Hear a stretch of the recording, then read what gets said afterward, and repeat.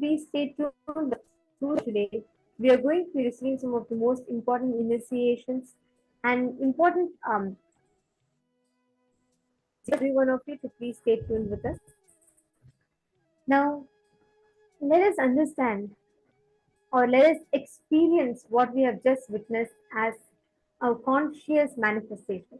Through this one initiation, Swamiji has showered all of us, bestowed all of us with the ability to manifest all the powers of Paramashiva because Ananta Kalyana Gunas of Swamiji is nothing but manifesting all the auspicious qualities of Paramashiva. So, all the people that are watching us right now, let us all take a few minutes and let us all enter into the power manifestation. All the viewers that are witnessing this moment of Kartikeya Deepam, as we all celebrate the Thirukartikeya Deepam, as we see Arunachala manifesting as a Jyotistambha, let us enter into the power manifestation. We do not need to do anything. Just sit, connect to Arunachala, connect to his cosmic manifestation as a divine oneness. And every one of you that are here, sit and connect intensely to Swamiji. And hold the Atmalinga on your palm. Just place the Atmalinga on your palm. Sit, connect to Swamiji, watch the Arunachala. All the temples around the world are celebrating this very, very auspicious occasion of Kartikeya Deepam. World over, Kailasas all over the world this, and every Kailasa celebrates this by lighting the lamps, and the Bharani Deepam and the Kartikeya Deepam is celebrated in all the Kailasas around the world. And every one of you that are here with us now, as we continue to celebrate, as we continue to witness this grand occasion, let us all enter into manifesting the power. Just place the Atmalinga on your palm. Do not do anything. Just sit, rejoice in your inner space. This most powerful darshan. Just watch it. Rejoice it in your inner space. That's all we need to do. Nothing else. Automatically, you will see your whole being will respond to it. For manifesting the power of consciousness over matter, please take a few minutes and kindly get your Atmalinga and please place it on your palm. We are now going to show you how you should be placing it. Actually, you will see. When you witness this Maha Deepam, all your chakras get awakened. You are intensely reverberating the highest state of consciousness. Enjoy this. Just remember that scene. What a scene. What a sight to behold. We saw Paramashiva as the Nijavatara, Paramavatara of Paramashiva, witnessing this whole Mahadeepam being lit up. It's a very, very, very, very powerful, rare sight to behold. And we all witnessed that. Just remember this. And with this, look through all your three eyes, intensely look at Atmalinga just by remembering this form. You will actually see your Atmalinga will even stand up, not just roll, it will stand up on your palm. Just sit and behold that beautiful form in your inner space. Through all your three eyes, look at the Atmalinga at your palm. And you're going to be able to manifest this power now. Also, make sure to record yourself when you record, because you do not know, suddenly you will start seeing the power starts manifesting and you will not have a record of it. So make sure to keep your phone now itself, start the record button and keep your palms straight. Start chanting the Mahavakya. Just remember this form where Swamiji is seeing the Mahadeepam and the whole darshan we all just witnessed. Just remember that form in your inner space. Let's get started. Please sit straight. Sit with your head, neck and spine in a straight line. Close your eyes. Open your eyes. Open all your three eyes intensely. Look at the Atmalinga. Chant the Mahavakya now.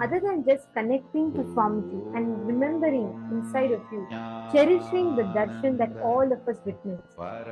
In Sanskrit, there's a very powerful way that this whole darshan is described as.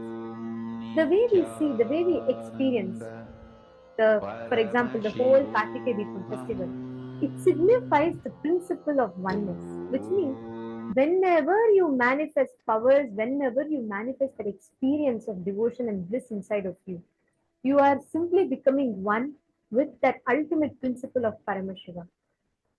When we especially see Swamiji, when we experience that space where Swamiji is in that blissful oneness with Arunachala, when we see Swamiji in that state of Samadhi, literally enjoying Arunachala through every pore of this, we start reflecting that same space. That is why every time after darshan, power manifestation becomes so easy.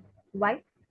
Because the way we manifest powers, the way we experience the power manifestation, it it helps us in manifesting, it helps us in understanding the experience of bliss, joy, whatever we call it, right? It makes us experience that powerful space of oneness inside of us. And all of us that are sitting here, all the participants, viewers that are watching this on YouTube, Facebook, we're all going to be experiencing, witnessing this very powerful initiation, powerful experience today. Please continue manifesting. Just sit. Let that experience of the darshan settle in you. Continue to manifest this power, the power of experiencing your consciousness over the matter. Please chant the Mahavakya. Anyone that has manifested here, please take a few minutes and please post it.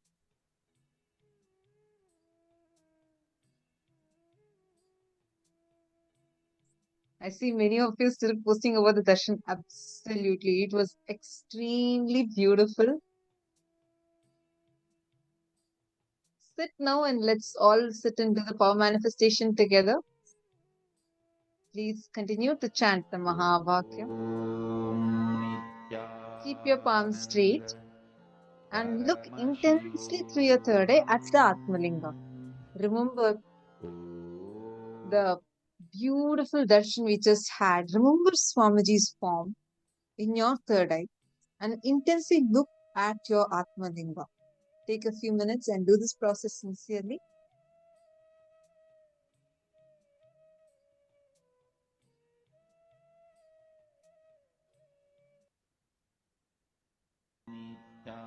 Nithyananda Paramashivoham Om Nithyananda Paramashivoham Om Nithyananda Paramashivoham Om Nithyananda Paramashivoham Om Nithyananda Paramashivoham Om Nithyananda Paramashivoham Om Nithyananda Paramashivoham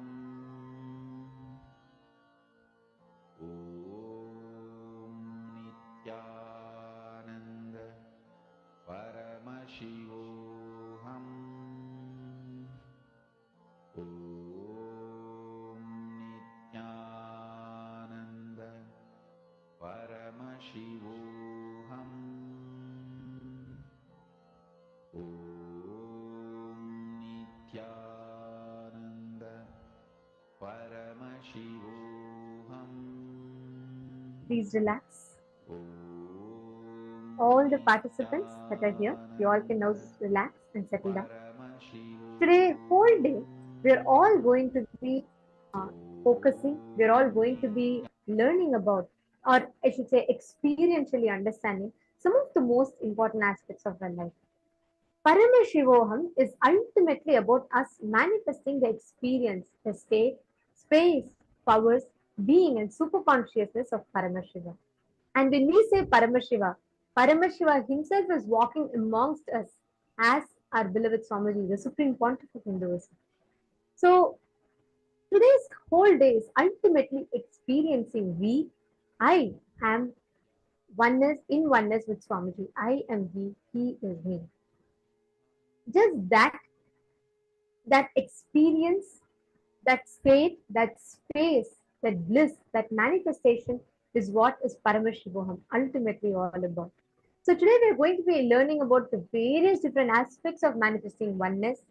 We are going to be learning about our identity, our very gender, the way we cognize ourselves. And we are going to be taken through a super conscious alchemy.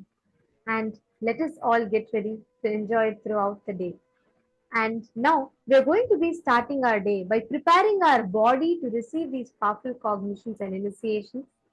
We will now be having the Dvitiya Vinyasa Krama Yoga, and we will be getting ready for preparing for that. We request all the participants to take a few minutes. Please drink some water and please get changed. And do not miss yoga. Yoga is a very, very important way to prepare your body for the initiations and for the powerful cognitions that we are going to be receiving.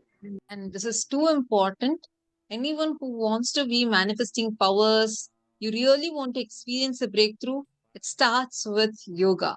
It's very specially designed to give you that breakthrough. So please do not miss yoga.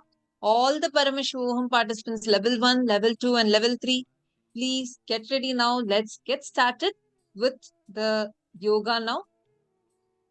We request all of you to please get changed into your yoga attire and kindly gather back. And please stay tuned for the Dvitiya Vinyasa Krama, the Nithyananda Yoga of Dvitiya Vinyasa Krama to start off.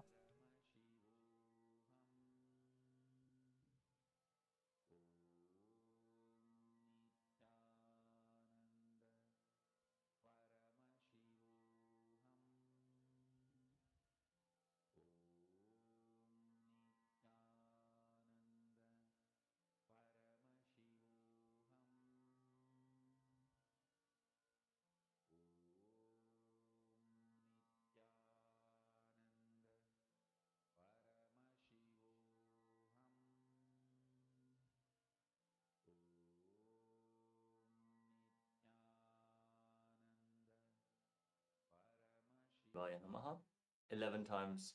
Please follow along internally. Om Ham Hom Shivaya Namaha. Om Ham Hom Shivaya Namaha. Om Ham Hom Shivaya Namaha. Om Ham Hom Shivaya Namaha. Om Ham Hom Shivaya Namaha. Om Ham Hom Shivaya Namaha. Om Ham Hom Shivaya Namaha. Om Ham Hom Shivaya Namaha. Om Ham Hom Shivaya Namaha. Om Ham Hom Shivaya Namaha. Om Ham Hom Shivaya Namaha. Next, we are going to be performing the Tattva Chavanam, the ritualistic cleansing. Now, take your Panchapatram and Udani. Keep your right hand in the Gokarna Mudra in the shape of a cow's ear. Take one Udani, 1 spoon of water, and pour it into your right palm. Each time the word Swadha is chanted, sip the water from the bottom of your palm and repeat this whole process thrice. Om Atma Tattvam Shodayami Swadha. Om Vidya Tattvam Shodayami Swadha. Om Shiva Tattvam Shodayami Swadha. Now wash your right hand with the water from the Panchapatram and wipe your lips twice with the bottom of your right thumb as you chant. Om Ham Hridayaya Namaha. Wash your hand again. Your index, middle, and ring fingers join together, touch above your upper lip and below the lower lip. Then wash your hand again. With your index finger and thumb joined together, touch your right nostril and your left nostril. With ring fingers and thumb, touch your right eye, your right ear, and your left ear. Then wash your hand again. With your little finger and thumb, touch your navel, your right chest, and your left chest. With the tips of all the fingers, touch the crown of your head, the right shoulder, the left shoulder, and your heart center. Now wash your hand once more. Place the right hand over the left and place both hands on your right thigh. Set your sankalpa, your conscious resolution, what you want to manifest in today's Nithyananda yoga session. Hold the visualization as you close your eyes and recant the sankalpa mantra. ममोपात समस्त दुरितक्षयद्वारा भगवच्छ्री नित्यानंद परमशिव प्रीत्यर्थम श्री नित्यानंदेश्वरी परमशिव शक्ति समेत श्री नित्यानंदेश्वर परमशिव प्रीत्यर्थम च अद्य पूर्वोक्त एवं गुण विशेषेण विशिष्टायाम् अस्यां शुभदितौ पूर्णारोग्ययुक्त दृढगात योगित शरीर सिद्ध्यर्थम परमशिव शक्ति आविष्करणार्थम नित्यानंद योगाभ्यासं करिष्ये. Now wash your right hand once more. Om अपौपस्पृश्य. And keep Panchapatram and Udani aside, out of harm's way. As we briefly cover the components of KAILASA Nithyananda Yoga,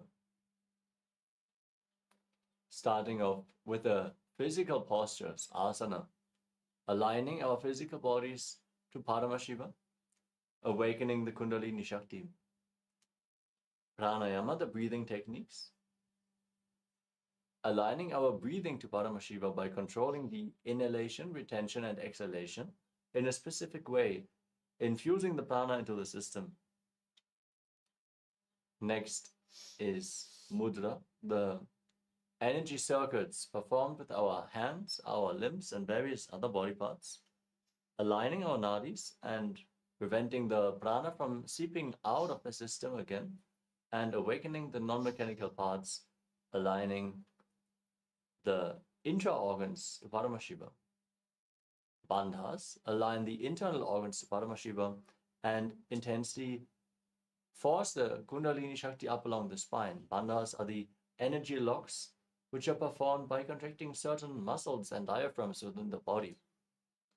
We are going to perform 3 kinds of bandhas, which are the Mula Bandha, the root lock. Contract your perineal floor and pull it upwards. The Uddiyana Bandha, the abdominal lock. Contract your stomach muscles above and below the navel and pull your stomach in and up towards your spine. And finally, the Jalandhara Bandha, the throat lock, tucking your chin to the chest internally, contracting your throat muscles, thus locking the throat. All 3 bandhas performed together make Mahamudra Bandha, which you can see is resembled here by a purple circle. The Mula Bandha, the root lock, is reflected by red circles, Uddiyana Bandha by a yellow circle, and Jalandhara Bandha by a blue circle. So take note of that at the left side of the screen. Next are the Karnas, the sacred dance postures as preserved in the temples throughout India, carved in stone, frozen in time, moving your limbs in synchronicity, aligning your movements to the cosmic movements, leads to an intense awareness within your system and a subtle breath that increases your prana uptake. Visualization is holding the visualization, which is projected in the top right corner of the screen, leads you to embody the essence of the asana more intensely, aligning your thinking to Paramashiva, manifesting Mano Shakti, the power of thought. Next up, we have japa, the internal repetition of mantras. You can see in the bottom left corner, we are projecting a japa. Throughout the asana sequence, the japa is going to shift. We are going to let you know when that happens. Make sure you visualize the japa rotating around your throat in a circular way as you are repeating it continuously. This will cleanse your Vishuddhi chakra and awaken the power of speech, vak, as you align your speech to Paramashiva. Next up is the external chanting of mantras. Our Acharya is going to chant the scripture references for all the asanas, providing you with a high energy space as your aura opens up during the yoga practice, providing the high energy by chanting the words of Mahadeva himself. Next up is weightlifting. Bodybuilding is a spiritual practice as per the Supreme Pontiff of Hinduism. So build your body by holding onto weights during the yoga practice, intensifying the asanas, and intensely awakening the Kundalini Shakti. Next up is Mandala. In the background of our acharyas, you can see we are projecting the Shri Yantra, which is a visual representation of all the gods and goddesses. Gazing at a yantra reflects it into your inner space and manifests the macrocosmic energies into your microcosmos. So be aware of the yantra in the background as much as possible. Abharana, the sacred Rudraksha jewelry, acts as a spiritual battery. Since the Rudraksha beads are capable of holding more energy than any other stone, make sure to wear Rudraksha at any given time.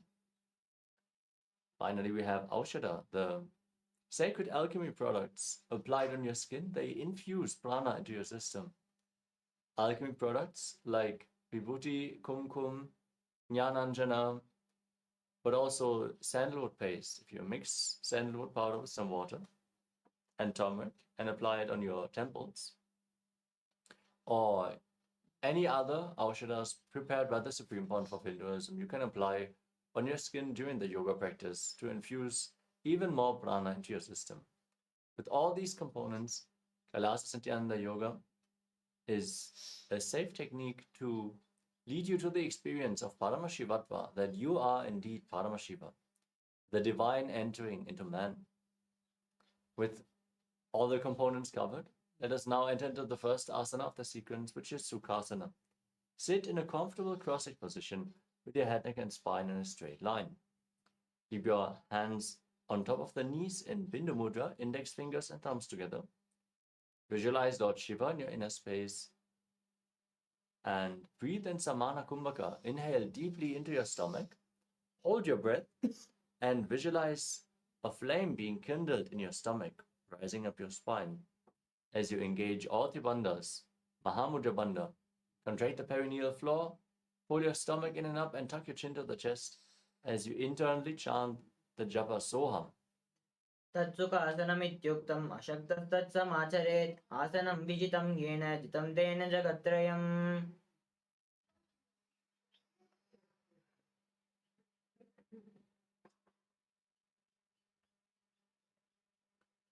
Next up is Parvatasana. Now place your feet on top of opposite thighs in Padmasana and raise your hands up above your head, joining them in Anjali Mudra with your elbows straight. Engage all the bandhas and visualize yourself as Mount Kailash. अथ वक्षे महादेव पर्वतासनमङ्गलं यत्कृत्वा स्थिररूपी स्यात् सच्चक्रादिविलोपनम्. Next up is Hali Pavasana. Now join the soles of the feet together and extend your feet away from the body. Now gaze at the tip of the nose.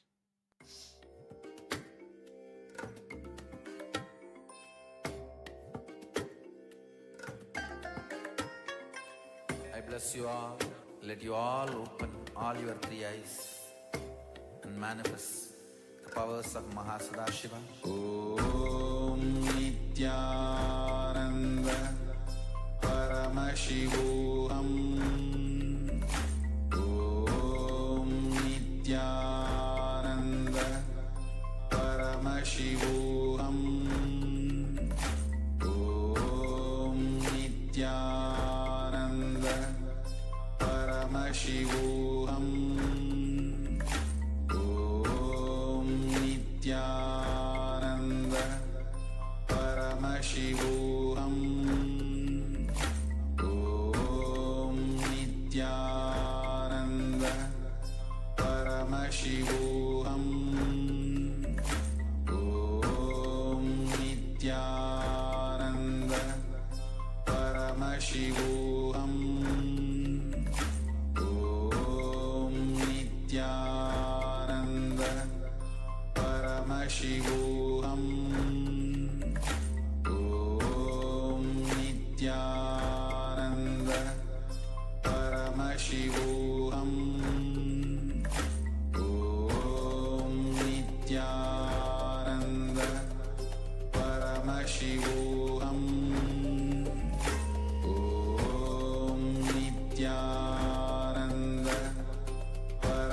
Paramashivoham Om Nithyananda Paramashivoham Om Nithyananda Paramashivoham Om Nithyananda Paramashivoham Om Nithyananda Paramashivoham Om Nithyananda Paramashivoham Om Nithyananda. Yes, sorry for the technical glitch. Let us now continue with the next asana of the sequence, Alipavasana. Bring the soles of the feet together in front as you interlock your fingers behind your back in Padasha Mudra and lean forward and down, placing your forehead on the ground behind your heels. Gaze to your nose, engage Mahamudra Bandha or Tribandhas, and visualize Swamiji in your inner space. पूर्वविधियाहो मे जानो उभे पगतलि संपुटटानो पिष्टपचेदो वो करल्या वो दक्षिण कर सो वाम गहावो.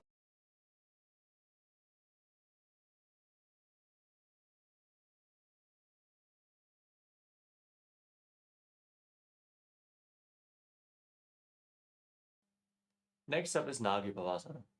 With the soles of the feet together, now cup your palms and extend them out in front of the feet, placing them on the ground. As you place your forehead on the ground behind the heels, gaze to your nose, engage Orthibandhas and visualize yourself as a snake. पूर्वविधि परियागाने नीचौ ही कल्हुनि बनास्यौ लगाही हाथ आगाने धरती लगावे पसारी दो हाथ की अंजोली करे भूयड़ी परि लगावे दृष्टि नासा आग्र आसन कौगुण शरीर बिता जाई. Next up is Kokilasana. Now hold on to the big toes in Prana Mudra with index and middle fingers as you straighten your legs forward and up and then cross them into Padmasana. Lean forward and down, place your elbows on the mat, engage Orthibandhas and visualize yourself as a bird. अतान्यदासनं वक्षे येन सिद्धो भवेन्नरः अकस्माद्वायुसञ्चारं कोकिलाख्यासनेन च. Next up is Nithyananda.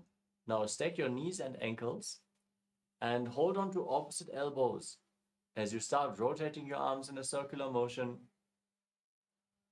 Gaze to the nose, engage Orthibandhas, and visualize Swamiji. After some time, change the direction of the movement. गोड़ा बांबा पाद की आसमा हिले सोये दच चरण को वार लौता परि गुल्प समोय वाम पाद को महिलो बहुरो गुल्पज जाने ता परि गोड़ा दच की आम्स बाहर लेताने. Next up is Gajasana. Now place your hands flat on the mat and lift your hips up high.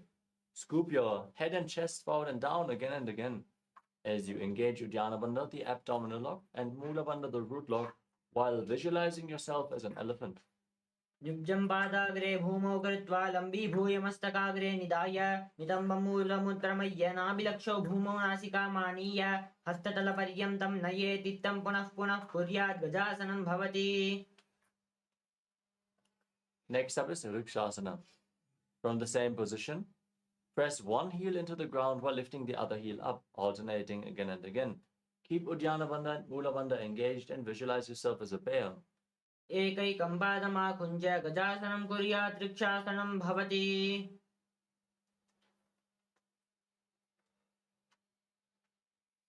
Now rise up onto the tips of the big toes as you bring your hands towards your chest in Hridaya Mudra with index, middle and ring fingers joined together. Engage Uddiyana Bandha and Mula Bandha and visualize Swamiji in Vaishyasana. केशेन पादयुगलं बद्ध्वा तिष्ठेत दोमुखः अथ वैश्या वक्ष्ये यत्कृत्वा सत्यवान् भवेत्.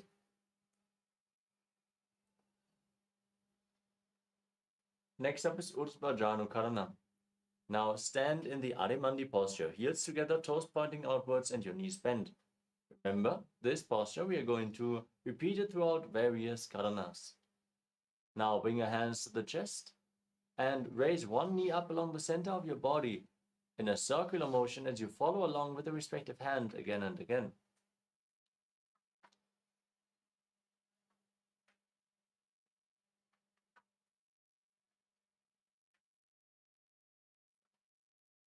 The next asana is Padalingasana. Now, interlock your fingers from the outside in Sarva Shankari Mudra. Pull one knee up towards your chest and circle it with your hands. Pull it close. As you engage all the bandhas, visualize yourself holding a baby. एकं जानु उरसिया लिङ्गस्तातव्यं बाललिङ्गनं भवति.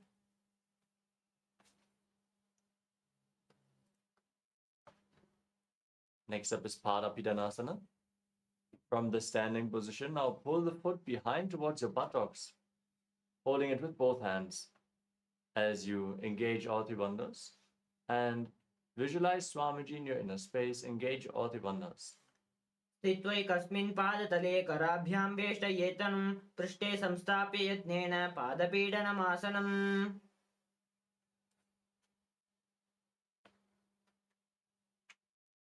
Next up is Natarajasana. Now hold the sole of the foot from the inside and then lean forward and down. Kick the leg back and up as you extend the front arm with the hand in Bindu Mudra, index and thumb together. Visualize yourself as Lord Nataraja as you perform the Mula Bandha. उत्तानपादं क्रौञ्चं च मरीचिं वीरभद्रकं नटराजं त्रिकोणं च सुप्ताङ्गुष्ठप्रसारणे.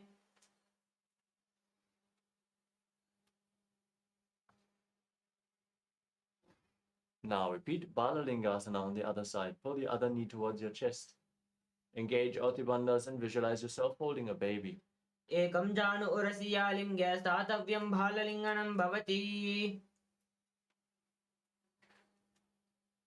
Repeat Padapidanasana. Pull the foot behind towards your buttocks with both hands. Engage Oti Bandhas and visualize Swamiji. स्थित्वैकस्मिन् पादतले कराभ्यां वेष्टयेतनं पृष्ठे संस्थाप्य यत्नेन पादपीडनमासनम्.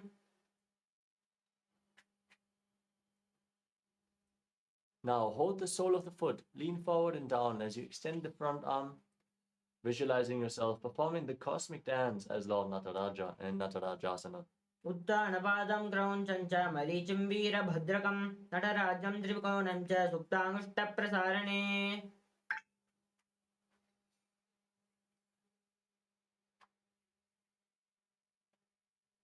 Next up is Ardhare Chittakarana. From Arimandi position, heels together, toes pointing outwards, knees bent. With your hands at the chest, step the right foot behind the left and swing your right arm back and forth like a pendulum.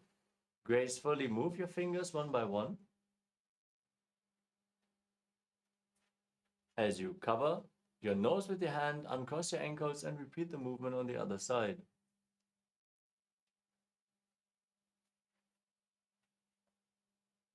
Next up is the skeleton dance. Now, visualize yourself as a skeleton and shake your body intensely. Visualize that you are mere bones, there is no muscles, and shake your body wildly without pattern, without rhythm. Just move your body intensely.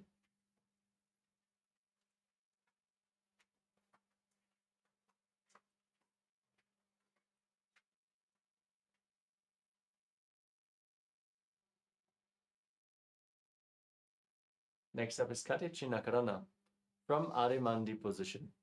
Heels together, toes pointing outwards and knees bent. Cross your arms above your head with the palms facing backwards.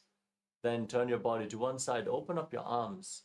Cross them back to the center and repeat the movement again and again.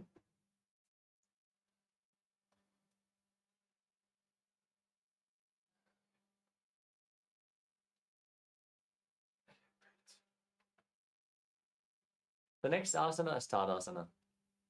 Now stand tall on the tips of the toes as you raise your arms up above your head parallel. Visualize yourself as a palm tree. Engage all the bandhas and internally chant the new japa Shivoham. महामुद्राबद्धकोणौ ताडासनविभेदकान् विनोतानं सदा कुर्यादन्तर्वत्नीपतिप्रियात्. Next up is Uttanasana. From a standing position, now lean forward and down. Place your hands flat on the mat if you can. Lean down as low as possible. Bring your head towards the knees as you engage your Bandhas and visualize Swamiji. महामुद्राबद्धकोणौ ताडासनविभेदकान् विनोतानं सदा कुर्यादन्तर्वत्नीपतिप्रियात्. Next up is Tadakshvasana. Now place your hands flat and step your feet back into a tall plank position. Engage the Mula Bandha and the Jalandhara Bandha. Tuck your chin to the chest.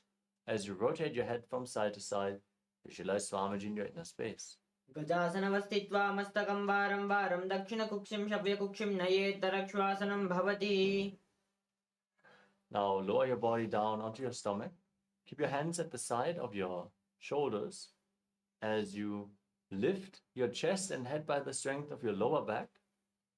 Open up your mouth widely and inhale through the hollow of your throat in Bhujangani Mudra and visualize yourself as a cobra in Bhujangasana.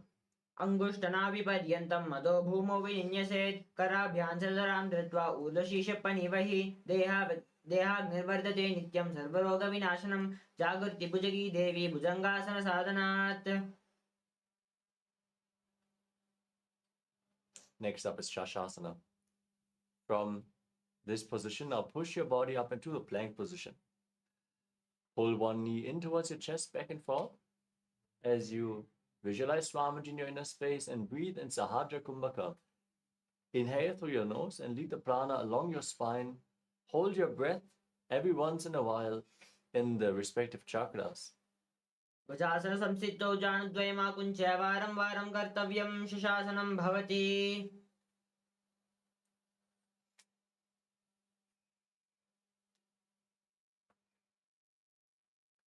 Next up is Rathasana. From the same position, now step one foot in between the two hands. Jump the front foot back. Exchange the position of your feet again and again as you visualize yourself as a chariot. गजासन संसिद्धौ एकैकं पादं पुरोमार्गेण भ्रामयित्वा कर्तव्यं रथासनं भवति.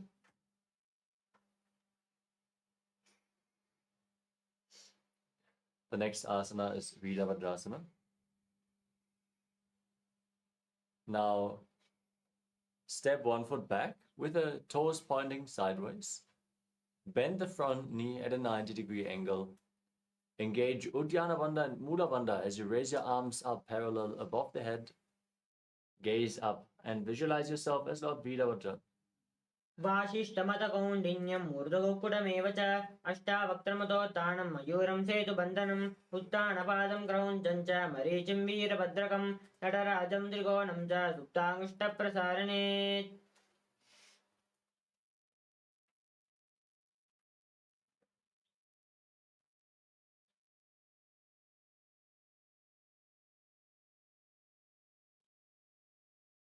Now exchange the position of your feet and repeat Virabhadrasana on the other side. Raise your arms up. Engage Uddiyana Bandha, Mula Bandha and visualize yourself as Lord Virabhadra. वासिष्ठमतकौण्डिन्यं मूर्धगोकुटमेव च अष्टावक्त्रमतोत्थानं मयूरं सेतुबन्धनम् उत्थानपादं क्रौञ्चं च मरीचिं वीरभद्रकं नटराजं त्रिकोणं च सुप्ताङ्गुष्ठप्रसारणे.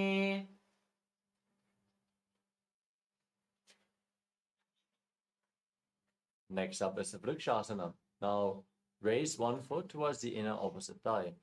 Stand erect on the mat like a rod. Keep your hands in Anjali Mudra. Raise them up above your head as you engage Uddiyana Bandha and Mula Bandha. Visualize yourself as a tree. वामोरमूलदेशे च यां यं पादं निधायतु तिष्ठेतु वृक्षवद् भूमौ वृक्षासनमिदं विदुः.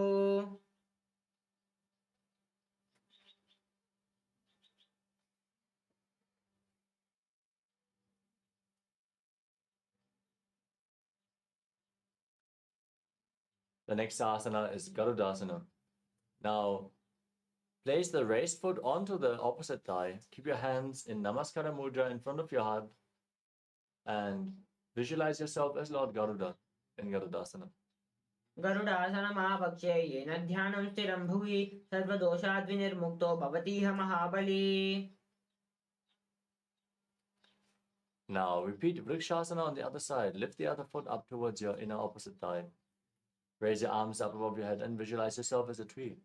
वामोरमूलदेशे च यां यं पादं निधायतु तिष्ठेतु वृक्षवद् भूमौ वृक्षासनमिदं विदुः.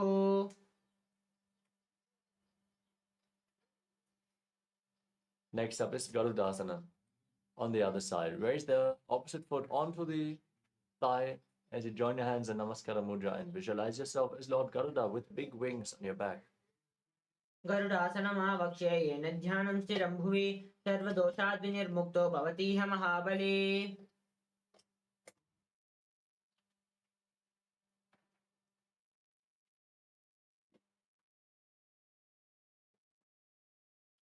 Next up is Trikonasana.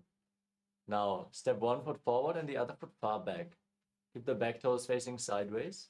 As you extend your arms parallel to the ground, lean forward and down, place one hand by the foot and the other arm extended upwards as you gaze up and visualize yourself as a triangle. उत्तानपादं क्रौञ्चं च मरीचिं वीरभद्रकं नटराजं त्रिकोणं च सुप्ताङ्गष्टप्रसारणे. Now, rotate your feet, rise up and lean down in the other direction as you repeat Trikonasana, the triangle posture on the other side. उत्तानपादं क्रौञ्चं च मरीचिं वीरभद्रकं नटराजं त्रिकोणं च सुप्ताङ्गष्टप्रसारणे.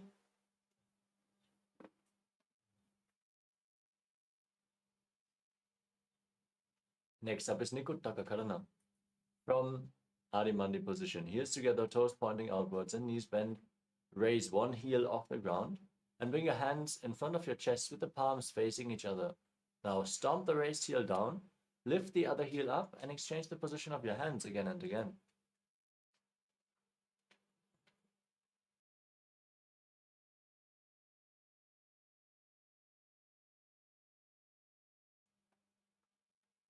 Next up is Angushtasana.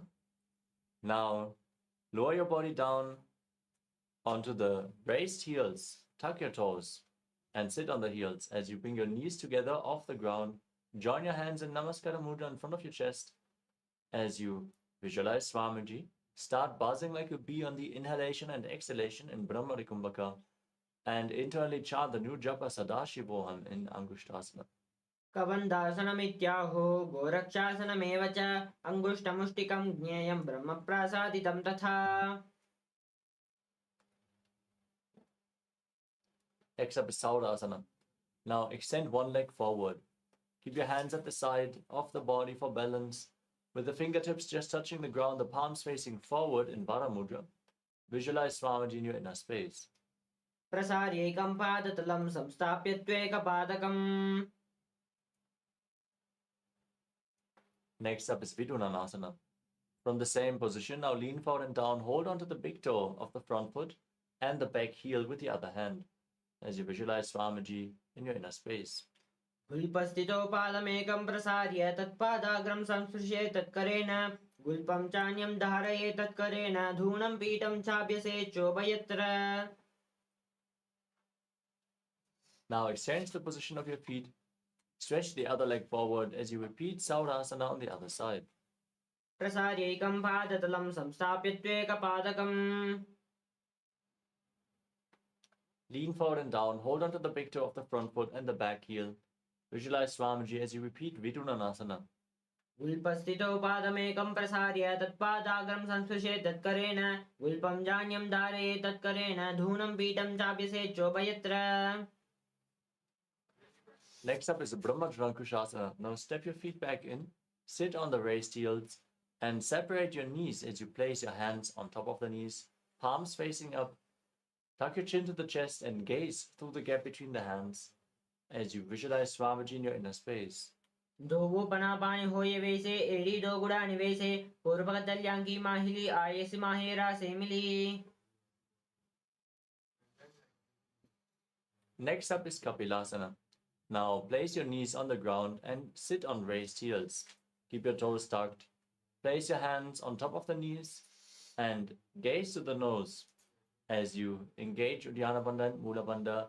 Visualize yourself as Sage Kapila Muni. उभय पगतली समतहरावे तिनको मोहिलिकोर मिलावे पनापानि उकड़ होये वैसे एड़ी दो जो निवेसे. Next up is Bhadragudakasana. Maintain the same posture, but shift your gaze up towards your third eye, your visualization to Swamiji and the Bandha to the Mula Bandha. दो वो पगतली संपट करे कोरवारली भूपरितरे कोरवारली राके ऐसे ता परिमूल द्वारिटी की भेसे.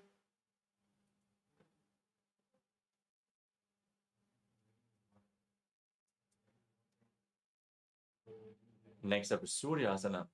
Now raise your knees off the mat. Bring the soles of the feet together as you join your hands in Padma Mudra, thumbs and little fingers together, opening up the palms resembling a lotus flower. As you raise your arms up above your head and gaze through the gap between the palms, visualize Lord Surya in your inner space and perform Uddiyana Bandha and Mula Bandha. एडीदो गुड़ा तरी आने पना पानी भहित कुपनी जाने घोड़ा जंगल other करी रहे आडे balm Ishi विधि गहे. Next up is Mandukasana. Now place your knees on the ground and bring your feet flat as you gaze up towards your third eye. Visualize yourself as a frog and press your tongue flat against the palate of your mouth in Manduki Mudra. Breathe calmly through your nose in Sahadra Kumbhaka in Mandukasana. पादतलौ पृष्ठदेशे अङ्गुष्ठे द्वे च संस्पृशेत् जानयुग्मं पुरस्कृत्य साधयेन् मन्दुकासनम्.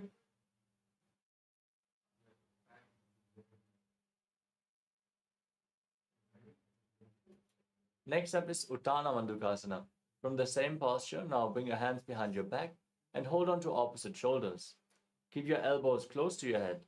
Your tongue up in Manduki Mudra.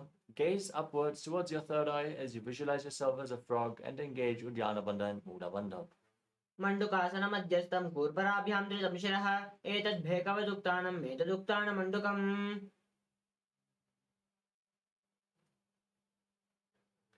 Next up is Simhasana. Now cross your ankles and sit on your heels. Keep your hands on the knees. Gaze to the nose and stretch your tongue out. Exhale forcefully again and again as you visualize yourself as a lion. दक्षिणं सव्यकुल्पेन दक्षिणेन तदेतरं हस्तौ सुजाङ्गो संस्थाप्य स्वाङ्गलिच्युत प्रसार्य च. Next up is Patalasana. Now join the soles of the feet and keep the toes pointing back as you keep your knees open wide and sit on the heels. Cross your arms behind your back. Hold on to the big toes in Prana Mudra. Gaze to the nose. Engage Jalandhara Bandha, the throat lock, and Mula Bandha, the root lock. As you gaze to the nose, visualize Swamiji and return to buzzing like a bee in Brahma Rikumbhaka. उल्पौ च वृषणः स्यादहो विक्रमेण समाहितः पादाङ्गुष्ठौ कराभ्यां च धृत्वा च पृष्ठदेशतः. Next up is Kakabhushandi Asana. Now place your feet flat and keep your knees raised and separated. As you bring your arms in and around the raised knees, interlock your hands behind your back in Parasha Mudra, gazing to the nose and visualizing yourself as a crow. प्रथमे वैसौ कणुताने द्वौ हातपगं विचाने तिनुगौ मोडिनल्या परिल्यावे पिष्टिपचे काकसी करावे. Next up is Kanipavasana. Now place your hands flat on the mat, shoulder width apart. Bring your knees onto your arms towards your armpits. Lean forward and down, raise your hips, and lift your feet off the ground. Balance on your arms as you visualize Swamiji in your inner space. आसनकौ गुण आशीदुषता होई तु आची होई.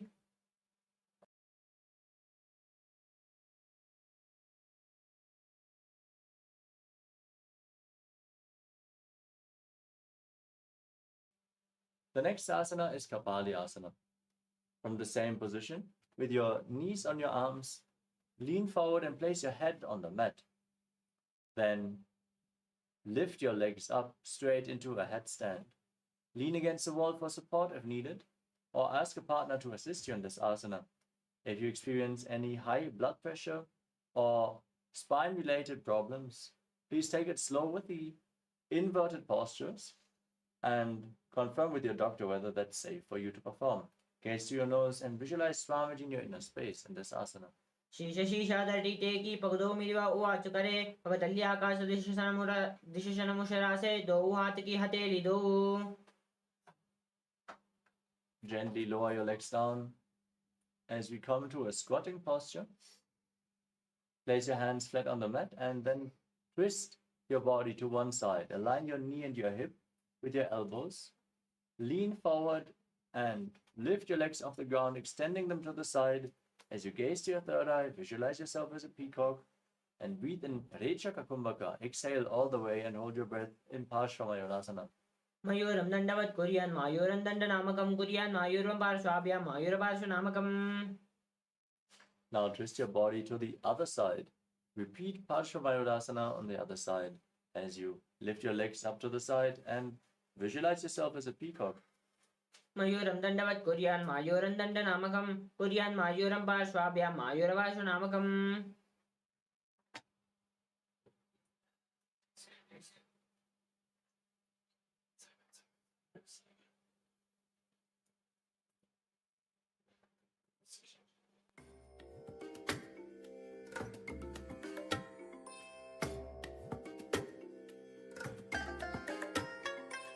I bless you all. Let you all open all your three eyes and manifest the powers of Mahasadashiva. Om Nithyananda Paramashivoham. Om Nithyananda Paramashivoham. Om Nithyananda Paramashivoham. Om Nithyananda Paramashivoham. Om Nithyananda Paramashivoham. Om Nithyananda Paramashivoham. Om Nithyananda Paramashivoham. Om Nithyananda. Yes, sorry for the technical glitch. We are back. Let us now continue with the next asana of the sequence, which is Bhairaganatha. Now place your hands flat on the ground, shoulder width apart, and step your feet back into a tall plank position. Then step 1 foot outside the respective shoulders, in between the hands, and push your hips forward, gaze to the third eye, and visualize yourself as Lord Kala Bhairava. आसन कौगुणपीठी जायी. Now bring the front foot back and the other foot outside the shoulder, in between the hands. Gaze up, visualize yourself as Lord Kala Bhairava in Bhairaganatha on the other side.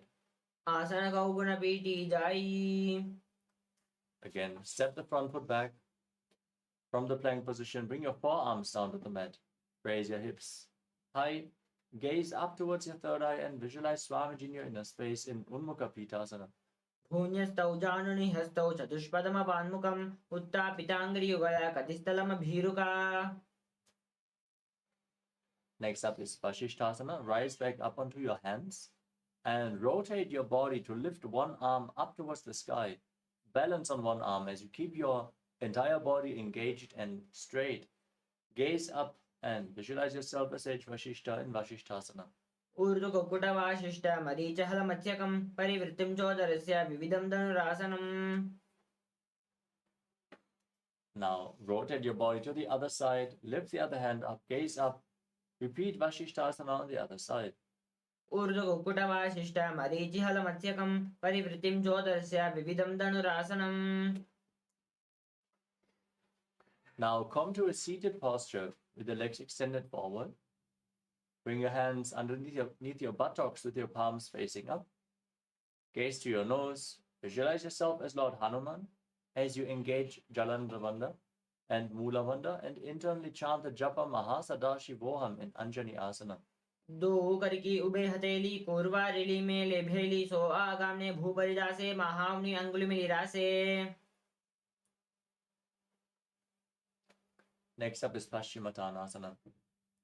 Now, from the same posture with your legs extended forward, lean forward and down and hold on to the big toes in Prana Mudra with index and middle fingers. As you visualize Swamiji in your inner space, engage all Trivandhas in Paschimottanasana.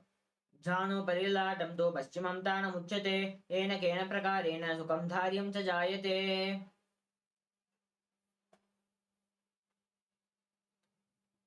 Next up is Ugrasana.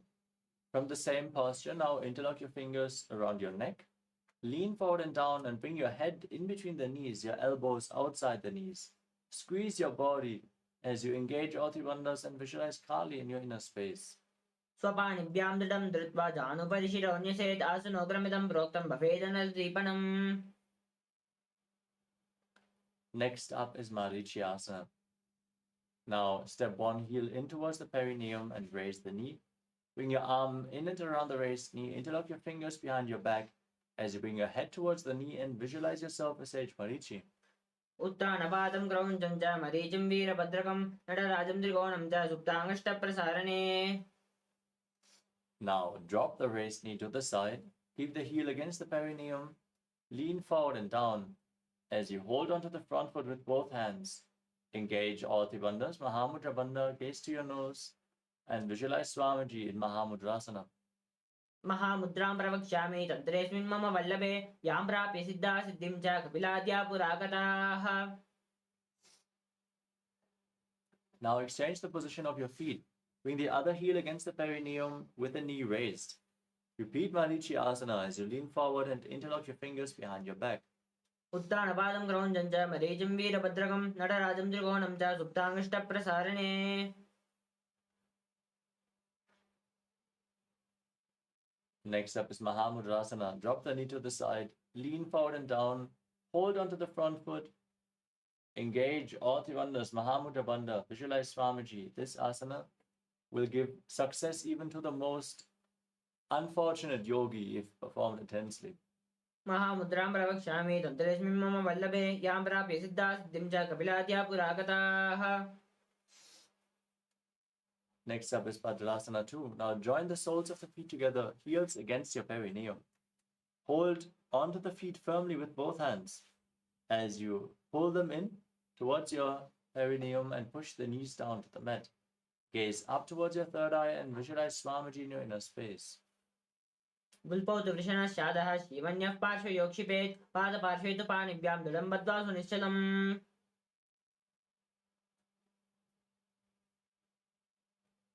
Next up is Dvalipavasana.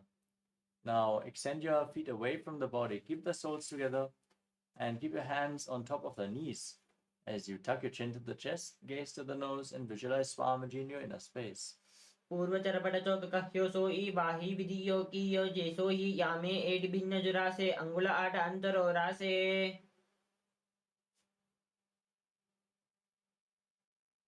Next up is Joni Asana. Now bring the feet back in towards the perineum. Hold on to the feet as you visualize the Yoni Mandala, the visual representation of Devi Paramashiva Shakti. And lean forward and down. Place your chin on the feet as you gaze to the nose. दो पगतलि संपुट करे AD made के डिंग धरे अर्ध हाथ को अंतरो रासे लिलाट पतल्याम ऊपर दासे. Next up is Midaki Pavasana. Now extend your feet away from the body, keep the heels together and the toes apart. Extend your arms out to the side and lean forward and down. Keep your back straight as you place your forehead on the ground behind the heels. Gaze to the nose and visualize Swamiji in your inner space. पूर्वविधि परिपकतलि Samput Sole AD मिलिरासे एडियासु माहिलिकानि अंगुल दो आते लिलाट धरती लगावे. Next up is Siddha Samadhi Asana. Now bring the heels back in towards the perineum. Bring your arms underneath the shins with the palms facing up. And place your forehead on the ground in front of the feet with the toes touching your throat as you gaze to the nose and visualize Lord Surya in your inner space. दो पगतलि संपुट करे सोले made आगा मेदरे अंगुल आठ अंतरो रासे AD को आसे विदिदासे. Next up is Chinaki Pavasana. Now bring the feet towards the perineum and bring the toes apart as you hold onto the soles of the feet and open them up like a book. Press your elbows onto your thighs, gaze to your nose and visualize Swamiji in your inner space in Chinaki Pavasana. दो पगा की AD धरती मगिवा made लगावे पगतलि माहिली कौर अंगुटा की सादी सुडे जोड़े. Next up is Chalapata Chokasana. Now bring the heels back against your perineum, soles of the feet together. Place your hands on the respective knees and push them down towards the ground. As you gaze up towards your third eye, engage Uddiyana Bandha and Mula Bandha and visualize Swamiji. दो पगतलि संपुट धरे आगाम ने कार्य जारे पसारे. Next up is Bhairavasana. Now, with the soles of the feet together, twist your feet so the toes are pointing down and the heels are raised off the mat. Gaze up towards your third eye. Push your knees towards the ground and then place your hands on the knees in Bindu Mudra. Engage Uddiyana Bandha and Mula Bandha and visualize yourself as Lord Kala Bhairava. पुल्पो संबीड्य चान्योन्यं विक्रमेणोदितं शनैः जङ्गोपाशगतौ हस्तौ दण्डवद्भैरवासनम्. The next asana is Samanasana. Now bring one heel against the perineum and lift the sole of the other foot against your chest. Gaze up towards your third eye, visualize Swamiji, and intensely engage the Mula Bandha as you hold your breath in the Muladhara chakra. समानासनमावक्ष्ये सिद्धमन्त्रादिसाधनात् एकपादमूलो दत्त्वा गुह्योर्नलिङ्गवक्त्रके.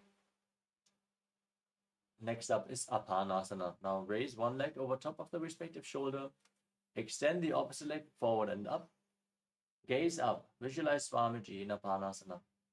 केवलं पादमेकं च स्कन्धे चारोप्य यत्नतः एकपादेन गगने तिष्ठेत दण्डवत् प्रभो.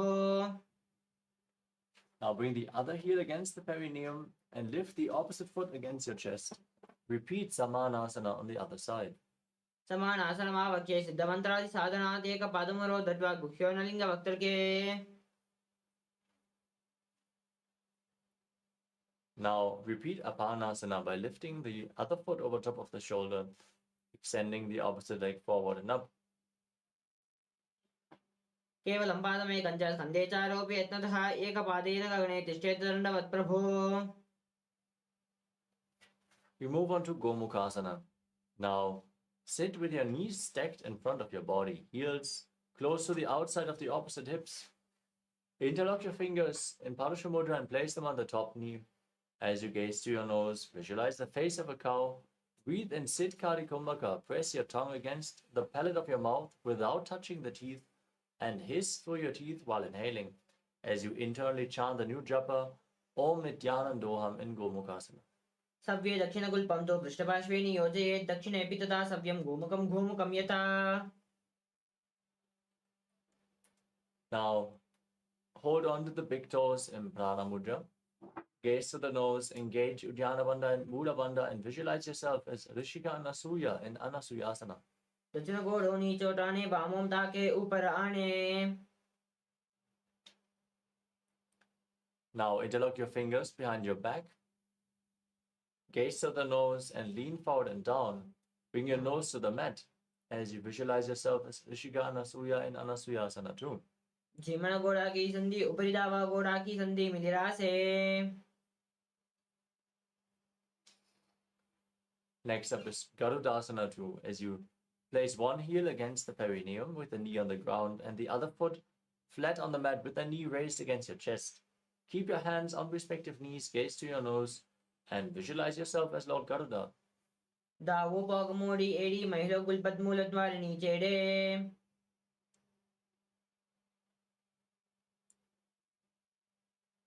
Now raise your perineum onto the heel, interlock your fingers around your neck, and twist your elbows outside of the raised knee.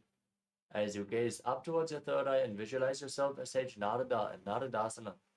पिष्टिजु वाम पकतली केरी भूपरी ताही लगावे peri. We move on to Matsya Pitakasana. Now place one foot on top of the opposite thigh. As you keep the opposite knee raised, hold on to the big toe and the shin of the raised knee. As you gaze to your nose and visualize Matsya, the fish avatar of Lord Vishnu. वामेन वामाङ्गुष्टन्तो गृहीतं मत्स्यपीडकं योनि वामेन सम्पीड्य मेन्द्रादुपरि दक्षिणम्. Now again slide your knees over top of each other, with the other knee on top this time, as you visualize the face of a cow, and place your hands on top of the knees in Gomukhasana. सभ्ये दक्षिणगुल्पं तु पृष्ठपार्श्वे नियोजयेत् दक्षिणेऽपि तथा सव्यं गोमुखं गोमुखं यथा. Next up is Anasuyasana. Now hold on to the big toes, engage Uddiyana Bandha and Mula Bandha as you visualize yourself as Rishika Anasuya. दक्षिण घोड़ों नीचोटाने वामों टाके ऊपर आने. Now interlock your fingers behind your back, lean forward and down as you repeat Anasuyasana 2 on the other side. जीमना घोड़ा की संधि ऊपरी दावा घोड़ा की संधि मिलाई रासे.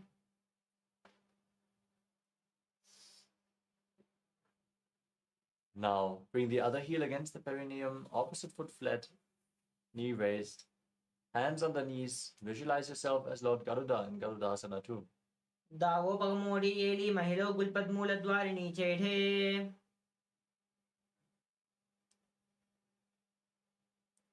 Now raise your perineum onto the heel, interlock your fingers behind your neck and twist your elbows outside the raised knee. As you gaze up and visualize yourself as Sage Narada in Naradasana. पिष्टिजु वाम भगतली केरी भूपरी ताही लगावे peri. Now repeat Matsya Pitakasana on the other side. Place the other foot on top of the opposite thigh and hold onto the shin and the big toe as you visualize Matsya, the fish avatar of Lord Vishnu. वामेन वामाङ्गुष्टन्तो गृहीतं मध्य पीठकं योनि वामेन सम्पीड्य मेद्रादुपरि दक्षिणम्. Next up is Matsyendrasana. Now place one foot on top of the opposite thigh. As you place the other foot flat on the ground, raise the knee, twist your elbow outside the raised knee, and bring the raised hand towards the neck. As you place the other hand on the ground behind you, gaze up towards your third eye and visualize Sage Matsyendranath, the master of Hatha Yoga. उदरं पश्चिमाभासं कृत्वा तिष्ठति यत्नतः नम्राङ्गं वामपादं हि दक्षजानुपरि न्यसेत्.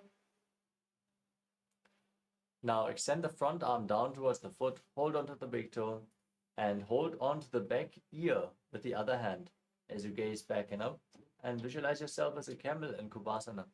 आसन कौगुण झोलो जाई.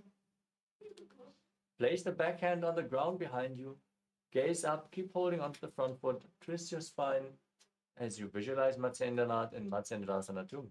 मत्स्येन्द्रपीठं जठर प्रदीप्तिं प्रचण्ड रुक्मण्डन खण्डनास्त्रम् अभ्यासत कुण्डलिनी प्रबोधं दण्डस्य त्वं हि ददाति पुंसाम्.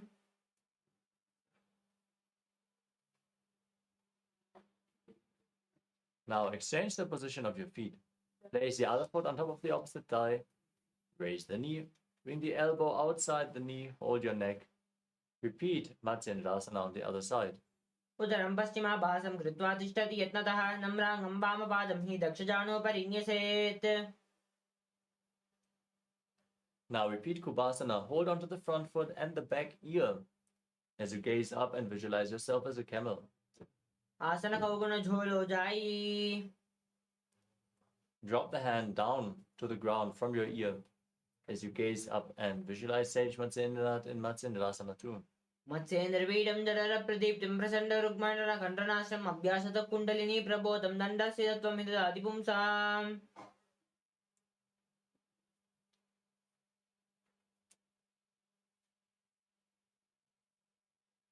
Next up is Padmasana. Now place your feet on top of opposite thighs. Keep your hands on the knees. Engage all Tribandhas. Gaze to the nose and visualize yourself as Lord Shiva. As you breathe in Sitali Kumbhaka. Press your tongue against the teeth and hiss through the teeth while inhaling as you internally chant the new japa Om Nithyananda Mahasadaशिवोहम. आसनं द्विविधं प्रोक्तं पद्मं वज्रासनं तथा ऊर्ध्वोरुपरि चेदत्ते उभे पादतले यथा.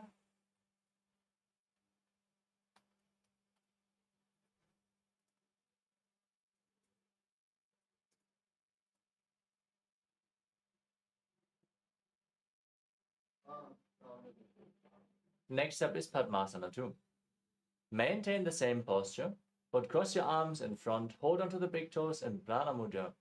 Gaze to your nose, visualize yourself as Goddess Parvati, the consort of Lord Shiva, as you keep breathing in Sitali Kumbhaka. उत्तानौ चरणौ कृत्वा ऊरुसंस्थौ प्रयत्नतः ऊरुमध्ये ततौ तानौ पाणि कृत्वा तु तादृशौ.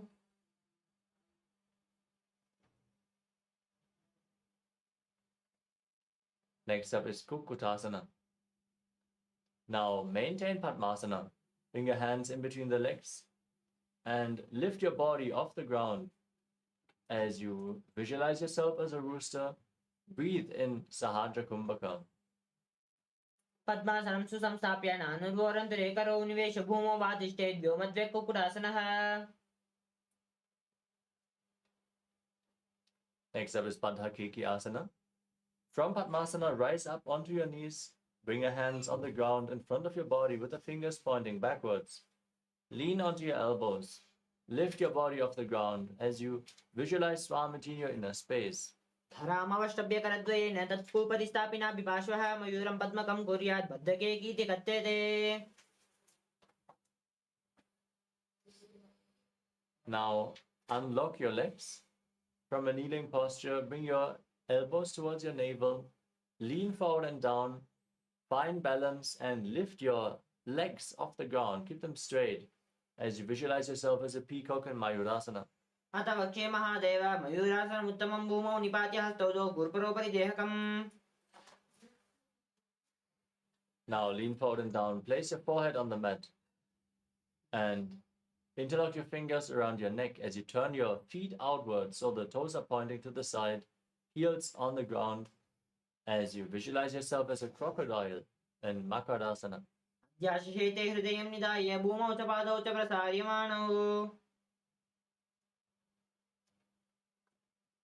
Next up is Shalabhasana.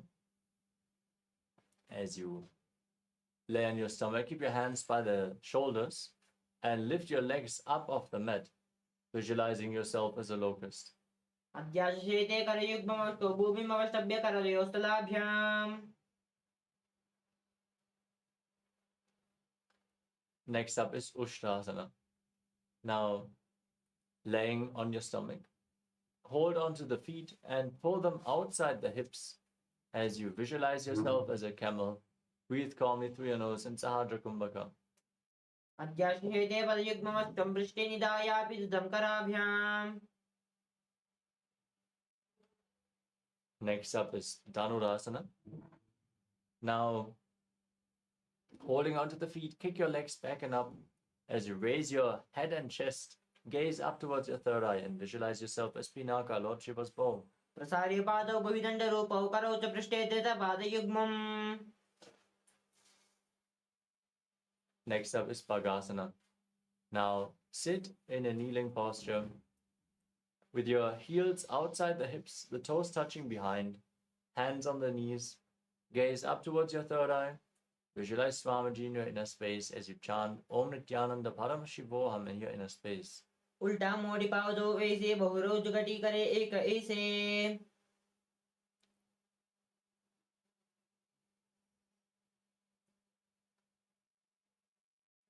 Next up is Gohi Asana, another inverted posture. Now lean forward and down. Place your forearms on the ground, elbows shoulder width apart. Interlock your fingers. Place your head on the mat and support it with your hands. As you raise your hips, walk your feet forward and lift your legs off the mat, holding your knees in towards your chest. Gaze to the nose and visualize Swamiji in your inner space. दो हाथी की कहुनी जोई पुनिया कड़ाने दाने जोई. Now straighten your legs up, straight into Shirshasana. Gaze to the nose and visualize Swamiji in your inner space as you engage the Mula Bandha. विपरीतं मण्डलं च द्वैतं विविदन्निनः दन्दासनं विदा प्रोक्तं विपरीतोपवेनसे. Now come to a seated posture.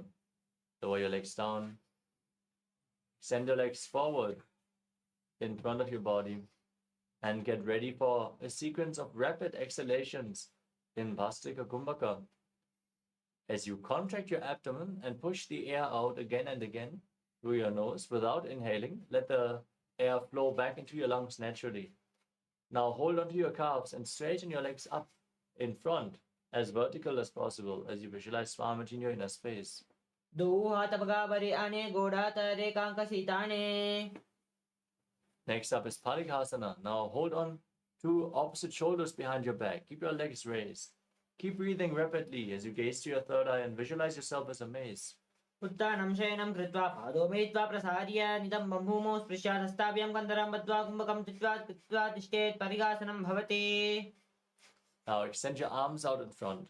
Engage your core as you keep the legs raised. Gaze to your third eye. Visualize yourself as a boat and breathe in Bhastrika Kumbhaka. उत्तान शयनं कुर्पराभ्यां भूमिमवष्टभ्य हस्तौ नितम्बं निधाय. Next up is Rudrasana. Now bring the soles of the feet together. Scoop your hands underneath the feet and pull them against your chest. As you breathe rapidly, gaze to the nose and visualize yourself as Lord Rudra. पगतली संपुट करे हाथस्यो पगा उचे पगा का अंगुट दोई दो उल्ले परली कनाय तरावे.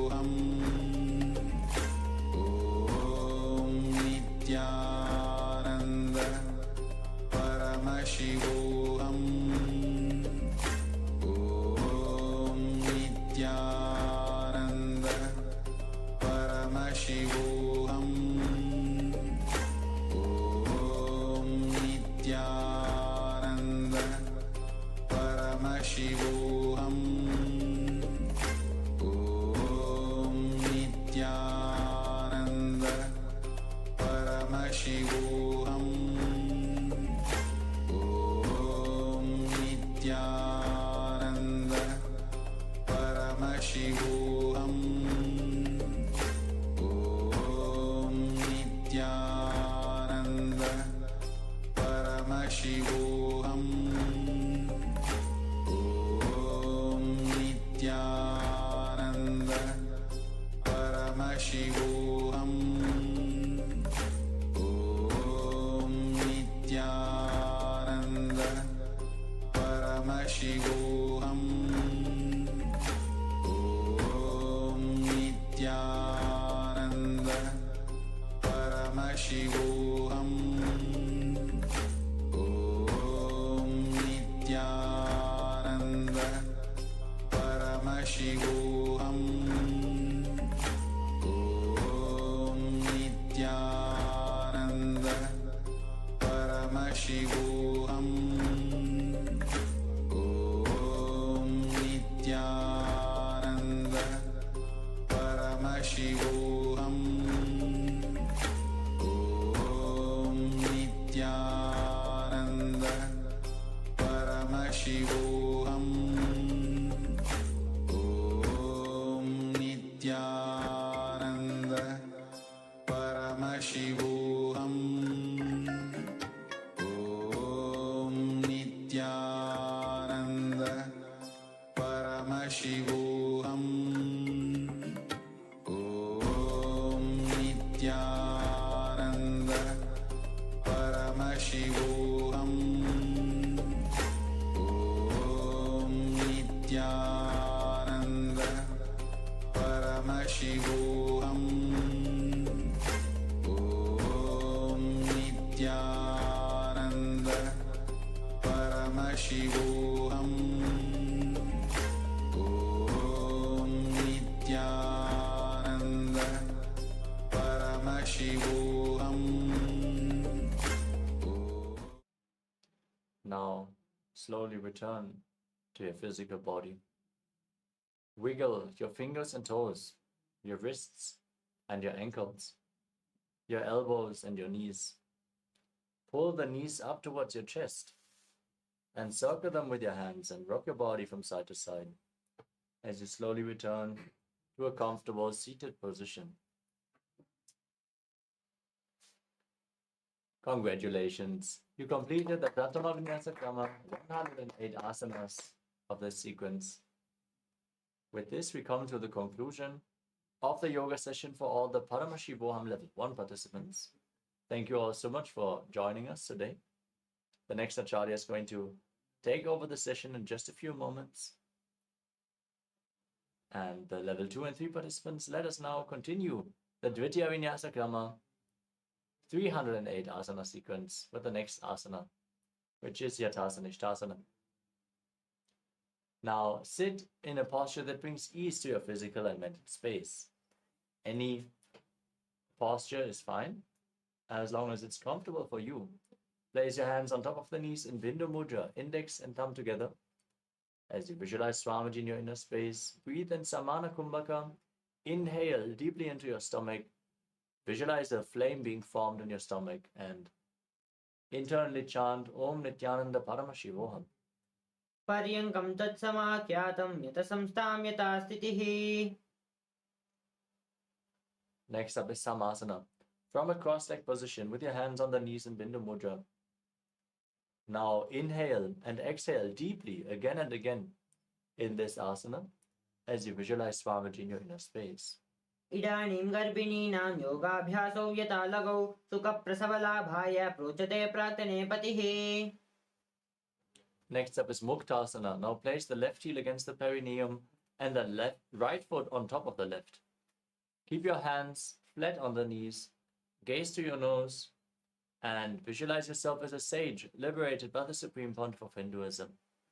निपीड्य सीविनीं सूक्ष्मां दक्षिणेतरगुल्पतः वामं याम्येन गुल्पेन मुक्तासनमिदं भवेत्. Next up is Siddhasana. Maintain the same posture But shift your gaze up towards your third eye as you visualize Swamiji in your inner space. तानुं मितेन्द्रियोतलदर्शं पश्यं भ्रुवोरन्तरं चैतन्मोक्षकपातवेदजनकं सिद्धासनं प्रोच्यते.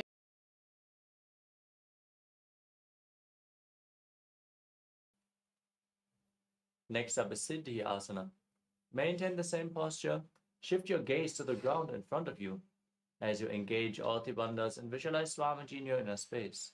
वामपार्की केडी जानो शिवनि मदिता सोंकेतानो.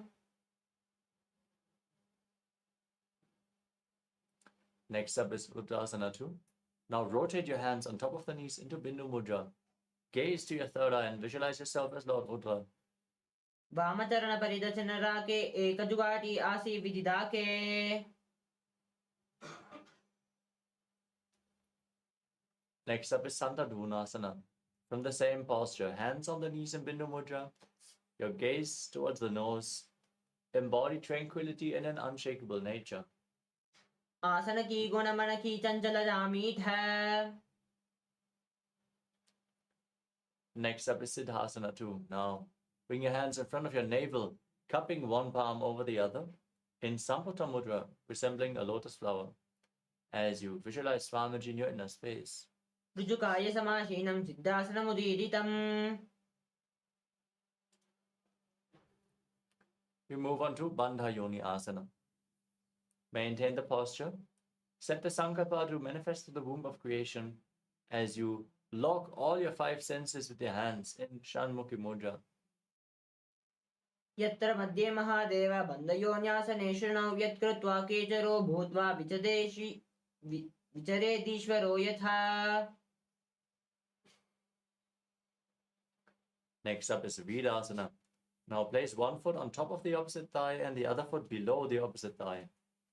Keep your hands on the knees in Bindu Mudra and embody the state and space of bravery. एकं पादमतैकस्मिन् विन्यस्योरनि संस्थितः. Next up is Valmikasana. From the same posture, hands on top of the knees in Bindu Mudra, gaze to the third eye and visualize Sage Valmiki, the great poet and author of Ramayana. दावापकी पगतली पुनि AD है जो ये पनहम दिशि में दर दक्षिण आने लगावे सोये. Next up is Joni Mudrasana. Now, maintain the posture. Keep your hands flat on the knees. Gaze to your nose as you visualize the Yoni Mandala, the visual representation of Devi Paramashiva Shakti herself. वामपाद की पगतली जाहि माहिलिम कोरे Jonita हमदारे वैश्ये. Now, shift your gaze up towards your third eye in Yoni Asana as you maintain the posture and the visualization of Yoni Mandala as well. योन्यासनं पर्वतेन योगं योगफले नीलम्.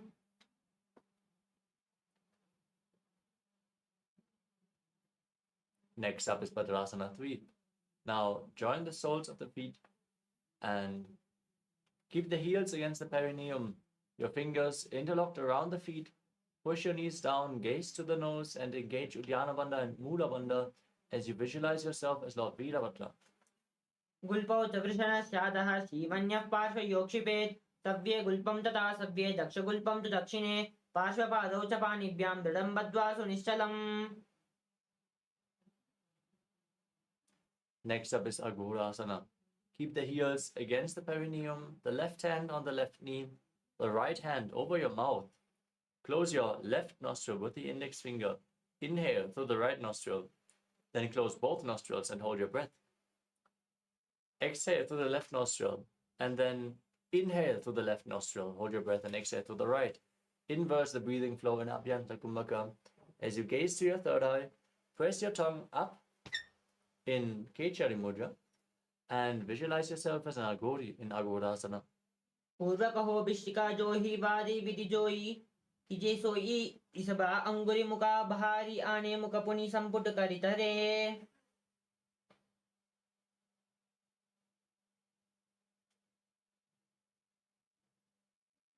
Next up is Kanari Pavasana. Now keep the toes together and the heels apart and place your elbows on the heels as you lean forward. Rest your chin on your hands Gaze to the nose, engage Uddiyana Bandha and Mula Bandha. Start breathing in Nirechaka Kumbhaka. Exhale all the way again and again as you visualize yourself as a female elephant drinking water. ग्वाली पाव आसन कक्षो एजे से या हुमेम जाने विदितै से. Next up is Padasana. Now, keep your knees raised and bring your hands underneath the legs. As you interlock the fingers in front, lift your feet off the mat and gaze to your nose, visualizing Swamiji, Padasana. ततो द्वं रेचयेत् वायुं मृदुनिश्वास संयुतम्. Next up is Gopi Chandasana. Now, interlock your fingers around the toes and lift them against your chest. As you bring the chin on your hands, gaze to the nose and embody the state and space of a king. पूरब दीपका के अंगुठ कथा को पर ऐसे AD हृदय लगावे.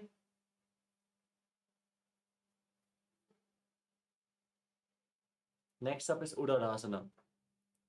Now scoop your hands underneath the feet and interlock the fingers around the toes. As you pull the feet against your chest, rest your chin on the soles of the feet. Gaze to your nose and visualize your body free from any defects. दो उपकतलि संपुटताने उभे हस्तकरि उदरि हताने अंगुष्ठदो समचहतरावे चुबको नीचे ताहि लगावे.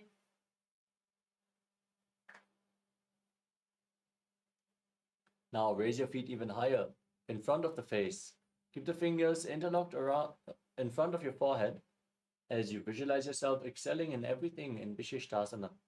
दो उपकतलि जोड़ी संपुट करे हाथ दो उपगा बिच आनी तले.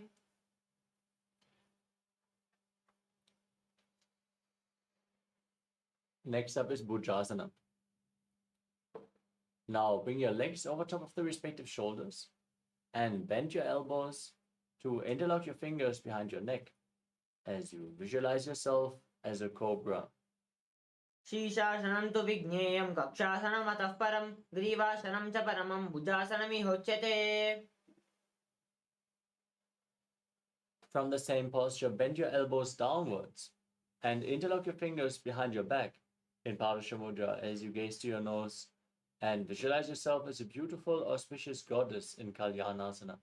दो हाथ पगम बीचा आने तिनको गोड़ों नीचे डाने बहुरी पहात बहरिल्यावे पुनः युगाटी आसी कतहरावे. Next up is Sankatasana. Now bring the top of the left foot flat on the ground and stack the right knee over top. Right heel at the outside of the left hip. Keep your hands on opposite knees, gaze in Vaishnavi Mudra without focusing on any external object. As you visualize yourself as an elegant swan and breathe in Ujjayi Pranayama, make an ocean-like sound with your mouth. वामपादं चितेर्मूलं संन्यस्य धरणीतले पाददण्डेन याम्येन वेशयेद्वामपादकं जानयुग्मं करं युग्मं एतत् सङ्कटमासनम्. Next up is Dhenukasana. Now slide the left foot outside the hip and sit on the ground. Keep your hands on the top knee, engage Uddiyana Bandha and Mula Bandha as you visualize a cow in your inner space. अनुसागी नागर पंचदं विहीरं दगल्यम्नि. Next up is Machandrasana. Now, keep the right foot on the left thigh and the left foot on the right knee. As you bring your left arm behind your back, twist your spine to hold on to opposite thighs with your hands. Gaze up and visualize Swamiji. वामजंग पर दक्षिण थाने वाम पिष्टि दिशा आने बहुरो दक्षिण पाद की है जोई ताकि नाली जूपा करे सोई. Now interlock your fingers around the big toes as you lean forward and down and place your forehead on the ground, visualizing Swamiji in Machandrasana too. प्रथम जी मनोचरणो जोई वामजंग परिराके सोई.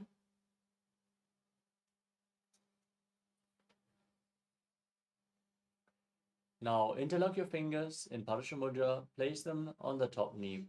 Engage all Tribandhas and visualize Swamiji, your Guru, in Guru Asana.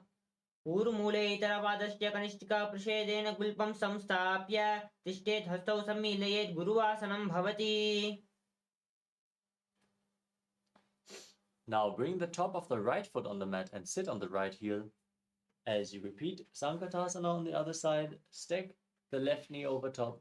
Keep your hands on opposite knees and visualize yourself as an elegant swan. वामपादं चितेर्मूलं सन्न्यसदरनीतले पाददण्डेन याम्येन वेष्टयद्वामपादकं जानयुग्मं करं युग्मम् एतत्सङ्कटमासनम्. Next up is Dhenukasana on the other side now. Keep the right heel outside the hip. Hands on the top knee. Engage Uddiyana Bandha and Mula Bandha and visualize a cow. अनुसागी नागरपञ्चदं विशीर्न्दगल्यम्नि. Now slide the left foot on top of the right thigh and the right foot on the left knee. Bring the right arm behind your back. Twist your spine.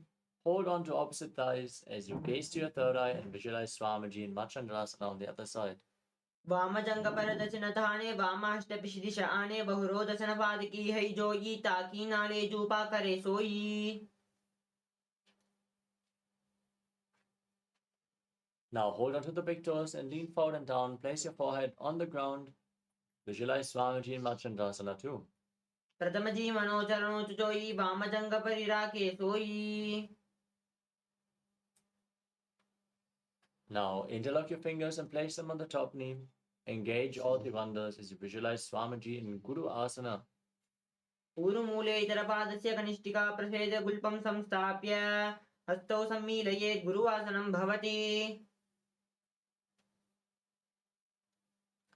Next up is Parshasana.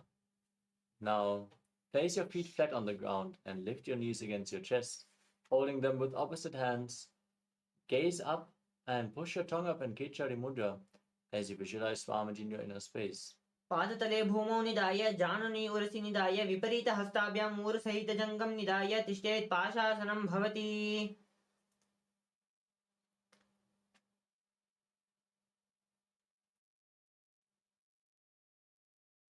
Now hold on to opposite wrists and place your chin on the knees.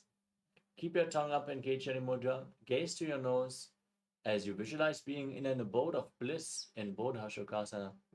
दो पगतलि भूपरिधरे कोरुमाहिली ऐसे करे कोरुमाहिली उकड़ भैसे जंगा चाटि अग्र निवेशे.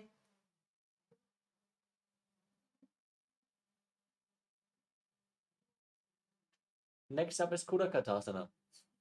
Now hold on to opposite elbows underneath your knees as you pull your knees toward the chest.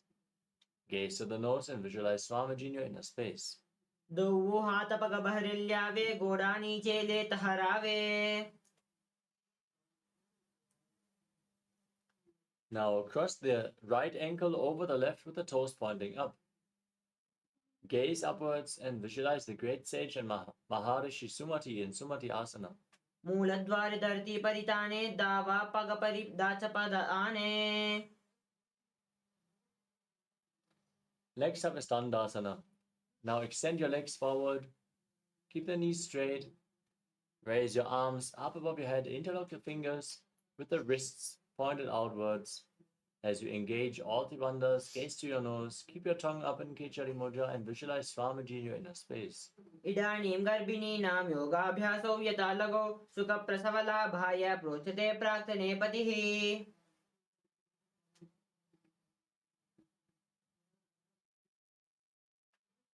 Next up is Arambhasana. Now lean forward and down, hold on to the big toes in Prana Mudra. As you bring your head down towards the knees, inhale through one nostril and exhale through the other alternatingly in Nadi Shodhana. As you cleanse all your chakras and your nadis, visualize Swamiji in your inner space. दो पग मिलावी पसारी पगा का अंगूठा पकड़ी लिलाट गोड़ लगावे.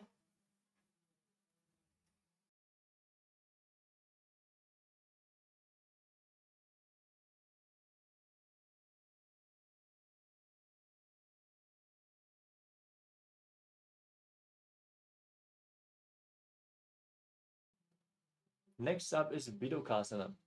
Now keep your feet separated and the knees slightly raised. Bring your hands underneath the shins and hold on to the soles of the feet from the outside. As you gaze up towards your third eye, lean forward and down and visualize Swamiji. प्रथम बैसी दो पव पसारी कहूचा उगर कुरडो धारे.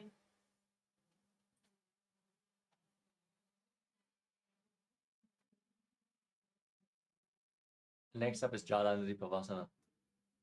As you keep the soles of the feet together, feet extended away from the body, bring your hands underneath the shins with the palms facing up. Place your elbows on the ground and your face on your feet as you gaze to the nose and visualize Swamiji in your inner space.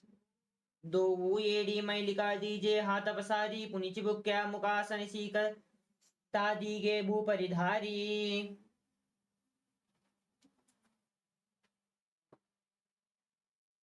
Next up is Urdhva Paschimottanasana. As you keep one leg extended, lift the other leg behind your neck. Lean forward and down and hold onto the front foot with both hands as you visualize Swamiji and breathe in Pratyahara Pranayama. पश्चिमतानवस्थित्वम् एकं पादं ग्रीवायां धृत्वा तिष्ठेत् ऊर्ध्वपश्चिमतानं भवति.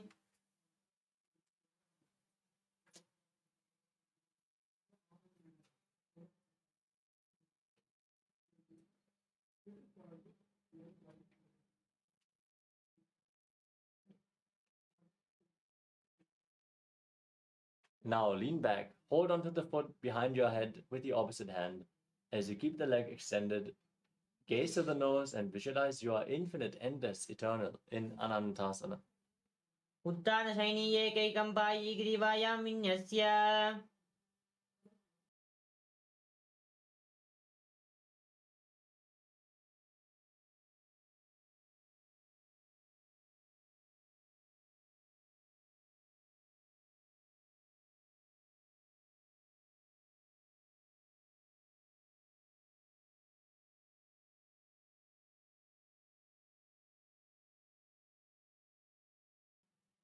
Now roll onto the side of the hand holding onto the foot.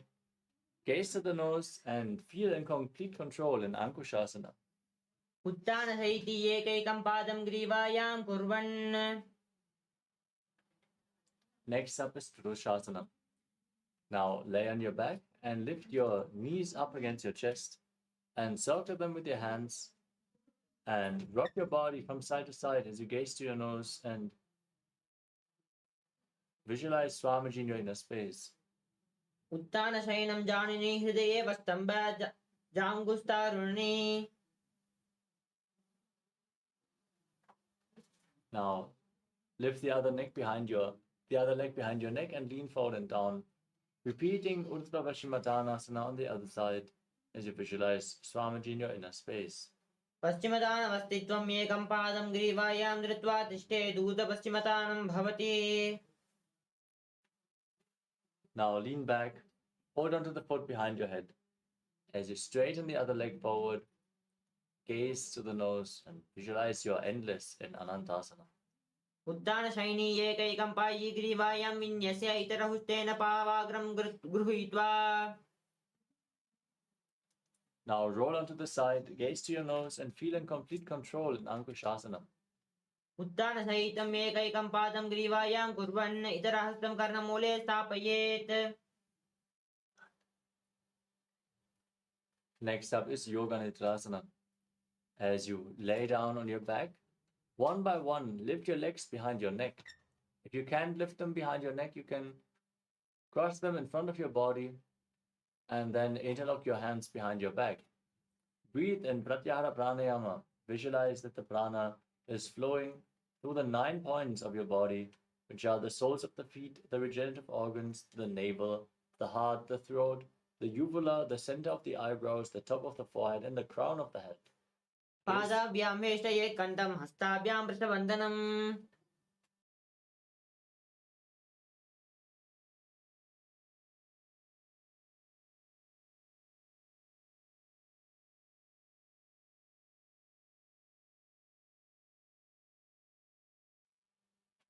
Next up is Atmaramasana. Now lift your legs over top of the respective shoulders and bend your elbows to interlock your fingers around your neck as you gaze to the nose and visualize Lord Vishnu blessing you from within. आत्मा राम आसन प्रतन सूद सोपे पग ऊंचे आगाने दोई. Next up is Kochikasana. Lay on your back and pull your knees up against your chest as you extend your arms out at the side at shoulder level. Gaze to your third eye and visualize Swamiji in your inner space. Dovu atachida sa kare tinaso ubali sa pa kare. Next up is Jatala Parivriti.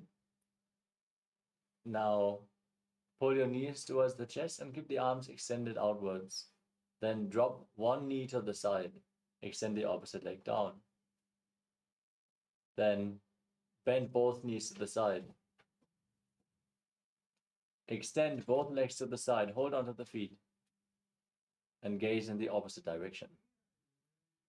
Return back to the center. Pull both your knees to the chest. And repeat all the three postures. Drop the knee to the side. Extend the opposite leg down. Bend both your knees to the side. Extend your legs to the side, hold onto the feet and gaze in the opposite direction. Parivritti kukshi bhage tridahi parikirtitaha baddha konam supta konam urdha konamatapi cha. Next up is the Dviparapitam. As you lay on your back, now hold on to your ankles with your hands and push your hips up high. Gaze to the nose and visualize yourself as sturdy as a bridge as you breathe in Mocha Kumbhaka with Chalandravanda and Moolavanda engaged. Pratikriyayutam dvandvapita sarvabalappradam garbhininam durbalanam iti gargi jagadanu. Next up is Paryankasana. Now bring your hands over the shoulders with the fingers pointing towards your feet. Then push your entire body off the ground, raise your hips up high, visualize yourself as sturdy as stone furniture as you breathe calmly through your nose in Sahadra Kumbhaka in Paryankasana. उत्तानशयनं हस्ततलाभ्यां भूमिं अष्टभ्य पादतलाभ्यां भूमिं धृत्वा नाभिप्रदेशं ऊर्ध्वं कुर्यात् पर्यङ्कासनं भवति. Next up is Shvotanasana. Laying flat on your back, pull your knees against your chest and hold onto the respective shoulders with your hands. As you rotate your legs in a circular motion, visualize yourself as a dog playfully rolling around on its back. शववच्चैरं संस्थाप्य जानुनी सम्मील्य नाभो वामीन्य हस्ताभ्यां गन्धरं बद्ध्वा भामयेत् स्वोत्तानं भवति. We move on to the Viparita Karani. Keep your arms flat on the mat and then raise your hips and legs up. Point your toes upwards. As you move your legs in a circular motion, visualize Swamiji in your inner space and breathe in Mocha Kumbhaka. अथ विपरीतकरणी मुद्रा भूतले स्वस्तिरो दत्त्वा केनयचेन् चरणद्वयम्. Now stop the movement of your legs. Keep your toes pointing up in Viparita Karani too as you visualize Swamiji. Karni विपरीताख्य सर्वविघ्ननाशिनी नित्यमव्यावयुक्तस्य जाठराग्निविनिवर्धनी. We move on to Langalasana. Now drop the toes down onto the ground above your head and interlock your fingers behind your back in Padusha Mudra. Keep your arms flat on the mat. As you visualize yourself as a plow, breathe in Mocha Kumbhaka. ग्रीवाकण्ठेन भूमिं विष्टम्भ पादाग्रद्वयम् ऊर्ध्वमुन्नयेत् नरकासनं भवति. Next up is Shaita Paschimottanasana. From the same posture, now hold onto your feet above your head. Keep your arms and legs straight. This is one of the 84 asanas we feel directly by Lord Paramashiva himself. Visualize Paramashiva and chant the Mahavakya Om Nithyananda Paramashivoham. तानं शयित्वा कुर्वीत शयितपश्चिमतानकम्. Next up is Supta Konasana. As you keep your hips above the shoulder level, now separate your legs wide. Visualize Swamiji in your inner space and keep breathing in Mocha Kumbhaka as you keep Jalandravanda and Moolavanda engaged. परिवृत्ति कुक्षि भागे त्रिदाहि परिकीर्तितः बद्धकोणं सुप्तकोणं मूर्धकोणमतापि च. Next up is Chakrasana. Now join your feet back together. Hold on to your ankles and then roll onto your back as you visualize yourself as a chakra, a wheel in Chakrasana. शवासनस्तुतौ पादौ गुर्यान्मस्तकरः परौ व्युत्क्रमेण तदा शीघ्रमेतत्सर्वस्य साधनम्. Next up is Supta Prasarita Parangushtasana. Now join your feet and raise your legs up vertical. Hold on to the big toes in Prana Mudra and then open your legs wide to the side. As you visualize Swamiji in your inner space and breathe in Ujjayi Pranayama, make an ocean-like sound with your mouth. उत्तानपादं क्रौञ्चं च मरीचं वीरभद्रकं नटराजं त्रिकोणं च सुप्ताङ्गष्टप्रसारणे. Now, join your feet back together, hold onto the big toes in Prana Mudra, keep your legs vertically. In Supta Padangushtasana as you visualize Swamiji. उत्तानपादं क्रौञ्चं च मरीचं वीरभद्रकं नटराजं त्रिकोणं च सुप्ताङ्गष्टप्रसारणे. From Supta Padangushtasana, now cross your legs into Padmasana and lay flat on your back. Bring your arms above your head and hold on to opposite elbows as you gaze to your nose and visualize Matsya, the fish avatar of Lord Vishnu. मुक्तपद्मासनं कृत्वा उत्तानशयनं चरेत् कूर्पराभ्यां शिरोभेष्टे मत्स्यासनं तु रोगः. Next up is Parasharamasana. As you lay on your back with your legs in Padmasana and your hands above your head, place the backside of the right palm on top of the left, palms facing up. Now gaze to the nose and visualize Lord Rama in your inner space. प्रथमकरे पद्मासन आचे pseudo सोबे भूपरिपाचे. We move on to Sarvangasana. With your legs in Padmasana, now lift your knees and hips up off the mat, supporting your lower back with your hands. Gaze to your nose as you visualize Swamiji and breathe in Mocha Kumbhaka.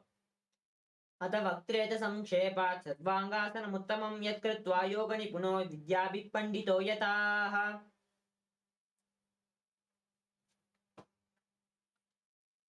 Next up is Vrishchikasana. Now keep one foot on top of the opposite thigh and pull the opposite knee against your chest. Extend your arms up above your head. Hook the fingers forward. Lift your chin to the chest as you gaze to your third eye and visualize yourself as a scorpion. प्रथमशयनो सुशोकेदीके सुदोकि शीशकेशी सन्धि सुदाके.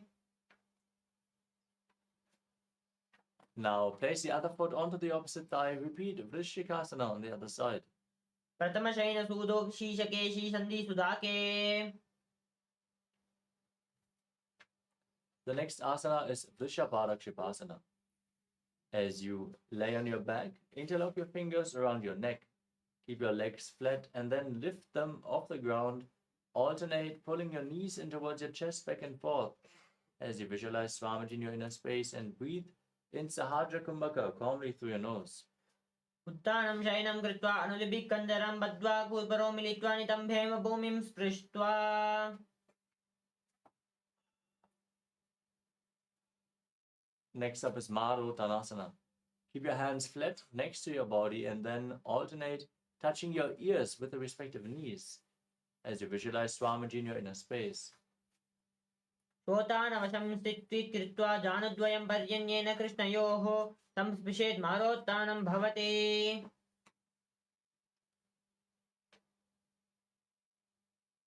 Next up is Vrikasana.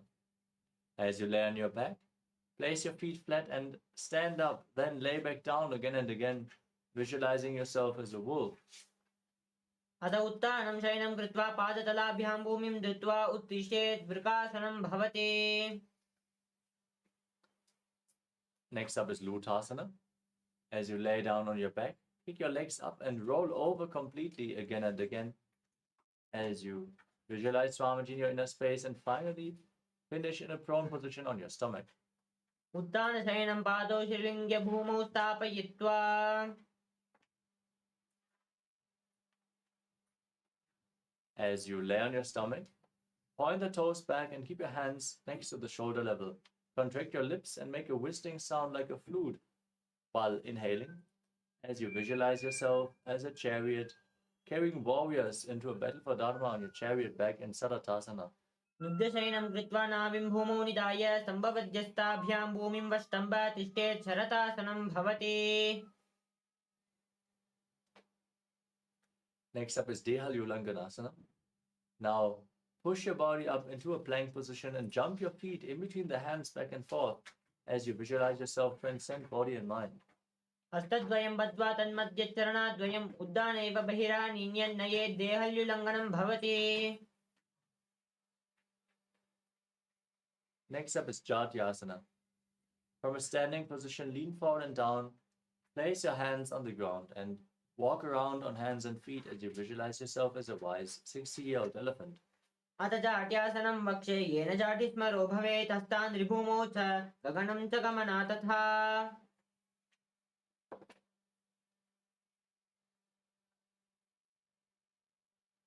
Next up is Lolitika Karana. Now stand in Adimandi posture. Heels together, toes pointing outwards and your knees bent. Raise your elbows and bend your elbows around your chest as you lean back, rotate your arms around your body, and move your head in all directions.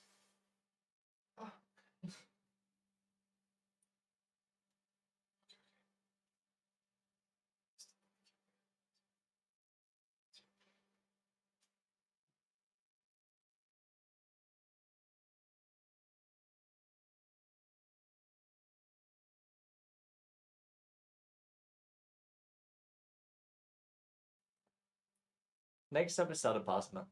Now tie your feet with a rope if you have a rope available, and then stand erect on the mat like a rod. Keep your arms at the side of your body, hands on your thighs. Visualize your Kundalini Devi raising and curling upwards around your body. अथ सर्पासनं वक्ष्ये वायुपानाय केवलं शरीरं दण्डपादयोः.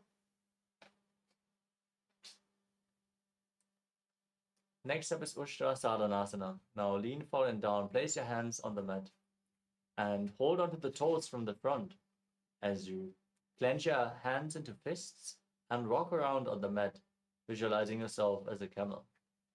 मुष्टिकनिष्ठिकाप्रदेशेन भूमौ निधाय उपरि पादतले संस्थाप्य उष्ट्रा तिष्ठेत् उष्ट्रासनं भवति.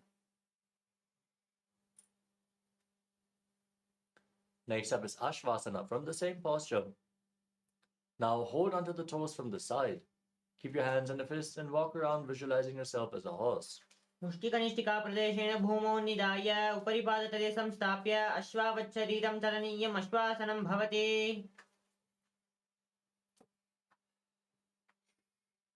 Next up is Kapota Nitakasana. As you stand with your feet together, interlock your fingers behind your back and pull them down towards your calves. Lean back, tilt your head back. Visualize yourself as a soaring bird diving. पादतले भूमौ निधाय पृष्ठभागेन हस्तौ जङ्घपर्यन्तं नीत्वा कपोतनिटकं भवति. Next up is Tala Pushpa Bhutam Karana.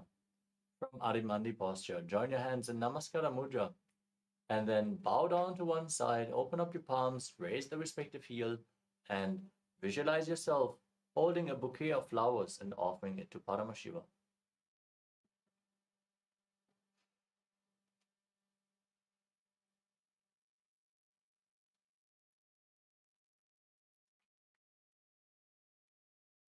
Next up is Khadgasana. Now visualize yourself as a rhinoceros as you gaze to your nose, then lay down on your stomach and jump your hands back up to feet towards your hands and stand with your hands in Namaskara Mudra resembling the horn of the rhinoceros. निजसरतमासनं कृत्वा पादतलोभ्यो भूमिं वष्टभ्य उत्तिष्ठेत् खड्गासनं भवति. Next up is the Uttanottanam. Hold on to weights if you want to intensify this asana as you sit down all the way or as low as you can towards the ground and stand back up again and again. Gaze to your nose and visualize Swamiji in your inner space. पुनः पुनः उत्थातव्यम् आसीतव्यम् इति उत्थानोत्थानं भवति.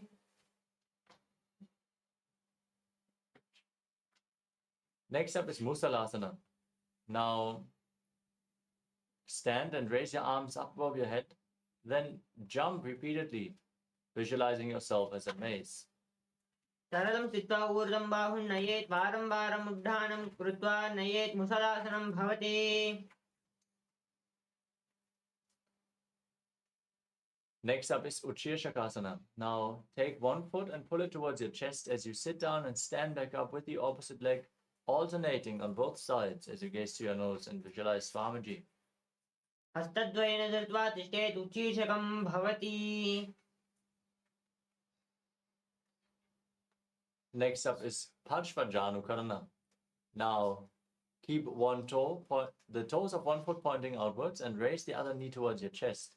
And circle the raised knee with your arm, hand in the fist, and the other hand on the respective thigh with the fingers pointing inwards.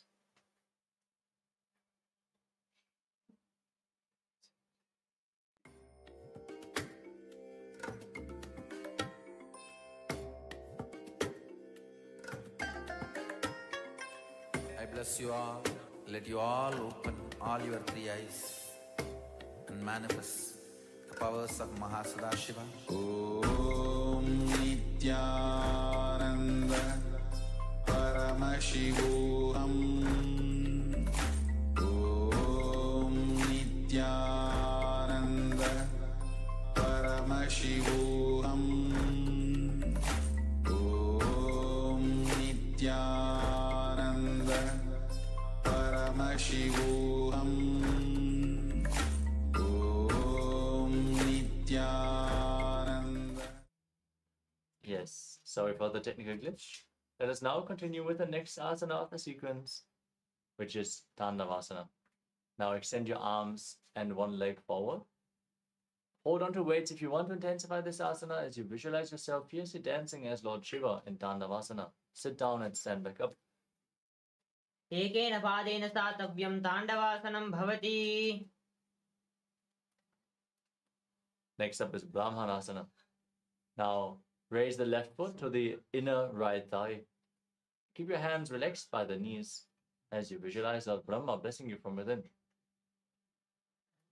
ब्राह्मणासनमावक्ष्ये यत्कृत्वा ब्राह्मणो भवेत् एकपादमुरौ दत्वा तिष्ठेद्दण्डकृतिर्भुवि. Next up is Garudasana 3. Now bring the left foot over and around the right knee. Tuck the left toes behind the right calf and bring the left arm below the right. Join your hands in Namaskara Mudra as you visualize yourself as Lord Garuda. उत्तानकूर्मपीठैश्च सैमस्गारुडमेव च वातायनं गोमुखं च भारद्वाजं त्रिविक्रमम्. Now place the left foot on the right thigh. Keep your hands by the side. Visualize Swamiji in Ekapadasana. दक्षाङ्घ्रिम्बामपादस्य जङ्घोपरिनिधाय च. Next up is Truvasana, the poster posture. Now hold on to the left big toe as you extend the left leg out of the side and rotate quickly on the right leg, visualizing yourself as the North Poster. एकेन हस्तेन दण्डरूपस्य एकस्य पादस्याग्रं धृत्वा.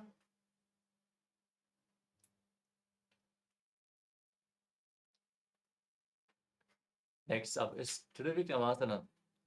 As you lift one leg behind your neck, stand tall on the mat. You can hold on to a solid object for support. Then perform the 3 steps of Lord Vishnu. Stand, sit down, and stand back up, visualizing Lord Vishnu in your inner space. ग्रीवायां पादं संस्थाप्य स्थातव्यम् उत्थातव्यं त्रिविक्रमासनं भवति.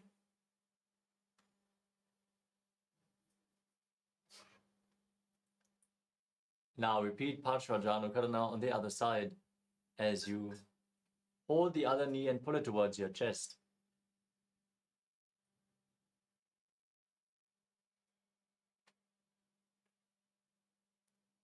Now repeat Tandavasana. Hold on to weights. Extend your arms and one leg. Sit down and stand back up as you visualize yourself fiercely dancing as Lord Shiva. एकेन पादेन स्थातव्यं ताण्डवासनं भवति. Now repeat Brahmanasana. Raise the other foot towards the inner opposite thigh. Keep your hands at the side and visualize Lord Brahma blessing you from within. ब्राह्मणासनमावक्ष्ये यत्कृत्वा ब्राह्मणो भवेत् एकपादमुरौ दत्वा तिष्ठेद्दण्डकृतिर्भुवि. Now repeat Garudasana 3. Bring the right foot over and around the left knee. Tuck the toes behind.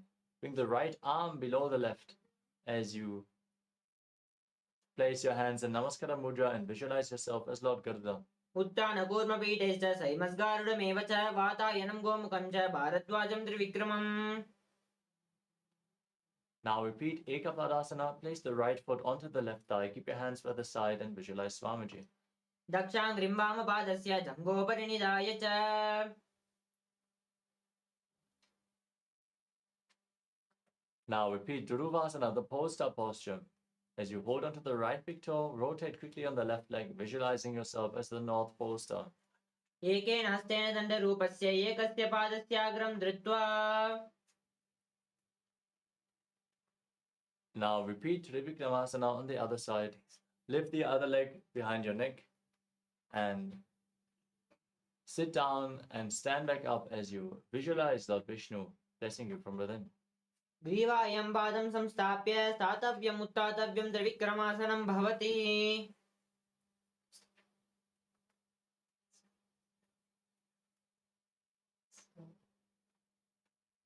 Next up is Samanaka Karana. Now keep your heels together, toes pointing outwards, hands slightly extended away from the body, fingers pointing one by one.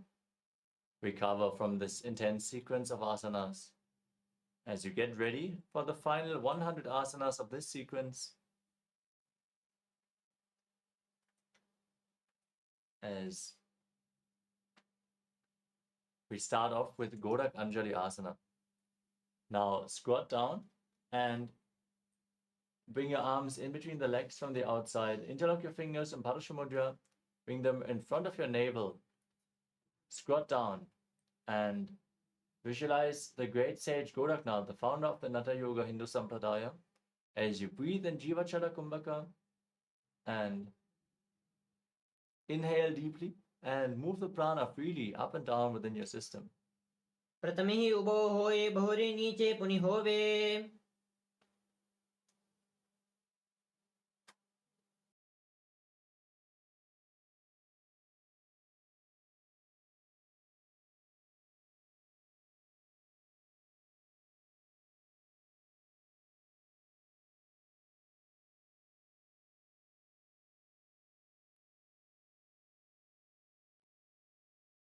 Next up is Kanchi Asana. Now squat down all the way and interlock your fingers behind your back. पूर्वमध्याधस्थो निवेश्य नितम्बं धृत्वा पादतलाभ्यां भूमिं अष्टभ्य तिष्ठेत् काञ्चासनं भवति.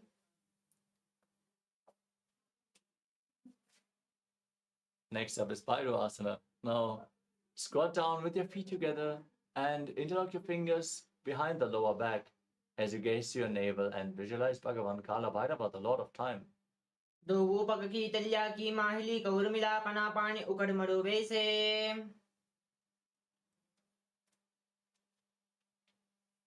Next up is Varahasana. Now squat down, join your hands in Anjali Mudra and bring them behind your head with the fingers pointing down towards the ground. Gaze towards your nose and visualize yourself as Varaha, the boar avatar of Lord Vishnu. पगतली की माहिली core मिले पना पानी उकड़ वैसे AD मूल द्वार नीचे रेसे.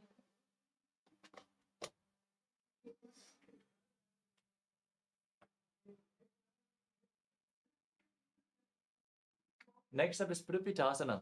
Now hold on to the big toes and raise your hips to the same level as your knees. Visualize Swamiji in your inner space. Keep breathing in Jivachala Kumbhaka.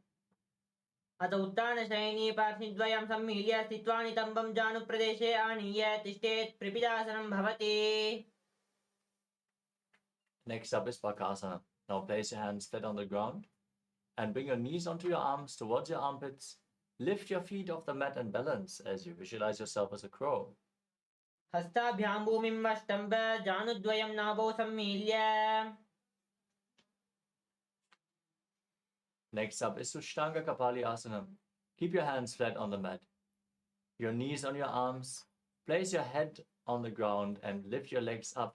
Cross them into Padmasana as you gaze to your nose and visualize Swamiji in your inner space. आसन कौगण कपाल आचो होहि.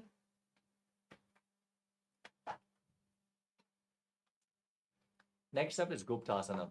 Now sit in a kneeling posture with your heels outside the hips. Keep the toes touching behind, hands on the knees as you gaze to the nose and sit in the secret seat with Paramashiva and Guru. जानर्वोरन्तरे पादौ पृष्ठौ च पादौ च गोपयेत् पादौ परिच संस्थाप्य गुडं गुप्तासनं विदुः. Next up is Vrikshasana 2. Now place your hands on the mat and lift your legs up into a handstand. Lean against the wall or ask a partner to aid you. In the performance of this asana should be performed by everyone to purify the 7 chakras, as you visualize yourself as a tree with deep roots growing into the ground. सप्तचक्राशालनाय वृक्षासनविशेषकान्. Next up is Shiva Asana. From the handstand, now bring your feet together. Gaze through your third eye and visualize that Tejas energy is flowing towards your third eye, rejuvenating your body. दो उपागजोई माही गुलपर मिला उबा होये. Next up is Matsyasana 2. Now place your hands flat on the ground, shoulder width apart, in a plank position. Step your feet back and then lower your body down and push it back up again and again as you visualize yourself as a fish. नुद्दशयनं कुर्परोपार्श्वभाग्यं मूर्धकृत्य हस्तदाभ्यां भूमिं वष्टम्ब वारं वारम् उड्डानं कुर्यात् मत्स्यासनं भवति. Next up is Sarvasana 2. Lay down on your stomach. Keep your hands on the hips and lift your chest from left to right. Visualize and move your body like a snake. नुद्दशयनं कृत्वा हस्तौ नितम्बं संस्थाप्य सर्पासनं भवति. Next up is Nidalambhanasana. Place your elbows on the ground in front. Bring your hands in Padma Mudra, the Lotus Mudra, as you rest your chin on your hands and feel self-supported and completely independent. कराभ्यां पङ्कजं कृत्वा तिष्ठेत् कूर्परयाशुधिः मुक्कमुन्नमुनुच्छाय निरालम्बनमासनम्. Next up is Chakrasana. Now place your hands flat on the ground and bend your knees, bring your feet up and straighten your arms to bring your chest up. Bring your feet towards your upper back as you tilt your head back and visualize yourself as an umbrella protecting your guru from the sun rays. अर्ध्यासनवस्थित्वा हस्ततलाभ्यां भूमिं वष्टभ्यं नुयात् छत्रासनं भवति. Next up is Vajrasana. Now sit on your heels, keep your feet flat and extend your arms out in front. Place them on the ground as you place your forehead on the mat as well. Gaze to your nose and visualize yourself as Vajra, the weapon of Indra, symbolizing indestructibility. इदानीं गर्भिणीनां योगाभ्यासौ यथा लगौ सुखप्रसवलाभाय प्रोच्यते प्राक्तने पतिः. Next up is Meshasana. With your hands flat, raise your hips up high into Gajasana position and alternate striking the ground with your hands as you visualize yourself as powerful as a ram. गजासनं संस्थित्वा एकैकं बाहुं बाहुमुद्दादयेत् मेषासनं भवति.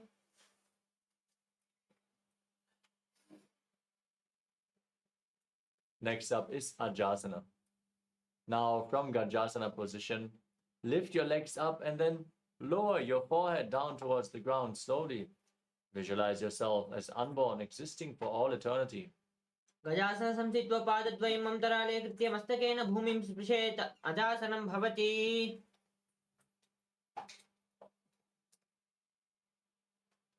Next up is Dhanantarasana. Now sit in a kneeling posture. Hold on to the toes and pull them towards your perineum. Then place your hands on the knees. Gaze to your nose. Visualize Swamiji in your inner space and breathe in Ujjayi Pranayama in Dhanantarasana. पूर्वविधि परिहता की काकसीस्यौ वनासरा मोडी. Next up is the Angamottanam. Now interlock your fingers in front and move your arms up, down, left, right in all directions. Give massage to various different joints and muscles of your body. Then repeat the movement behind your back as you visualize Swamiji in your inner space. हस्तयोरङ्गुने बद्ध्वा हस्तयोर्मध्यात् सर्वमङ्गमं निकाशयित्वा तिष्ठेत् अङ्गमोत्तानं भवति. Next up is Garudasana 4. Now sit on your heels with the toes pointing out to the side. Keep your hands on the knees and visualize yourself as Lord Garuda flying Lord Vishnu and Lakshmi on his back. जङ्घोरुभ्यां जरापीड्य स्थिरकायोद्विजाननौ जानुपरिकरद्वण्ड गरुडासनमुच्यते.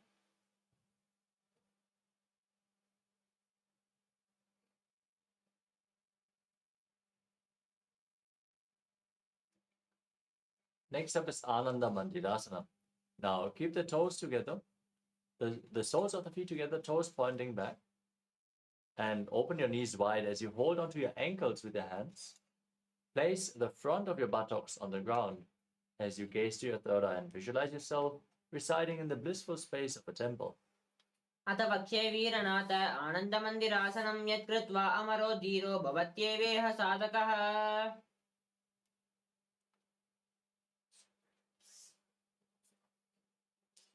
Next up is Mandukasana.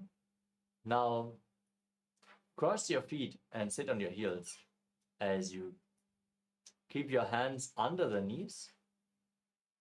Visualize yourself as a frog, press your tongue up against the palate of the mouth and engage Uddiyana Bandha and Mula Bandha in Mandukasana too. सृष्टं सम्पीड्य गुल्पाभ्यां जान्वग्ने सवल्याकृतिः हस्तौ पादले क्षिप्तौ मण्डुकासनं पाददोषहृत्. Next up is Narasimhasana. Now tuck your toes and sit on raised heels. Keep your hands flat on the ground, the thumbs touching, fingers spread. Stick your tongue out and exhale forcefully again and again as you gaze to the nose and visualize Narasimha, the lion man avatar of Lord Vishnu. धूपना पानी होय वेसे AD Miller गुडा निवेसे सुमा शरीर निकट हरावे NASA आग्र दृष्टि को ल्यावे. Next up is Vishlakasana. From the same posture, sit on raised heels. Cover your mouth with both hands. Bring your thumbs underneath the teeth and inhale through the right nostril. Exhale through your mouth as you breathe in Vishlaka Pranayama.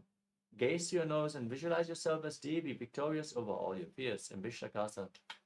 दो पगांकी AD जोई गोड़ा पाणों वामने पुनि होई गोड़ा जंग other करी राखे आलावाह इसी विधि राखे.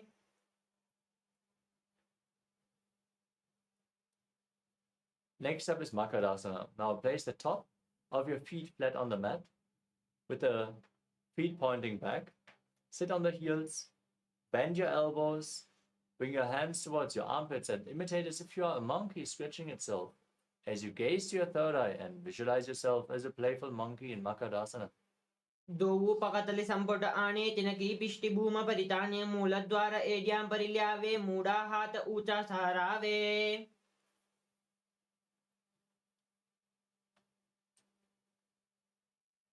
Next up is Vajrasangarasana. Now bring the soles of the feet together, the knees and heels raised off the ground.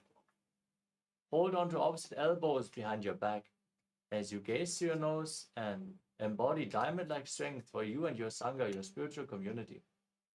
प्रथम पना पाने होय बेसे दो एडी गुडा निवेसे गोड़ा उबा राखे थीरा आड़े वाय पसारे धीरा.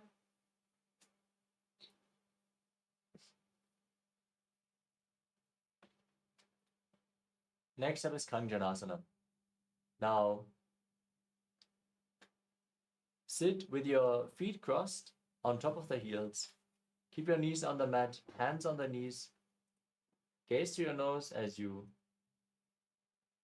place your hands on the mat next to your body. And visualize perfect health beyond any and all physical or mental ailments as you engage Uddiyana Bandha and Mula Bandha. कञ्चनासनमावक्ष्ये यत्कृत्वा सृष्टिरो भवेत् पृष्ठपादद्वयं बद्ध्वा हस्तौ भूमौ प्रधारयेत्. Next up is Kurmasana. Maintain the same posture. Place your hands on the knees. Gaze to your nose and make your upper body and neck stiff like the shell of a turtle. Visualize a turtle with a stable body and mind to live for centuries. गुल्पौ च वृषणस्यादौ व्युत्क्रमेण समाहितौ ऋजुकायशमोऽपीवं गुरुमासनमिति रतम्. From Kurmasana, now relax your upper back and neck. Keep your hands on the knees. Gaze to the nose and visualize Swamiji in Yogasana. गुडं नियम्य गुल्पाभ्यां व्युत्क्रमेण समाहितः योगासनं भवेदेतद् योगविदो विदुः. Next up is Vijyogasana. Now stand on your knees and cross your feet behind. Bring the feet to opposite knees as you hold your calves with your fingers inside and your thumbs outside. Gaze up towards your third eye and visualize a space of eternal oneness, Advaita, with your Guru. घोड़ां वामनो उबे होई घोड़ा आड़े राके दोई दचपाद की पानी रहावे पना वाम घोड़े दिगिल्यावे.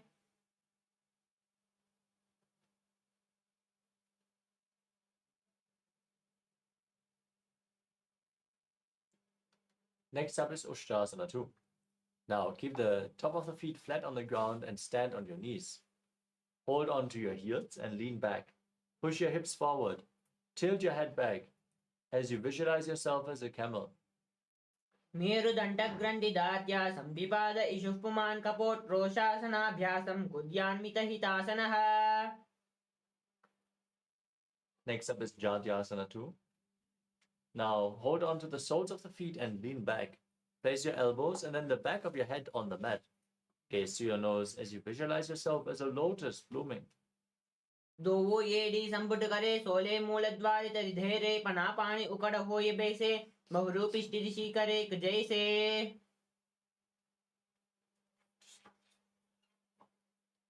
Next up is Vedatasana. As you hold on to your feet, lean back, place your back on the ground, and raise back up again and again. Gaze to your nose as you visualize the healing and liberation of all causal subtle forms of your body. You can use the support of your hands if needed. जङ्गाकृति भूमौ निधाय जङ्गोदयोः ऊर्णि संस्थाप्य पृष्ठिवं संवारं वारं स्पृशेत् विराटासनं भवति.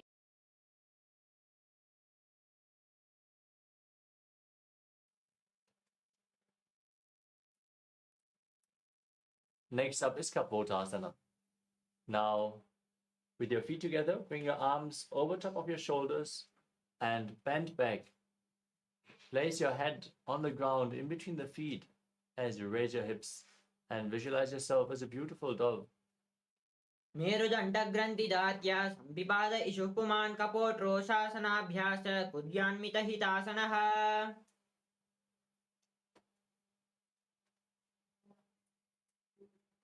Next up is Svadasana. Now stand on your knees with the toes tucked.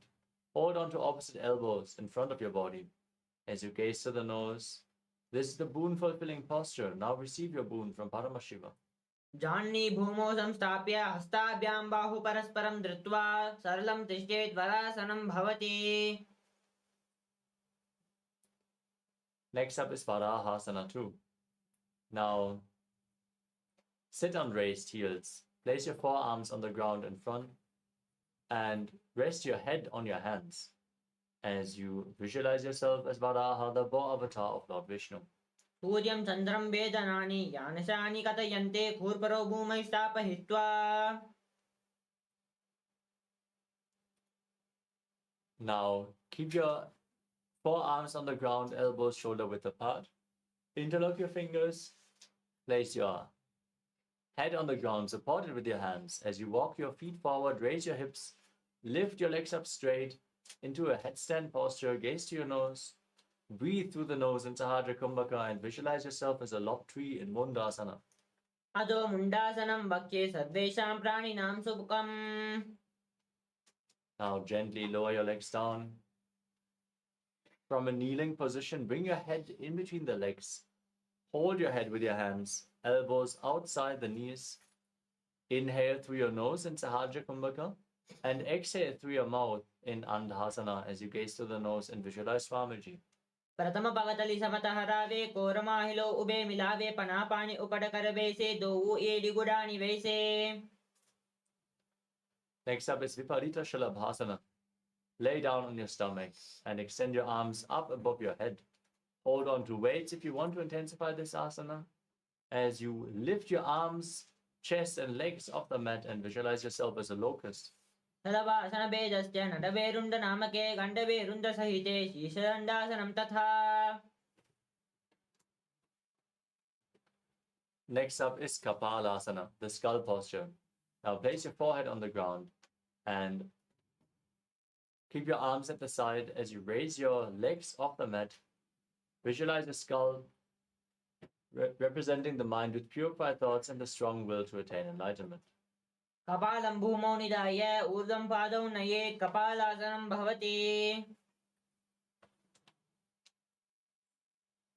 Next up is Akasha Kapotasana.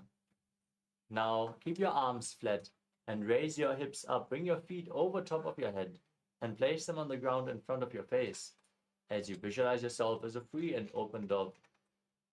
उष्ट्रासने स्थित्वा चरणौ भूमेरुपधाप्य मस्तकोपरि नीत्वा पृष्ठप्रदेशेन भूमौ स्थापयेत् आकाशकपोतं भवति.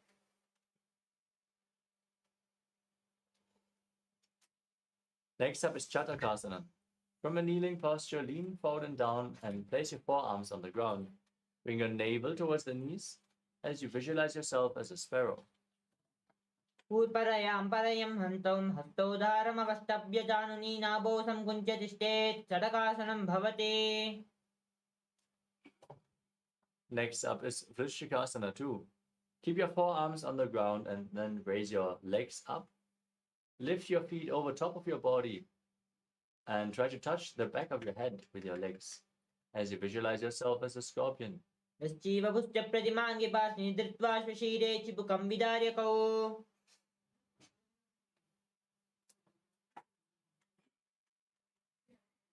Next up is Vrishasana. Now sit on the right heel and bring the left foot outside the hip, toes pointing to the side. Keep your hands on the ground in front of your body as you visualize yourself as a bull and forcefully inhale in Antarangaka Kumbhaka. Hold your breath for a short while and then exhale again through the nose. याम्यकुल्पे पादमूले वामभागे पदेतरं विपरीतं स्पृशेत् भूमिं वृषासनमिदं भवेत्. Next up is Dolasana. Now push your hands into the mat, lift your entire body off the ground, and cross the toes of the left foot over the right as you balance on your arms. Visualize Swamiji in your inner space. लोलासनं सदा कुर्यात् वायुलोलापघातनात्.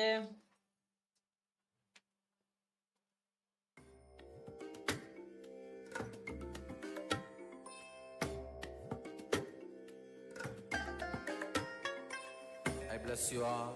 Let you all open all your three eyes and manifest the powers of Mahasadashiva. Om Nithyananda Paramashivoham.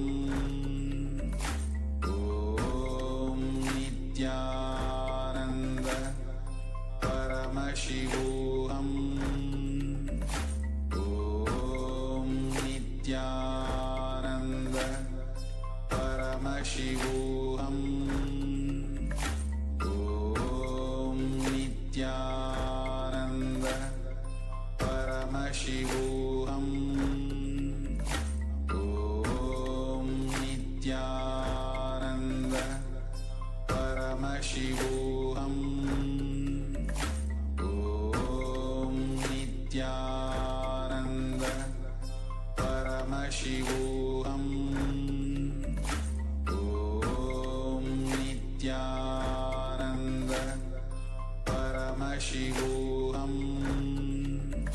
Om Nithyananda Paramashivoham.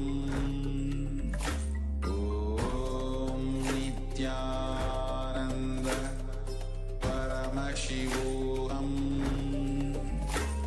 Om Nithyananda Paramashivoham. Om Nithyananda Paramashivoham.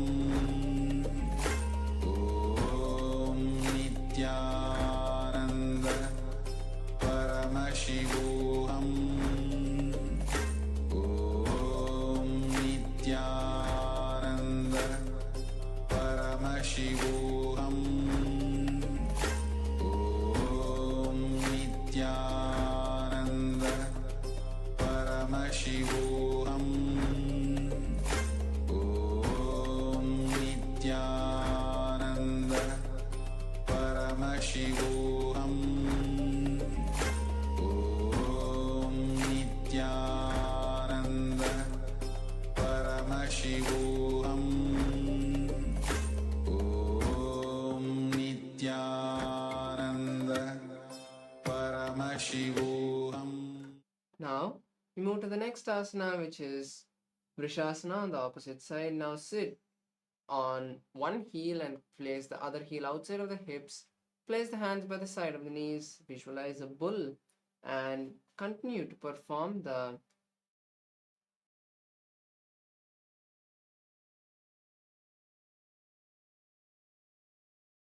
and visualize a bull as you continue to perform the Antaranga Kumbhaka.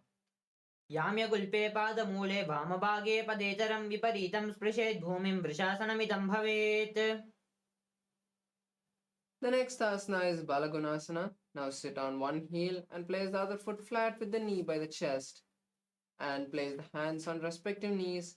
Visualize visualize the great sage Balaguna in your inner space. Continue to perform the Mula Bandha. आसन कौगुण जल विकार जाई. The next asana is Grahasana. Now stand tall with the feet wide apart and lean forward as you insert the hand between the thighs and wrap the shins, holding on to respective ankles. Keep the feet flat. Visualize a planet.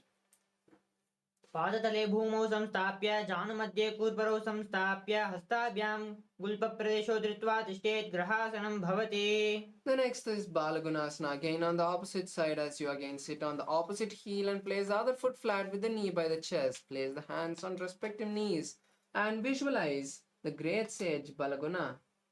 आसन कौगुण जल विकार जाई. The next asana is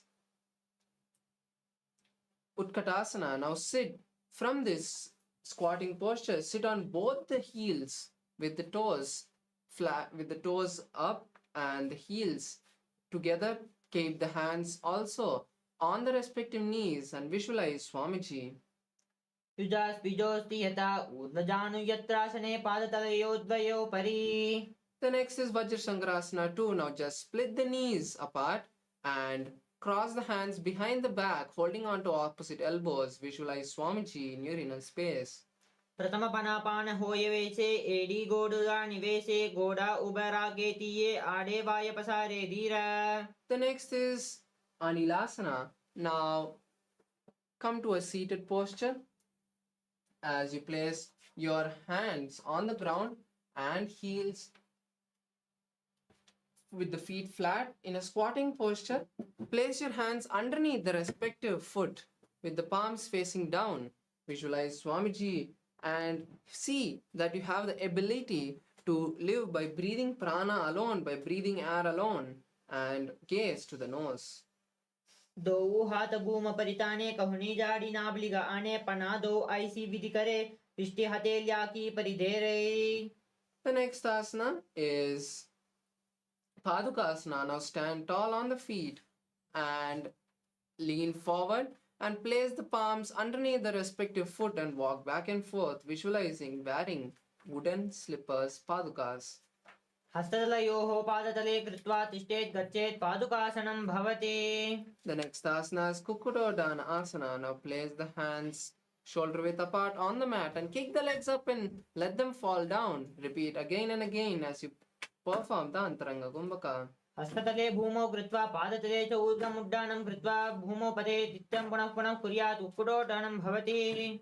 The next asana is Viparita Nrittasana. Now, this asana is an inverted asana, so you can take the support of a partner. Place your hands on the mat and kick your legs up into a handstand. Shake your legs in all directions, visualizing, dancing. Visualize Swamiji and perform the Saja Kumbhaka, which is simple breathing. हस्ततलाभ्यां भूमिमस्तभ्य ऊर्ध्वपादाग्रे कुर्वन् हस्ततलाभ्यां नृतं कर्तव्यं विपरीतनृत्यं भवति. The next is Kunjarasana. Now stand tall with the feet wide apart and then lean down and place one hand on the mat by the foot and the other on the respective ear. Visualize Swamiji. अथ वक्षे महादेव कुञ्जरासनमुत्तमं करेणैकेन पादाभ्यां भूमौ तिष्ठेत् चिरकरः. The next asana is Kadambasana. Now just come to a seated position. Sorry, we'll repeat Kunjarasana on the opposite side before we move to the next asana. As you just switch the position of the hands, remain balanced and visualize Swamiji. अथ वक्षे महादेव कुञ्जरासनमुत्तमं करेणैकेन पादाभ्यां भूमौ तिष्ठेत् चिरकरः. The next asana is Kadambasana. Now come to a squatting posture with the heels off the ground. Hold the respective ankle and visualize a tree that promotes long life. पार्श्वेभ्यां भूमिमष्टभ्य हस्तद्वयेन गुल्पौ धृत्वा तिष्ठेत् काडम्बं भवति. The next is Pavanamuktasana. Be seated on the buttocks and keep the soles flat. Bring the knees to the chest and wrap them with the hands, pulling them close to the body. Visualize the excess vata leaving your system and the system completely, your body completely balancing. द्वयोस्तु पादयोः पाणिं दात्वा श्वस्ततनाम्बिके. The next is Chakorasana. Now place one foot behind the head and keep the hands by the side of the body. Raise the other leg vertically up and lift the body completely off the ground. Visualize a powerful source of energy and gaze to the nose. पूर्वतानं चतुष्पादं पीठं वज्रासनं तथा चकोरक्रौञ्चशलभं भुजङ्गामपि वृश्चिकम्. The next asana is Dhanurasana 2. Now keep one leg by the perineum and the other leg stretched. Hold the respective big toes in Prana Mudra and pull the foot which is by the perineum to the ear. Balance here and visualize a bow.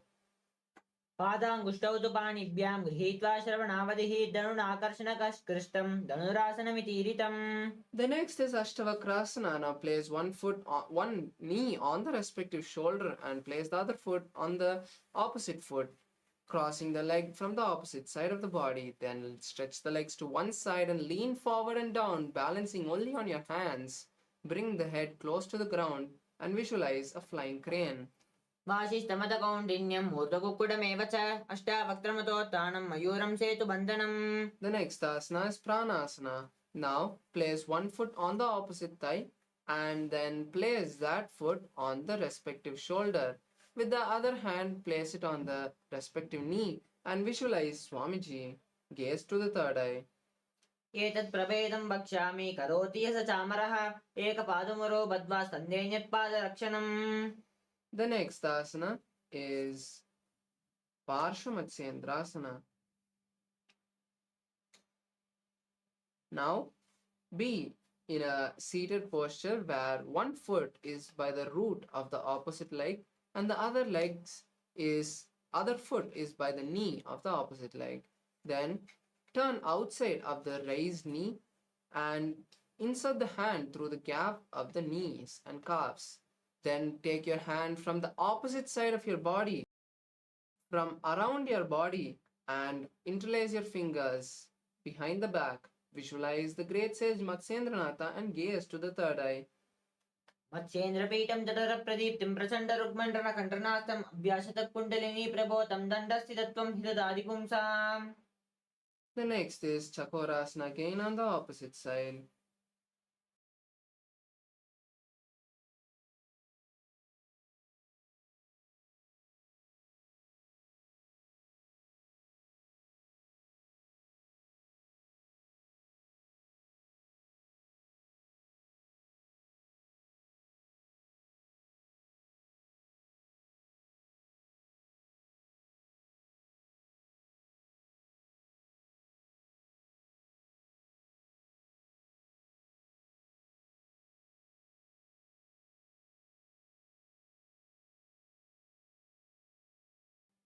Now moving to the next asana, Chakorasana.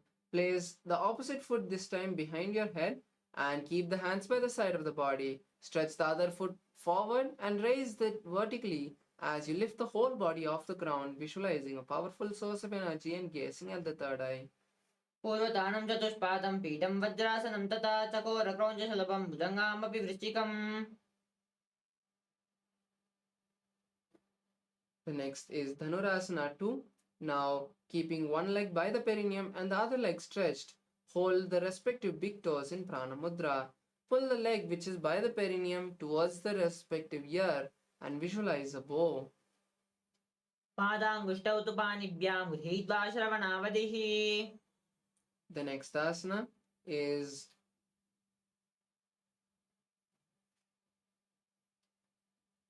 Ashtavakrasana. Now place one foot on the respective shoulder and take the other leg and place it on the opposite leg. Then stretch the legs to the side and lean forward and down. Then balance on the hands and visualize a flying crane. वासिष्ठमदकौण्डिन्यं मूर्धकुक्कुटमेव च अष्टावक्त्रमतोत्थानं मयूरं सेतुबन्धनम्. The next asana is Pranasana. On the opposite side, now place one foot on the opposite thigh and take the raised leg and place it on the respective shoulder.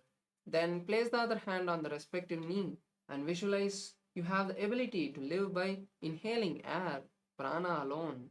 Gaze to the third eye. एतत् प्रभेदं वक्ष्यामि करोति स चामरः एकपादमुरो बद्ध्वा स्कन्धे न्यत्पादरक्षणम्. The next is Parshamatsendrasana. Now place one foot by the root of the opposite thigh and the other foot by the knee of the opposite leg. Then turn outside of the raised knee and insert the hand under the shin, under the knee, and take the other hand and wrap the body from the back and interlace the fingers. Visualize Lord Matsyendranath and gaze to the third eye. मत्स्येन्द्रपीठं जठरप्रदीप्तिं प्रचण्डरुग्मण्डनकण्डनाष्टम् अभ्यासतः kundalini प्रबोधं दण्डस्थितत्वं हि ददाति पुंसाम्. The next is Ardha Paschimottanasana. Now sit with one leg stretched and the other leg by the perineum. Now lean forward and down and place the forehead on the knee of the stretched leg and then place both the hands on the leg of the stretched leg. Visualize Swamiji and start performing the Jiva Chalakumbhaka, which is inhaling, visualizing the prana travel all over the body and then exhaling. एकं पादं प्रसाद्य एकं पादस्य पार्श्वनि शिवनि सम्पीड्य. The next is Kraunchasana. Place the leg by the folded leg outside of the hips and stretch the other leg vertically up towards the forehead, holding it with both the hands. Visualize a crane. उत्तानपादं क्रौञ्चं च मरीचिं वीरभद्रकं नटराजं त्रिकोणं च सुप्ताङ्गष्टप्रसारिणे. The next is Ardha Paschimottanasana on the opposite side. Now fold the opposite leg towards the perineum and stretch the other leg. And again, lean forward and down, placing the forehead on the knee of the stretched leg and holding it with both hands. Visualize Swamiji. एकं पादं प्रसार्य एकं पादस्य पार्श्वनि शिवनि सम्पीड्य. The next is Kraunchasana. Now place the folded leg outside of the hip and raise the stretched leg towards the forehead vertically, holding it with both the hands. Visualize a crane. वासिष्ठमतकौण्डिन्यं मूर्धकुक्कुटमेव च अष्टावक्त्रमतोत्थानं मयूरं सेतुबन्धनम्. The next asana is Swastikasana. Now, coming to a seated posture with one leg underneath the opposite leg, keep the hands by the side of you and inhale and exhale comfortably in Jiva Chalakumbhaka as you visualize embodiment of peace, well-being and prosperity. Gaze to the nose. जानुर्वोरन्तरे सम्यक् कृत्वा पादतले उभे रुचिकाय समासीनं स्वस्तिकं तत्प्रचक्षते. The next asana is Gorakshasana. Now cover the respective heel with the hands and visualize the great sage Goraknatha. Gaze to the nose and tuck the chin to the chest in Jalandhara Bandha. जानुर्वोरन्तरे पाद उत्थानव्यक्तसंस्थितौ. The next asana is Bhagasana 2. Now, sitting in this posture, close the ears with thumbs, close the eyes with the index and middle fingers, close the nose with the middle finger, with the ring finger and the mouth with the little finger. Visualize Swamiji and gaze to the third eye. वामपार्श्वं गुणं संस्थाप्य दक्षाङ्घ्रिं वामजगणे. The next asana is Yogasana 2. Now sit in Padmasana and place the back of the palms by the side of your knees. Visualize Swamiji, gaze to the nose and start performing Kakachancha Kumbhaka, which is clenching the lips and inhaling through the clenched lips and exhaling through the nose. उत्थानौ चरणौ कृत्वा संस्थापनोपरि संस्थाप्य चोटानं कारयुग्मकम्.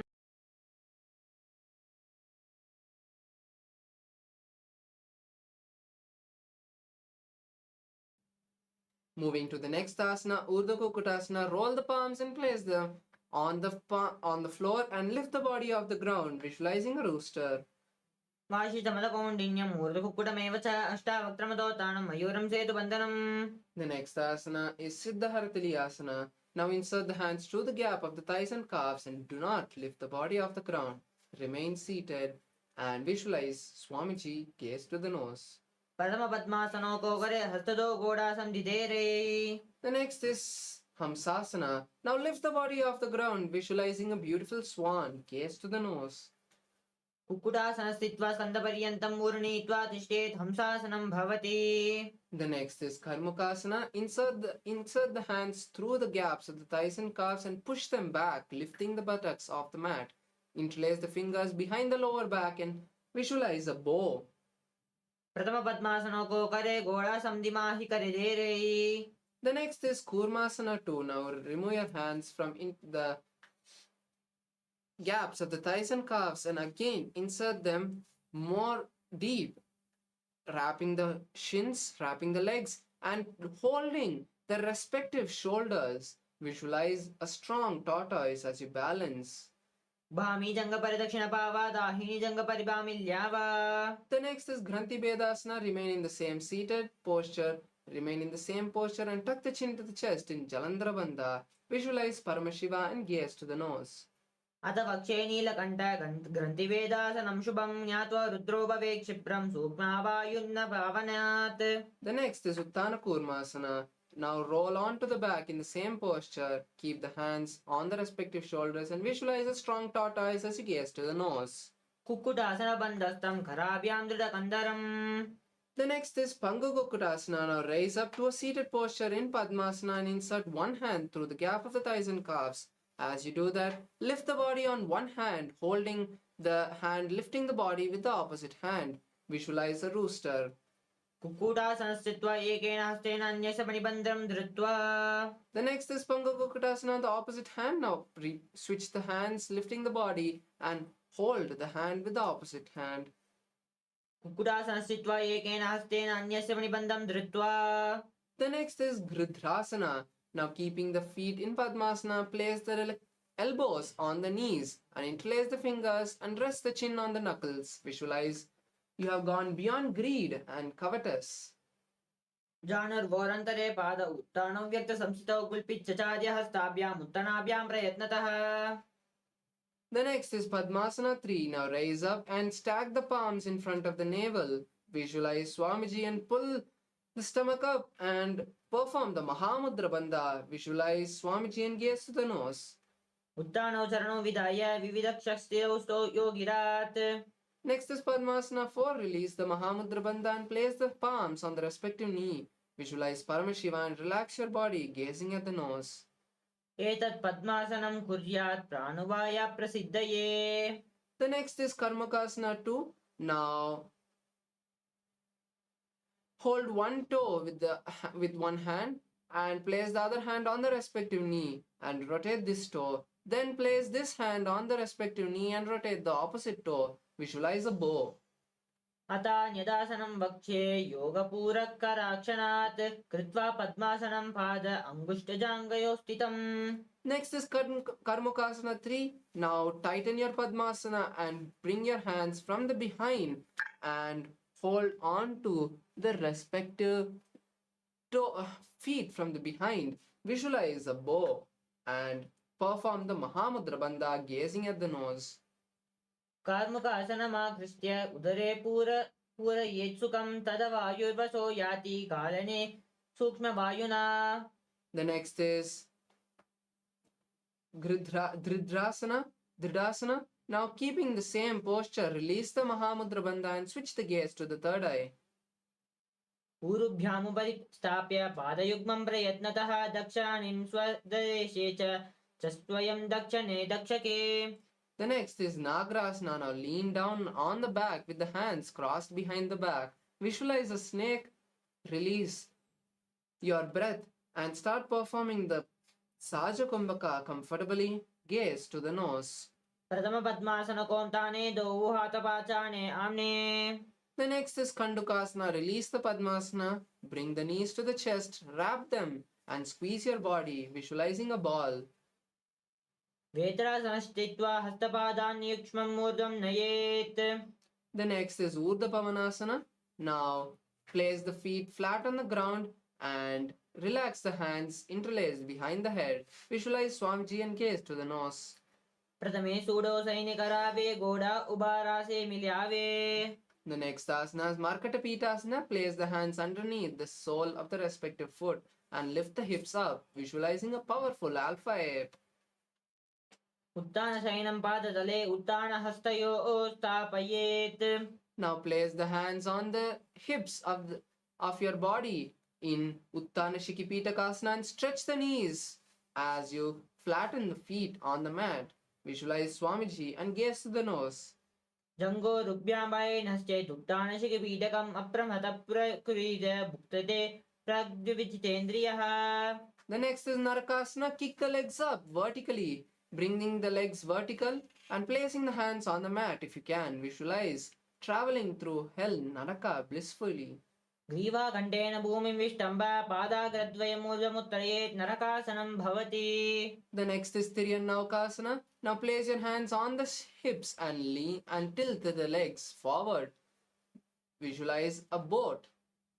नौकावत् स्थित्वा ऊर्ध्वं पादाग्रद्वयं नयेत् तिर्यन्नौकासनं भवति. The next is Dvajasana. Bring the legs back to the vertical posture and place the hands again on the mat if you can. Visualize Swamiji in your inner space. Visualize the KAILASA flag in your inner space. तिर्यान्नौकावत् ग्रीव पृष्ठपूर्वरे आशुधिः क्षेन पादाग्रद्वयमूर्ध्व नयेत् ध्वजासनं भवति. Now relax completely. Place your legs on the mat. Keep them straight and adjust your body the way you feel comfortable. Keep the hands stretched to the side. Visualize that you are completely unclutched from your body. Now visualize Paramashiva in your inner space. See the Kundalini travel up and completely unclutched from your body as we perform Vritasana. अतशवासनम् उत्तानं शववद्भूमौ शयनं तु शवासनं शवासनं श्रमहरं चित्तविश्रान्तिकारणम्.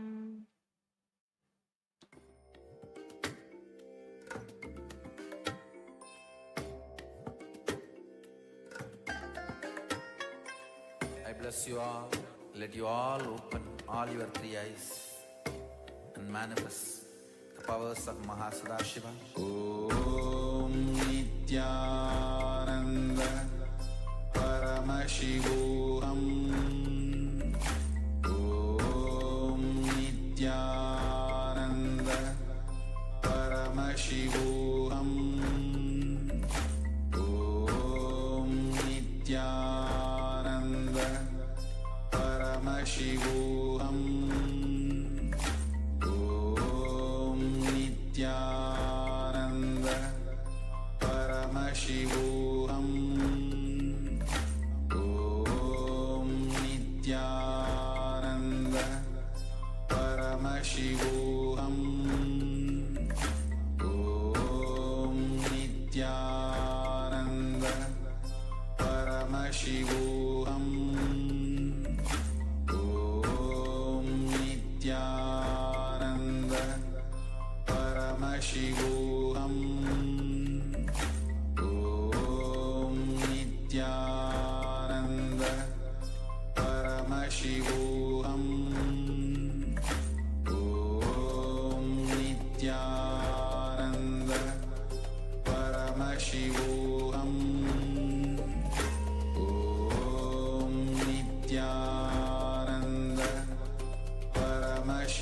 Paramashivoham. Om Nithyananda Paramashivoham. Om Nithyananda Paramashivoham. Om Nithyananda Paramashivoham. Om Nithyananda Paramashivoham. Om Nithyananda Paramashivoham. Om Nithyananda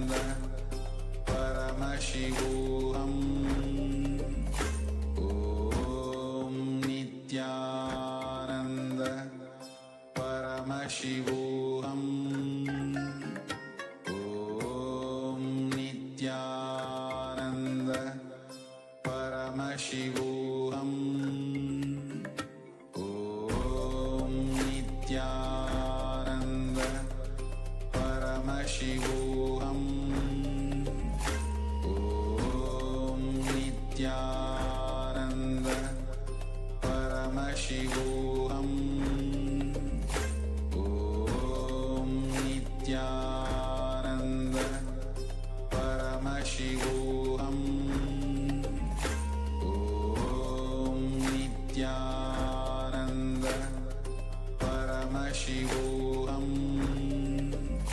Om Nithyananda Paramashivoham. Om Nithyananda Paramashivoham. Om Nithyananda Paramashivoham. Om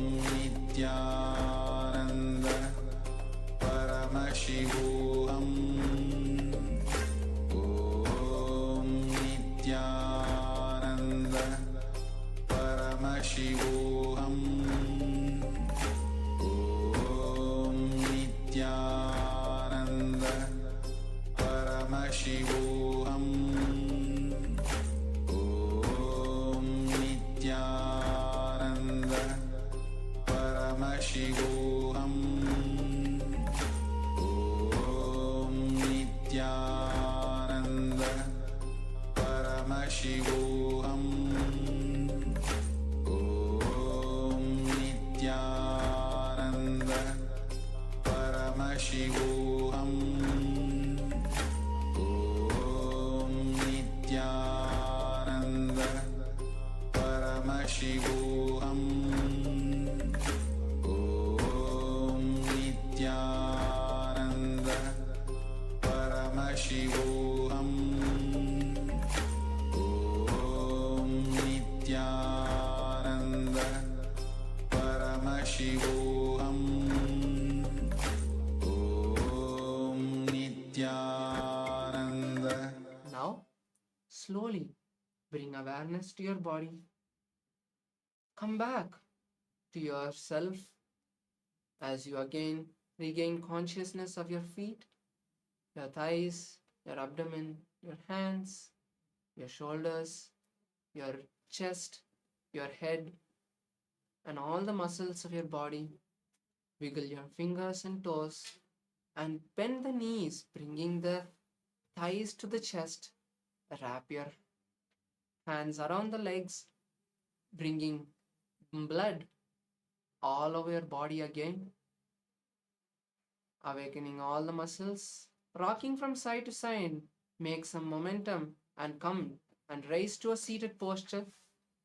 Let's first congratulate ourselves for completing this beautiful Dvitiya Vinyasa Krama on this 21st day, and make sure that from today you perform either the Prathama Vinyasa Krama or if you can the Dvitiya Vinyasa Krama in next few days. Again, the Paramashivoham is again starting, so make sure you at least join us on YouTube for the beautiful yoga sessions every day, keeping yourself in the same posture. And you can use these YouTube live streams again, which are always be on YouTube, to perform the Dvitiya Vinyasa Krama or the Prathama Vinyasa Krama whenever you can. So with that, coming to the end of today's yoga, let us make sure that we thank Swamiji inside for all the things that he has done through the yoga for us in this 21 days. Bring your hands together and close your eyes. Take a moment to thank Swamiji inside for everything that has happened in your life in this past 21 days as you perform the yoga. Take a deep breath and let's chant the Purna Mantra. Om Purnamada Purnamidam Purnat Purnamudachyate Purnasya Purnamadaya Purnameva Vashishyate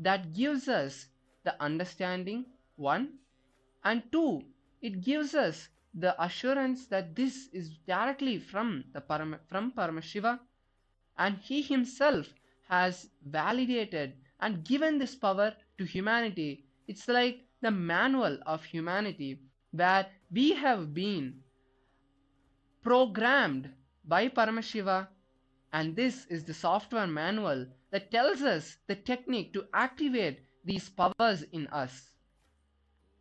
So now I'll be chanting the Sanskrit verse from the Vijnana Bhairava Tantra, the Sutra 34, which reveals the third eye.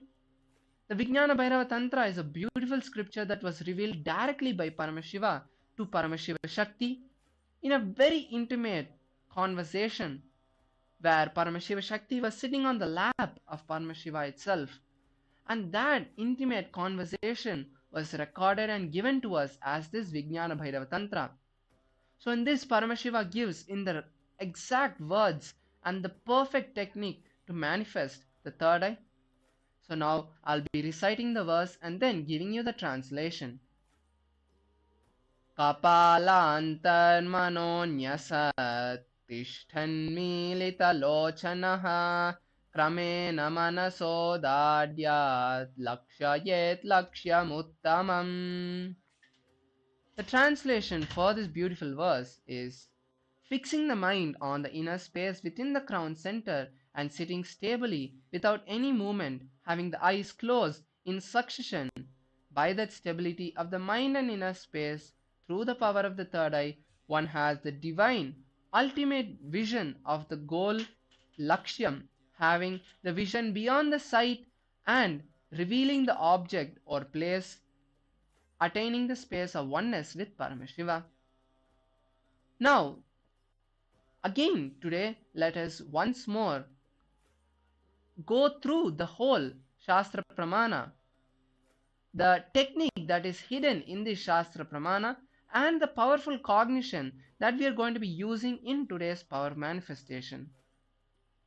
First, starting with the translation and the technique that Paramashiva has engraved in this whole Pramana. Paramashiva says, fix the mind on the inner space within the crown center.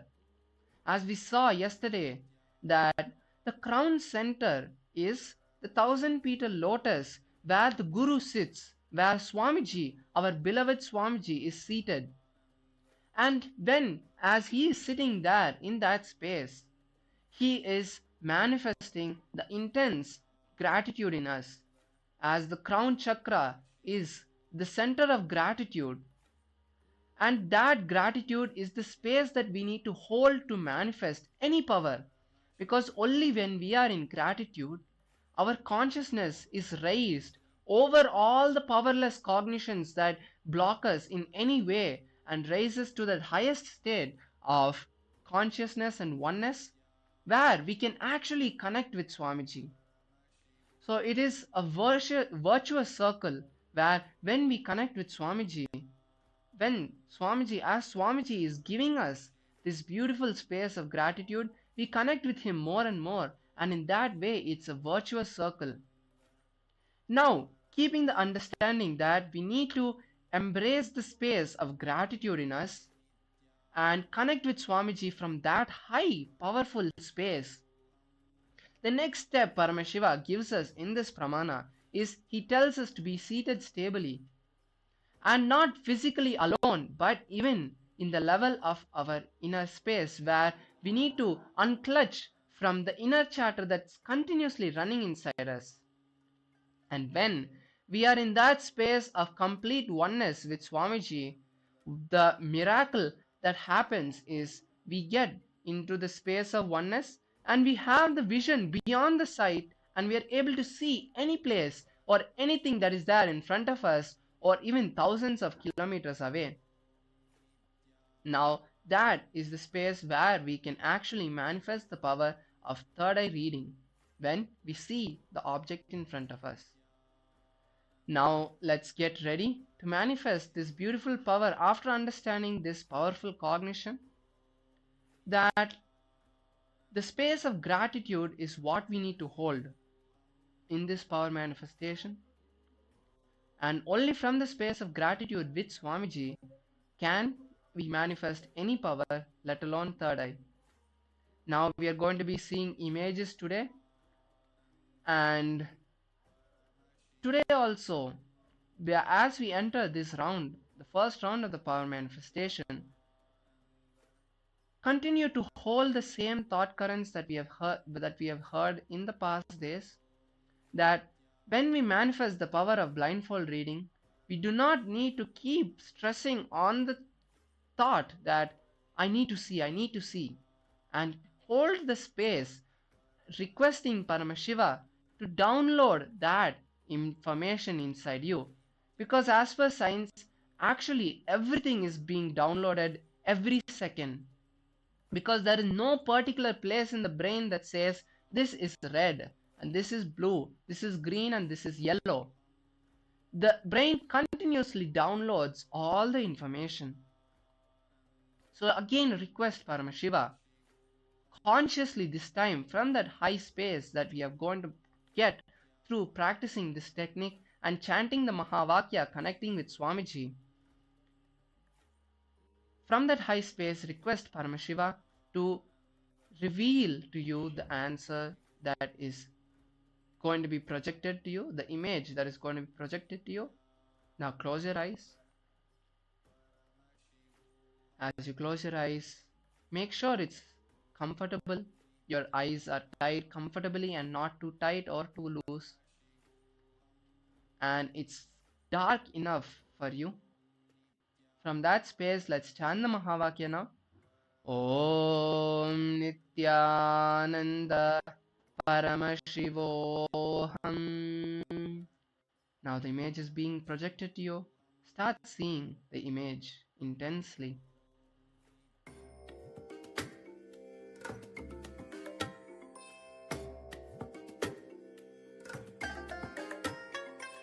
I bless you all. Let you all open all your three eyes and manifest the powers of Mahasadashiva. Om Nithyananda Paramashivoham. Om Nithyananda Paramashivoham. Om Nithyananda Paramashivoham. Om Nithyananda Paramashivoham. Om Nithyananda Paramashivoham. Om Nithyananda Paramashivoham. Om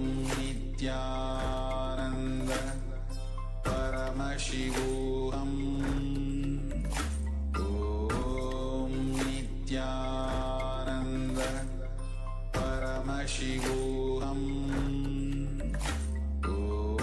Om Nithyananda Paramashivoham. Om Nithyananda Paramashivoham.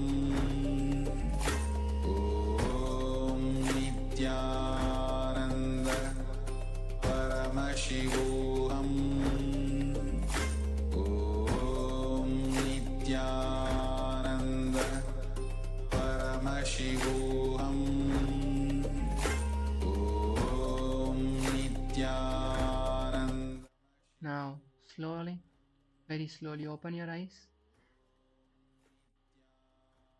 As you open your eyes, come back to the awareness. And now we'll take a minute to quickly pen down everything that we saw in detail. Make sure you write everything down because it's anyways just for you. It's not an exam where you need to think twice before writing it down. So write everything in detail. And as you write in detail, whatever you saw, whatever Paramashiva revealed to you, when the picture is projected, take a screenshot of the picture that was projected to you and save it in your phone so that at the end of the power manifestation, you can share in social media what Paramashiva revealed to you. Now let's quickly write down whatever was shown to us.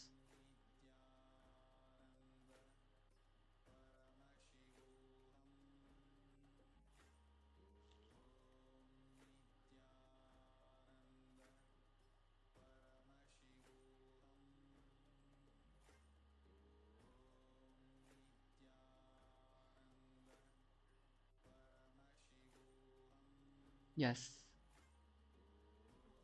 Yes, now let's see the picture that was revealed. It's the beautiful form of Paramashiva with the 25 heads, 75 eyes, and 50 hands that Paramashiva is sitting in beautifully in the space background. As Swamiji says that the space is always, all the galaxies are rotating around Paramashiva, giving us that kind of view from here. The beautiful golden form of Paramashiva, along with the dark space background with the few stars or galaxies that are there behind. And there's a disk of a particular galaxy that they have put behind. And you can also see the beautiful golden luster around Paramashiva. Now moving to the next round, make sure you've quickly taken a screenshot of this. And now moving to the next round, let's again close your eyes. Bring awareness to your third eye. Close your eyes. Invoke the space of gratitude inside you as we start chanting the Mahavakya. Unclutch from all the thoughts and just focus on the chanting of the Mahavakya. Om Nithyananda Paramashivoham. And now the picture is being shown to you. Intensely see what is being shown and request Paramashiva in a beautiful space. What is being revealed? What is being shown to me? Reveal that to me. Download that information. Let's start.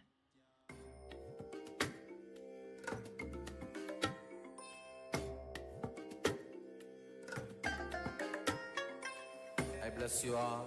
Let you all open all your three eyes and manifest the powers of Mahasadashiva. Om Nithyananda Paramashivoham. Om Nithyananda Paramashivoham. Om Nithyananda Paramashivoham. Om Nithyananda Paramashivoham. Om Nithyananda Paramashivoham. Om Nithyananda Paramashivoham. Om Nithyananda Paramashivoham. Om Nithyananda Paramashivoham. Om Nithyananda Paramashivoham. Om Now slowly, very slowly open your eyes. As you open your eyes, again bring awareness to your body. And now let's start writing down again in detail everything that Paramashiva showed to you. The more you write down the details of whatever you saw or whatever you want to add even now is fine. Because you might have seen something, and for that, for you to just imbibe what is being shown by Paramashiva and then writing that would take a few moments. So take a moment to write down whatever is shown to you by Paramashiva. And as we write down, when the picture is shown, take a minute to take a picture, and then we are going to post it in social media So yes, I feel all the participants, we have enough time to write now. Now we'll be seeing the picture. It's this beautiful, handsome form of Swamiji.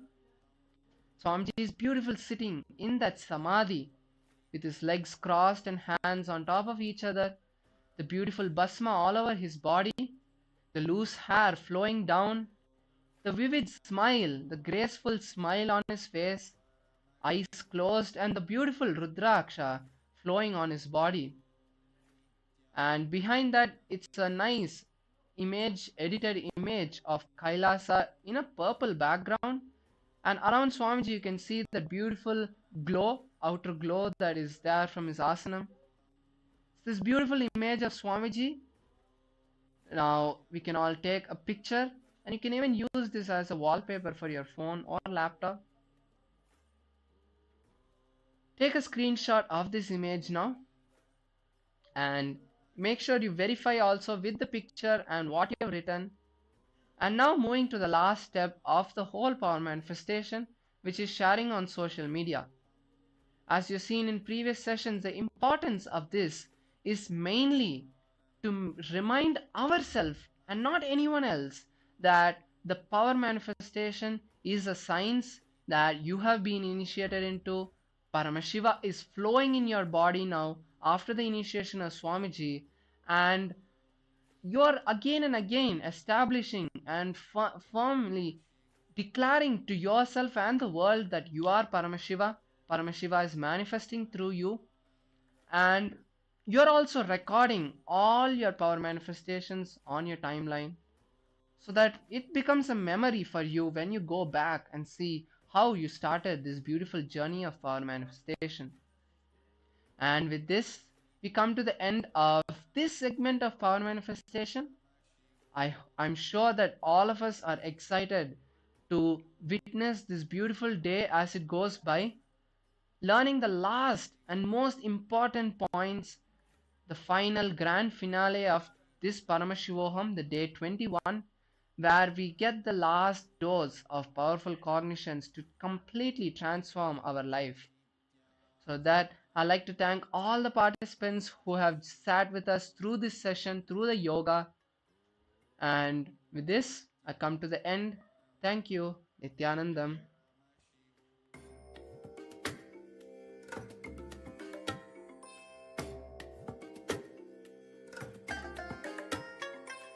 I bless you all.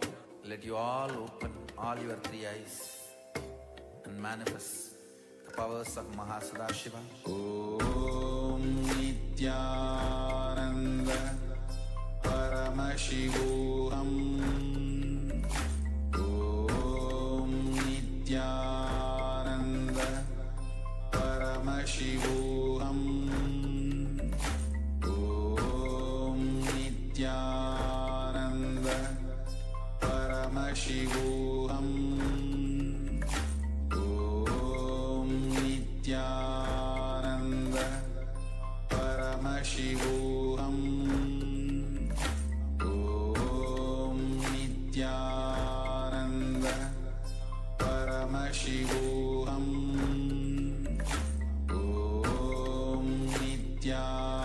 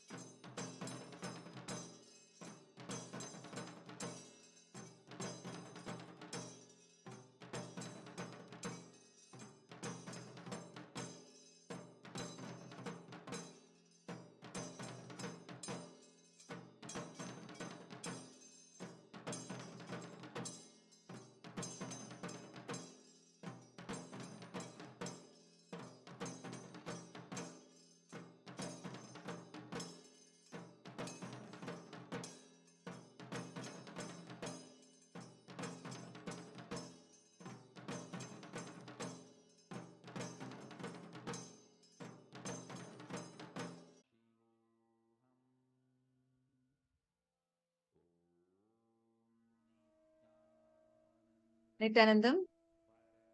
Nithyanandam, welcome back to all the participants and viewers that are here with us. Nithyanandam, to each and every single one of you. So excited to have all of you here with us. After that refreshing, powerful yoga session, how did you all enjoy the yoga session? Did all of you enjoy the yoga session today? Wonderful. Now we are going to be entering into the next segment. All the viewers, participants, if you're able to see us and hear us clearly, we request you to please kindly acknowledge. Please post yes in the chat.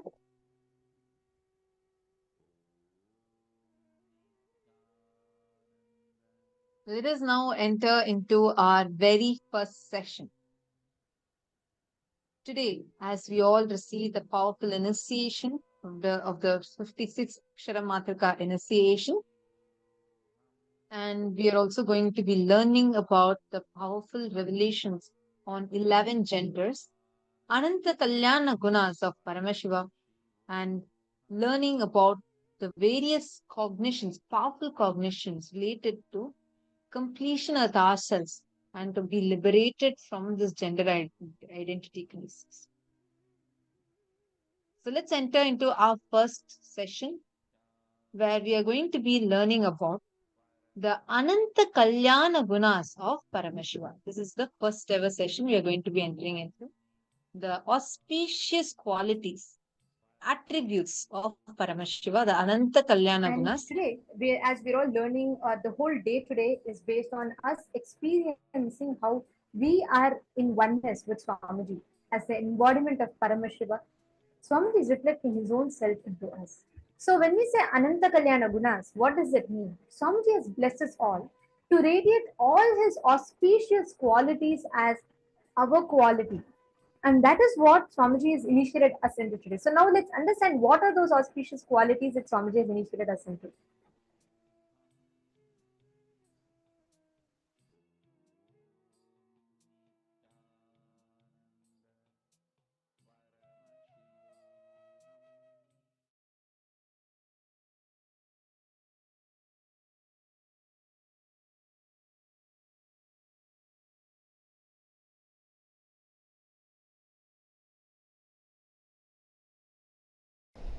Sadashiva's right eye is Surya Mandala, left eye is Soma Mandala, third eye is Vanni Mandala, Agni Mandala. Vahni or Agni, both words can be used.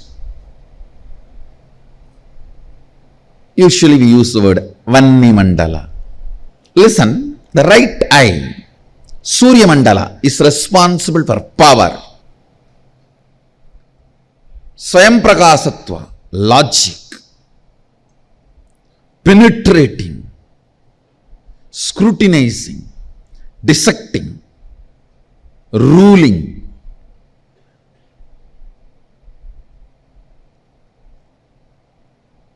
All the aggressive and active tendencies, the Ananta Kalyana Guna, the thousands and thousands of auspicious qualities Sadashiva radiates, in that all the aggressive active qualities radiates through the right eye, Surya Mandala, love, compassion, making it happen, keeping it together, far life, pro-life.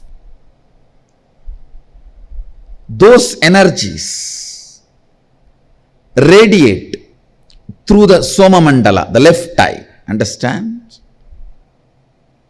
Romance, love, compassion, far life, keeping it together, making it happen, breaking all the obstacles.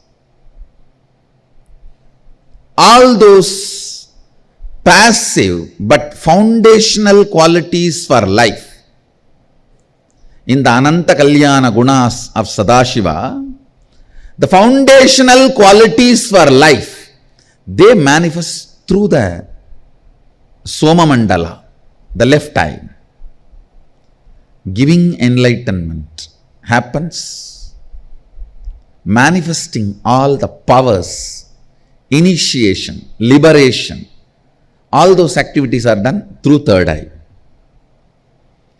Kalabhairava and Veerabhadra have been manifested through the right eye. The powers of the right eye, the jata and nail. Subramanya manifested through the third eye. Ganesha manifested from the Soma Mandala. That is why he is remover of all the obstacles. He is always for life, pro-life. He always votes for life, pro-life.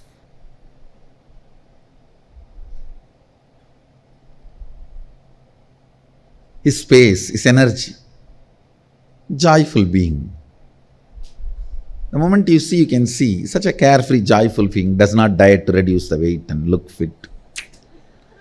Happy guy. and the way he is and very blissful being who goes on radiating far life energy, pro-life energy.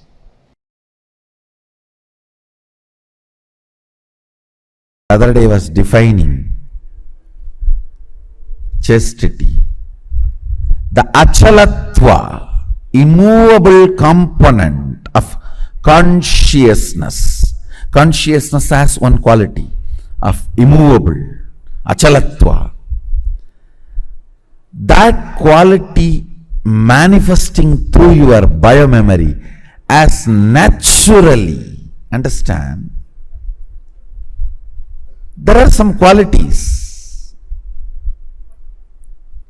very comfortably, naturally you express.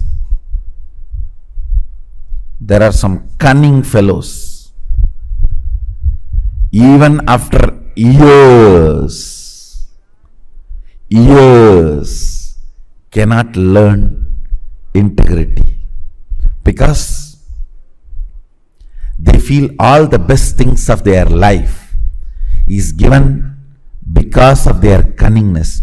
The fools have not seen the best things life can give. See, it is like a baby steals 2-3 cars, small toy cars from his elder brother, from his cousin sister, and keeps all that, and he thinks, because of my stealing capacity, see what all I have.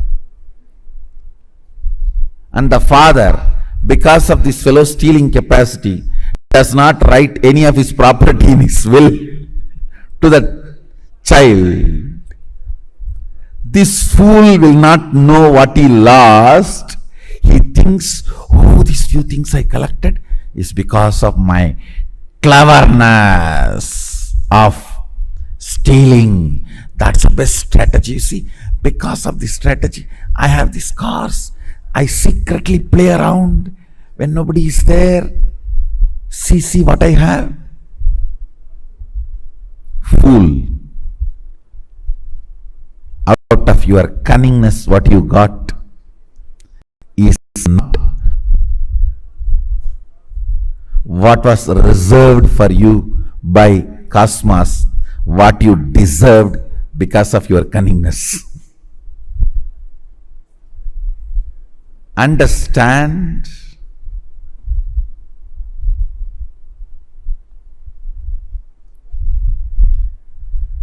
If your cognition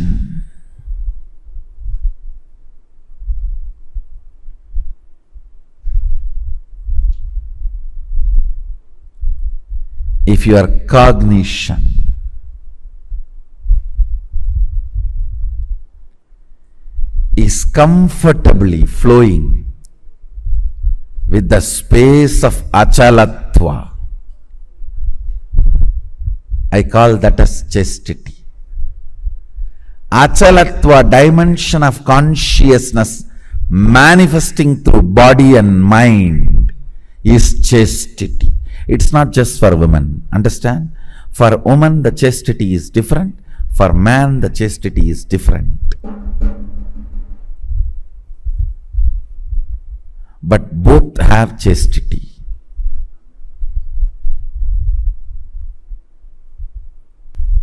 Now understand the fundamental definition of chastity.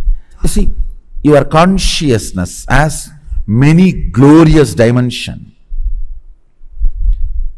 Eternal, pure. Whether you are complete mirror or distorted mirror, sun cannot be touched by you. Sun cannot be touched by you. You can play with the reflection, but not with the sun.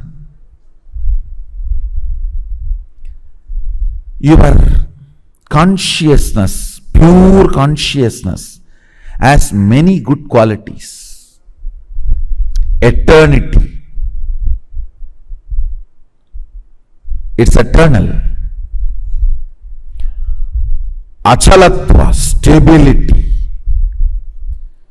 Pure, self-effulgent, always alive. So all these dimensions are living cognitions, gunas of your pure consciousness. In Bhakti traditions, the devotion traditions, we call it Ananta Kalyana Guna of Bhagavan, of Lord.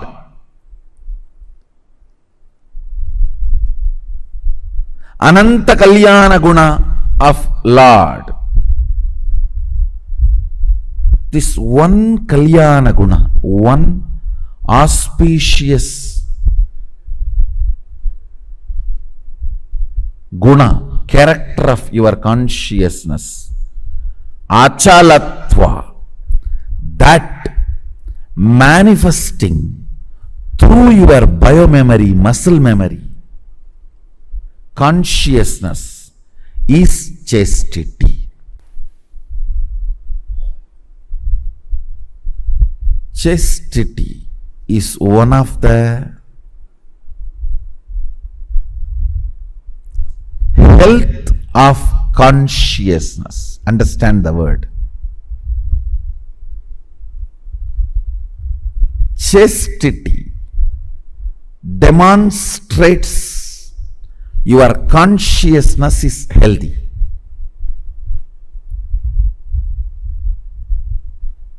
Like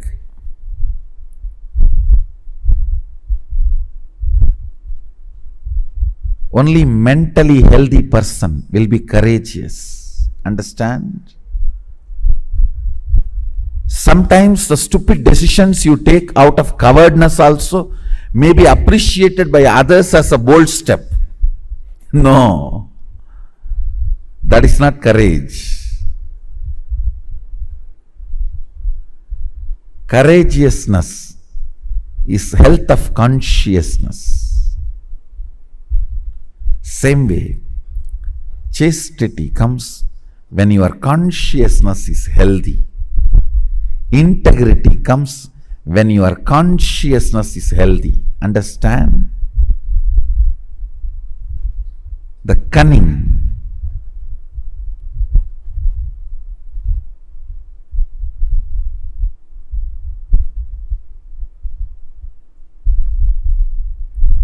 strategies.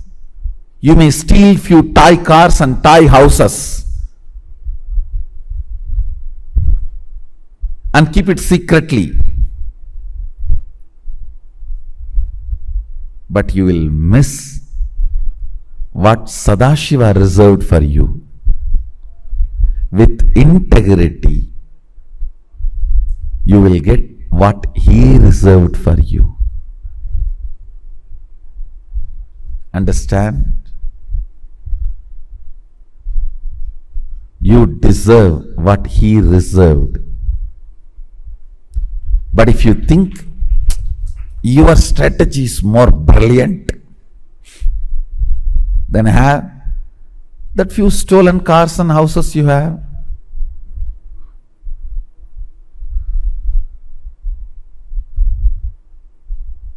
Believing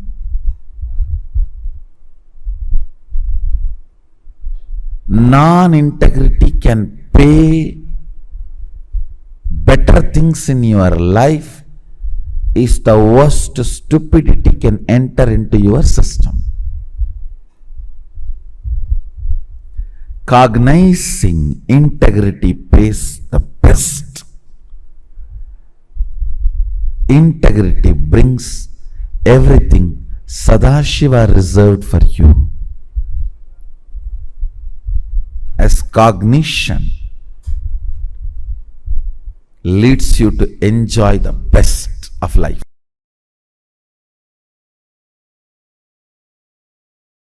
Mahadeva is uncomparable, unique energy and beyond ego, just a simple innocent being. Asudosha, above all, the eternal bliss, eternal fulfillment. Remember the 7 qualities of Mahadeva. I have connected the 7 chakras qualities.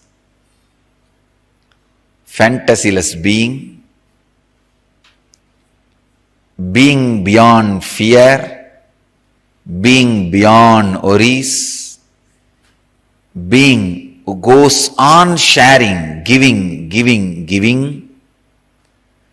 being who is unique, being who is so simple, easily available, being in eternal fulfillment, Nithyananda. Remember these great 7 qualities because Shiva is filled with Ananda Kalyana Guna. Thousands and thousands of auspicious qualities. Shiva, who is radiating these 7 qualities, is inside you. Your own personality. Understand? Whatever idea you have about you, that personality carries these 7 qualities. So meditate, remember that personality can express these 7 qualities.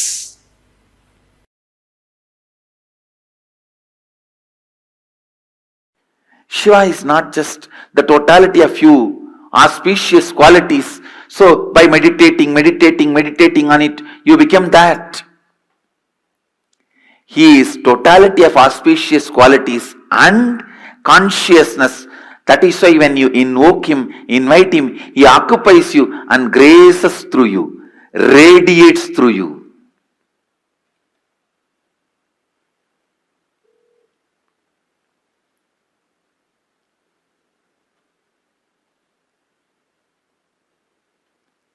Not only he introduces himself to you, he introduces himself through you to everyone.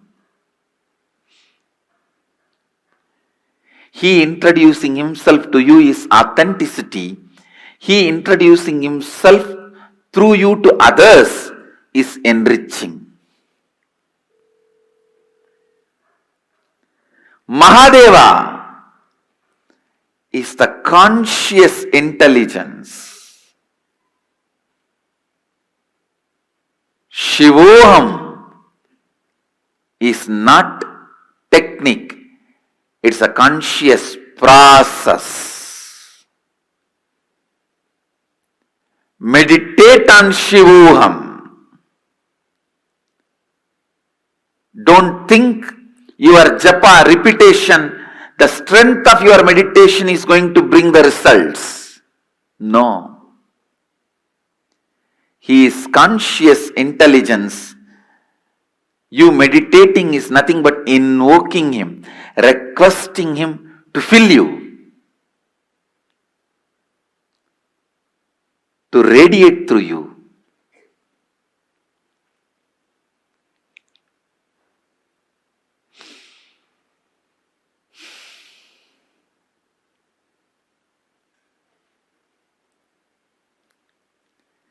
Mahadeva. Mahadeva is pure consciousness. Mahadeva is embodiment of purity. Mahadeva is alive.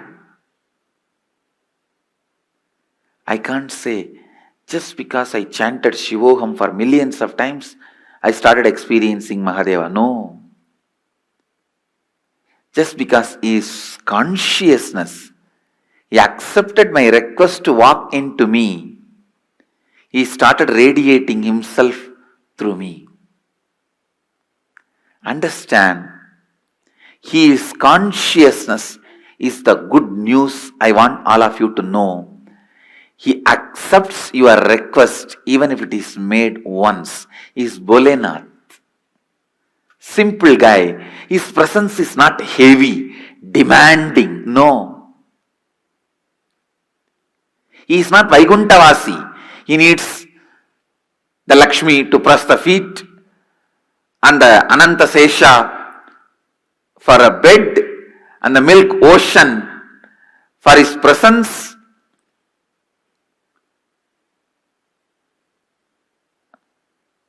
And all the best things, Shamantaka, the greatest jewelry for wearing.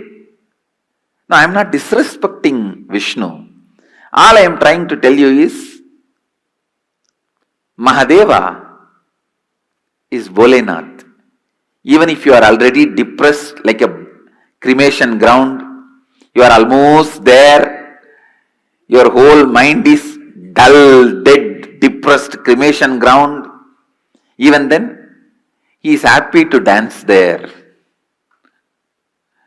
And all your thinking, feeling, everything is full of negativity, like a ghost. Even then, he is ready to have you as his companion. Understand, he is too simple and his presence is not that heavy.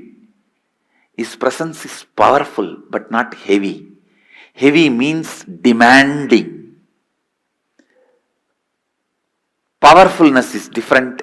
Heavy is different. Is Bholenath. His presence is never demanding. His presence is so powerful, but not demanding. Understand, invoke him, request him, pray to him, ask him, invite him to your inner space. Mahadeva, whatever I know as Aham is a bunch of my root patterns, social conditionings, parental conditionings, layers and layers of patterns, samskaras, and the past life karmas. But this is not too big for you. You can burn all this, and this cannot be the reason why you are not happening through me. Can this stop you happening in me? I am completing this and surrendering at your feet. O Prabhu, happen in me. O Mahadeva, happen in whatever I feel as me. Let Aham become Shivoham. Let Aham become Shivoham. Invite him. Invoke him. Request him. Understand, he is conscious, alive, present.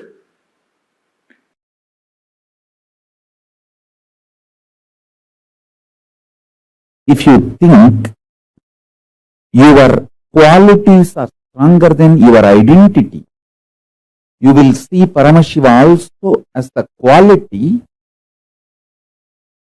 and less identity. if you think your identity is more powerful than your qualities, you will think Paramashiva also is a powerful identity, less of his qualities. He is more his identity than his qualities. People who feel their identity is stronger than their qualities, they will connect with Paramashiva also with the same idea. You will feel Paramashiva also is a strong identity and his qualities come and go. There are some people who feel their qualities are more stronger than their identity. They feel Paramashiva also saying his qualities are stronger than his identity. So let us meditate on his qualities. But you understand one thing. Me as Paramashiva, I am strong in my identity and in my qualities. I am not just the totality of few qualities. I am more than any qualities you can imagine, visualize. All the best qualities you can imagine, visualize, all that put together and something more is me. Listen to this. By knowing how I exist, you will become me, because you will recognize you also exist in the same way. I am revealing the macrocosmic secrets. If you internalize these macrocosmic secrets, you will realize as a microcosm you also exist with the same principles, with the same understanding, in the same flow. Understanding. You exist in the same way I exist.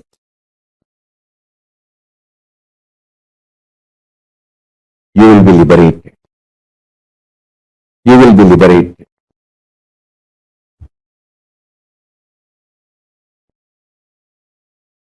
You will manifest me.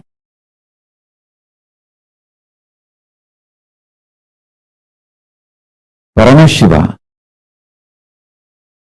is all the best qualities you can imagine, all the best qualities put together, plus something more.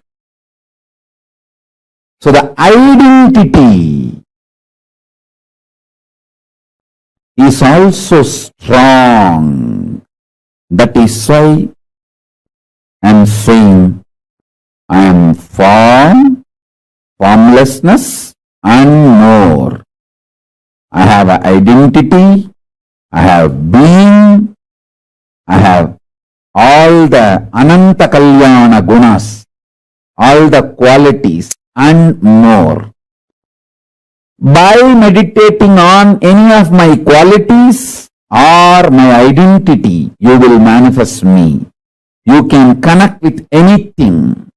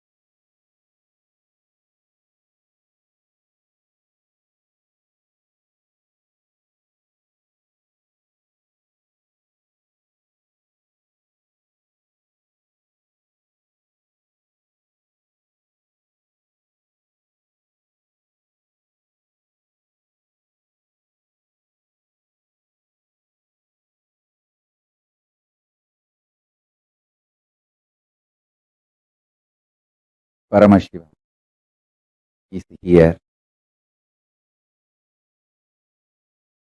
manifesting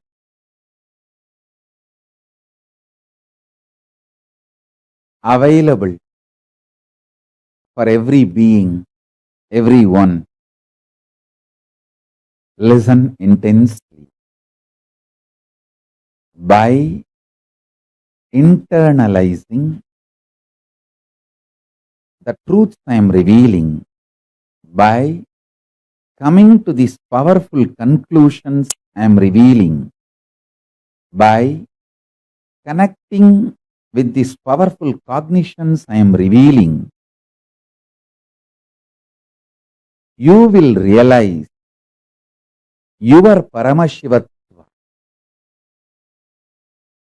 This great macrocosmic secrets I am revealing, by internalizing them, you will realize your microcosm also functions in the same quality and principle. To understand, Paramashiva, I am form, formless, identity, and all the auspicious quality. Some people say, I am embodiment of quality. Some people say, I am a form.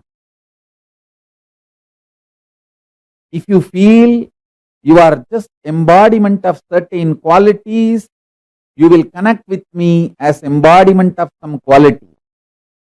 If you feel you are an identity, you will connect with me also as an identity.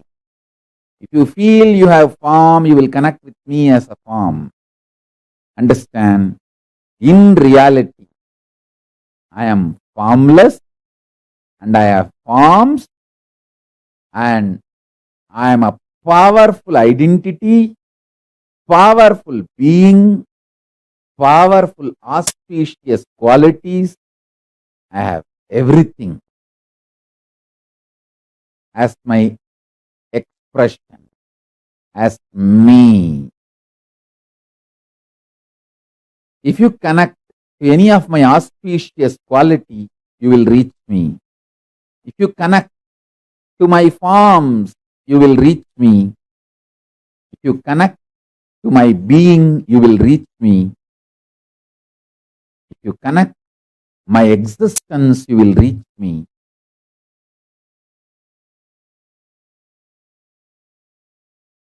Listen.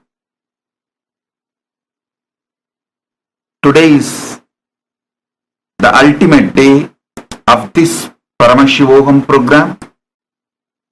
Listen to this essence, the Atma Linga you have in Spatika. That Atma Linga is direct my representative. It is literally you have a piece of Swamiji on for your own. A portion of Swamiji for your own.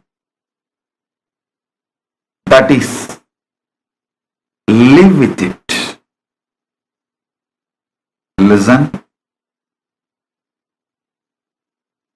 Whatever you eat, offer to it.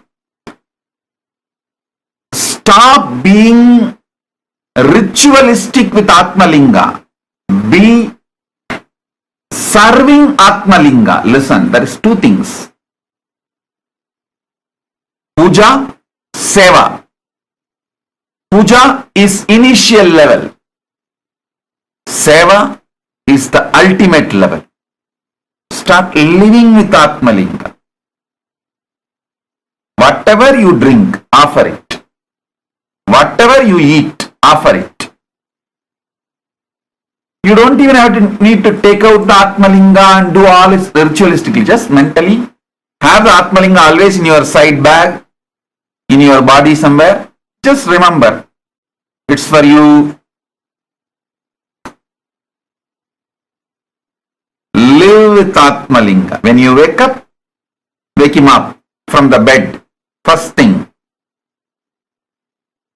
When you go to bed, put him to bed. Put him to sleep. Next to you. Live with him. Let him become your biomemory partner, soulmate. Let him become your biomemory partner, soulmate. Listen to this carefully. When you are happy, let him know. When you are having mood swings, let him know. When you are depressed, let him know. When you have doubts, let him know. Tell him clearly, doubt and faith, doubt and trust, both are given by you. I give both to you back. You just give me yourself. Listen. Make sure in your bioenergy, Paramashiva manifests. Live with him. Enjoy Atma Linga as your soulmate. He is the soulmate.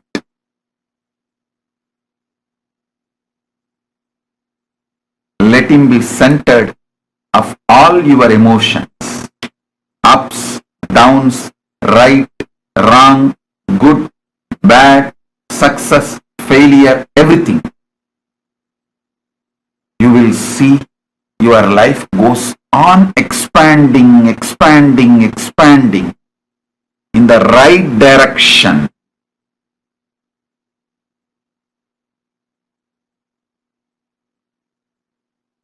Actually, when you have arguments with Atma Linga, your logic gets purified. When you offer the food, your food gets purified. When you offer whatever you drink, those water or whatever, that gets purified. When you offer your anger to him, your anger gets purified. When you offer your lust to him, your lust gets purified. Anything you offer to the Atma Linga, it gets purified.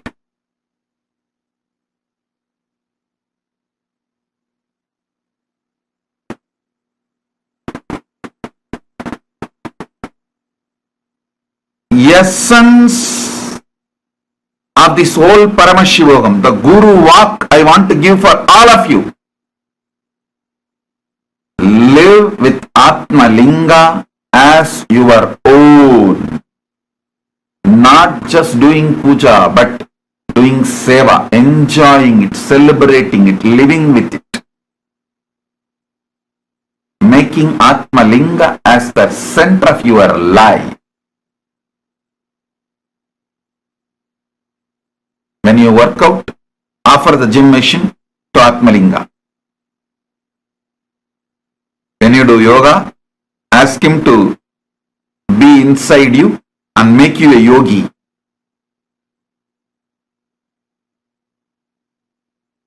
Anyone who lives Atma Linga centric life is living with me. You will manifest everything.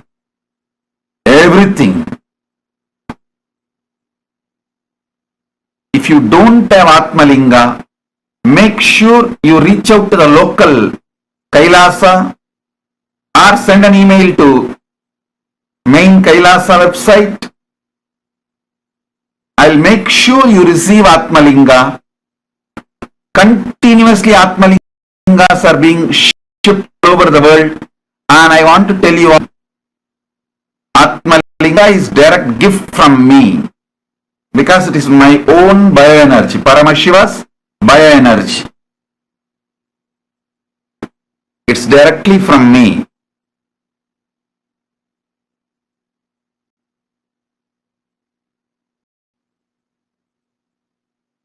Make your life Atma Linga centric.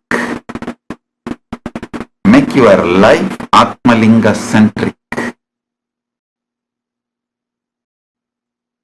I'm telling you,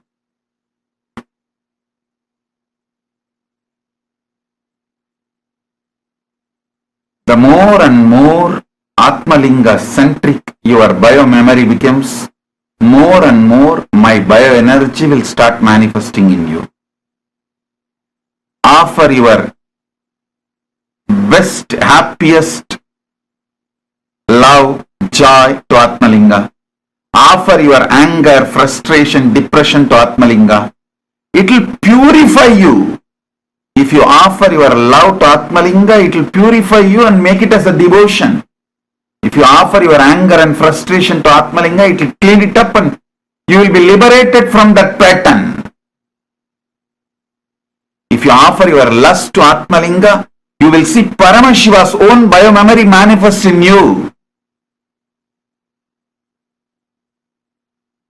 You start celebrating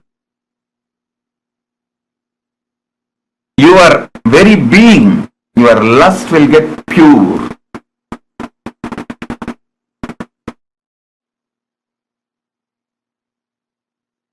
If you are agitated, offer it to Atmalinga. Anything, just offer it to Atmalinga.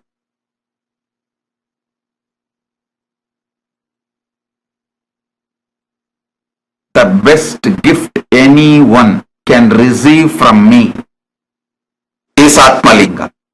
Atmalinga is not the gift of the outer world, it's the gift from inner world.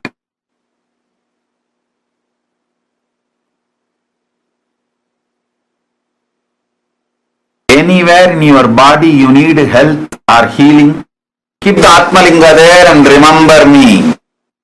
I'll be there to heal you completely. Anyone you want to heal, just keep the Atmalinga on them, you will see they get healed. So make your life Atmalinga centric.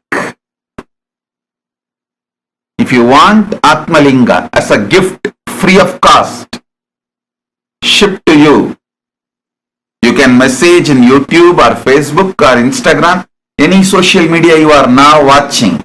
Comment below with your number. KAILASA team will reach out to you and get Atmalinga to you.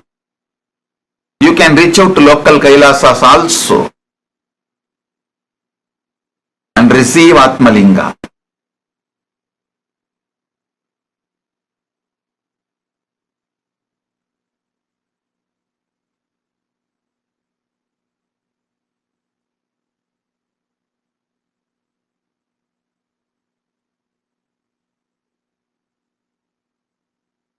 Any questions you want, answers, any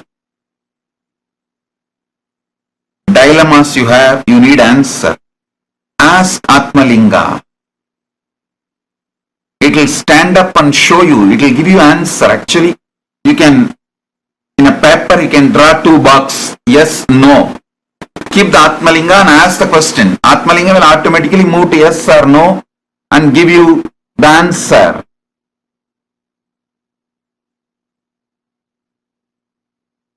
Atmalinga will become guiding force of your life, literally having your own version of Swamiji for yourself.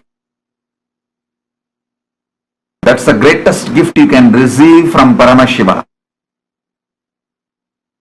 Atmalinga is not just for puja, it is for seva. It is for you to celebrate your life with Paramashiva. It's for you to enjoy your life with Paramashiva. When you touch the Atmalinga, know that you are touching me. You are touching Paramashiva.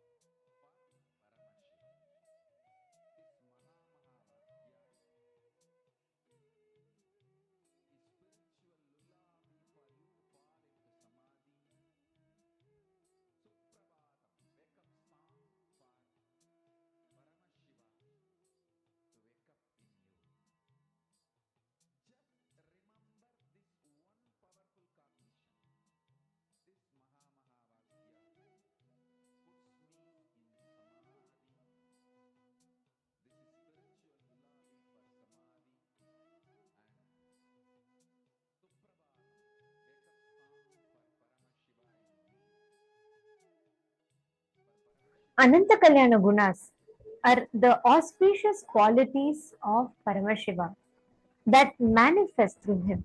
Every aspect, like for example, if I have to describe an elephant to you, can I tell it's an animal with a big trunk? No, that's not just an animal with a big trunk. Can I tell elephant is just a huge animal? No, that alone doesn't define elephant. Can I tell elephant is just a gray animal? No, that alone doesn't define elephant. Even for a normal animal, like how we describe a certain qualities, it only becomes an attribute of elephant, right?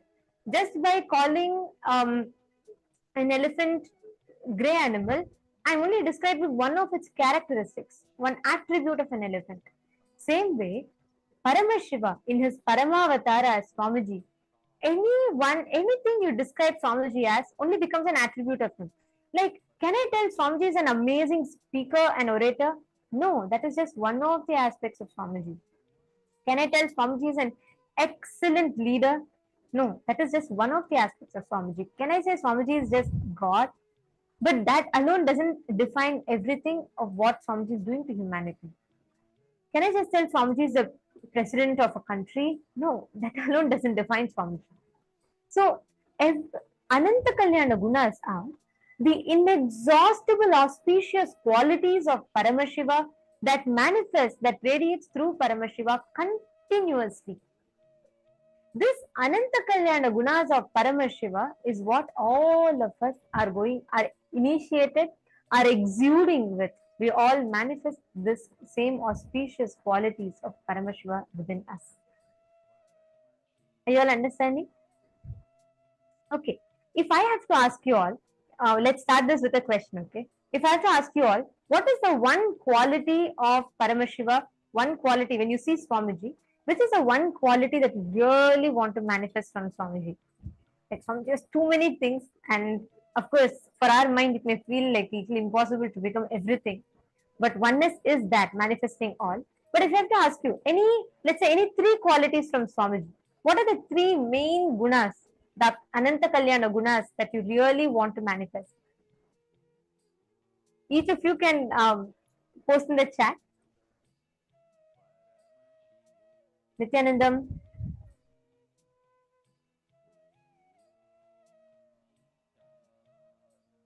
In the mail room, I'm seeing you're all not able to hear the audio. We apologize for the technical glitch. We will be fixing it for you all.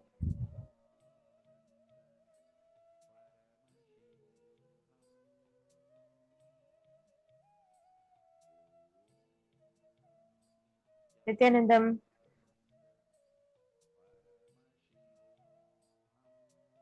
In all the female bodies, I request every one of you to post Ananta Kalyana Gunas of Swamiji that you want to manifest. If I ask you any three, just three qualities.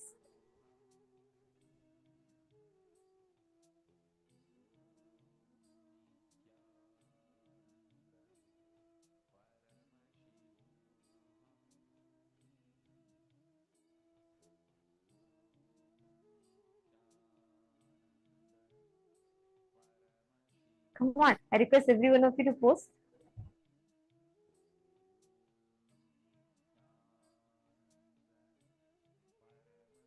Nithyanandam, yes.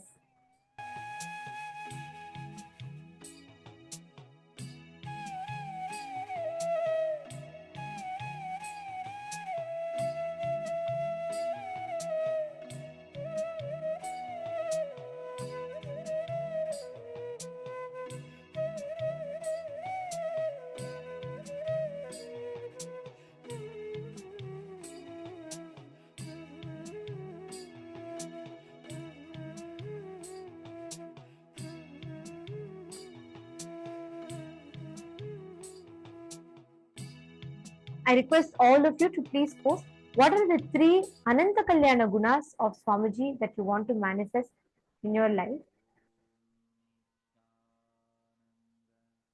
And all the male bodies, if you're all able to hear, I request you all to please put yes in the chat.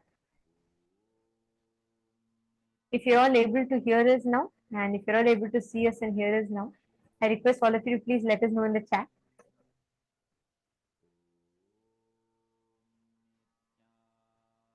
Okay. sincerely apologize. We sincerely apologize with all the participants for the technical difficulty, especially the male participants.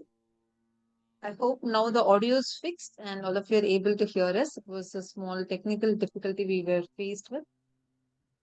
Okay, so we have a lot of people who have commented. We have a lot of people who have commented about the 3 Ananta Kalyana Gunas, the qualities that they want to manifest. So, Ma Priyadashini Chakrabarti has posted, she wants to be Swamiji's supreme love, compassion, and patience. These are the 3 qualities you want to manifest. Ma Sonia Rao has also put patience, always giving and enriching are the 3 attributes. Okay, come on, others. What are the 3 Ananta Kalyana Gunas? The 3 qualities of Swamiji which you really feel like, if alone I can swap 3 qualities from me and I just want to have Swamiji's 3 qualities, what would they be? My Istak is saying multiverse logic. Okay, the multidimensional logic.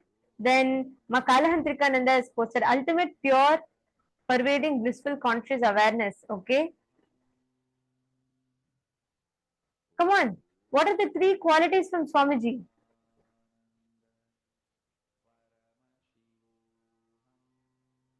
Not to be touched by any criticism, never have high and low moods, love everyone no matter what. Ma Virupaksha, very beautiful, ma. Others, Ma Ananda Aghora Shiva Shakti, Ma Nitya Naresha, Ma Shukrendrananda, Ma Saroja Plush, come on. Ma Maria Kalinina, what are the three attributes? Ma Patricia has posted perpetual completion, yogic powers, oneness. Ma Maria Kalinina has posted unattachment, consciousness. Ma Istak has posted eternal bliss. Yes. Okay, if I were to say 3 attributes, I would say the quality of Swamiji being a visionary, like constantly working, and no matter what, Swamiji never gives up. Like nothing, no situation can stop Swamiji. That is one.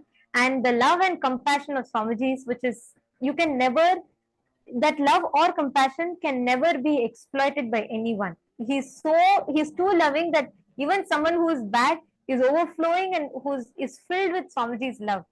So that is the second qualities of Swamiji's. And the third one is Tyaga. Like no matter what, no matter for what, who, where, he doesn't see the qualification, he doesn't see the person's what benefits that person can give, nothing of that sort. He just goes on giving, and he does the Tyaga. So those are the 3 qualities that I really love. And Ma Maria Kalinina, beautiful. You wanted to manifest the devotion like Swamiji. Yes, absolutely. And Ma Saroj has posted integrity, unlimited compassion, and just giving. And Ma Ananda Aghoreshwar Shakti has posted consistency and sincerity. Wow. Yes. Ma Shukrendraananda has posted tireless, passionate, and compassionate. Yes, beautiful. Not giving up, making it happen. Love, compassion, and Tyaga. Beautiful. Auspiciousness, integrity, authenticity, and responsibility. Ma Nitya Paramashanta Swarupini has posted. Excellent.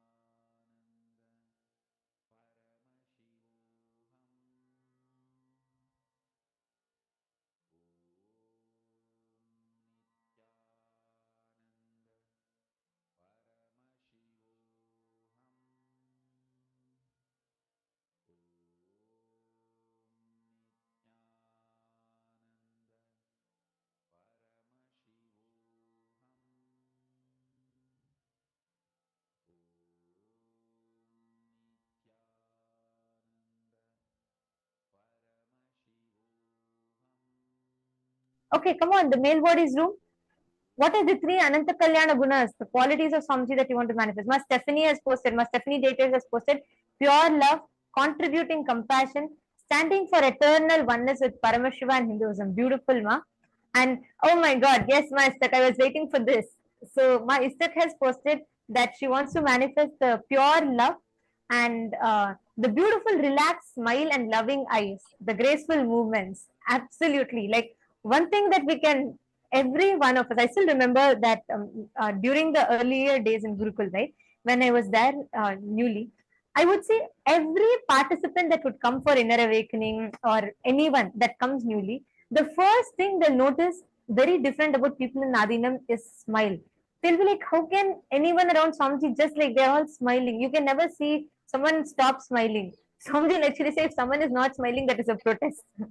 Because in Kailasa, the lifestyle, if you just see Swamiji, he's like always smiling, smiling, smiling. So yes, I would also like to tell that is one of the Ananta Kalyana Gunas that I'd also like to manifest from Swamiji. I actually do not know where to start from.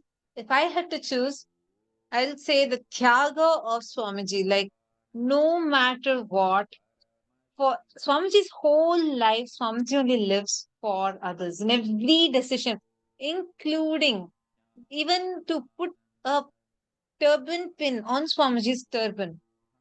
To Swamiji, even one smile or everything is completely for others. Which devotee, the devotee, actually, I don't know how many of you know, even to choose a particular jewel, right? Like Swamiji does not have anything of his own. Swamiji does not have, Swamiji has created his whole empire.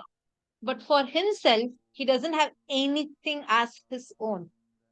Whatever devotees offer out of love, accepting their love, Swamiji wears those jewels. Whatever jewels you're seeing, it's all offered by devotees out of their love, their gratitude. So if Swamiji is wanting to shower his blessings upon a particular person, Swamiji will wear their gifted jewel and Swamiji will come. So many times Swamiji has said how whenever a person is struggling with, uh, let's say, there was one who was struggling with a particular legal situation, a case, and that whole few days, she had asked for Swamiji's blessings for the next few satsangs. Swamiji wore that one jewel that she gave. Swamiji kept wearing it for every darshan, and then Swamiji said that Swamiji is wearing it just so that that devotee can get all the punya. Whatever is coming from the processes Swamiji is conducting, let that all go to that devotee, and her whole legal case can be resolved. That is the way. So that is something I really, really love. How Swamiji takes every decision for others and does tyaga. There is nothing he holds for himself. Living with absolute tyaga. And second, unconditional love. Without giving up. Like never ever Swamiji will give up on anyone. And he'll deal the whole thing with unconditional love.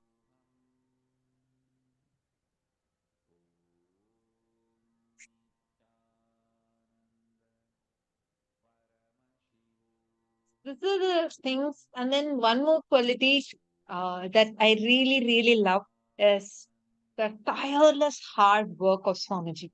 Like, no matter is it day, night, he didn't get any even time to sit for a few minutes. Swamiji would not bother.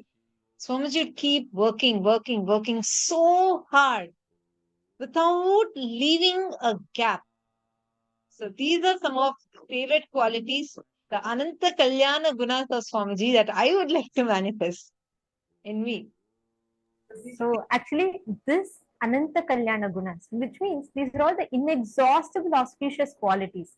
There is no start to it, there's no end to it. Right? Like even if now when I ask, each of you have posted one unique aspects, and still it does not completely define Swamiji.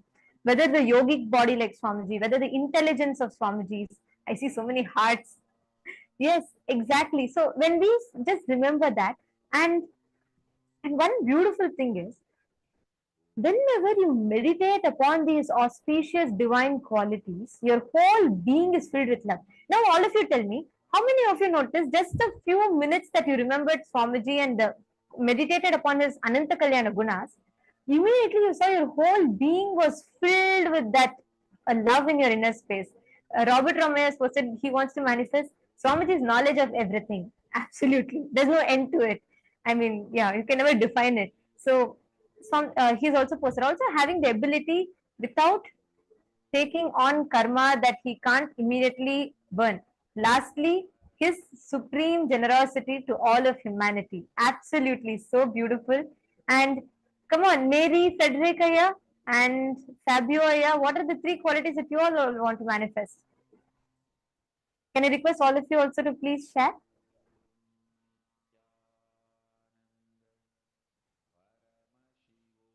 Take Zhang Aya and Fabio Bruno Aya.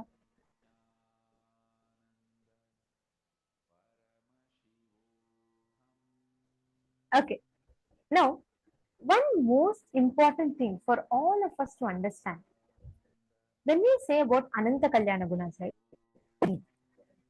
Ananta Kalyana Gunas are those auspicious qualities. If you think your qualities are stronger than your identity, you will see Paramashiva also has the quality and less identity. If you think your identity is more powerful than your quality, you will think Paramashiva also has a powerful identity, less of his qualities. But Swamiji tells we should understand one thing. Paramashiva has strong identity and in qualities both. Everything, actually, just when you visualize the Ananta Kalyana Gunas, you will suddenly start seeing, you will imbibe that your whole being will start exuding with those qualities. See, when you meditate upon something, right? That's why it's very important, like for the people who are artists or the people who write songs, whom we base out our music on. Because the whole time that you compose a song, you're meditating upon someone. So just take that few minutes to visualize Swamiji in your inner space, meditating upon his Ananta Kalyana Gunas.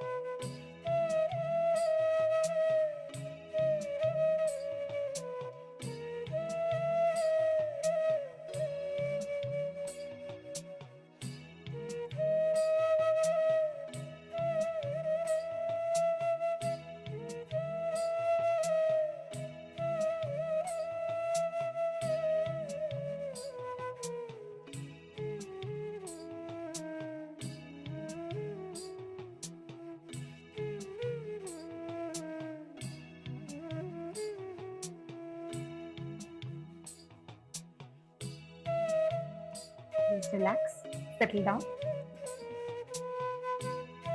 I request all of you to please relax.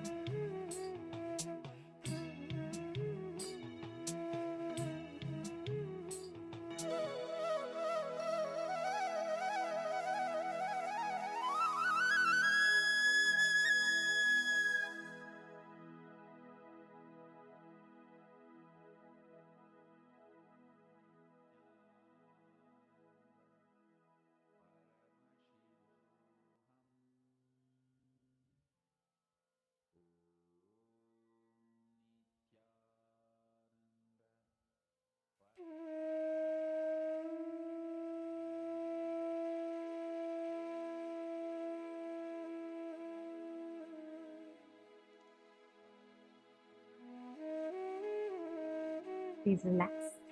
Now, to manifest the Ananta Kalyana gunas of anything in life, the first and foremost thing that we need to do is to bring in yourself, to bring into yourself the space of where you're manifesting, where you're literally meditating on those qualities. And this is a science. See, please understand. You should actually know anything that you meditate upon, you start manifesting that as reality in life. Be it you meditating upon, let's say, the more and more you think of someone's bad qualities, do you know actually you start manifesting that on life? There's an elaborate scientific study that was conducted on this, and science calls this the mirror neuron effect, where when you see something, when you see a movie, for example, you start subconsciously, you start believing that. You start, when I say believing, you start constantly meditating upon that. Imagine if it's your favorite hero or heroine. How many times you remember you watching them, you pick up your favorite slangs from them, and then you try and use it with your friends. We all do this, right? With people, with different, with our favorite pop culture, and whether it is about following the trends on social media or influencers, we meditate upon people and we call them our role models, and we constantly visualize and we cherish them in our inner space. It is very important whom you cognize as your role model, because the more and more and more you cherish something in your inner space, you are actually 3D printing that as reality. How many of you have noticed this? That when you really like your favorite actress telling a favorite dialogue on the movie, and somehow beyond your knowledge, suddenly you will see actually you will start repeating that in your life. How many of you have noticed this? How many of you have noticed you doing this in your life?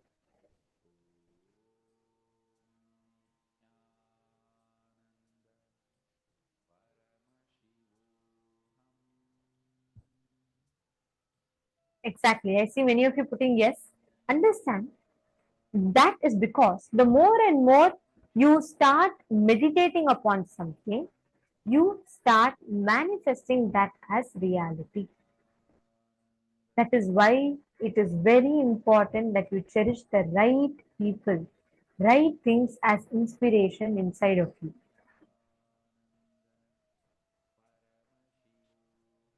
To every one of you that are here, we're going to be doing a very, very beautiful power which will literally make us manifest. All of you have listed the Ananta Kalyana Gunas now. We are going to manifest a very beautiful process through which you're going to literally meditate upon those qualities and manifest those Ananta Kalyana Gunas of Swamiji. Shall we all start? Yes. So the power which we are going to be manifesting today is the power of third eye. So I request each and every one of you to be ready with a piece of paper, a pen or a pencil. We are going to be connecting to Swamiji in the space of oneness. And not only we're going to be drawing Swamiji through the third eye, we are going to be literally becoming Swamiji. We are going to start manifesting and radiating all the Ananta Kalyana Gunas of Swamiji just through the space of oneness. As Ma Nithyanandita was beautifully explaining, what you visualize yourself as, or what you continuously think about, the thoughts you cherish, you start becoming that. So just imagine, even for a few minutes, if you can think about Swamiji and Avatar, your body, your mind, physically, mentally, psychologically, automatically your body will start replicating that of Swamiji's. You will immediately start mirroring Swamiji's neurons. How blissful and how cool would that be? So I request all of you to be ready with a piece of paper, a pen or a pencil, and your blindfold. We're going to be drawing Swamiji through our third eye. Are all of you excited for this? Great. So I request all of you to please sit with either a partner or sit with yourself and blindfold yourself. Keep the paper and pen ready in front of you.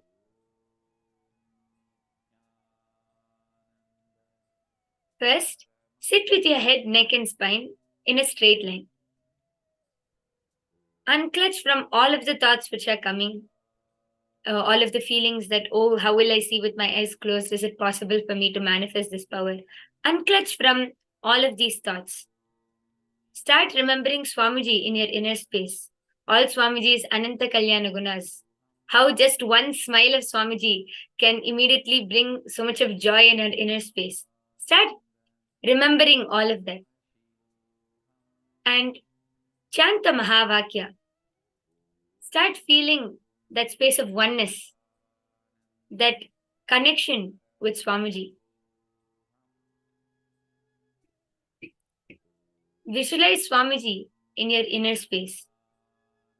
Do this with intensity and you will start seeing that your body, not only physically, but mentally, psychologically, your body will start becoming like Swamiji's. Your whole body language, the way you think, the way you feel about yourself, the way you see others, life, everything around you will start being like Swamiji. Just sit in that space of oneness. Close your eyes, wear the eye band. And out of that space of oneness, start drawing whatever, however you feel like drawing Swamiji, in whatever space you are in. Just start drawing Swamiji through your third eye. I request all of you to sit straight with your head, neck, and spine in a straight line. Start chanting the Mahavakya.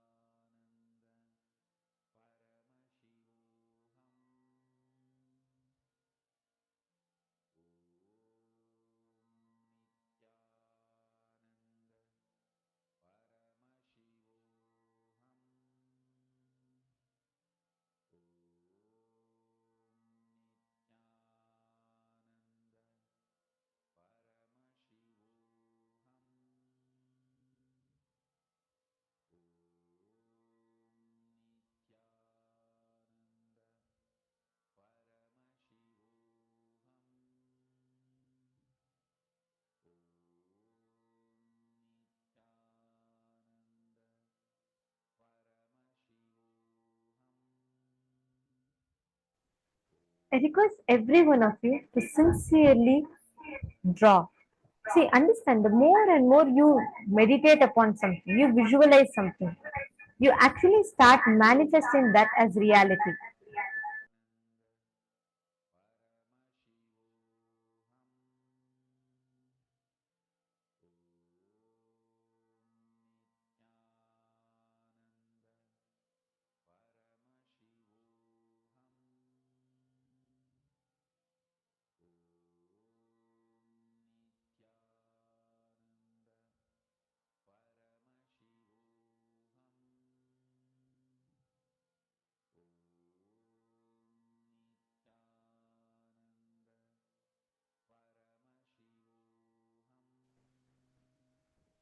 And I request every one of you here to please close your eyes.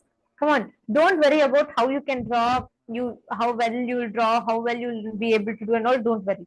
Just visualize Swamiji, meditate upon his Ananta Kalyana Gunas, and start drawing them out. I request every one of you to sincerely do this. Start drawing it. Please tie your eyes. I see already Ma Ananda Aghorini has started. I request every one of you to do this. Sincerely start drawing.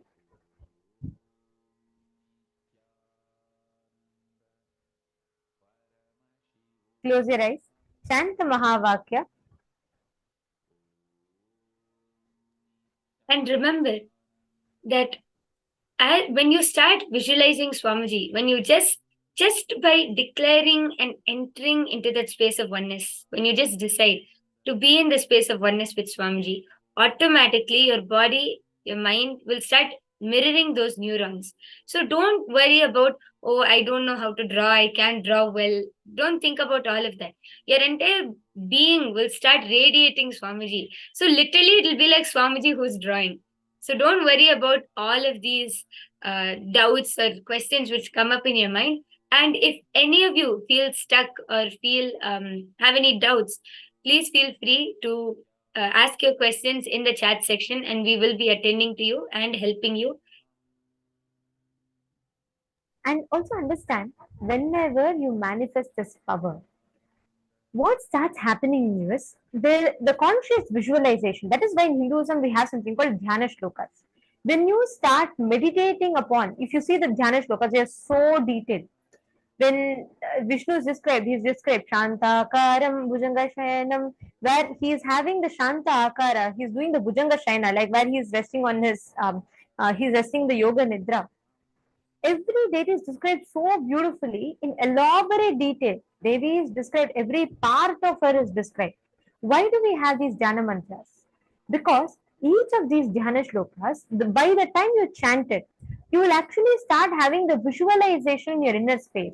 And that visualization will make your whole inner space meditate upon all the aspects of that particular deity, that particular God, and you will start manifesting the Ananta Kalyana Gunas of that God inside of you.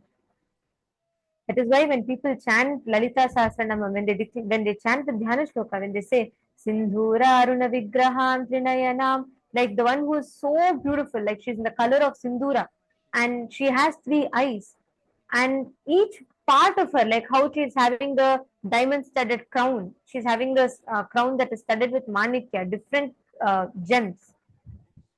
Each of the deities in Hinduism are described so beautifully in the Dhyana Shlokas, because the more and more we visualize them, when you carve them, when you draw them, your inner space will start manifesting them as a reality inside of you. Are you all understanding? Come on, I request every one of you to sincerely draw.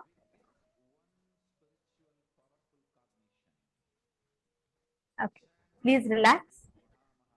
Now, I request every one of you to post whatever you have drawn. Don't worry.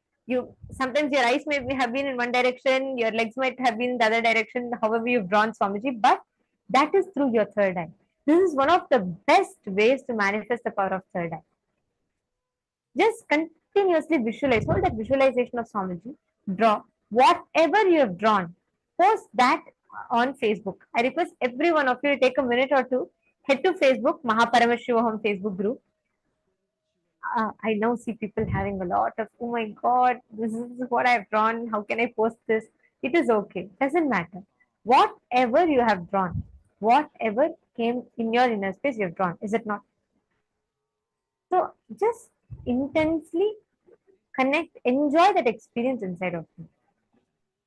Don't worry about how nice the drawing has come out or how nice it has not come out, it is not good enough. Doesn't matter. Just connect to Swamiji intensely. It's a very, very powerful process, a very powerful way of manifesting these extraordinary initiations that Swamiji has given. So sit with that and just post whatever you saw, whatever you drew. And more than thinking about the result, as I request Nithyananda every one of you to shared, head to Paramashivoham Facebook group. Ma Saroj, you should, whatever came, you should post, okay? Don't feel shy. Okay. Ma Ananda Agorini. You can remove your eye bands now. You can remove your eye bands and actually see what you've drawn.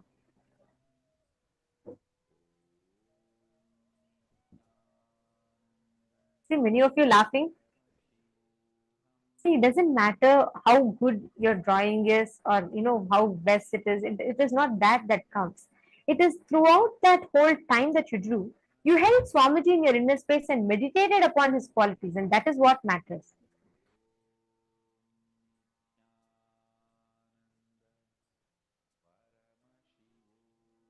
yes, and as Ma Nithyanandita was sharing, more than thinking about the result of how well your drawing would have come out or how well the picture came out, it is more about the experience. How did you feel during the manifestation? Were you able to experience the Ananta Kalyana Gunas of Swamiji? Were you able to experience Swamiji just radiating in your inner space? All of these powers and this drawing, all of this is a way of expressing. But what is the experience you had? That is what is important. And that is what we are here to guide you to experience this feeling of manifesting Swamiji, radiating Swamiji in your very being.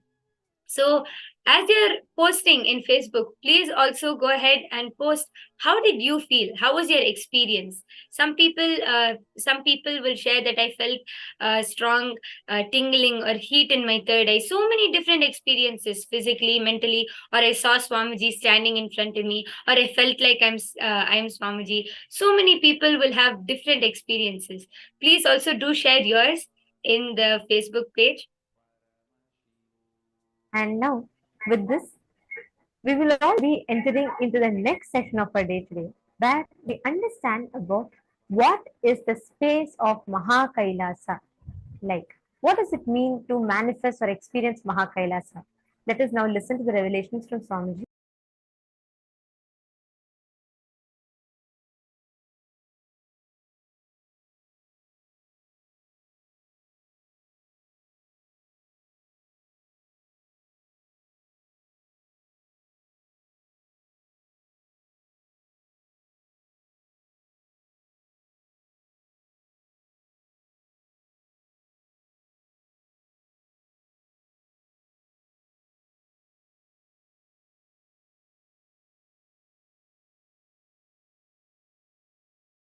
Please understand, I want every one of you to know, so many people during many issues, sometimes health issues, sometimes relationship issues,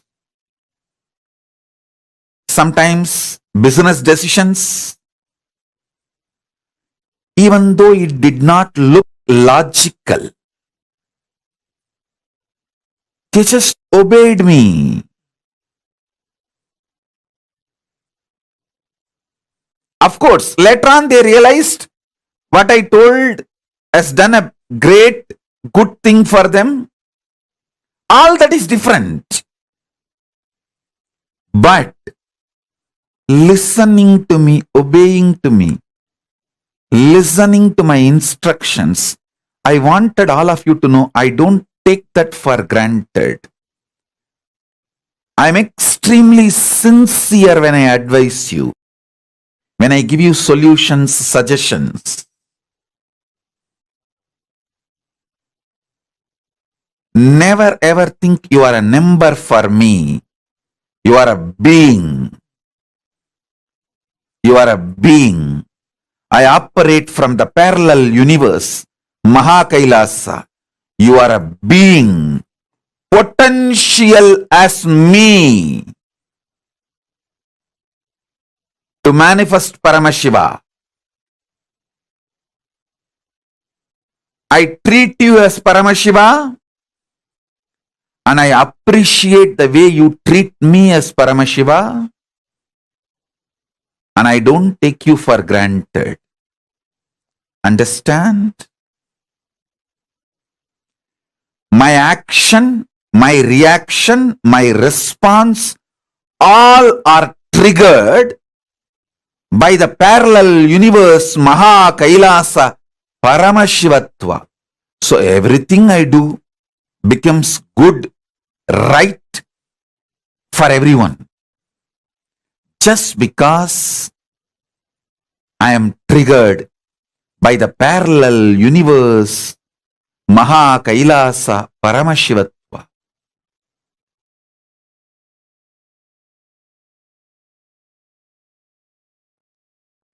Please listen, this statement only I am saying. With this statement only I wanted to make it very clear. Every galaxy center, that black hole can be called as Atmalinga of that galaxy, or Kailasa of that galaxy. But all galaxies are going around one center. That center, which is the source of oneness, that is what I call Kailasa, Paramashiva. So understand, every galaxy center can be called as Atmalinga or Kailasa of that galaxy.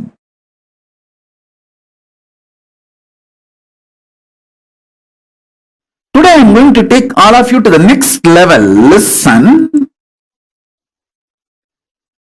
Most of you struggle in the zone of time. When will this be complete? When will I completely experience the Paramadvaita once and for all? Seems like it is going to be in future. Understand? The division of time as past, present, future is the delusion you carry to divide the parallel universe into singular universe. Understand? You deny your existence for less responsibility. Just to take less responsibility about life, you deny your potential, your possibility, your grandeur. Listen. You deny billions and work with millions, go on depriving yourself from the major happenings, but struggling with the small happenings and blaming the existence and Paramashiva for keeping you poor and small. Listen. Listen. Every word I am uttering, I will make this into your experience. I am not talking scientific fiction. I am not talking any theology. I am revealing the cosmic sacred secrets as it is. Stop deciding to be small to reduce your responsibilities. Whether it is in the ordinary health level, ordinary wealth level, ordinary relationships level, ordinary life level or the cosmic conscious existence level. Understand? Responsibility is not action, it is conscious decision. Multiple times I have explained with multiple examples. A baby can never understand what all he can do. When he grows up and his conscious identity expands, he realizes he can do millions of things which he never imagined, which he never even perceived. Same way,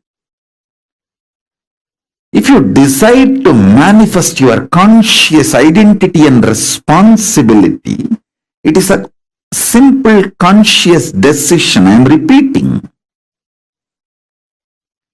Simple conscious decision. Decide consciously, you will manifest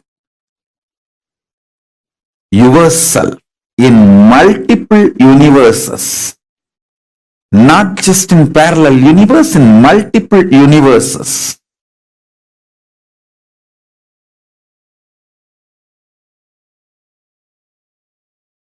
Los Angeles KAILASA is one of the connection points with Maha KAILASA and Bhuloka and all other lokas, spaces.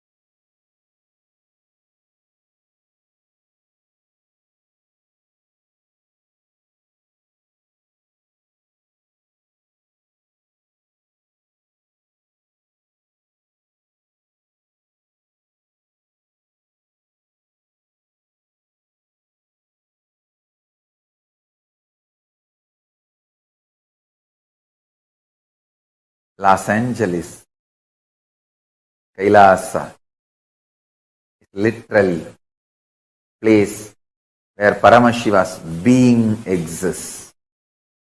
He is not only in the form of energy, superconsciousness, state, space, powers. He is in the very form of that being. Accepting, receiving our worship, prayers and responding with the grace and compassion and love and blessing. Swamiji, what's the daily lifestyle of Paramashiva? Like, do you brush teeth with Haritaki and do yoga like everyone? Do what I am saying. What I do, you can't do. So, Paramashiva is above all this. You just do what I am saying. You can never do what I am doing. You will never be even able to know what I am doing or my lifestyle. My lifestyle is beyond your imagination or understanding. How to enrich husband and kids who are not open to see how awesome Swamiji is, and how they should not miss the opportunity to connect with him in this lifetime. Understand? You just need more intense tyaga. If your family, friends, whom you really love, who you really want that they should connect with Paramashiva, myself and the lifestyle I am manifesting. But if they are not getting connected, the message I am sending for you is You just need little more tyaga. Your tyaga, sacrifice, need to become more intense. Bring more tyaga towards Paramashiva. Learn to sacrifice. Do tyaga more and more for Paramashiva. Your tyaga will inspire them. Make them understand the higher existence. With your tyaga, I'll manifest my powers. That will inspire them. Make them understand the higher way of existing. They will automatically be connected to me. Pranams at your divine lotus feet. Swamiji. Thank you for the blessing of Paramashivoham Level 2. My question is, I had the cognition up until now that in order to move beyond lower vibrational emotions like fear, anger, shame, guilt, etc., a person should not suppress those emotions because suppressed negative emotions can result in disease. Instead, to move beyond those negative emotions, a person has to move through them. When you say to do tyaga on emotions like fear, for example, how can I be sure I am doing tyaga and not just suppressing the emotion? Can you help me understand what it means to do tyaga on emotions? Thank you, Swamiji. Many principles, cognitions you carry from the modern day psychology, psychiatry, psychosomatic, so-called sciences are disastrous, dangerous, destructive, demonic. Those cognitions came from sick mind to keep the humanity sick forever. This is the largest psychological terrorism done on humanity. Modern day psychology is the root cause of all the psychological sickness of humanity. The false, wrong principles they taught are the reason for all the sufferings of the modern day humanity. Tyaga is not suppression. That's the first truth you need to know. Second truth, you can never go through them and come out of them. Third truth, renounce everything you know about you. From the modern psychology, it is sickening. Your consciousness. Learn from me, the creator of you. I am giving you the owner's manual. Vedas and Agamas. Learn from me, your consciousness.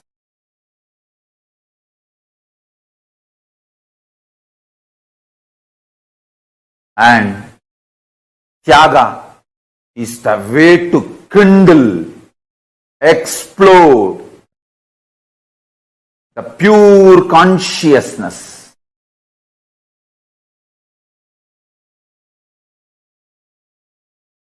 Sacrifice even the idea. If you suppress your fears, it will come out as disease, because the whole thing is false. Whole thing is false. Neither your fear is truth, nor the principle, if you suppress your fears, it will come out as disease, is true. Both are false. Renounce both.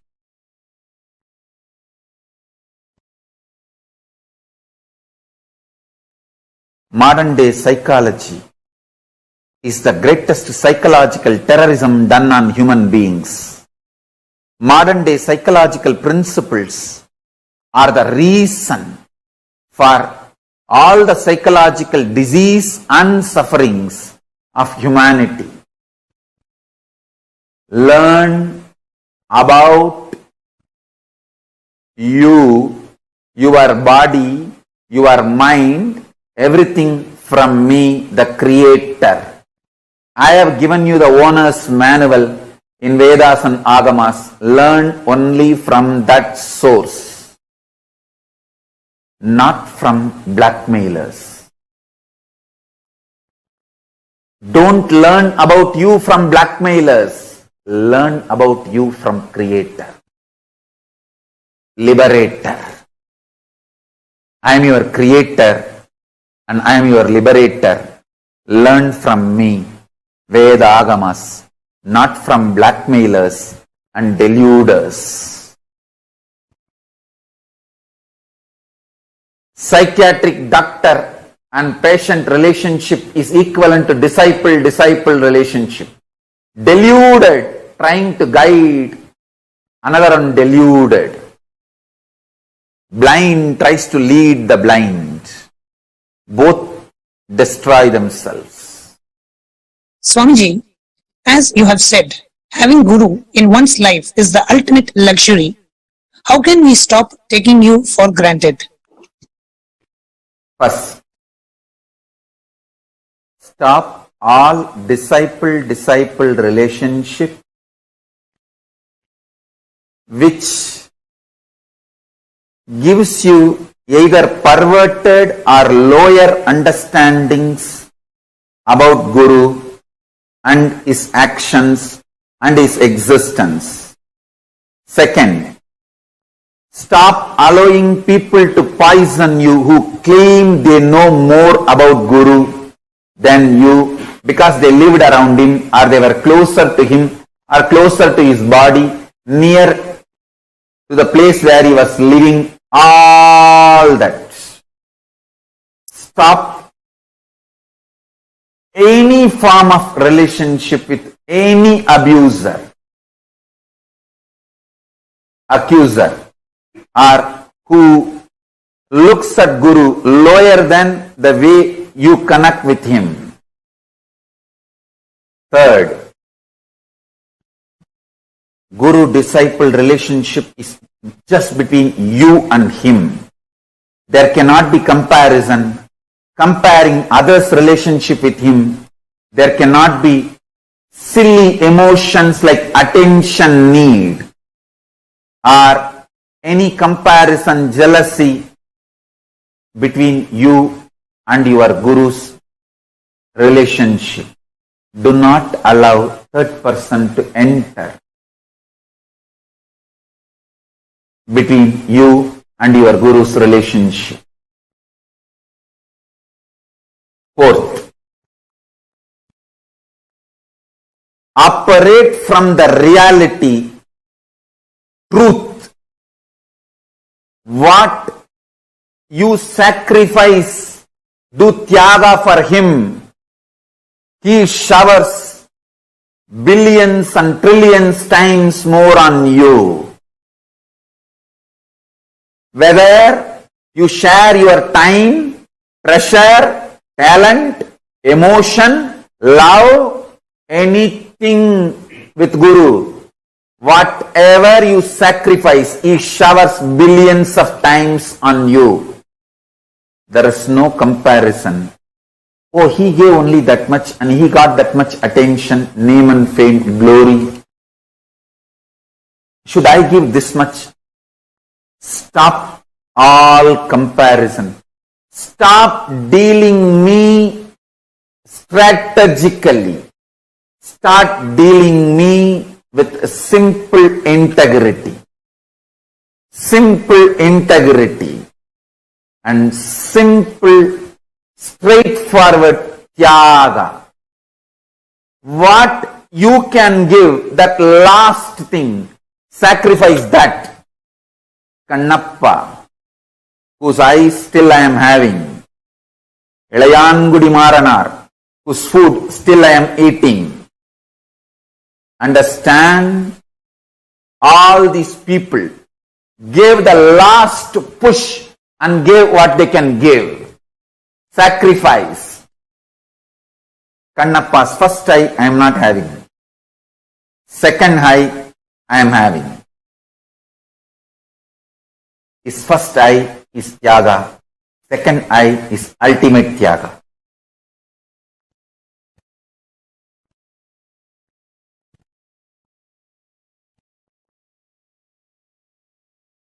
When Ilayangudi Maranar and his wife cooked food for me, they tied cloth on their nose because they did not eat for 3 days. If they smell the food, their mouth may give saliva, so the food will be dirtied because mentally they wanted to eat. Uchishta. So they tied the cloth and cooked for me. That Tyaga, still I am enjoying. Understand? The relationship between you and me is absolute Tyaga based. You give your ultimate, I give my ultimate. It is not strategical. It is Tyaga, undeniable Tyaga. I don't care who gives what. Is it the last thing he is giving? That is what I care. Millions of people give food. I don't eat. Ilayangudi Maranar, the last seed rice he had, he cooked and gave. That is the last he has. That decision, that will persistent, that Tyaga is what I am enjoying. And I showered myself for him, on him forever.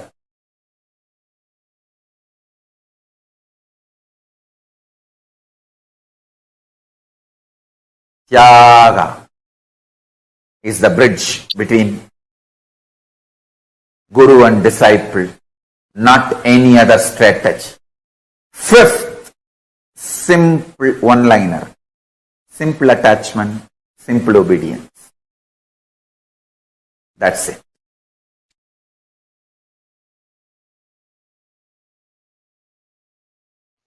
I want all of you to know, listen,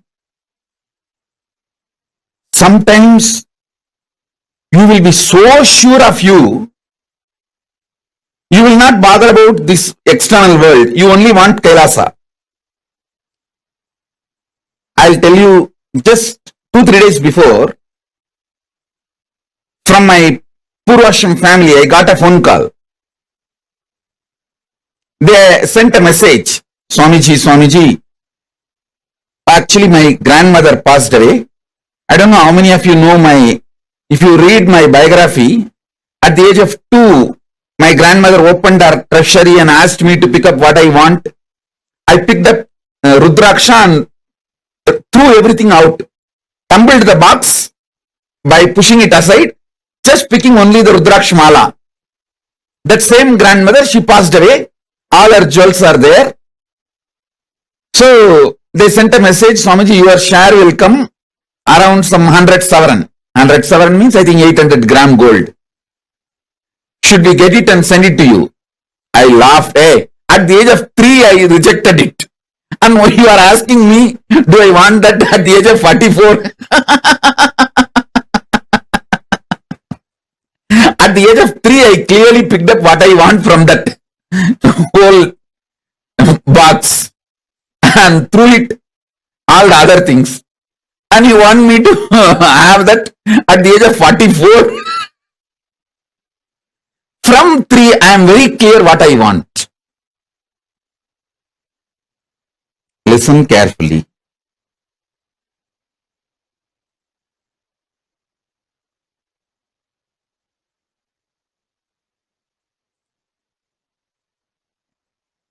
The consciousness I carry now at this moment is Turyatita. Listen.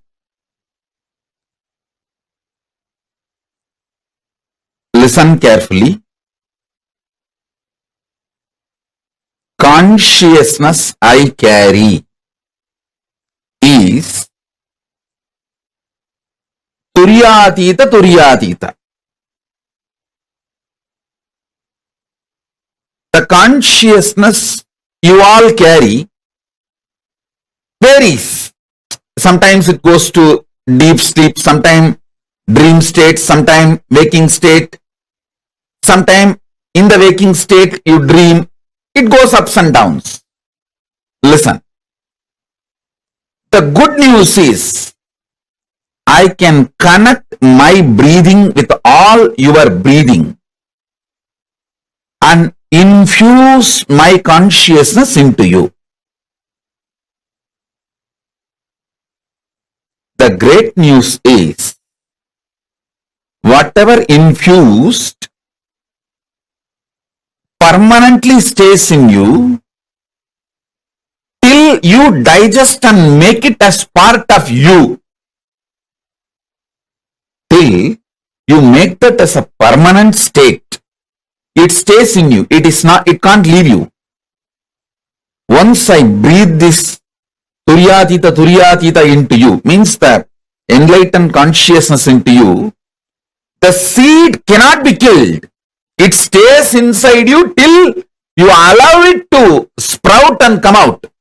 See, in Indian villages, mothers will frighten the kids saying, don't swallow the seed of any fruit like a grape. Any fruit when they give, they will tell, hey, you should not swallow the seed. You should put the seed out, spit it out. If you swallow the seed, the tree will grow inside your stomach and through the nose, ears, all that branches will come out. How many of you heard this?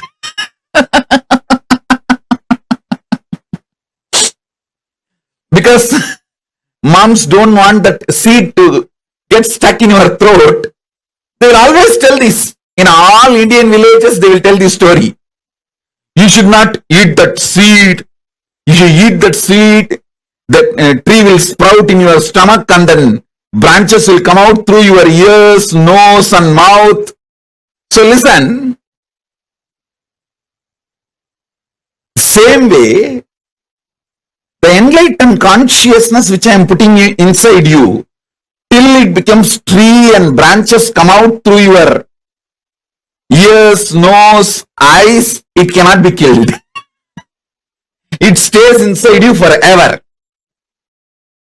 And every opportunity it starts sprouting. It starts opening up. It starts growing.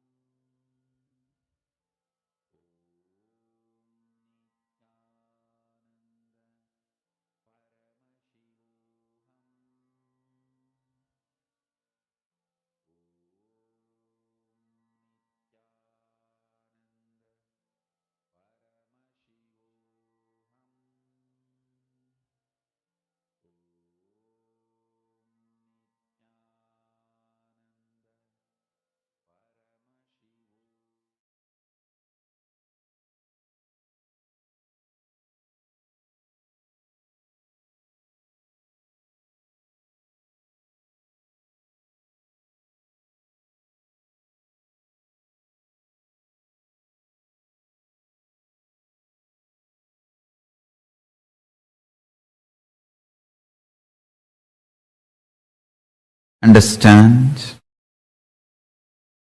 Purpose of human consciousness is to manifest my being.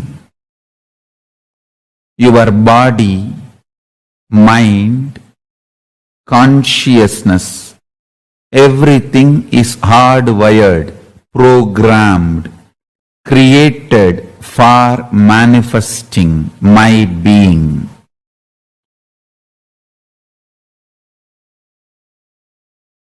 Anything you think as your priority other than manifesting my being is delusion. You manifesting my being, making the world manifest my being is the only priority. Understand? The universe came into existence by my will just to celebrate all of us.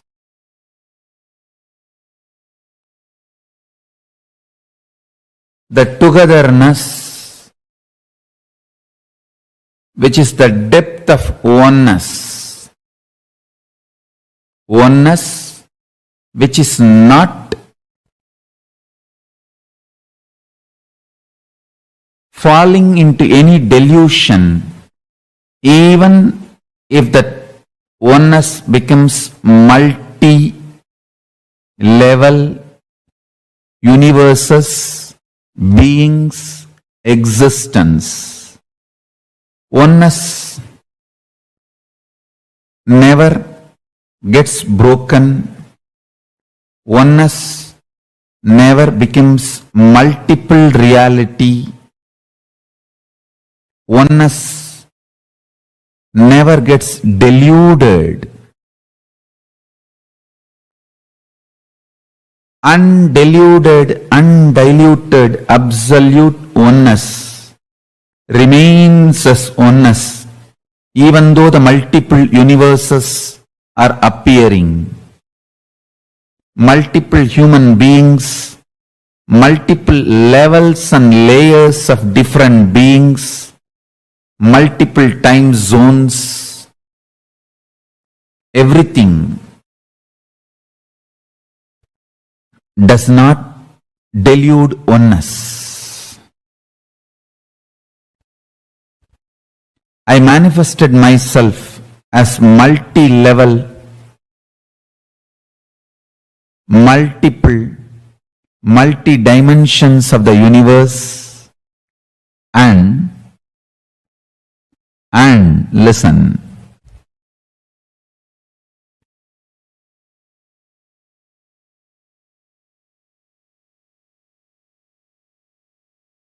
I manifested myself as many for all of us to enjoy everything together. Togetherness is not anti-oneness, it is intense oneness. Intense oneness is togetherness. In microscopic level,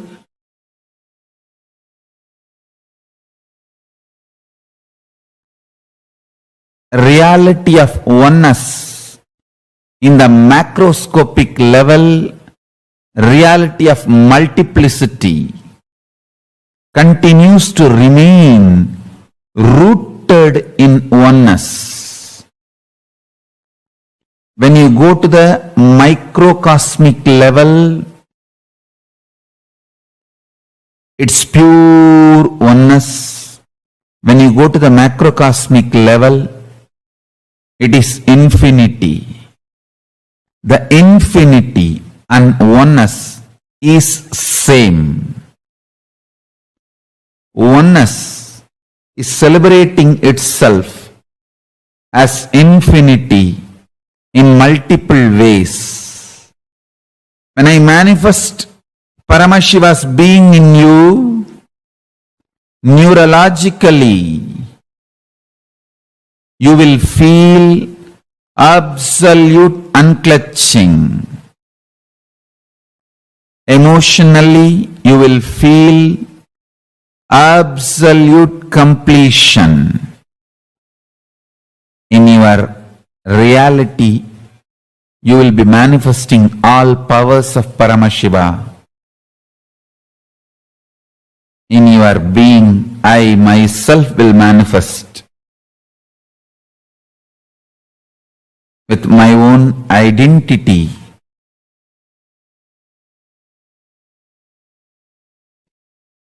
Your identity, empowered by my identity, is your real identity. Your identity feeling separated from my identity is powerlessness, delusion. Your identity empowered by my identity, your identity empowered by my identity as the source of your identity is manifesting my being. Your identity is not against me and my existence. Your identity complements my being. When you understand your identity complements my being,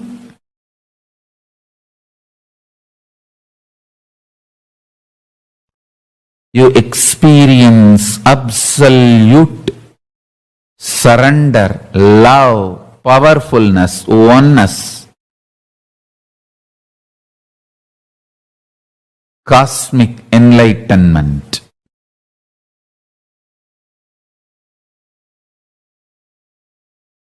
Oneness with Mahasadashiva.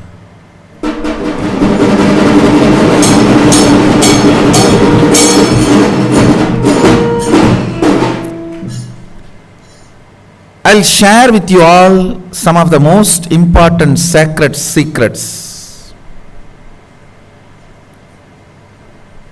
The way Sadashiva exists, the way you exist.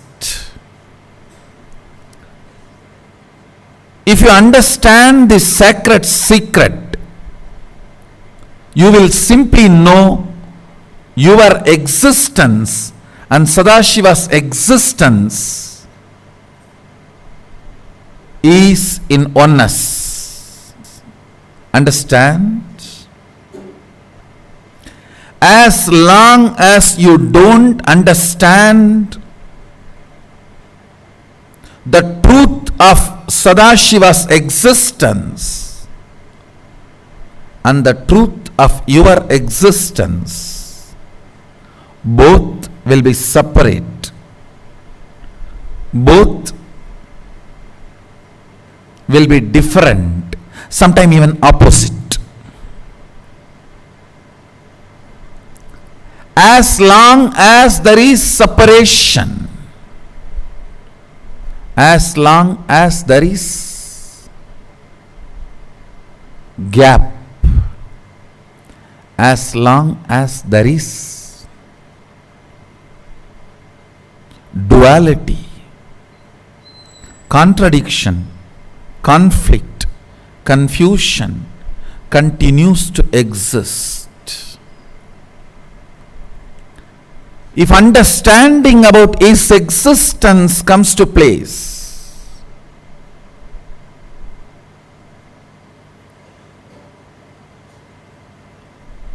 and understanding about your existence comes to place, you will know both are in oneness. All struggle is ignorance. Understand? If you have cracked the code, nothing is struggle in the universe. Universe does not believe in struggle. Mahadeva himself is Bholenatha. understand he is a Bholenatha and he made this universe for the people who are Bholenathas. He did not make this universe for complicated people, no. He made it for the people who are Bholes.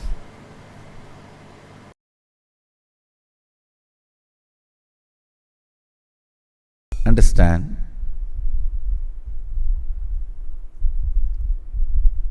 For example,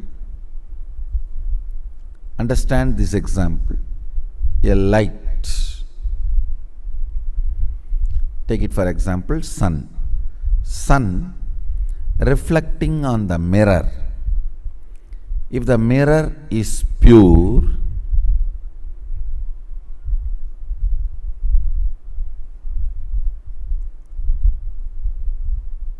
mirror will reflect the sun as it is. The reflection inside the mirror feels it is sun itself.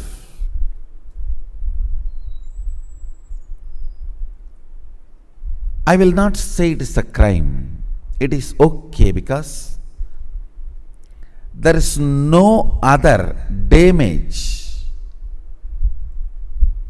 done to the reflection because of the mirror. It is literally the pure reflection.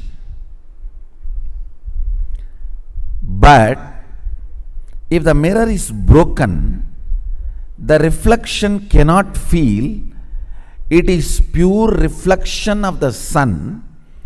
It is a distorted reflection of the sun. Listen. Sun is there and the mirror is there.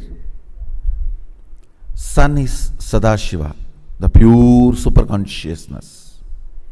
The mirror is the system you are carrying. Physical, physiological, psychological, all put together. The system you are carrying is the mirror. Sun is the pure consciousness, Sadashiva. If your system is not broken, the reflection feeling, it is Sadashiva himself, is not wrong. Because there is no other component involved. You exist as sun exists. You don't exist when the sun does not exist. If the sun moves, you move. If the sun stays, you stay. So reflection in the pure mirror, feeling it is Sadashiva himself, is neither wrong nor completely reality. Surely it is not reality. Only when the reflection goes back to the source, it is one and the same. But reflection in the unbroken mirror, feeling it is sun, is not wrong. The reflection in the broken mirror cannot feel it is sun because the other components are involved. The other components are involved. Understand? The moment the mirror is broken, reflection is distorted. Sun may be round, but the reflection will be, you don't know. It is dependent on the distortion in the mirror. Understand? Most of our body, physical, physiological, psychological, has become distorted. That is why the integrity seems to be so difficult and cheating seems to be so easy.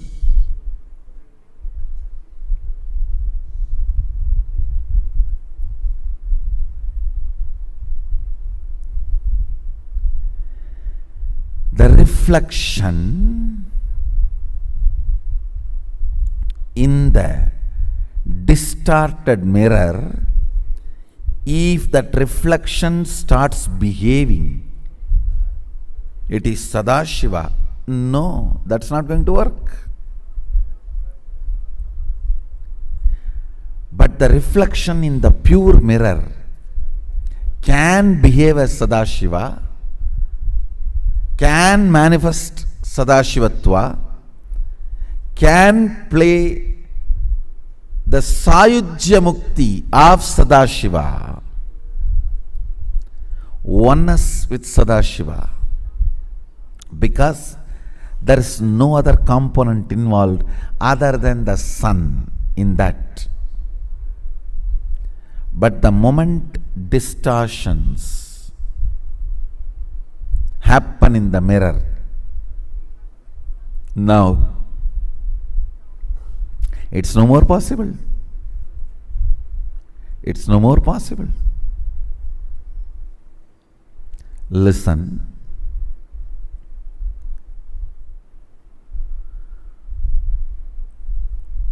You can see these photographs and try to understand the pure reflection and distorted reflection.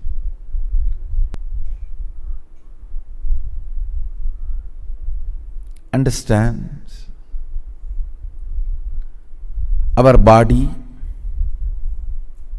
physical, physiological, psychological. Please listen.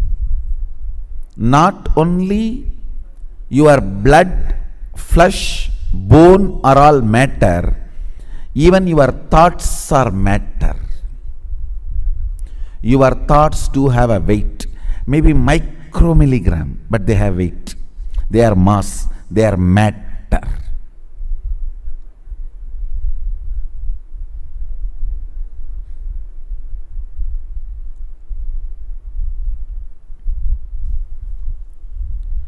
Your body, physical, physiological, psychological.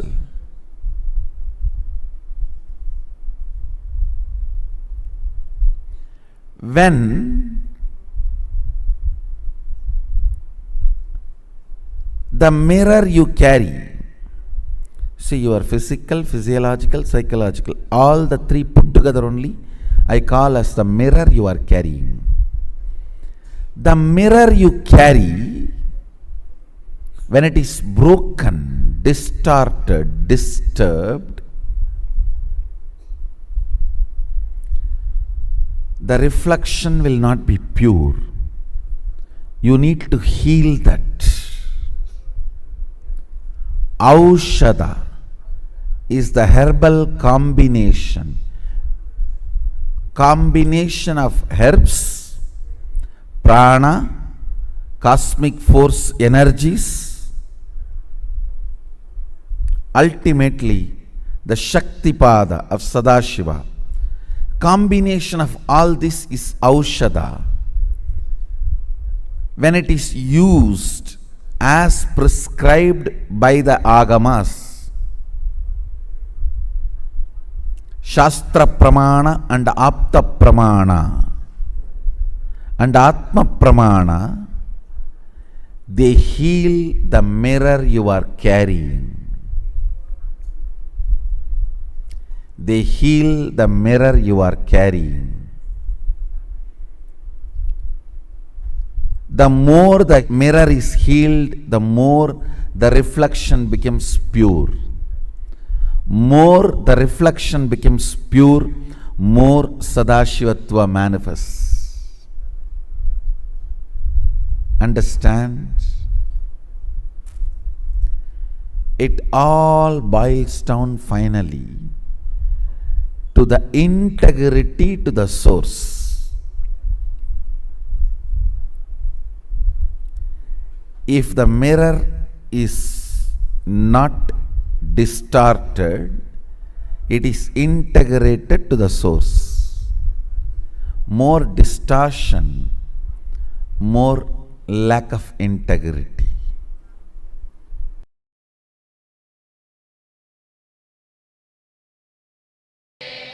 न तत्र चक्षुर्गच्छति न वाग्गच्छति no मनः न विद्मो न विजानीमः यदैतदनु शिष्यात् अन्यदेव तद्विदिदात् अथो अविदिदात् अधि इति शुश्रुम पूर्वेषां येनस्तत् व्याचक्षिरे. Let me read out the translation. There the eye goes not, the speech goes not, nor the mind and the intellect. We do not know, we do not understand how that reality, consciousness can be taught. It is distinct from the known, as it is far beyond man's finite objective nature. That is what the mind, eyes, ears or speech, the senses can perceive, and it is beyond the unknown, as it can be known by man's divine infinite subjective nature. Thus we have heard from the ancient masters who revealed and explained that to us. Listen. The moment I read this verse, I had one experience flashing in me which happened in my life in 1995. I'll narrate the whole thing, listen carefully. After I had the darshan of Shankar Baba in Haridwar, who came and gave me food, medicine and cured me,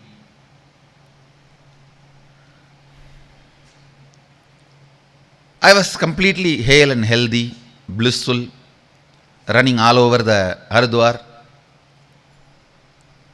enjoying. Suddenly one day evening I heard the news that one Swami Vairagyananda, Ramakrishna's Dharmapatni, Ardhangini, Sharada Devi's disciple. Sharada Devi should be called as Dharma Samvartini, not Dharmapatni. Dharmapatni is a too small word. Dharma Samvartini. She rolled the Dharma Chakra of Ramakrishna. Her disciple, her own initiated disciple, Swami Vairagyananda, I have heard about him. I have even had his darshan earlier. I heard that he is in hospital, really ill and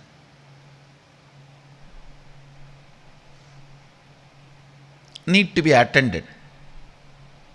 There is a hospital in Kankal. The land was given by Mahanirvani Akkada to Ramakrishna Mission, and Ramakrishna Mission built the hospital and maintaining it.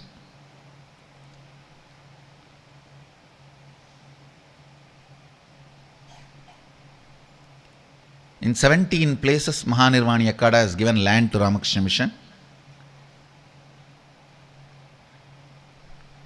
Kashi, Haridwar, major places of India, many places, Mahanirvani Akkada has given to Ramakrishna Mission. And so I ran to the hospital.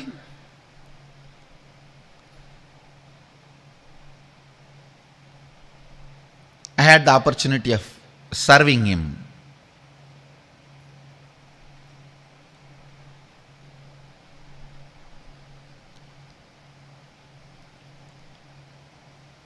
The best punya this body has ever earned is serving the elderly sadhus, especially when they are sick.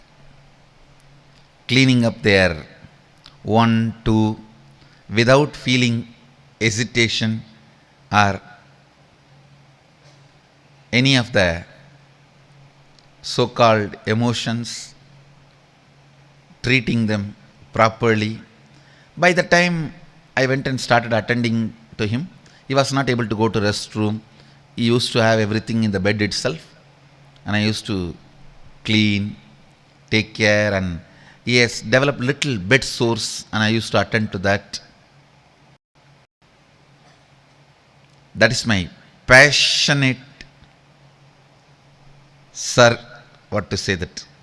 The best thing I enjoyed in my life is taking care of elderly sadhus. I will always be there when there is elderly sadhus who are not well, who need to be attended. I was attending to him. I had the fortune of attending to him for few days continuously.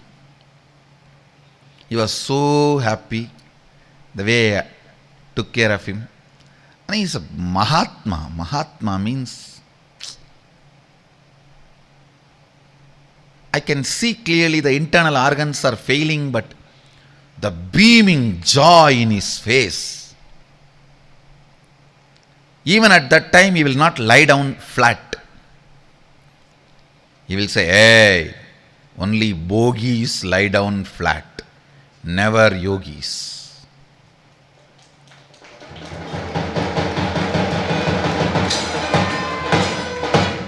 His internal organs are failing. He may be alive maximum next 24 hours or 48 hours, not more than 2-digit hours. The voice, hey, Koka. Koka is the Bengali word to address a kid or a child. He used to call me as Koka Maharaj. Koka. In Tamil it's a bad word, so don't use. Koka Maharaj, make me sit. I have to drag him a little up so that he is at least in the slanting position. I just had one idea happening. What I can learn from him at this situation? What should I learn from him at this situation? The person of this caliber, tapasvi. The moment I had this flow, kind of a thought current, not exactly thought current, kind of a current, he just opened his eyes and, Koka, listen.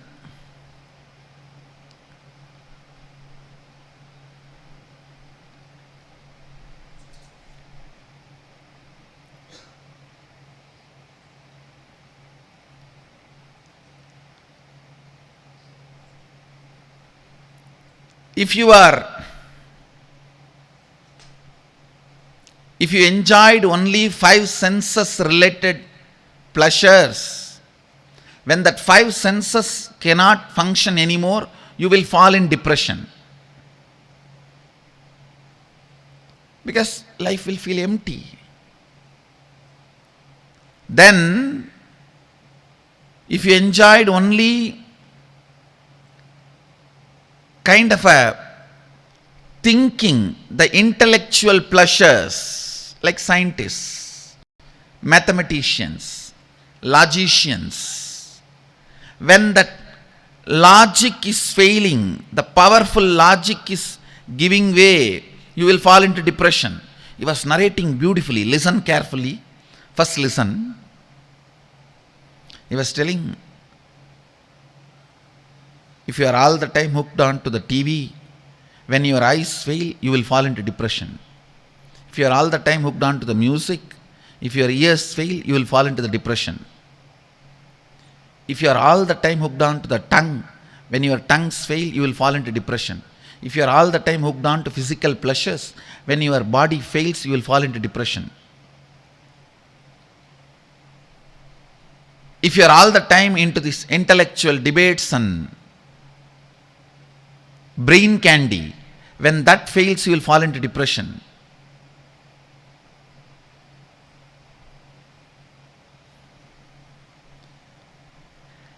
Even if you have developed only the power of repeating the name of the God, Japa, when your logic slowly fails, you will not be able to do that, you will fall into depression. If you have visualized and meditated on God, when your visualization is getting dull, you will fall into depression. You will not be able to hold anything. He was describing step by step. He said, throughout my life, I developed to rest in that pure, unclutching space and my integrity to my Guru. So even though one by one my senses have failed, my intellect is failing, my ability to remember is failing, my visualization is failing, my emotions are failing, all that is failing. But because my whole life I developed the strength of resting in my pure completion and unclutched space or pure questioning, whatever I say, that Advaita Nirvikalpa Samadhi, now I am simply resting into it. Beyond that is my integrity to my Guru, which is holding me from the bottom. So I just know I am relaxing in right space. There is no depression. There is only joy. This is what you can learn from my life as lesson.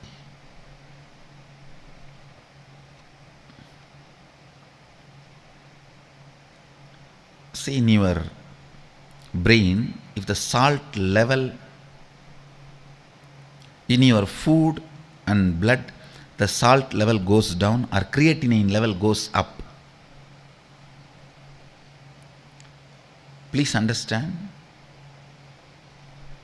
If creatinine level goes up or the salt level goes down significantly, both will make you lose, your brain will lose its ability to remember and connect.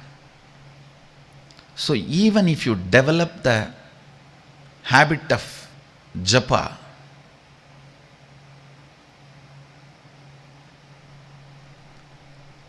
at one time you can fall into depression, because it will not be helpful when your brain collapses, loses its ability to connect and remember.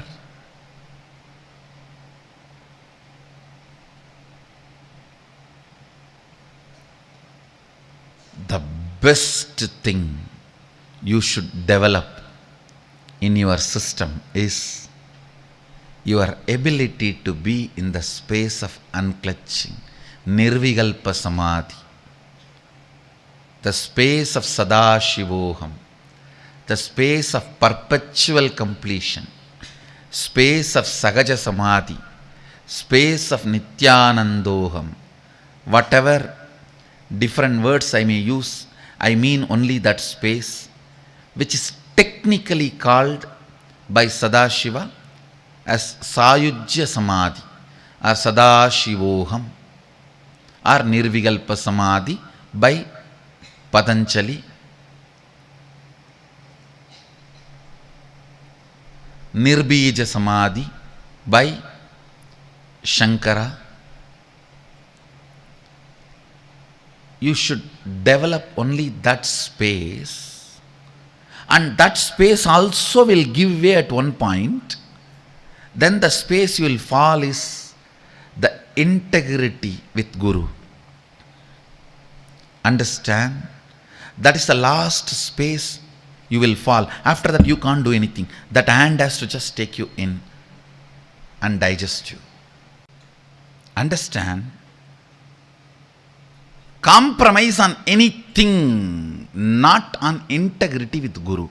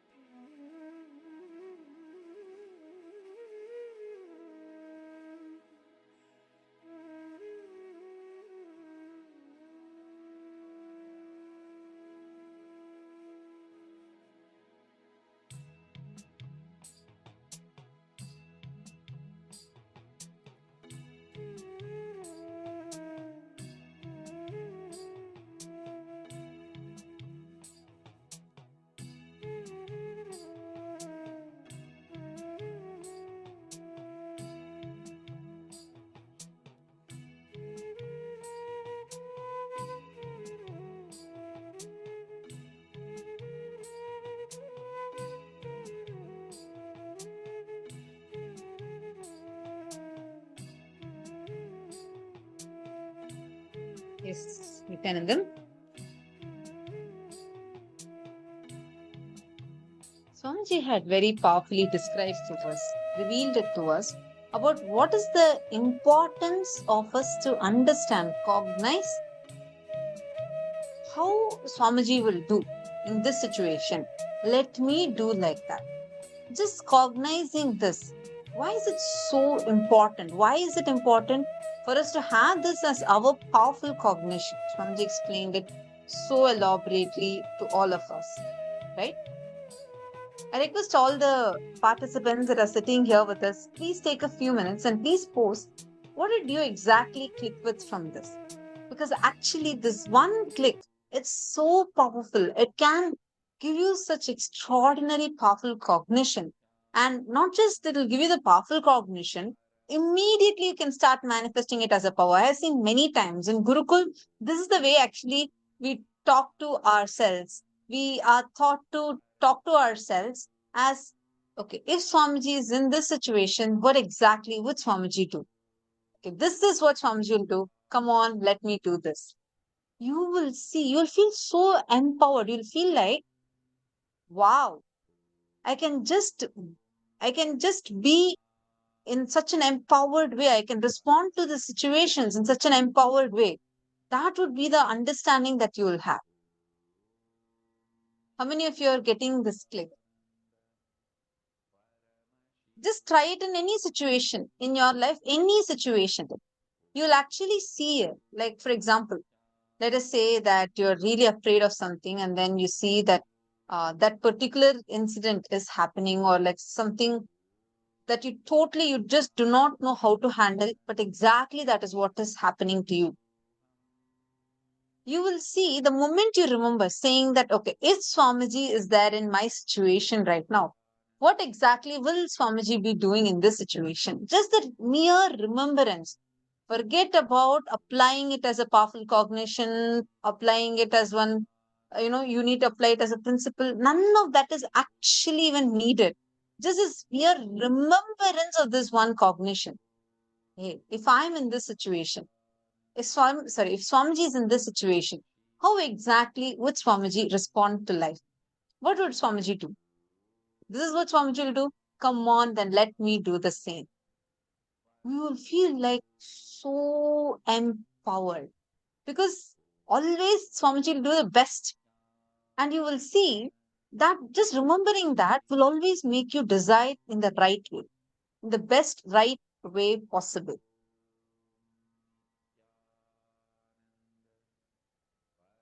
So now let's all take a few minutes to cognize and understand this more deeply. Please listen intensely, and all of you are going to be doing this internalizing exercise together. May I have everybody's listening? If you're listening, please put a thumbs up in the chat and let me know that you are listening.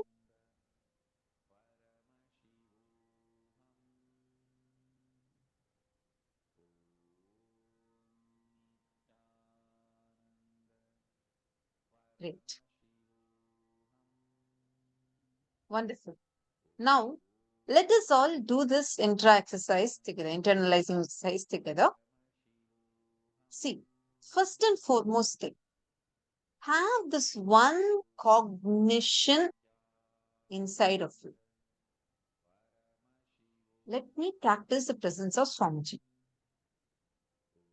where you're going to cognize if Swamiji is in this situation, how exactly will Swamiji respond? Now, you're going to cognize, write down at least 10 situations in your life where you take Swamiji as an example, like saying, okay, this is a situation, how I dealt with this, but I'm going to, if Swamiji was in this situation, this is how I'm going to deal with it. Take a few minutes and please write it down.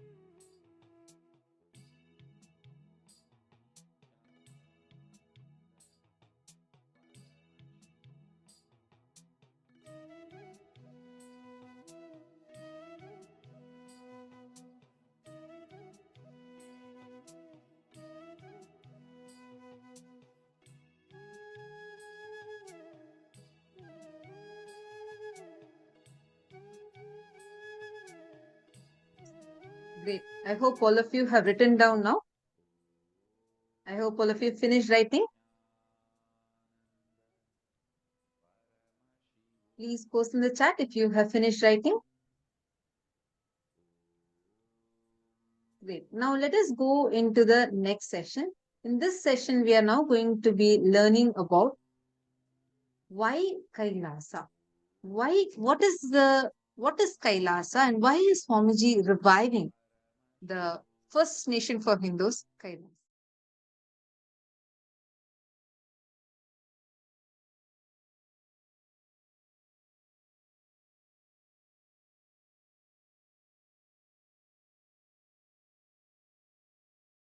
My whole effort of reviving this Kailasa nation is to bring all the ancient enlightened civilization, Hindu civilizations, greater science, values, philosophies, principles of gender equality back to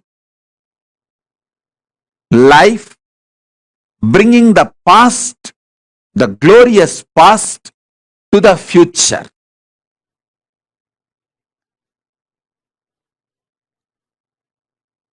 Past was glorious in every level. Fortunately, still the past is not dead, it is still alive. Maybe the intensity has come down. Maybe some of the sciences we lost, but we have not lost everything. The good news is still the documents, scriptures are available, and still the knowledge is in our DNA, and we can revive. The great news is already Kailasa started reviving for future. Kailasa was the past, Kailasa is the present, Kailasa is the future hope.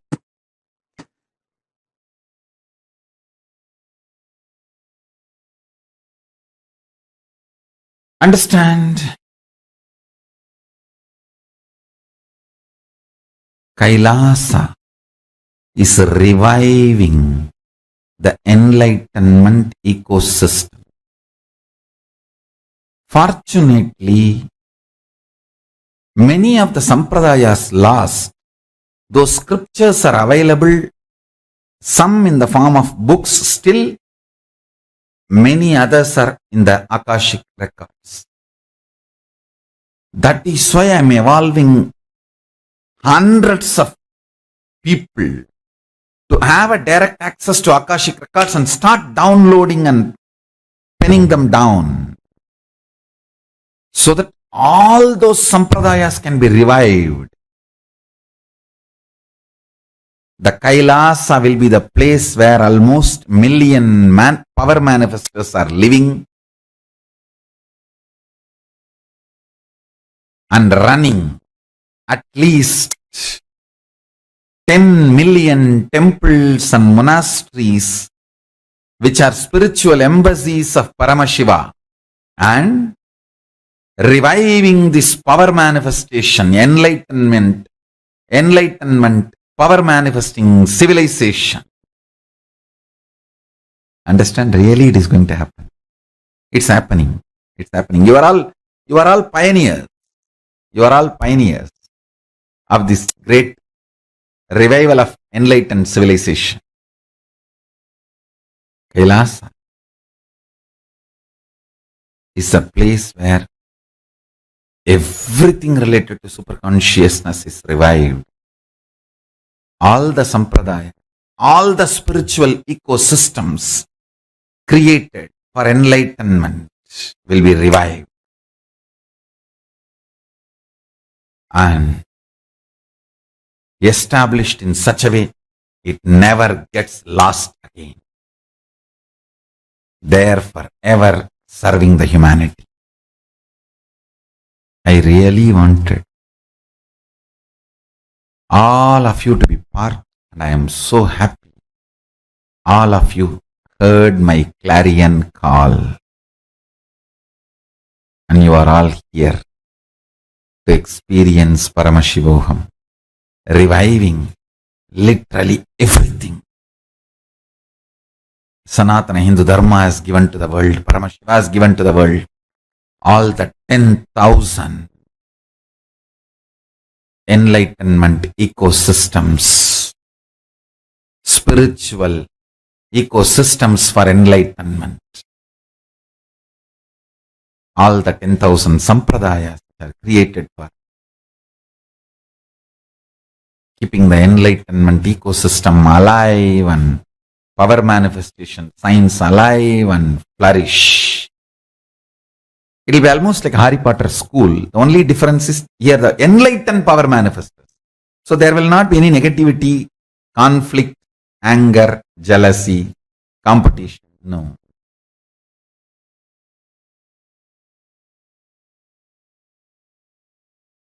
Your conscious intention is the principal manifestation, primary expression, core concept called you. Understand? If you are a concept, core of you is your conscious intention.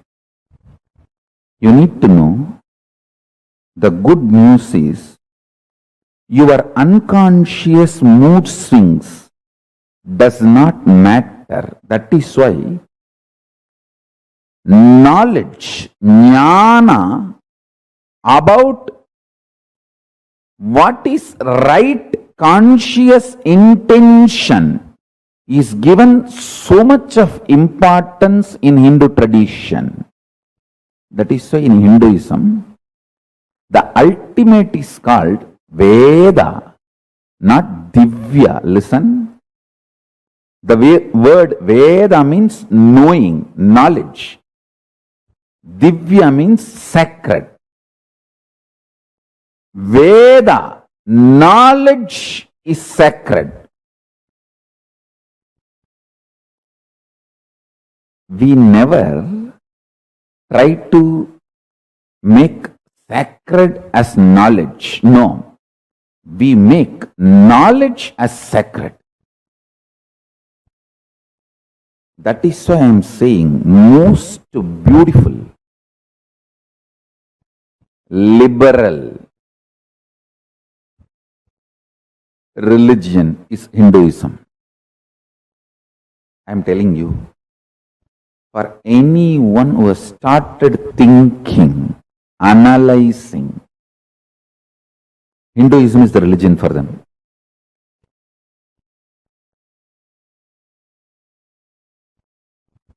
The other day, some of my disciples who are working for the KAILASA project, they asked me, who are our clients, who are our customer base, to whom we should focus our reach out, Swamiji. I said, anybody who started thinking. Hinduism is for them, they are for Hinduism.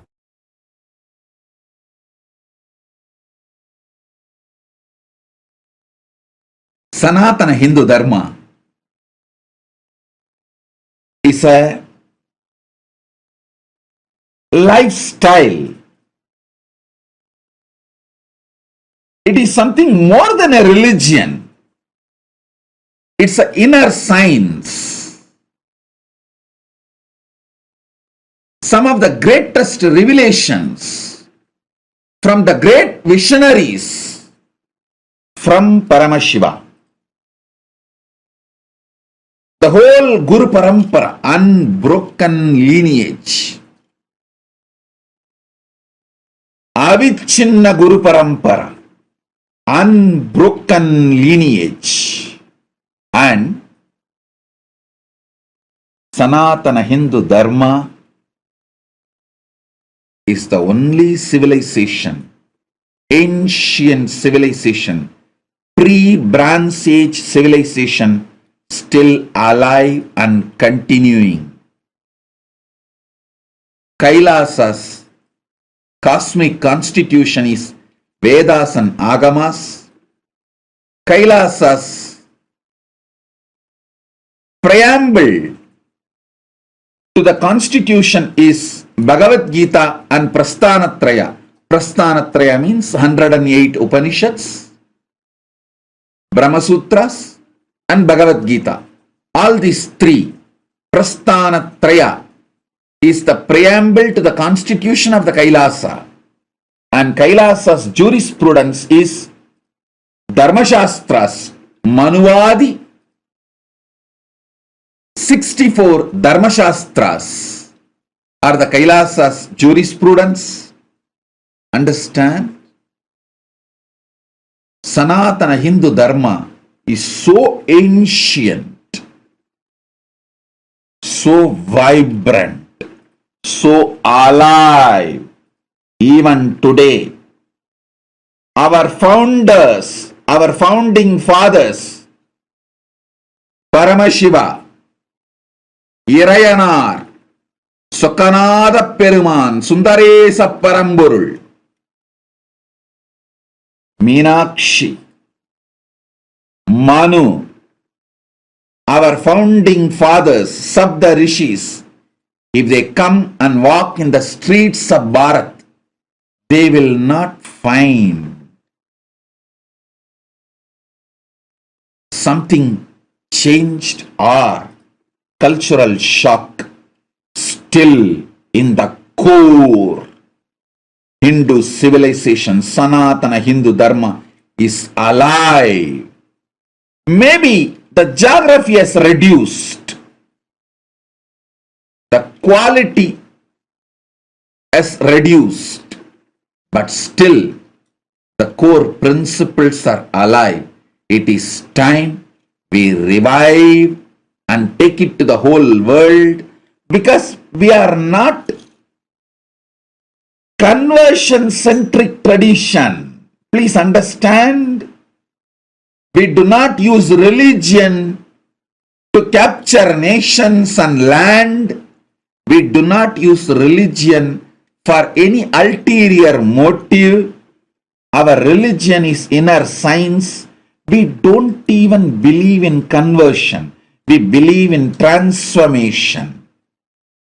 And we are the only religious tradition. Not only we don't have terrorist groups, we don't even have gangsters. Because the whole Hindu tradition is built on ahimsa, non-violence. We are powerful, grand, non-violent centric tradition. By the strength of spiritual power, we survived, and it is time we revive the Sanatana Hindu Dharma, which is directly useful for the human beings in the world. Please understand, Sanatana Hindu Dharma has high utility value. It can add so much to the individual being to live enlightened life. It can add so much to the society to make a best civilization. It can add so much to the field of science, to the field of medicine, to the field of ethical business, to the field of politics, every field, to the field of arts, every field. Sanatana Hindu Dharma has so much to contribute. Dharma, Artha, Kama, Moksha.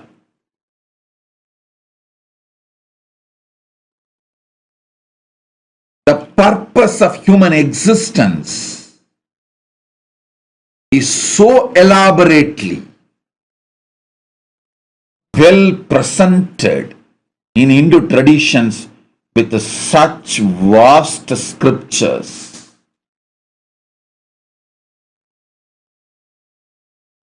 I tell you, future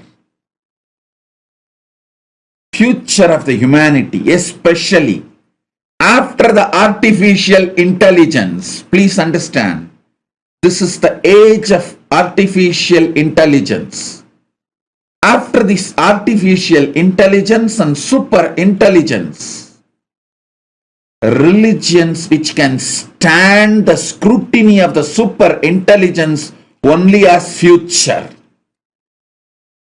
I want all of you to know, Sanatana Hindu Dharma is capable, equipped, not only to stand the scrutiny of the artificial intelligence and super intelligence.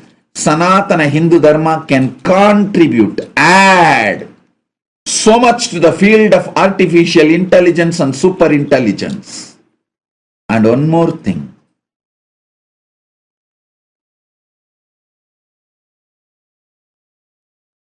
So many times people ask me, Swamiji, why all over the world the elite, intelligentsia, the intellectual community is turning towards Hinduism? Because Hinduism is built on intelligence. It is built on intelligence. Our first initiation into Hinduism for any child is not based on some beliefs. The Hindu baptizing methodology is not based on any beliefs.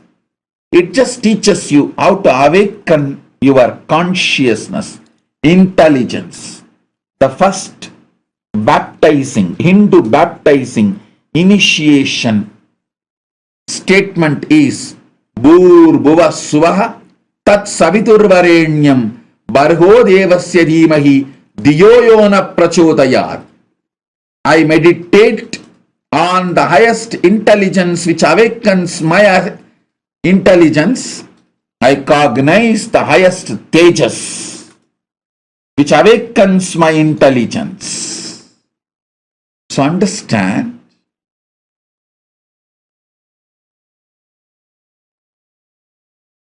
Hindu tradition is founded on intelligence, thrives on intelligence, will lead the world towards this age of super intelligence to super consciousness.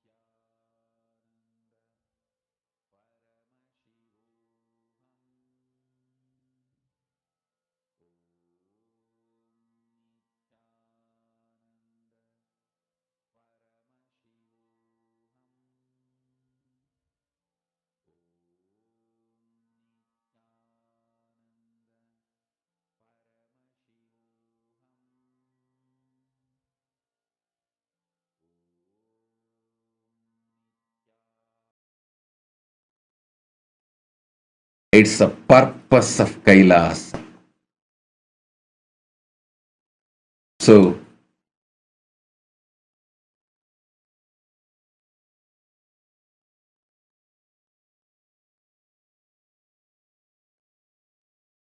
on this auspicious new year, let's all pray to Paramashiva and take the Sangalpa to make this new year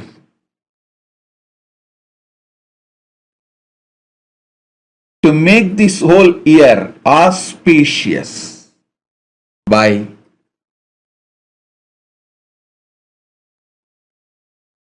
giving superconscious breakthrough to ourselves, discovering our true identity, true purpose, and not feeling competition or threatened by artificial intelligence and super intelligence. I tell you, artificial intelligence and super intelligence is complementing the humanity. It is not competing with humanity. Let super intelligence take over all the external world, mundane world affairs.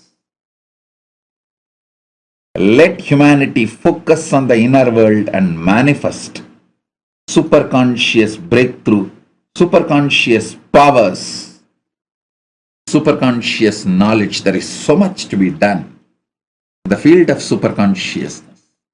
Let's do that, which only we can do, which only human beings can do.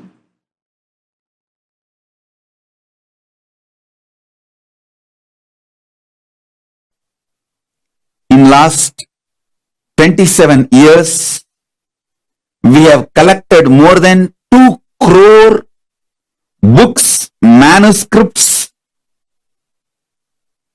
related to Hinduism in multiple languages, 2 crore 20 million source books of Hinduism. We have archived them now, digitized them, making it available to the whole world free of cost, copyright free, for all of you to study, do research, enjoy, enrich yourselves, enlighten yourselves.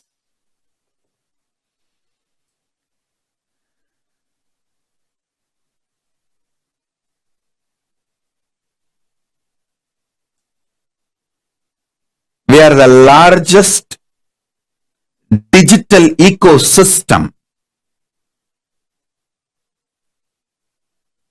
for Hinduism, largest group of UN recognized NGOs of Hinduism. We have spiritual de facto embassy status in more than 150 countries, where our NGOs are allowed to function, carry on with the religious, spiritual work as per their country laws.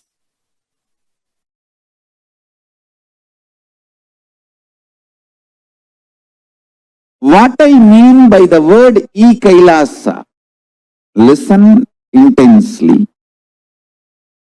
Enlightenment ecosystem, literally enlightenment itself in your own home, wherever you are. If you cannot come to KAILASA, it's okay. KAILASA can come to you. Literally enlightenment served to you without you even moving out of your couch. Enlightenment, power manifestation, Paramashiva, everything for couch potatoes.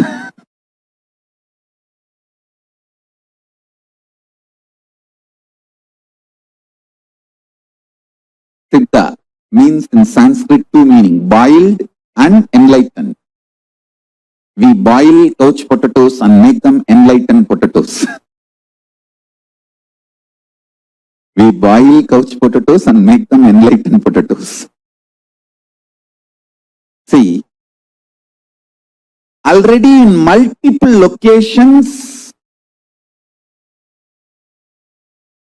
we have started offering this service. Now, we will organize it much better way. Literally in all time zones, we have KAILASA operating. Let me describe exactly what I am offering to each one of you through KAILASA. First thing, all powerful cognitions, knowledge, only when you live, power manifestation and possibilities manifestation happens. This is a fundamental truth. Through this KAILASA, we bring everything from KAILASA to you, to your home, where you are.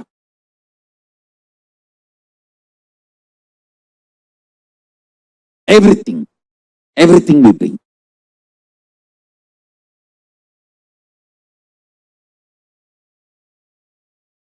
For example, you are inspired to get up in Brahma Muhurtam and do yoga, but your laziness is more powerful in you than your powerful cognition or inspiration. Then we come with you, we come to you.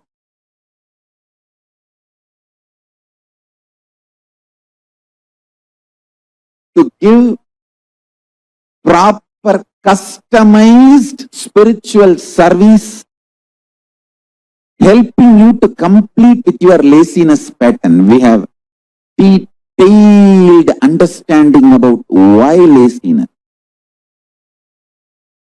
why tiredness, why boredom, why you don't feel like getting up early morning.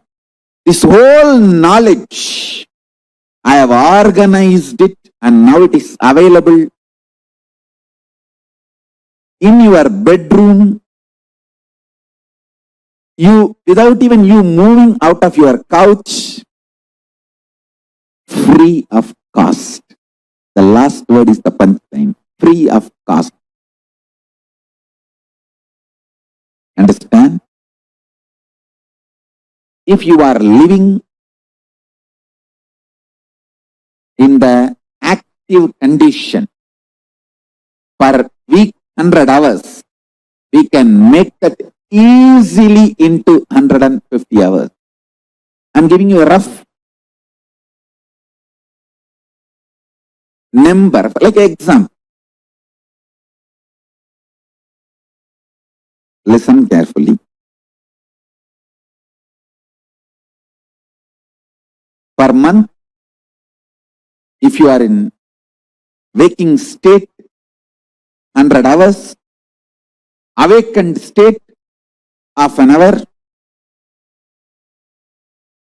we can raise the 100 into easily 150 hours, even 200 hours.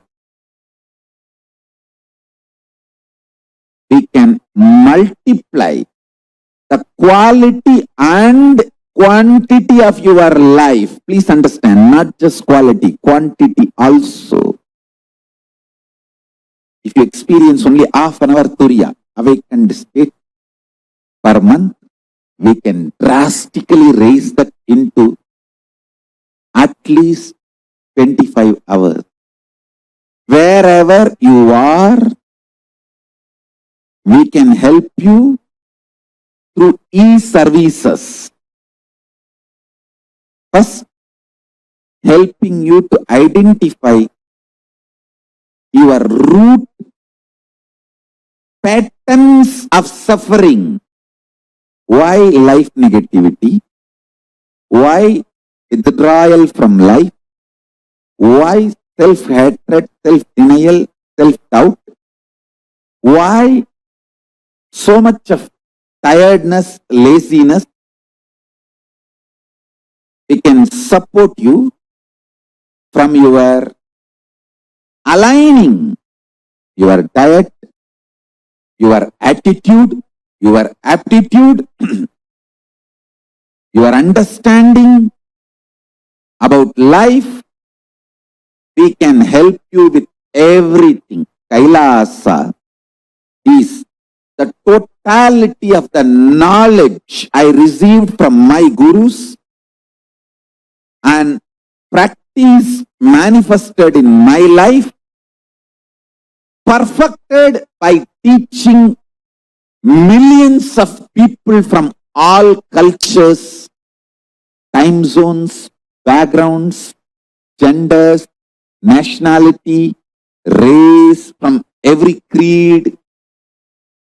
So this absolutely perfected knowledge available to you, served to you in your home without even you moving out of your couch, free of cost. That's the punchline. KAILASA provides this spiritual service to you. Understand? The service you are receiving drastically increases the quality of your life, quantity of your life, makes you make more money, more happiness, better relationships. Because when we remove all the irritation, anger, feeling violated, toxins from your system, all your relationships become amazing, matured, great. Understand? We get you health. We get you ability to build beautiful relationships in your life. We get you direct spiritual support, and we make sure you become wealthy. Understand? KAILASA brings everything, and once you start living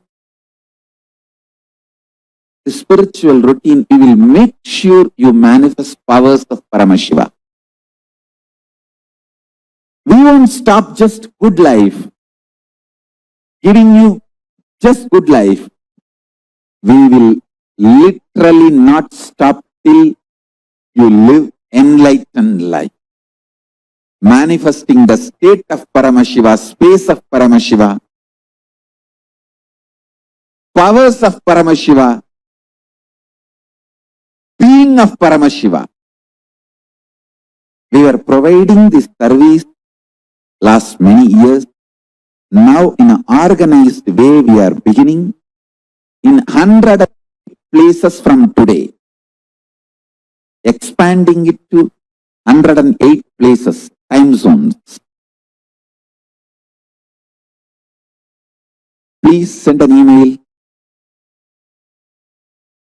to KAILASA for e-passport.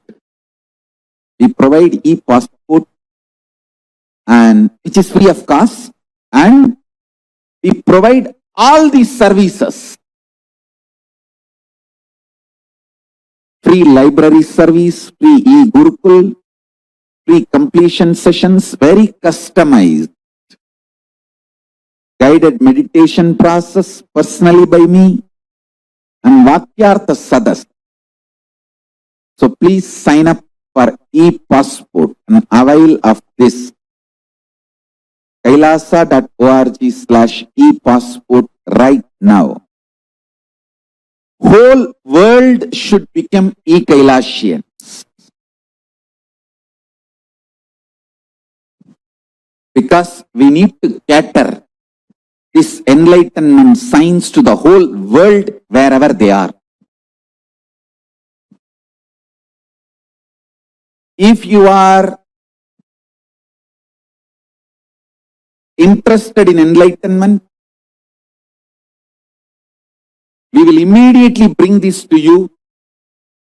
If you are not interested, we will explain the whole science, inspire you and make you interested in enlightenment science.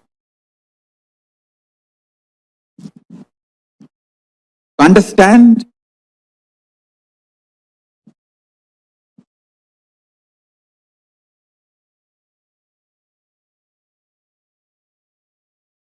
We should reach out to the whole world.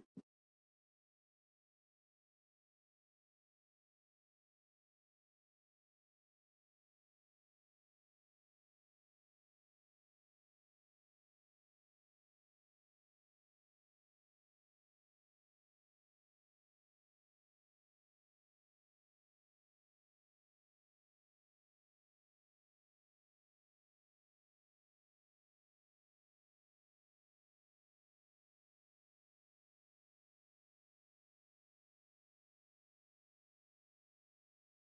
suprabhatam, wake up call, wake up song for Paramashiva, for Paramashiva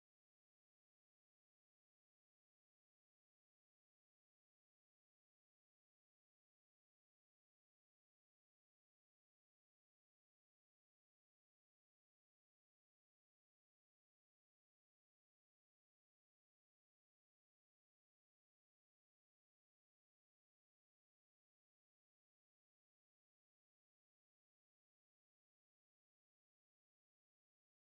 With this one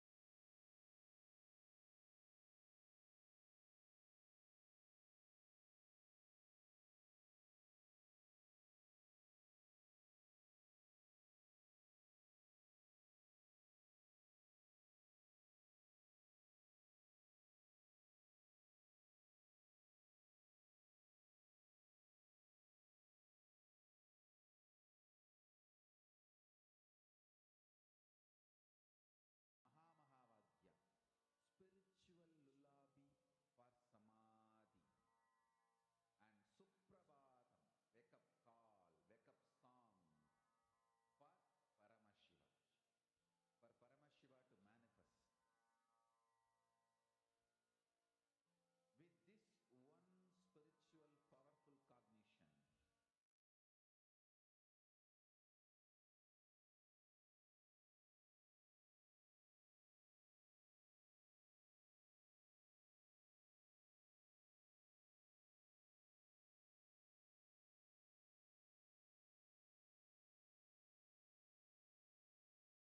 The social concepts and definitions of gender, gender related issues,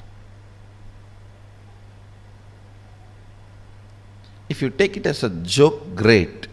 But if you seriously record them in your muscle memory and biomemory and keep them inside your cognition, it can be dangerous. Please listen, it can be dangerous. When a male body made to believe certain concepts of masculine, certain concepts of being a male by the society, the kind of a tension that muscle memory, biomemory goes through, the kind of a suppression it goes through, the kind of expectation it has about the other gender, the kind of incompletion it suffers and craves for the suppressed part,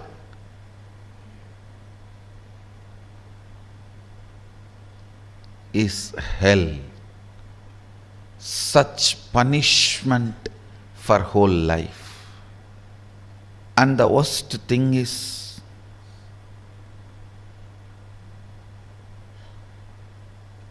whatever you suppressed in you, declaring yourself as the male and avoiding anything other than so-called male, you will be searching for it in some other muscles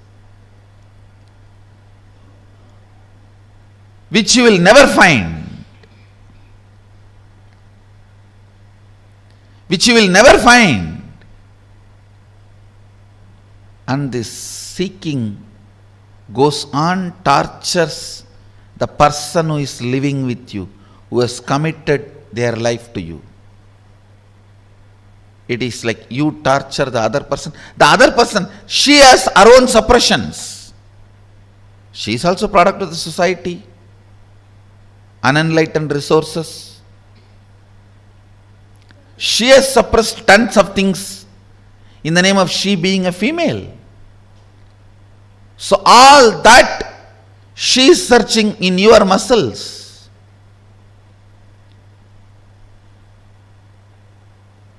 It's like in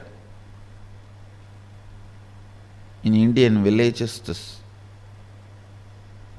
early morning hen will come out with chicken and start searching all the dustbins for food. Searching.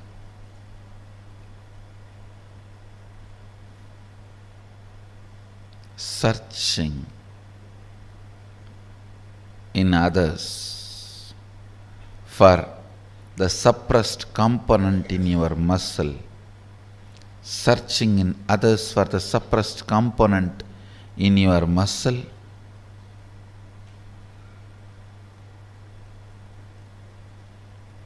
Is the most frustrating thing that can happen to anybody in life.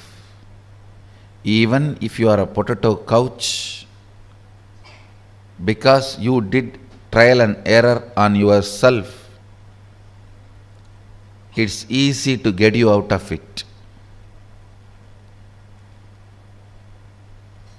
But the patterns you pick up from others, believe it as your muscle memory, install it in your biomemory, takes such long completion, requires strong completion process for you to get out.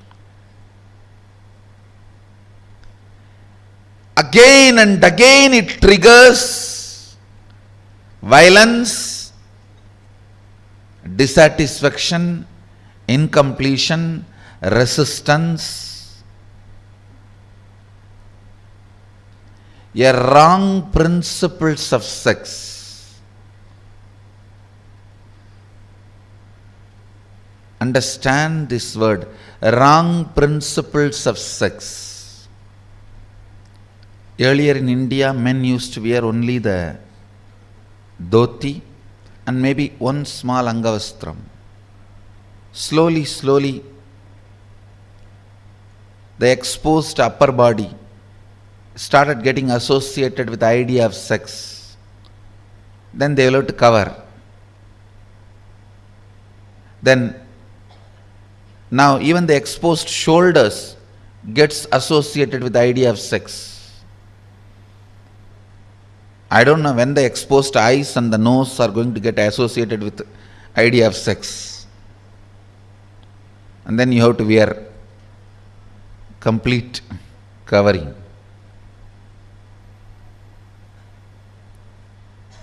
Understand various parts of body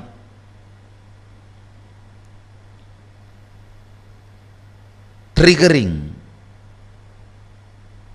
various ideas, concepts, patterns in your system shows how the society is going lower and lower level. And our common agreements are sinking deeper and deeper and stinking. Our common understandings do matter. Our common understandings do matter because knowingly or unknowingly, even if you understand the higher principles, in your day-to-day life you are forced to live the common understandings.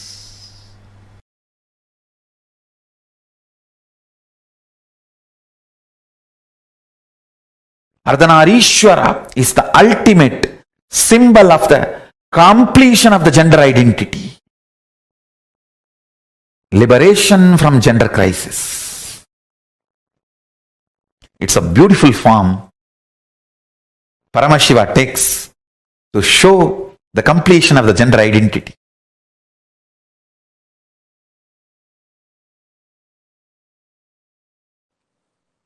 Each manifestation of Paramashiva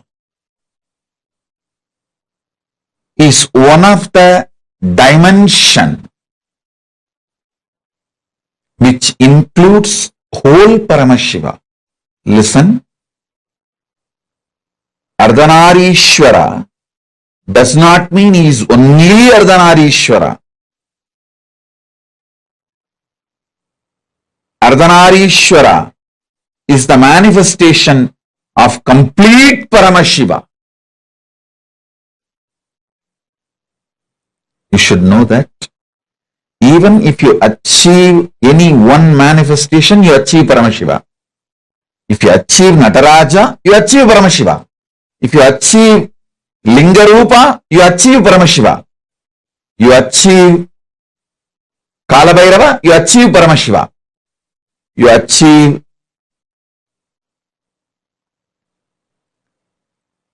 Hariharamurti, you achieve Paramashiva. You achieve any one form of the 64 manifestation, you achieve Paramashiva. So, many sampradayas of the Saivite tradition center themselves on one manifestation of Paramashiva. For example, Aghoris center themselves on Mahakalabhairava. Veerashaivites center themselves on Lingarupa and Veerabhadra. Each sampradaya centers themselves on one form of Paramashiva. Tantra sampradaya centers itself on Ardhanarishwara. So understand, when I give these basic principles, the foundation principles of Tantra Sampradaya, and when you start living it, manifesting it, you achieve Ardhanarishwara directly, and Ardhanarishwara is Paramashiva himself.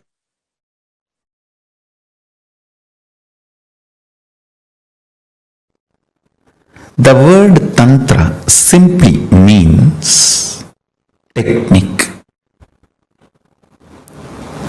methodology. In Sanatana Hindu Dharma, all methodology for manifesting the state, space, powers and being of Paramashiva is called Tantra. That's it. Please understand. State, space, powers and being of Paramashiva, manifesting that is called Tantra.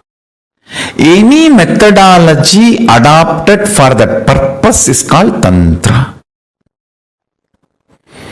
In course of time, it got associated with multiple traditions like Shakta, Bauddha, Samana, in multiple sampradayas, orders, traditions of Hinduism, it got identified, associated, started having different connotations, and then comes the anti-Hindu narratives, anti-Hindu forces, Hindu-phobic forces contains this word and boxes it inside gory sexual activities and orgies without any understandings and reality. I tell you, Tantra is the most anti-sex practice.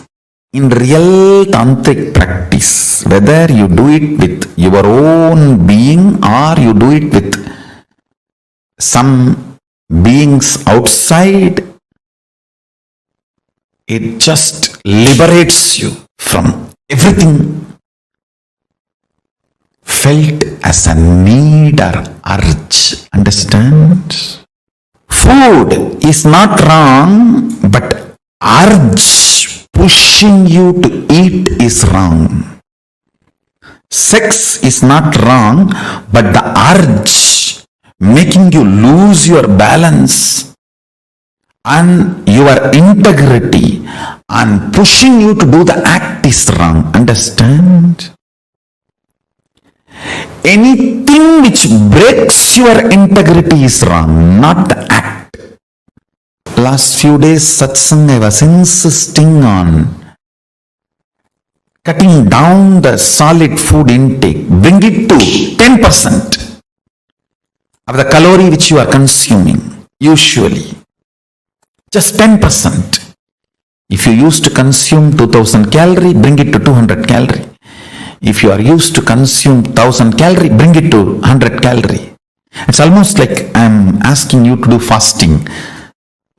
Just increase the liquid and balance your routine. Understand?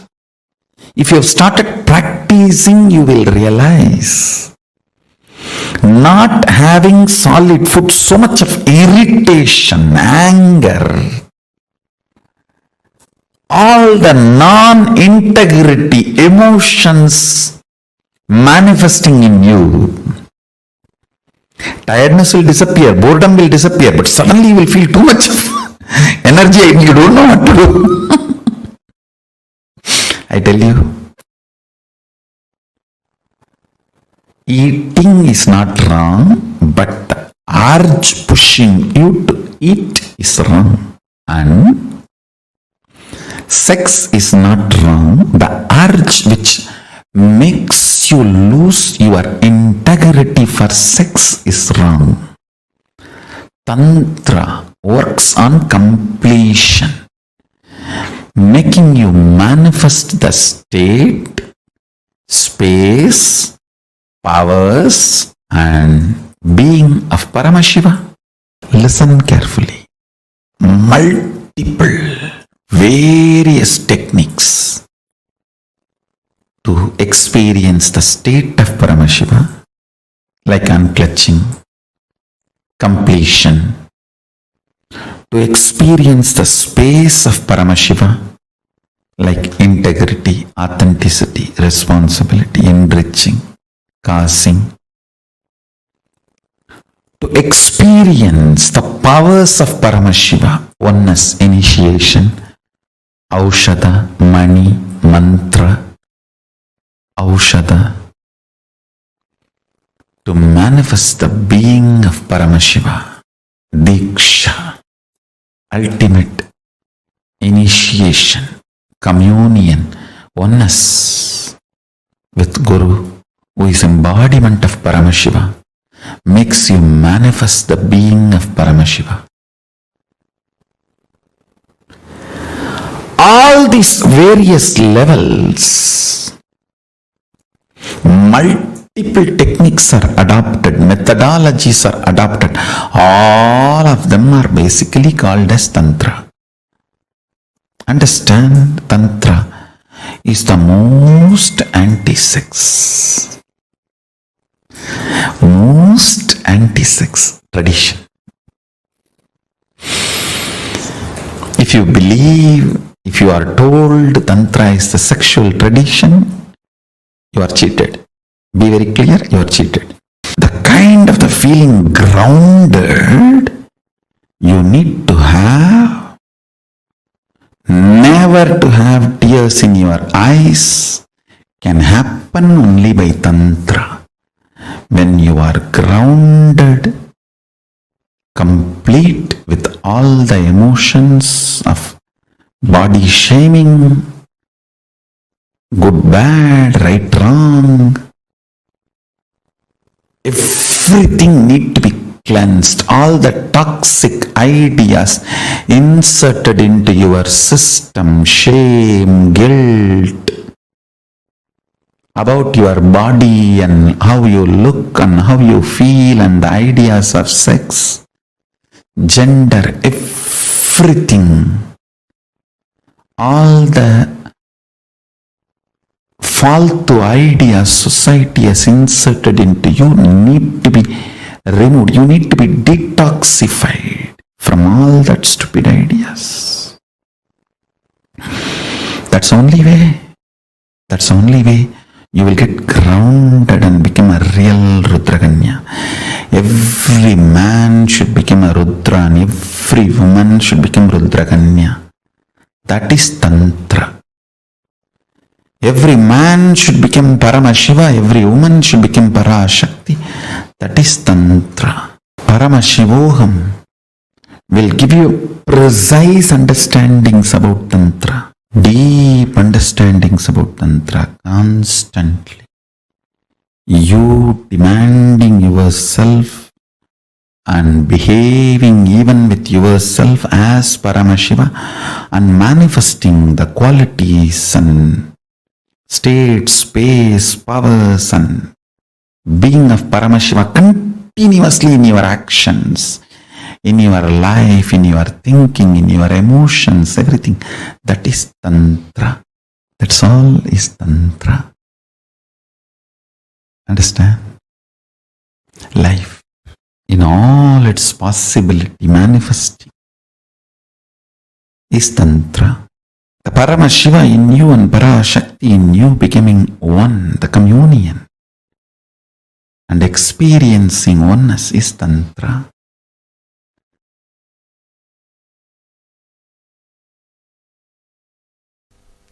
A very powerful incident happened in my life.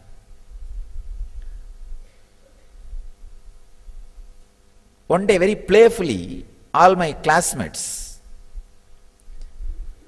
wanted to have a debate with me.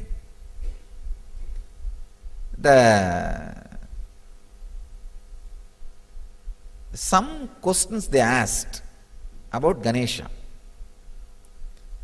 I answered very strongly. Then one fellow said, he talks as if he knows everything. The other fellow said, no, he knows everything. And then they said, all right, tomorrow we will come up with question. We will ask, any question you answer, we will give you 5 rupees. Those days 5 rupees is a big money. And any question I am not able to answer, I have to give 5 rupees. Some 10 boys gathered. I went to Kuppammal. She told me, go and attend, nothing to be afraid, go and do it. Somehow I had the confidence. And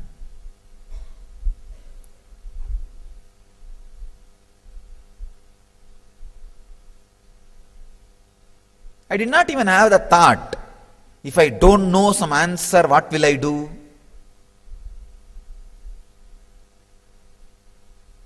Anyhow, I went and they started putting all kinds of questions, went on and on and on. I was answering. Suddenly one very tricky question came. See, in Tiruvannamalai, there is a small temple on the Pearl Hill, means Pavalakundru, on that there is a small temple. The whole city believes the temple as a Subramanya temple because only for Subramanya's function people will go there and have darshan and come. And always on the top of the hill only Subramanya's temple will be there in Tamil Nadu. They just asked me one question. That temple they celebrate the Subramanya celebration. is it Subramania's temple? Whole village and the whole, everybody knows it is only Subramania temple. Before answering, I just looked in. I saw very clearly the point which I call as balance. If you just put a rod between your ears and a rod through your third eye, where the two rods meet, that point is called balance. I saw very clearly that balance opening up and the information getting downloaded. No, it is not Subramania temple, it is Ardhanarishwara's temple. Subramania's shrine is also there, but the main deity is Ardhanarishwara. And I tell you honestly, never that information was fed into me through eyes or through ears, because I had never been inside the temple's Garbha Mandir before, or never I heard from somebody it is Ardhanarishwara's temple. Never ever the information was fed to me through eyes or through ears. If you open the channel of receiving the information where the eyes and ears meet, that is what I call internet connection. The balance, the sixth sense. If the balance has access to information, it is internet connection.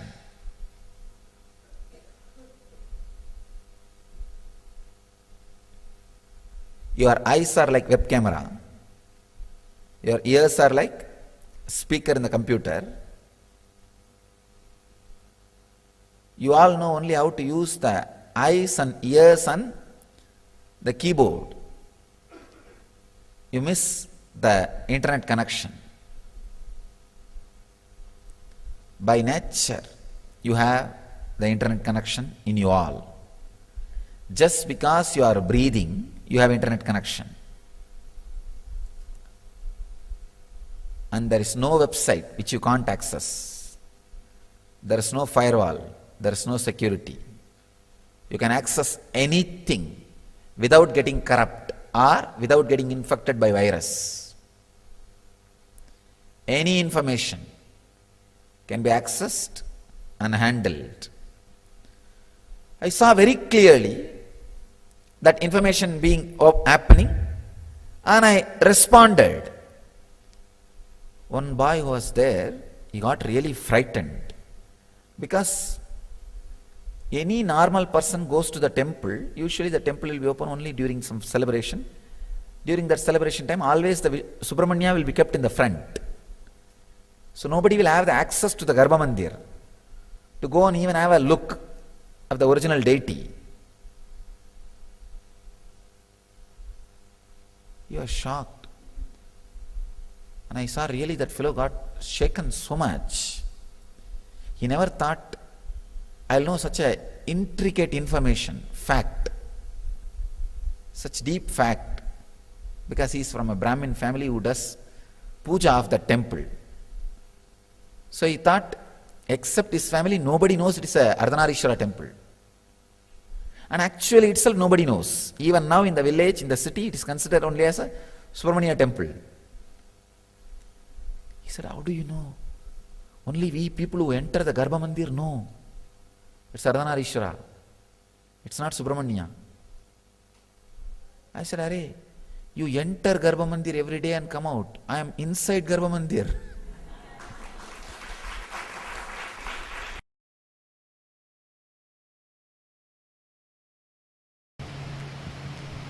An enlightened being cannot be constrained into, first of all, one body.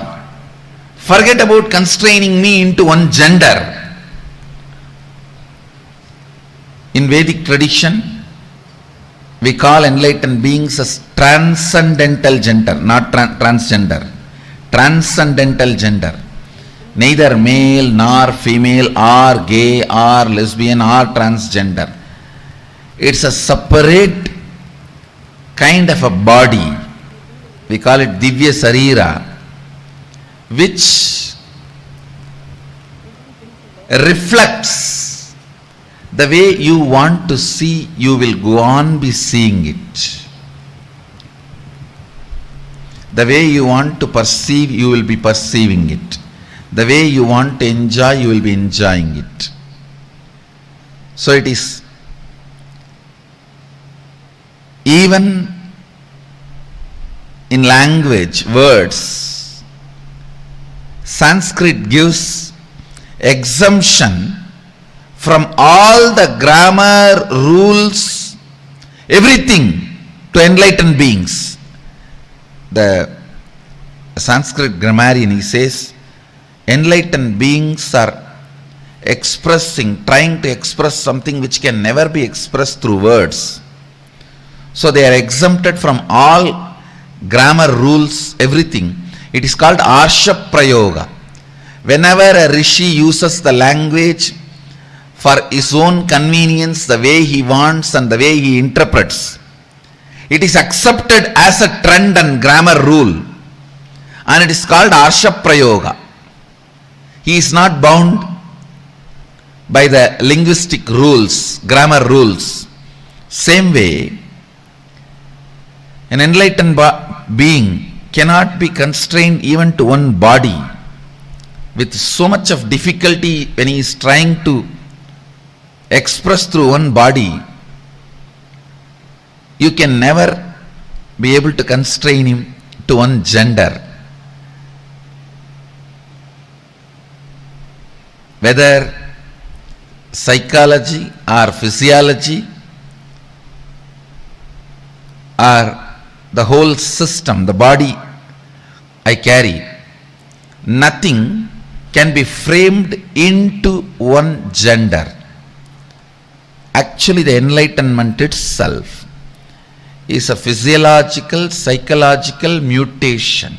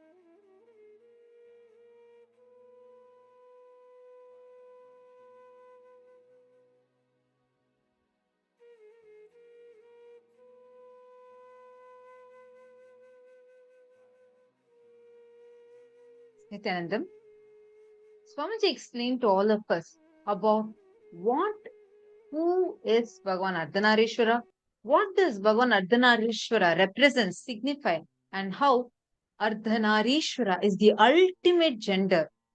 And that powerful revelation. Understand, just by understanding this one thing, all of us are going to be established in a very, very powerful way within ourselves. Actually, the very place where may I request all the participants to please turn on your cameras. I request all of you to please come and settle down. If you are listening and you're here tuned in, please may have a yes in the chat. How many of you are listening? Take a moment and please post yes in the chat. All right. Thank you. Wonderful. The very place where Parashakti, Devi, had experienced this Ardhanarishwara, becoming one with Paramashiva and radiating as Ardhanarishwara, happened in Tiruvannamalai, the very birthplace of Swamiji. And not just that, actually there's a place called as Pavarakundru. Who all have been there? Anyone been to Pavarakundru in Tiruvannamalai? You need to put yes, I have been to, because there is so many yes. Anyone who has been to Pavarakundru in Tiruvannamalai? This is, okay. This is actually a rock. Ma Sarlananda, I'm pretty sure you would have been here. Actually, this is the very place, because in so many inner awakenings, especially the earlier inner awakenings, you would have definitely been here.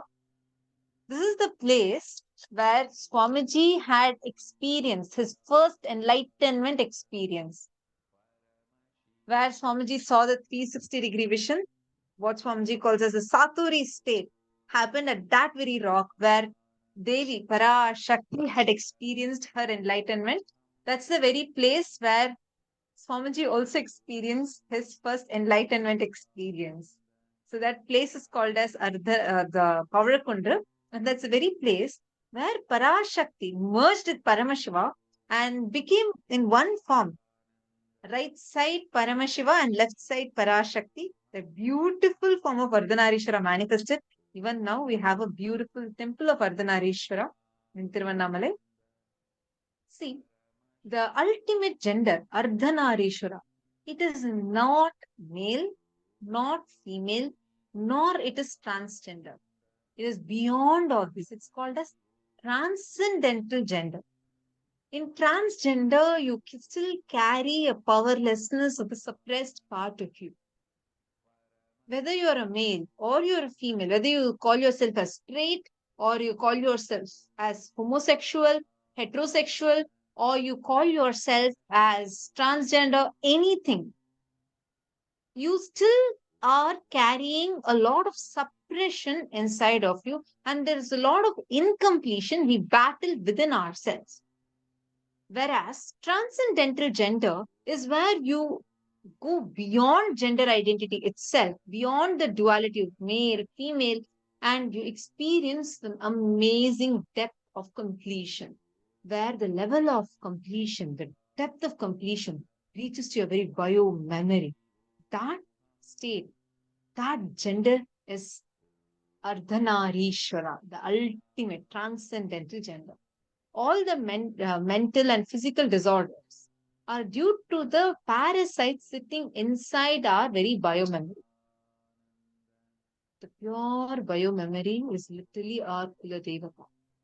Awakening of the pure biomemory, experiencing tremendous completion in your very biomemory would awaken you to that extraordinarily powerful space within you, where you experience the state of Ardhanarishwara, the transcendental state. See, that is the very state, the gender, the state where Swamiji is in. That is why you will see You will never be able to say, you will never be able to put Swamiji as, okay, Swamiji is just a male or just a female. You'll always see extraordinary grace. The very whole system, whether Swamiji is sitting as Parashakti, you actually see the divine feminine consciousness is pouring, exuding her grace through Swamiji. It is because avatars are always in that state of transcendental gender. And this can only happen when your biomemory reaches that ultimate completion. Now, Swamiji explained something very important about gender identity here. And Swamiji also explained how you need to deal with yourself. The information you receive through your senses from the outer world and the actions you do, both of these travels into internal organs, and from there to intra organs, and then from there it impacts the consciousness which is operating the system. These are the normal things that we do, which is the reason why whatever things we are doing, whatever state we are in, whatever things we do, all of these have a direct impact on our very consciousness. See, these come when, especially when you are taking, for example, when you are when you want to eat junk food, right? It is not a conscious decision that you take. It's like you see some billboard which just shows huge burger with cheese all over it, and they say that's a big offer that you're having and a big discount. You see a big billboard. Till then, you wouldn't have been hungry. And suddenly you're passing by that fast food chain, and the smell of that burger reaches your nose. That's it. All of a sudden, you're hungry. How did that happen?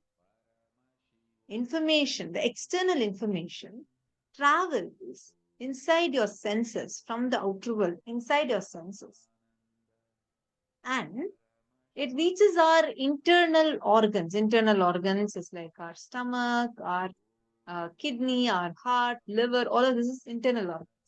Then there's one more, intra organs. These are much deeper in us.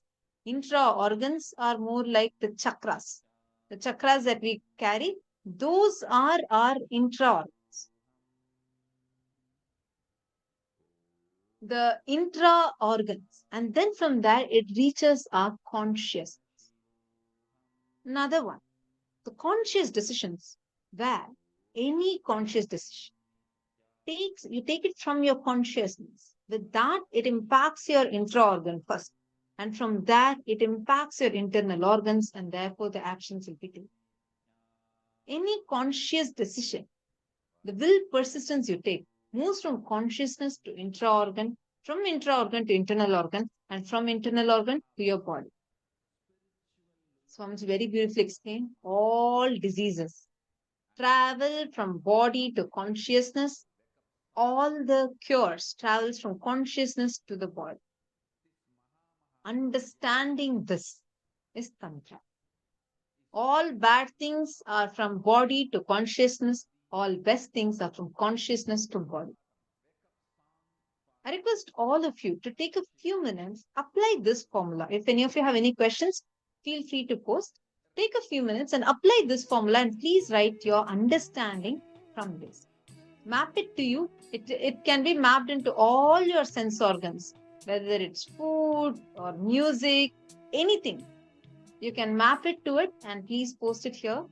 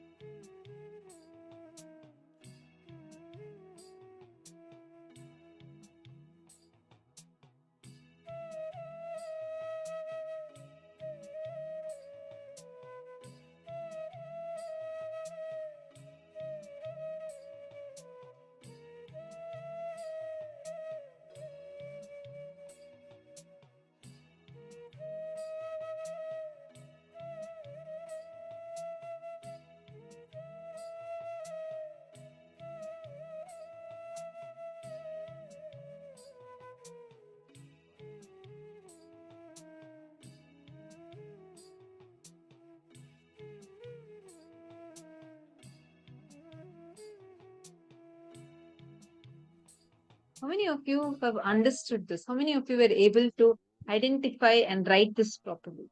I request all of you to please take a few minutes and please post it. Anyone has any questions? Please you can post it here in the chat.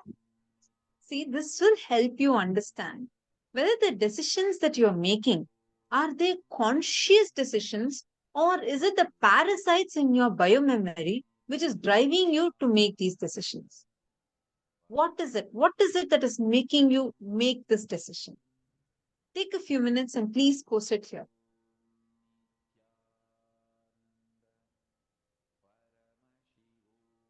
How many of you understood it? Take a few minutes and share. All right. So now we are going to be moving to the next round of our manifestation.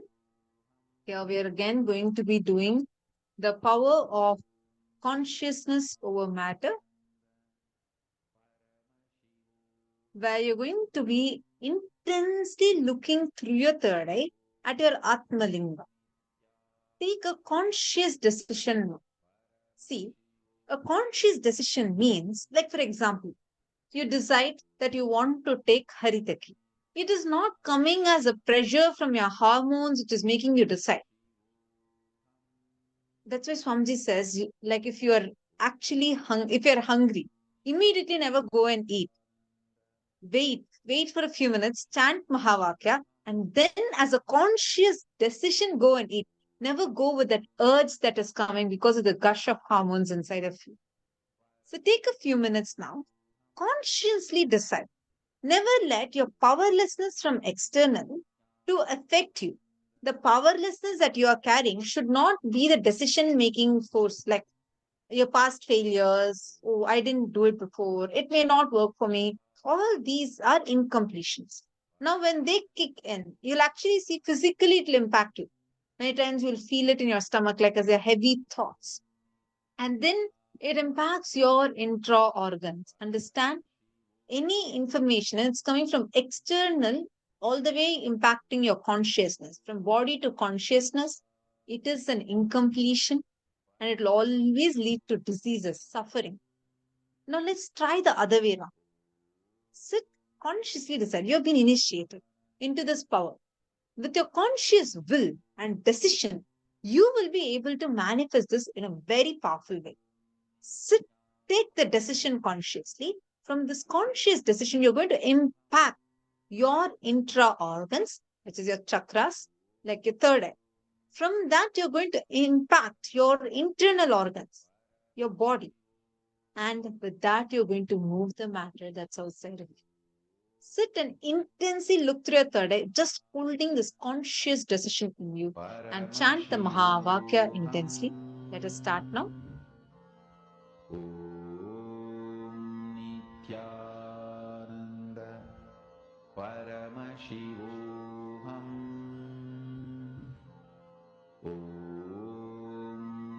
Nithyananda Paramashivoham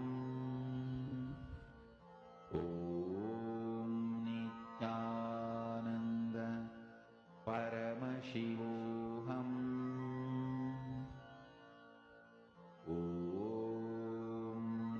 Nithyananda Paramashivoham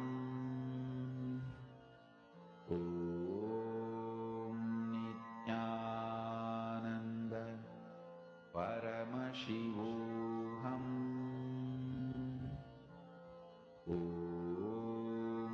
Nithyananda Paramashivoham Nithyananda Paramashivoham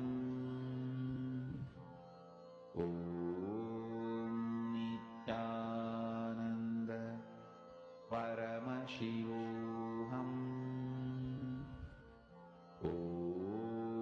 Nithyananda Paramashivoham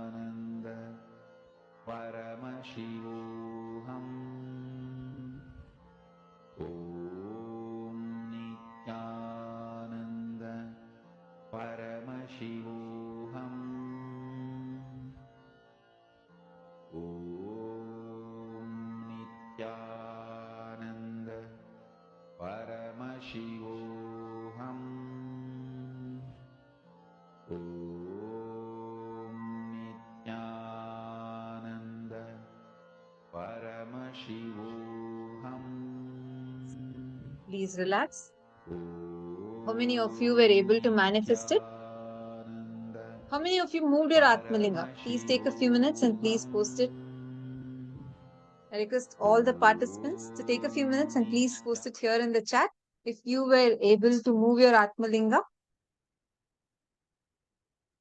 See, in the first level, as you do, you will be manifesting it as rolling your Atmalinga. It may manifest like that. As you keep doing it, you will be able to do the raising of your Atmalinga. Try this during every initiation. Whenever Swamiji is giving initiation, you can actually keep it. Even now when we are going to be listening to the session, you can actually keep it in your palm. You will see, without your conscious effort, automatically the Atmalinga will stand up. Now let's enter into a very important session.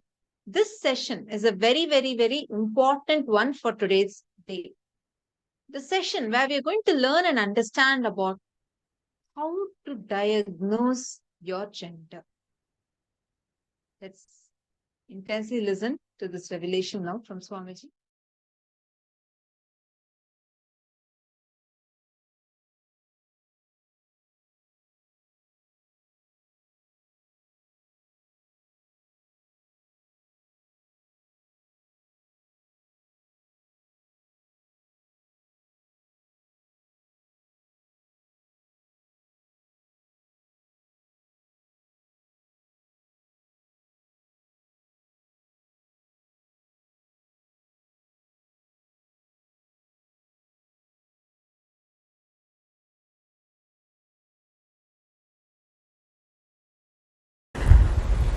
Some of the most powerful sacred secrets and powerful cognitions you need to know from Paramashiva about the 11 genders.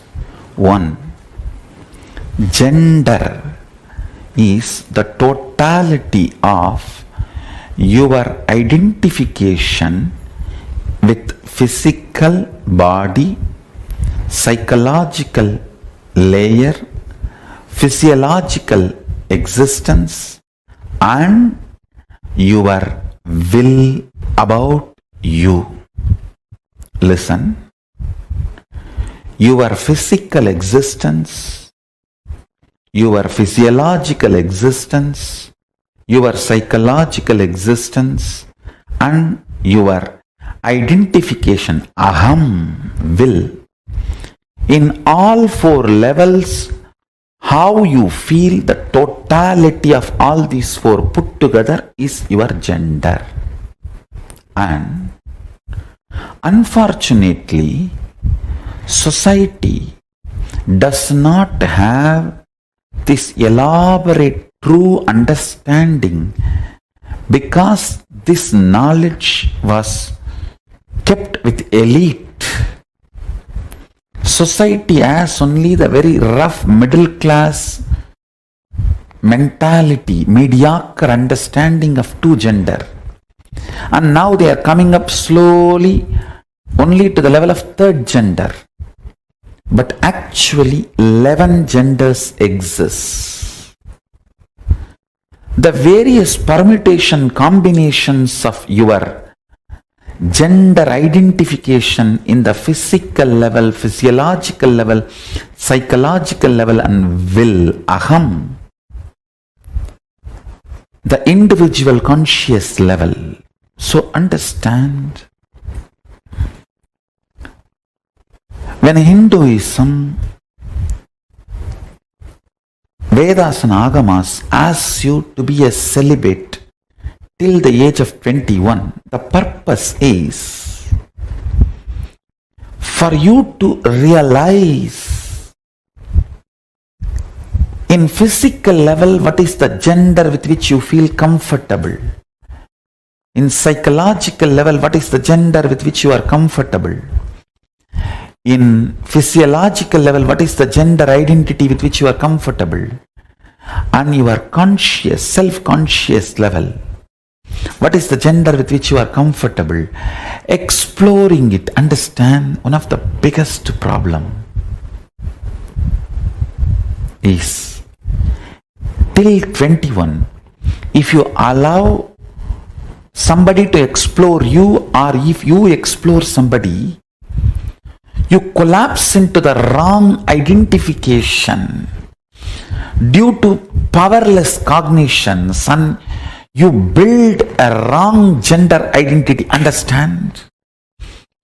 Whether you feel oversexed or undersexed, womanizer or suppressed, any powerlessness or complication in the level of sex and sexual fulfillment or sexual desires, sexual guilt, and any problem you go through with the sex fundamentally starts with gender identification. I tell you, when your gender is properly identified, all the sexual problems just melt down.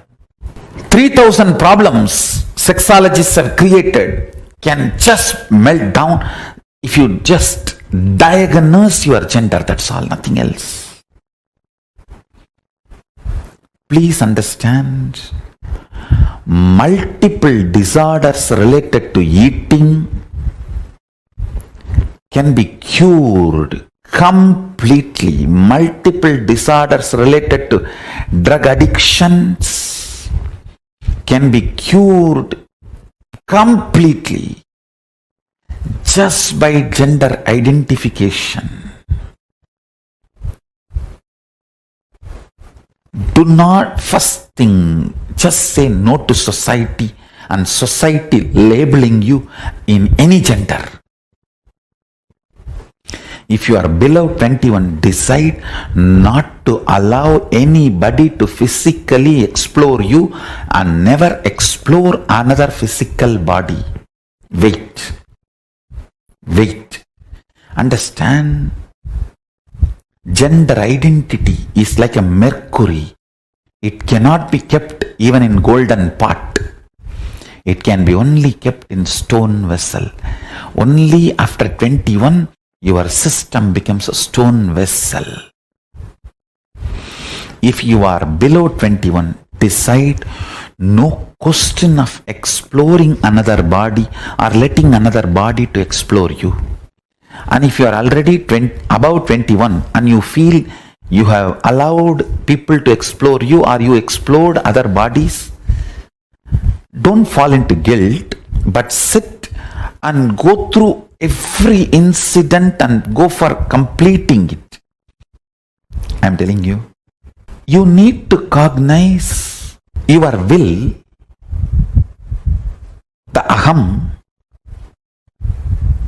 tries to play with your multiple possibility, multiple permutation combination. Sometimes it tries to be physically male and physiologically female and psychologically gay. Sometimes it tries to be psychologically male, physiologically female, and physically gay. It just tries multiple permutation combinations, explores itself during those periods. You just need to be with yourself. 3 worst things are done to you by society. First, trying to push you into 3 or 4 genders they are recognizing, like a pushing you into either male or female or lesbian or gay. That's one of the biggest crime done to you. Second, not letting you understand that they don't have the ultimate solution. They are ignorant, but trying to push their off, unverified, not time-tested, non-foolproof understandings, ideas, concepts, cognitions being pushed into you, forced to digest basic truths about life, your gender identification, your will when it is trying, doing all the trial and error of the gender identification, it should be given freedom. Freedom to be celibate. Understand? Society is so abusive only if it hooks you into the greed of sexual need. I call it grid of sex. You can continue to be exploited. The first 21 years till you find your identification and your beautiful alignment of the gender, which is the true integrity with which your physical, physiological, psychological existences feel complete. In these 11 genders, one permutation combination gives you a complete completion. Wow!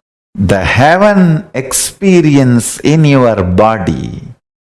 Your 6 feet body feels heaven. That experience to happen in you, you need to explore what is the gender you are really, in which one you feel, I know me. To come to that experience, that is what I call the state of Ardhanarishwara. Paramashiva. The state of Ardhanarishwara. Listen. If the integrity between physical, physiological, psychological components of you is not achieved about your gender identification, whether you are oversexed or undersexed, you will be constantly struggling. If you are undersexed, you will have so much of struggle in your dreams. If you are oversexed, you will have so much of trouble in your psychology space. Understand? Whether you are aggressive or passive, if your psychology is also prepared and integrated to physiology and physical component, along with the hormonal pressure, you will build tremendous love and responsibility, care for the other person. End of the act will not be falling down, it will be falling into the intimacy. Every level, your gender identification matters. Understand? Whether you are a womanizer or nymphomaniac, it doesn't matter. Whether you are a sannyasi or sannyasini, it doesn't matter. What matters is, do you feel inside your body, your integrity, your physical, physiological, psychological, components, do they feel integrated about your gender identification? Understand? Your physical identification, that needs just a simple medical examination, nothing else. Physical examination, nothing else. But physiological identification, you need to look in. Whenever you feel excited, are you more in kama or moha? Understand, both of them are different. In kama, you just want to manifest the reality of you and the other person or persons involved in your life. In moha, you just want to exploit everyone for your pleasure. There are two different things. In kama, you are very sure you want the completion for everyone involved. In moha, it is all about you feeling complete. I should not even use the word complete. You feeling relieved. Listen carefully. Whenever your physiology is pressured, if your psychology feels kama, it is integrity. You will be such a beautiful being. Whenever your physiology feels pressured and your psychology feels moha, you will just be exploitative. It will be more or less like a masturbation with another body or a rape. That's it. Understand? The reflection of Paramashiva in you, Pratyagatma Chaitanya, the individual consciousness, as a freedom to align your gender identification in the level of psychology and physiology and physical, all three. I wanted to make a statement. By your willpower, you can change your gender completely, even physically. All you need is aligning. And when I say aligning, I don't want to say in physical, physiological, psychological, you need to feel the same gender identity. No. You just need to identify what you feel. That's all. If you identify, you will know why you are feeling what you are feeling, why you are behaving the way you are behaving. Understand? Realizing blind spot is curing blind spot. Nothing else. Realizing why you are behaving the way you are behaving, why you are doing the way you are doing, why you are saying what you are saying, liberates you. If you integrate your gender identity, whether you are a sannyasi or a grihastha or a womanizer, you will be such graceful being. You will be such graceful being. I have seen the most graceful sannyasi and the most graceful womanizers. I have seen both. And sometimes I used to wonder how both of them radiate such grace. I realized it is not about the action. It is about the integrity and identity you feel in physical, physiological, psychological and conscious level.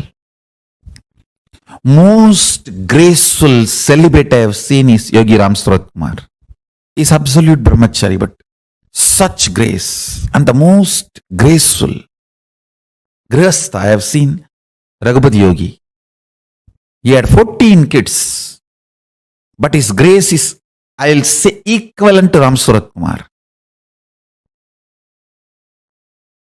Grace means ability to generate huge love and respect in the other person the moment he sees you, she sees you.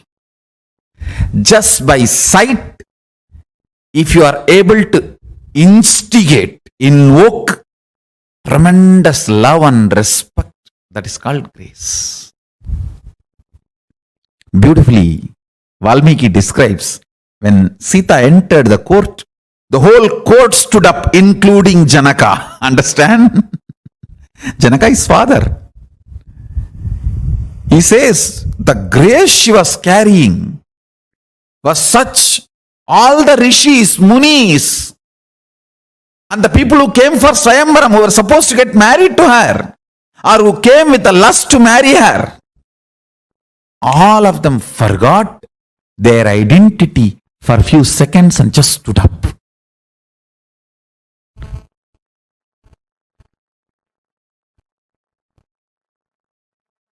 The grace she was radiating. I tell you.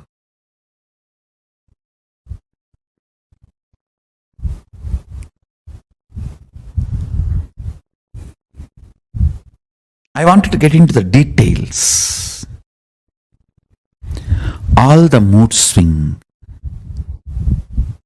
women suffer and feeling exploited, women feel, is just because their three layers are not integrated. Physical, physiological, psychological does not feel the same gender identity. There is a mismatch. There is a confusion. That is why women feel disgraced every time they enter into a sexual act and come out. They feel exploited, tortured, abused. Listen.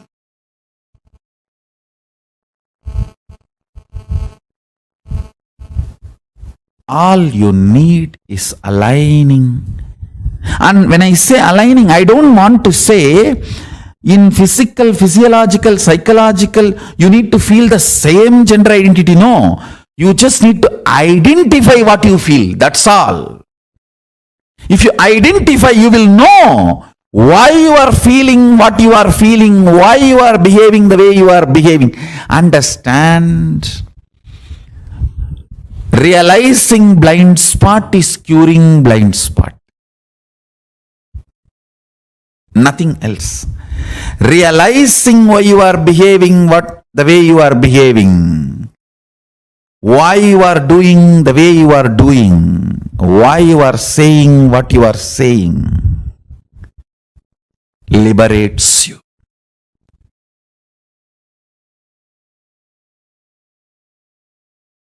See, when the Kundalini, your Kundalini is awakened, fundamentally, first thing will happen is your identity about you for the purpose for which you took the body will become clear to you. It will become clear to you. Then you are given a freedom to alter and align your body as you want. Understand? Swatantra, ability to handle yourself first, then the number of choices second. In Hindu tradition, Swatantra first, choices next. If the Swatantra does not grow first, directly choices are given. Depression is life. And I wanted you guys to know, all the fellows who talk about the so-called freedom in the modern way of thinking, the modern lifestyle, I tell you, it is absolute false. Where all you don't need freedom, you are given freedom. Where all you need freedom, you are not given freedom. It is like the cow has been put inside a cage Only the face is allowed to move, and you go, hey, see, the face can go up, down, right, left, center, 360 degree, it can rotate. What amount of freedom! That is modern society. And the cow grazes freely in wild forests. That is Hindu tradition.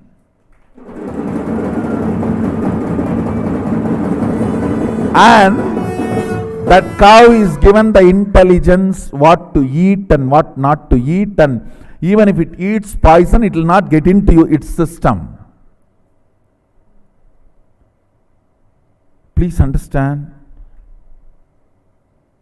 Swatantra is much, much higher than the freedom based on choices. Freedom defined by the choices. Freedom defined as choices is too low than the Swatantra defined by the Hindu tradition. Recently, I was conducting sessions for a group of people on Brahmacharya. You will be surprised. In that class question answer, almost 90% of the people say they don't feel the gender they are supposed to be feeling as their body. 90% of the people, not a joke, understand. 90% of them are saying we are not feeling the gender we are supposed to feel as per the society, the body in which we are. I think it's little more than 90. Fortunately, they are having understanding about Brahmacharya as per Sadashiva's instruction. The first instruction, as I said, 9 months. No physical sexual activity and practicing completion means the power manifestation. Second instruction, every morning have neem juice, every night a black betel leaf with a little pachakarpuram, the raw camphor, a pinch of raw camphor.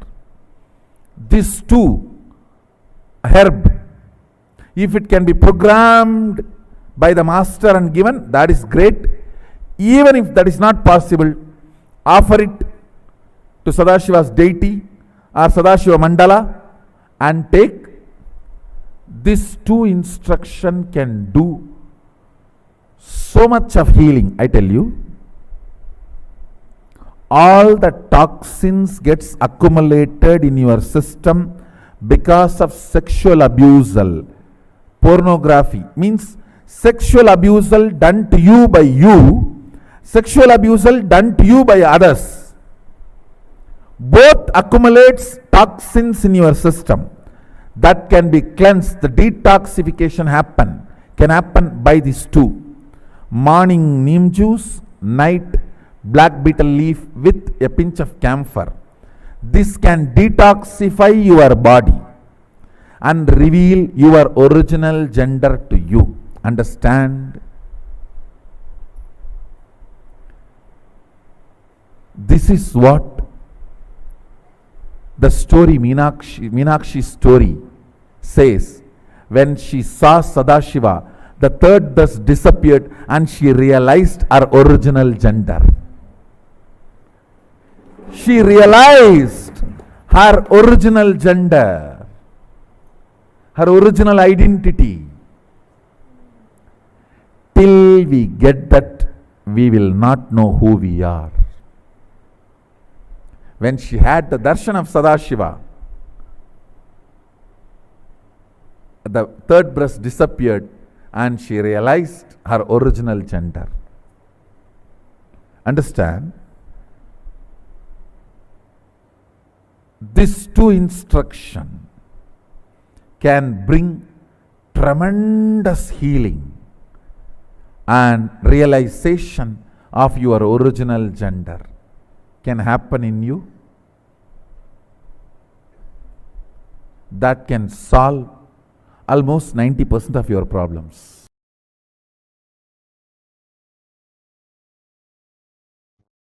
Center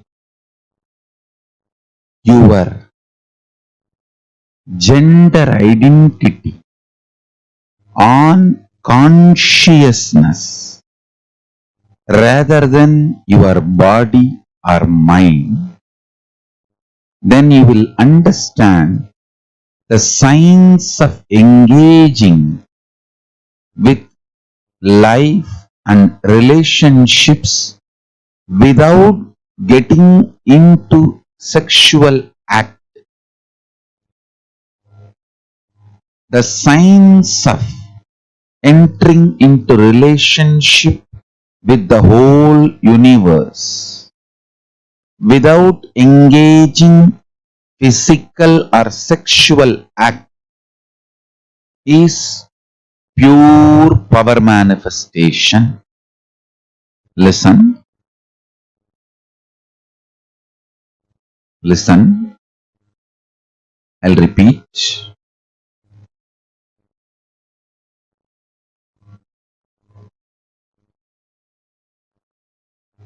Do not take your consciousness, life for granted.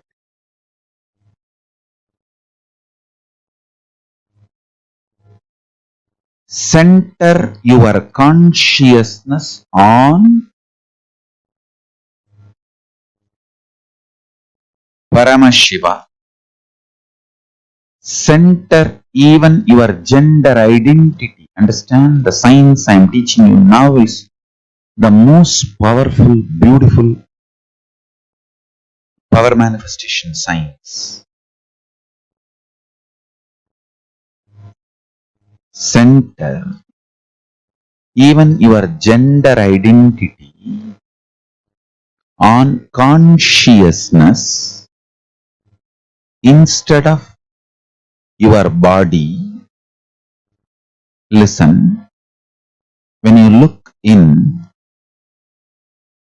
even before you remember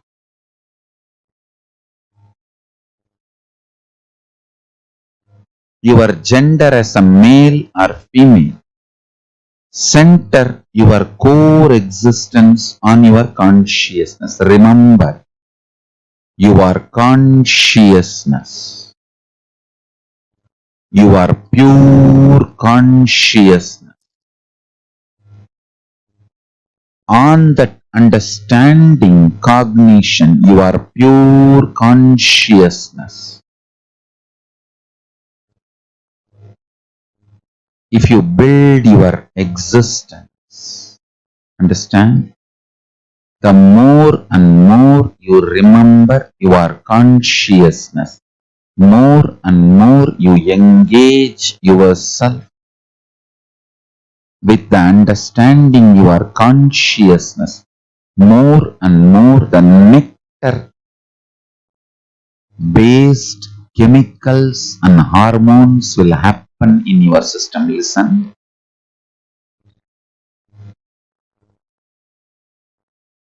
The everyday living process of your body, your inhaling, exhaling, breathing, digestion, all this can be either amritatva, nectaric, or they can be aging, growing old.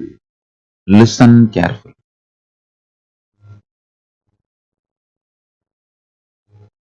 You need to understand the functioning of your body is centered on the ideas you cherish about you. The more you cherish you are based on your body, the more you will engage with gender identities, then that leads to more and more of bondages, needs, greeds, fears. more and more you center yourself as consciousness, more and more your taste for life gets mature. Understand, when you start remembering your consciousness more and more,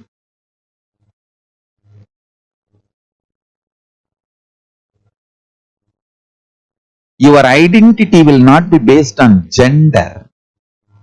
Cognizing yourself consciously,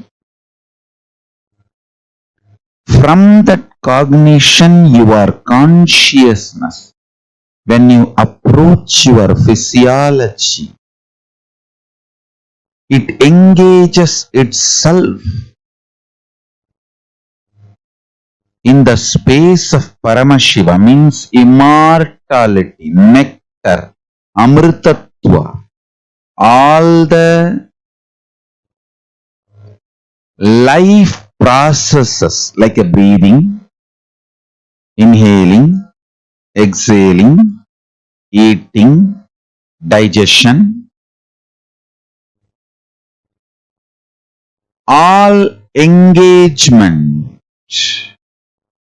with life, whatever your body goes through, everything starts happening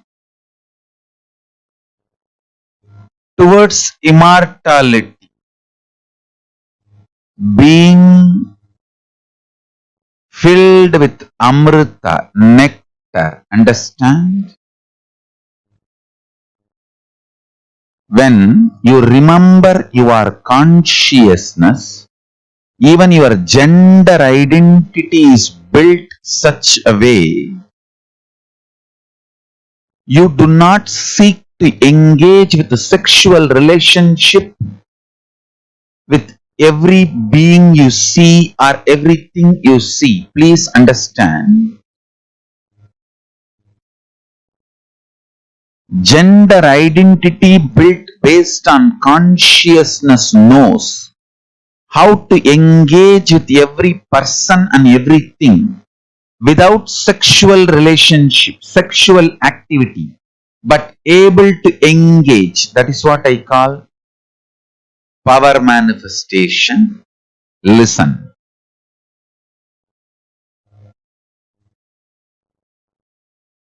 If you engage between two bodies, it is sexual act.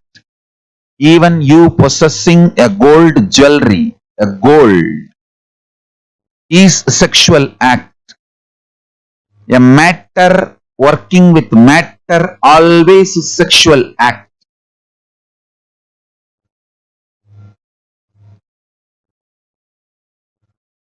When you establish yourself as consciousness and being conscious, you build your identity and engage with life, everything becomes power manifestation. I'll tell you, signs of having relationship with the whole universe without engaging into sexual act is power manifestation.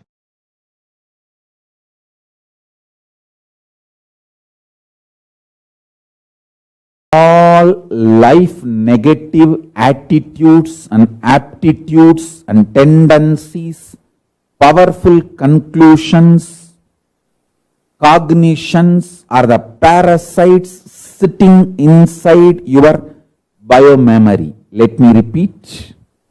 All life negative attitudes, aptitudes, tendencies, powerful conclusions, powerful cognitions are the parasites sitting inside your biomemory.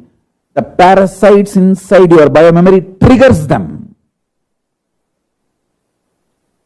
The most beautiful way of working and detoxing your biomemory is 1,200 long breath every day. 1,200 long breath and working on your sexual identity. If your sexual identity becomes life positive, maybe in further satsangs I will give you deep insights how your anger shrinks you from your sexual identity. All gender bias, people who are homophobic or any phobia you carry related to sexuality is parasite sitting in your biomemory, and that is life negative. When I see a hill, when I see a tree, when I see sea, ocean, I feel exactly how I feel when I see each one of you.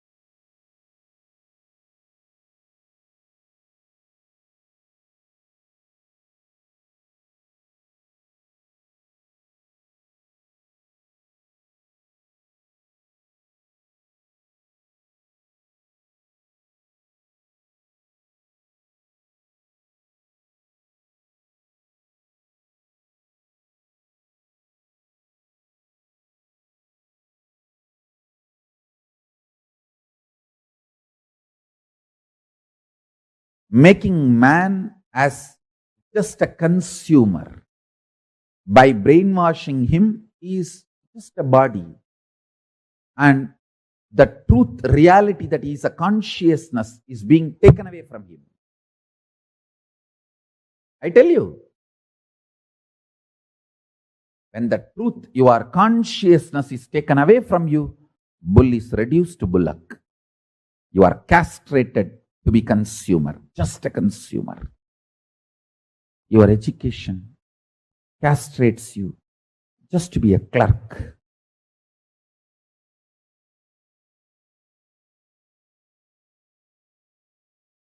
Marketing monsters castrate you just to be a consumer. The sex-based industries, pornography, actually in the modern day, all the cinema industry and the TV serial, everything is sex-based only. Sex-based entertainment industry castrates you just to be consumer of their entertainment. Actually, it is not even aimed at educating you properly with the right principles of sex. No. Like many of these theme parks all over the world is not designed for kids. It is designed for adult kids. Adults who are still kids mentally.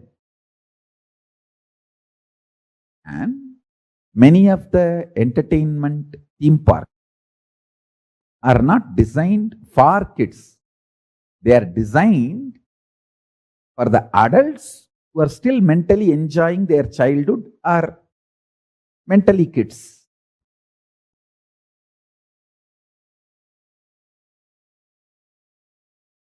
Listen, same way, the sex-based entertainment industry is more focused on them being a masturbation value for you, not any educating or any useful for your existence. Their focus, the whole focus is just to be a masturbating value for you. That's it. Nothing more. Listen. Oh Hindus, wake up to all these conspiracies. These people who make the whole sex industry, sex-based entertainment industry, a masturbation value, nothing more than that. These guys go on accusing Kama Sutra of the Hindu tradition is sex perversion. Hey, Kama Sutra looks at sex with entertainment and enlightenment value. All three. Entertainment, entrainment, and enlightenment value. But the sex-based industries of the modern world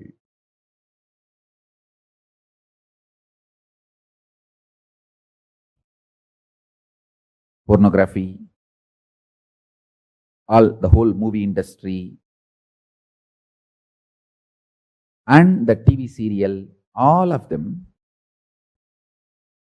I can say one more clear word. They are not even interested in being entertainment or entrainment or enlightenment. They are trying just to be a masturbation value, enslavement value. How they can enslave you, that's all is their goal.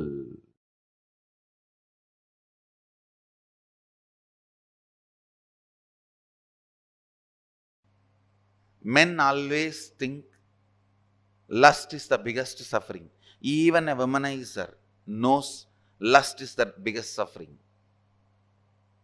But I tell you, it is not lust. It is the ideas of male, female, and the suppression you carry in your muscle. That is the real suffering.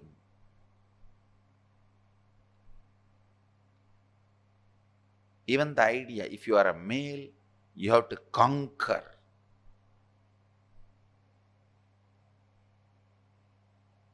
Most of the womanizers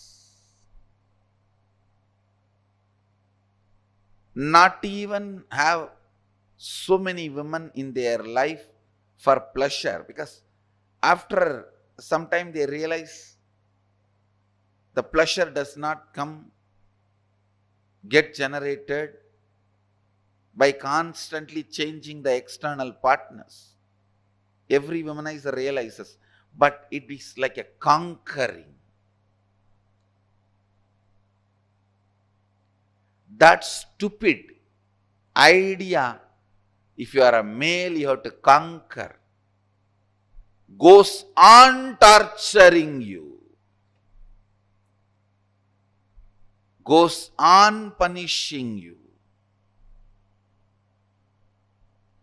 goes on putting your life in deeper and deeper hells.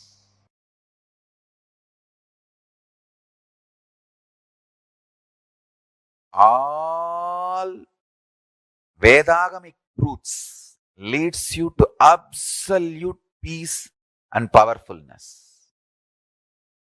Because every Upanishad starts with Shanti, ends with Shanti. We call it Shanti mantra itself. There will be always few lines with Om Shanti Shanti Shanti. It's called Shanti mantra.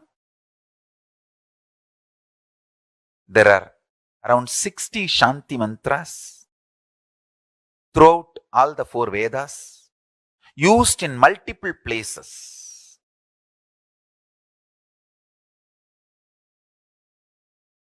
Every Upanishad will start only with Shanti mantra and end only with Shanti mantra. Because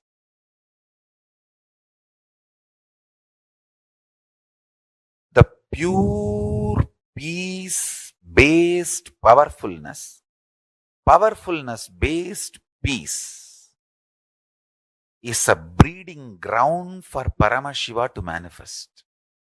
That is why from the time immemorial,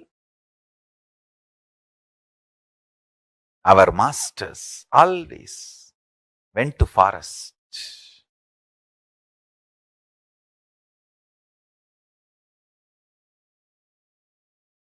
to practice Shanti-based Shakti, Shakti-based Shanti.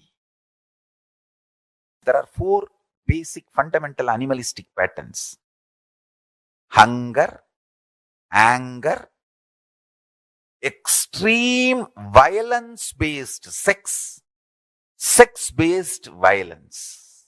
The mess up of violence being delusively considered as sex and sex being delusively understood as violence. These are the 4 patterns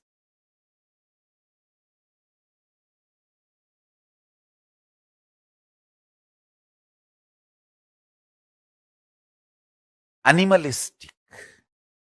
Detox yourself from that. You can see funny thing.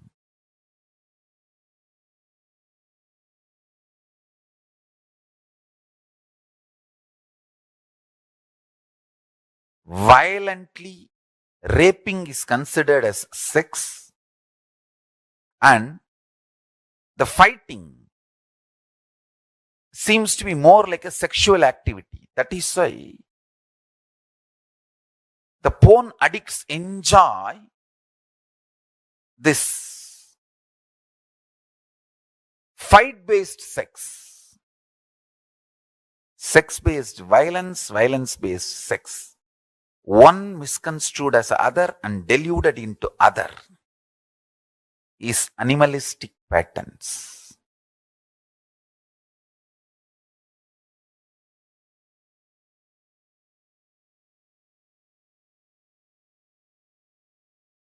Hunger, anger, confused, deluded violence, confused, deluded sex. This four is the animalistic patterns. Detox yourself. If you detox yourself from this four, you grow that Shanti, Paramashanta Swarupa, and you manifest. Paramashanta, and you manifest. Paramashivatva. Nothing can be compared to the strength of the peace you have grown inside. The quality of the peace based powerfulness is called maturity as per the Vedic tradition. Aging is not maturity in Vedic tradition. The Paramashanta which grows in you is maturity in Vedic tradition. Paramashanta Swarupa. Meditate on Paramashiva. Connect with Paramashiva. Prabhu, I know you are eternal Paramashanta Swarupa. Please manifest in that space, in that state in me. That is what I call Mukti-based Bhakti. Devotion centered on liberation. Liberation centered on devotion. Enlightenment centered on devotion. Devotion centered on enlightenment.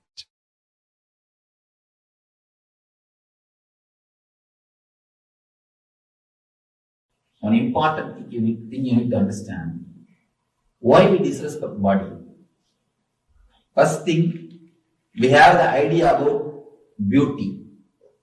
We always have some model in our mind. So we try to become that model.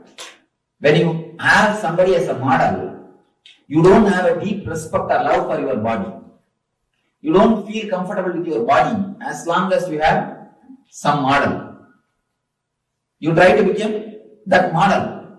You try to do makeup, or you try to behave, or you try to live like that model person. As long as you have model, you will not be happy unto yourself. You are beautiful to yourself. Why should you bother? Why should you care for some other model? If he is beautiful or if she is beautiful, it is for him, not for you. Your body is the closest mechanism available to you. Even if he is beautiful or she is beautiful, it is his body. It's not your body. Why should you have hatred to your body by getting attracted to that body? Most of the time, when you feel attracted to some model, you start hating your body. You also want the same kind of body. You also want same type of body. So naturally, you create tension in your body. From the young age, you are taught to become like somebody.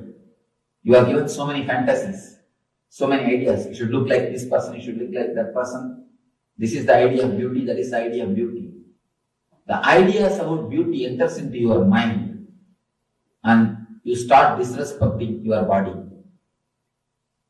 You start misbehaving with your body. The moment you think, you feel somebody else is beautiful, you want to become like him or like her. Avoid and drop the ideas somebody is beautiful and somebody is not. You are enough unto yourself. You are enough unto yourself. You are beautiful for yourself. Why should you bother somebody else's beauty? Why should you bother about somebody else's body? First thing, feel totally homely with your body.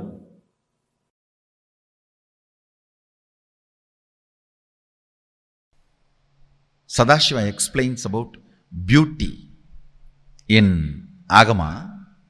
In one place, very beautifully expressed. Who is beautiful person? Many places Sadashiva does not use the gender, beautiful man or beautiful woman, no. Because we believe in 11 genders, he just says beautiful being. 3 qualifications he gives. The moment you see, you should be stunning. The eye should just pop up. Automatically the eye should expand. That's the first. Listen carefully. The moment you see, eye should just pop up. That's stunning. Second, the grace should flow in every action. From the moment of waking up to the moment of falling asleep, grace should permeate in every action. And every bhavana that person, the third point, every bhavana that person assumes. If you have to translate in a modern way, every dress he wears or every attitude he assumes, every aspiration he assumes, every bhavana, visualization he assumes, it should radiate beauty. These are the 3 qualifications he gives for a beautiful being. First, the moment you see, stunning, eye should pop up. Next, whole action, sitting, standing, dancing, eating, sleeping, everything should permeate that beauty, grace. Third, every attitude he assumes, means whether he wears jewels or dresses up or no jewels or any aspect, anything should fit. Even if these 3 qualities are expressed, don't be diverted by what is expressed. Look in who is expressing. Understand. Don't be diverted by what is expressed. Look in who is expressing. When you look in who is expressing, you become Jivan Mukta. Look in who can express this. Look in who is expressing this. Even the most beautiful things, sun and the moon and the nature and the ocean, the hill, amazing, beautiful beings, powers, best visualizations, extreme beauty of flowing Ganga, extraordinary beauty of standing Himalayas, whatever. All these visualizations, all these forms, don't be diverted by what is shown, but see who is showing. Understand? The world, my world. For example, you see a mountain. Mountain is the world, and that peace or a mood it creates in you is my world. Whether in the world or my world, don't be distracted by what is seen and perceived. See who is perceiving in the my world. You will achieve the Atman. You will achieve the super consciousness. See who is showing all this. You will achieve the Sadashivatva. Whether in the world you see who is showing this, or my world you see who is perceiving this, you will achieve Sadashivatva. You will achieve the ultimate. You will achieve the Shivoham Anubhuti. You will achieve the Atmajnana. You will achieve the Brahmajnana. You will achieve the ultimate enlightenment. In both, enjoy both. Don't be distracted by it. Enjoy powerfully, but know it. The source is what matters, not the experience. Source is what matters, not the superficial. Source matters, not the superficial. Always put your attention on the source. If you are putting your attention on superficial, both your eyes will enjoy. If you are putting the attention on the source, your third eye will enjoy. Your third eye will be awakened. That will enjoy. External or internal, let your third eye enjoy always. Understand? Still I have not seen any modern day beautician or the people who work on these beauty industries explain beauty in such a precise way like Sadashiva. What a definition. After defining, he says, look at the source who is showing, because that is too beautiful which cannot be described. If the expression itself is this beautiful, then how the experience will be?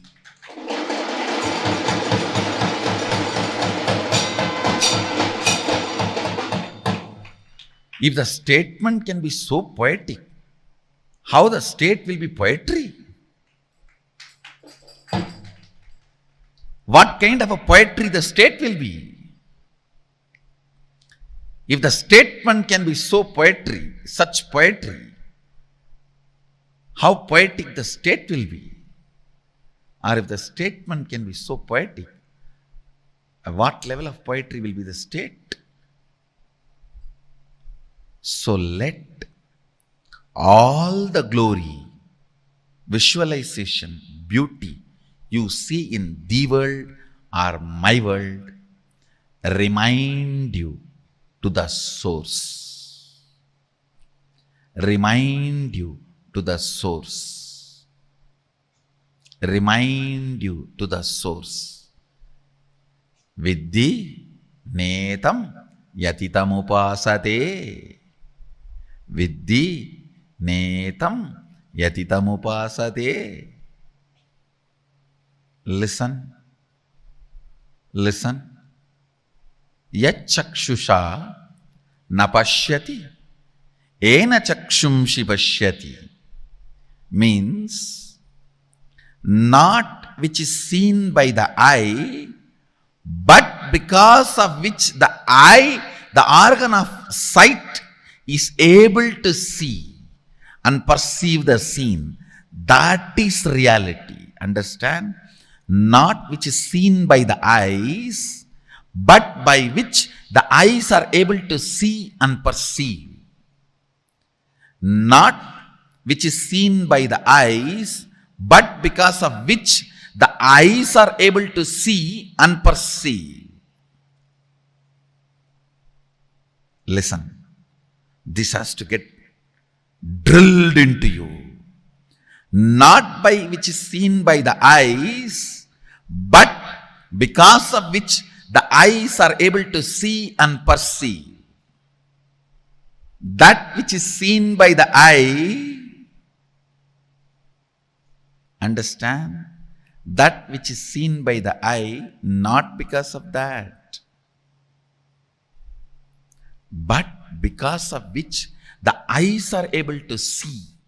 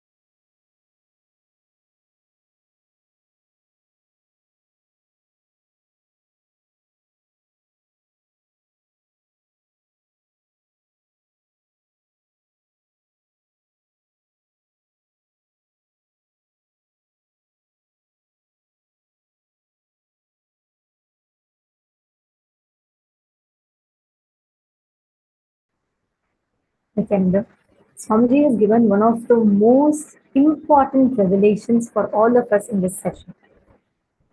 For most of the part, all think gender is all about just having, okay, whether I get the right relationships in life or whether I get the right friendships in life. We think gender always works based on what people around us perceive us to be. And for most of the part, our concepts or ideas about a gender, even the so-called feministic ideas or gender equality ideas, is based on a very cerebral level opportunities that we always discuss about, rather than going to the conscious level. And Swamiji so beautifully has elaborated here. I think this is one of the most important, most powerful revelations for today's generation. Because today there's a lot of people are becoming more comfortable in talking about genders. There's a lot more awareness coming towards this. And when the whole society at large coming together to understand something, it is important that we get the right information about it. Unfortunately, many people today are misinformed about gender, gender-related identity, and gender-based incompletions that we create within us. And Swamiji here has revealed the most phenomenal ways to understand and the most powerful method to complete with it as well. Can I request every one of you to post one thing that you clicked with in this session, which you feel like has completely changed your perspective? Can I request every one of you to post? What did you click with? What was like very new to you in this?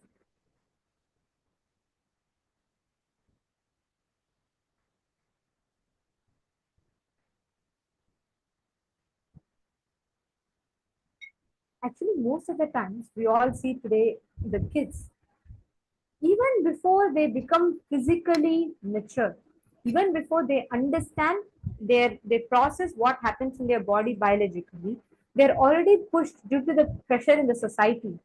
Today, as soon as a kid is born, and society starts inducing idea, oh, you're a boy, you're a girl, you have to be this way, you have to be that way. And there is so much of pressure from the outside that the kid actually never gets to explore himself or herself. They don't get to explore themselves to see what exactly they are comfortable with. The prime time in Hindu education system, right?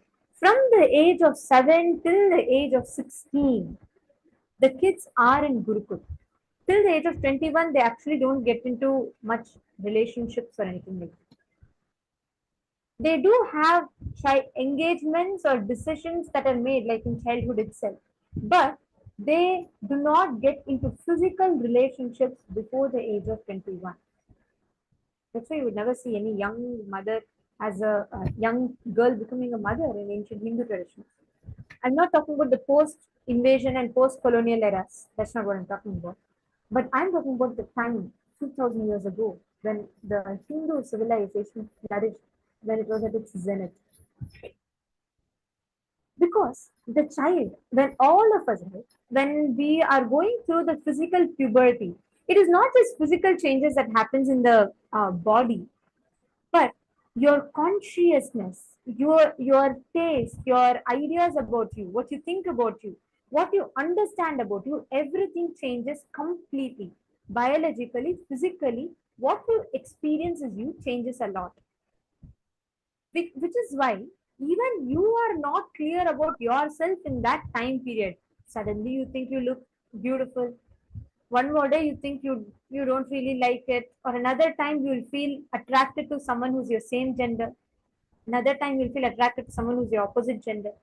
You will be making so many conclusions about yourself, about life, about relationships, etc. And it is so important at that point in time that you do not get into any relationships. But unfortunately today, imagine what happens to a child. Even before a child can understand about himself, he's already into relationships. Today, kids at the age of 16 start having relationships. Even before they can get to know themselves, they start building relationships, they start having physical relationships because there's so much of pressure. They open social media, what do you see?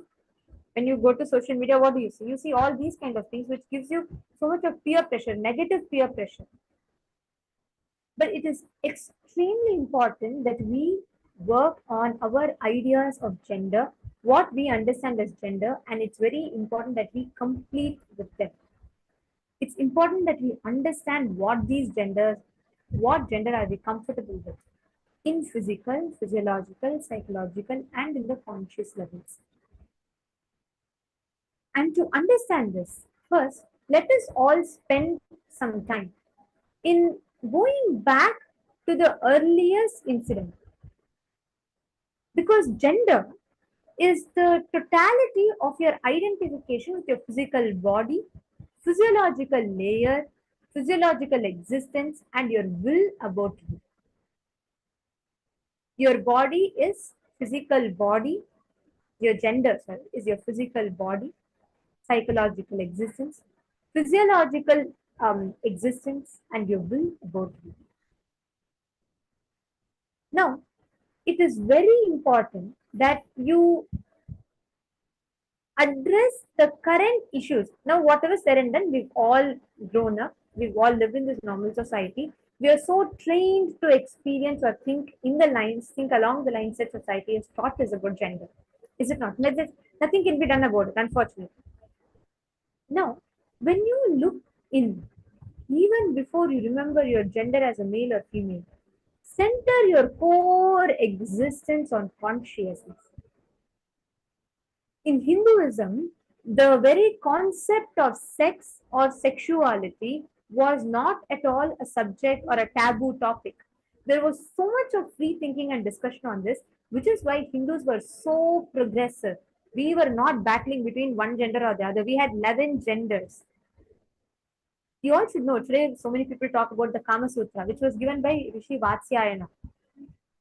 And this Kama Sutra elaborately talks about sex. It talks about various different techniques through which you can experience the pleasure. And it elaborates so many details. And to this day, even Western schools, Western philosophies, everyone take reference of this Kama Sutra because it has so much of knowledge and it gives the exact science of how you can experience enlightenment through sex. But if I tell you a shocking fact, if I tell you one truth about this, you'll be shocked. Do you know the entire Kama Sutra is given by a sannyasi? When I heard it from Swamiji, I was shocked. Rishi Vatsyayana was a sannyasi. And did you know who he gave this Kama Sutra to? Whom he taught the science of sexology to?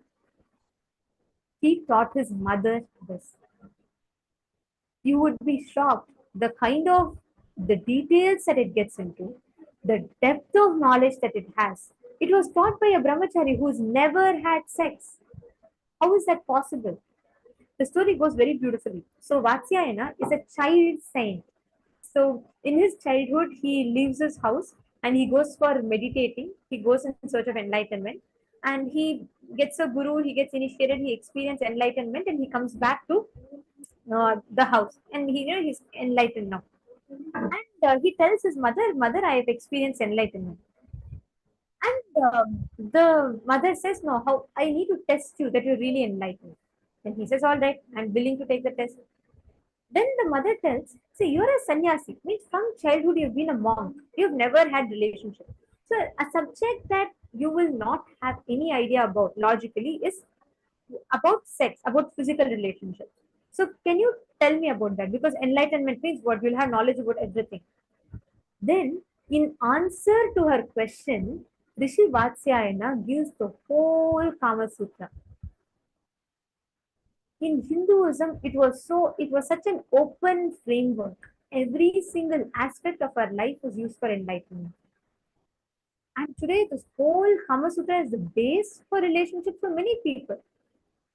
Because this teaches how you can experience enlightenment even through physical relationships. So just understand this. Every one of us, the way we Today's society is so corrupted, and that is why we are not able to experience that completion in any aspects. Even the idea of sex or relationships has been so badly reduced. That is why today there are so many incidences of rapes, harassments, and so many issues. But actually, even through physical relationships, we can experience enlightenment. But Swamiji is beautifully told the consciousness gets affected when you are not clear about your identity, when you don't cognize yourself as consciousness. Even before you settle in with the idea that your consciousness, your physical body is invaded. Sometimes knowingly, sometimes unknowingly, sometimes against your will. But all of us go through this. Every one of us, almost every one of us. If you have not had physical relationships before the age of 21, like somebody said, that's a boon. But before the age of 21, if you have had, it has a huge impact on your conscious growth. So please understand what we are entering into is a very, very important subject. I'm going to request every one of you to take a few minutes and please do not post this exercise anywhere. It is only for yourself. How many of you are by far, so far, how many of you are with me? How many of you are understanding? Can you all put yes in the chat if you all have understood, if you're all clicking with what Swamiji is reading? Can I request all of you to please put yes in the chat?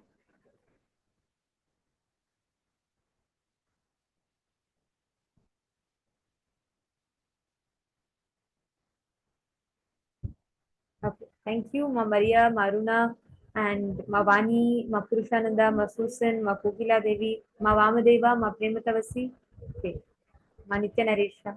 Okay. Now, I'm going to request every one of you, open your book, do this exercise very sincerely. You don't need to post this anywhere. Keep it only for yourself, but write it down very sincerely.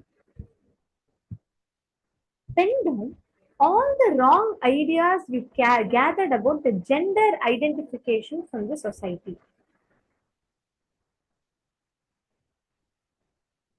All the ideas you have gathered. What does gender mean according to you? What is gender? And what is the ideas that you had about gender? Like gender means like girl or boy, boy gender is supposed to be like this, girl is supposed to be this, being a trans, being a bisexual or a gay, something wrong, society will hate you. Whatever ideas you have gathered about all genders, write it down. Sincerely, please pen down.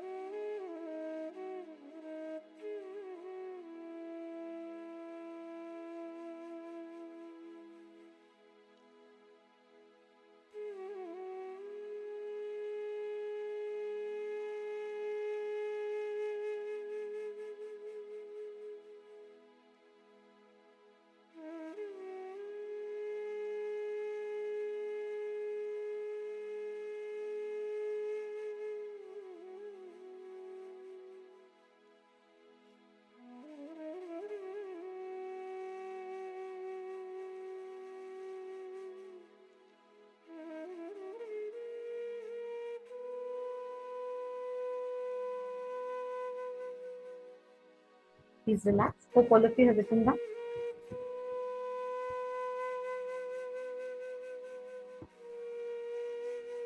Now, in the next part of this exercise, listen very carefully. Now, we've all entered into the first part. Now, all these ideas about others, about gender, the gender-based ideas and confusions that we have inside of ourselves is created within us from one of the most important components. Please listen very carefully. All the conclusions that inspired you to explore other body or allow others to explore your body before the age of 21. And I request every one of you, I understand this is something very sensitive for each of us, very personal. Please make sure you're writing it only for yourself. You do not need to show or share with anyone. It's only for you. But do this completion because these ideas sitting inside of you will damage your very consciousness. Before the age of 21, before having clarity about yourself with you, when you go and explore another person or when you let another person explore you, your very consciousness gets affected. I request every one of you to sincerely please pen this down. Do not take this lightly. Pen down. If before the age of 21, you have allowed anyone to explore you or you have explored another person's body, write it down and write down. After exploring the physical relationship, what are the kind of cognitions, emotions and mood swings you are going through? Please pen them down. Pen down all the effects, side effects and after effects of you exploring the other body or the other body exploring your body. Go through the whole thing again. Go through it completely and write it down. It might be difficult or sometimes it might be too, you might not want to do it. But sincerely, we recommend that you take this very sincerely and do it for yourself because it will have immense benefit to you. So please pen this down. We'll give you all time for finishing this.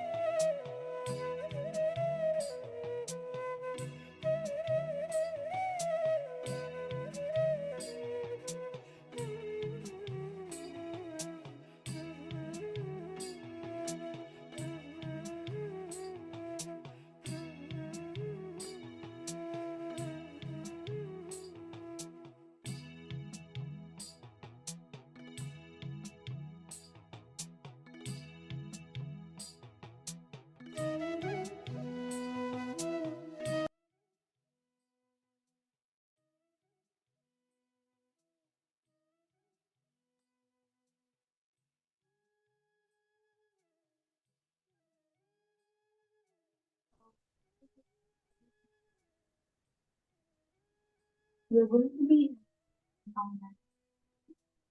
and with this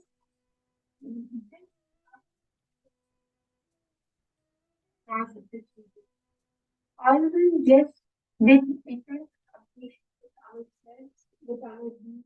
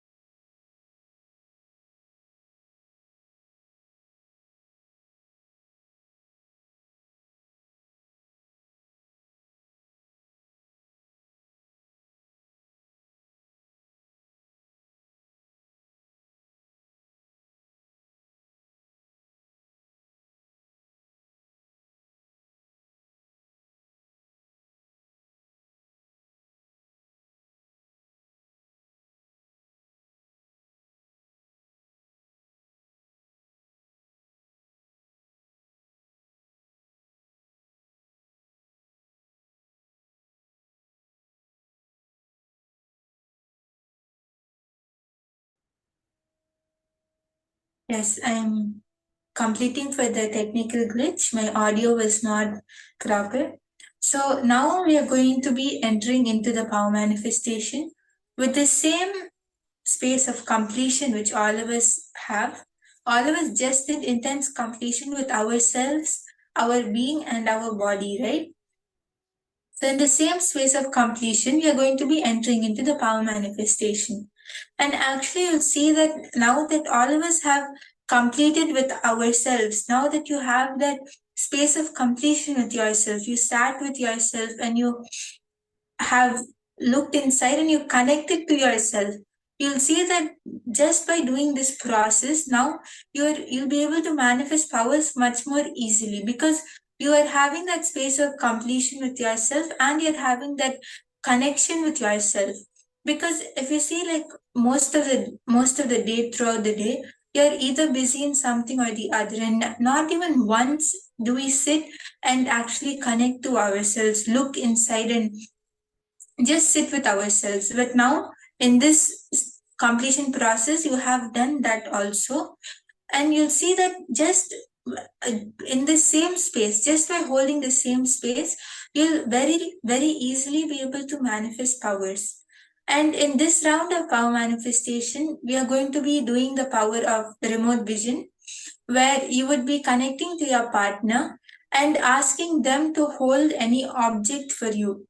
And you will have to scan that object which they are holding through the power of remote vision. So you're just going to connect to Swamiji. Just intensely put your awareness on your third eye and experience that same space of completion and that same space of connection with yourself.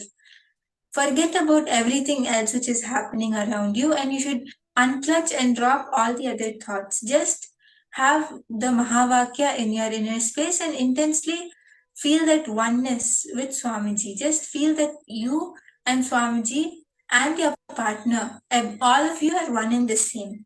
And just connect to that space of oneness which is there inside you. And you'll see that when you connect to that space, you'll be able to see the object and the things next to the object. You'll be able to feel it. You'll actually feel that you are one with the object. If it's an apple which your partner is holding, you'll be able to feel yourself in the apple. You'll be able to experience yourself in the apple. That is the space of oneness which you'll experience. And this power of remote vision is an initial level of this manifestation which we are going to do. So I request all the participants to connect to any partner. You can connect to anyone on the Zoom or any of your friends or family members. And I could actually see that many of you were sitting and very intensely manifesting, which is very nice.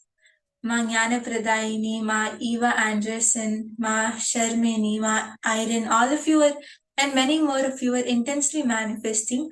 All of you will see that when you just sit in this space of completion and declare that, yes, I am going to manifest this, I am going to surrender this at Swamiji's feet, and Swamiji is going to manifest through me, you'll see that immediately the manifestation will happen.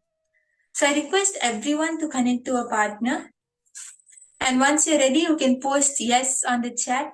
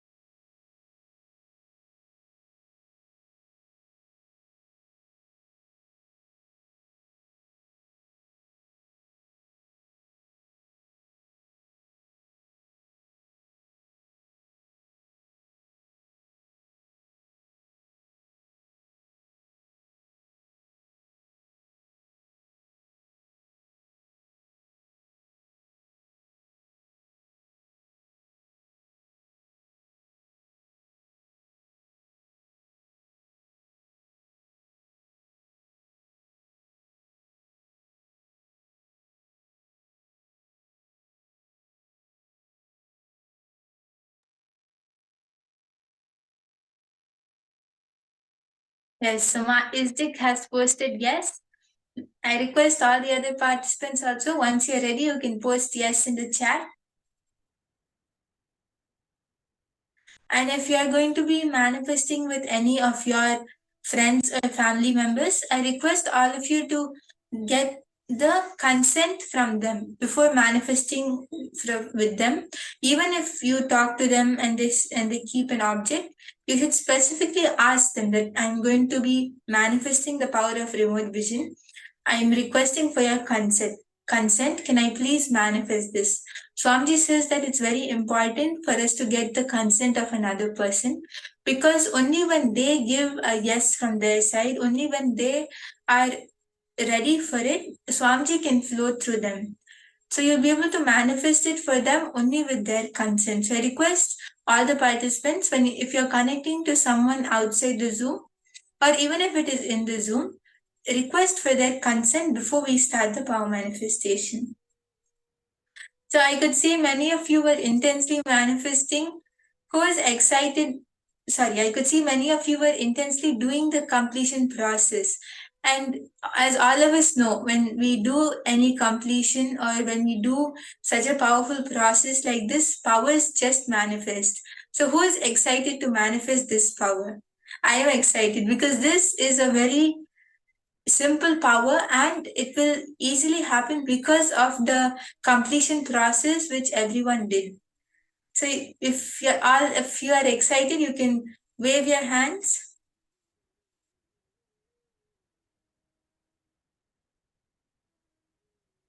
Yes, I request all of you to connect to a partner so that we can start the power manifestation.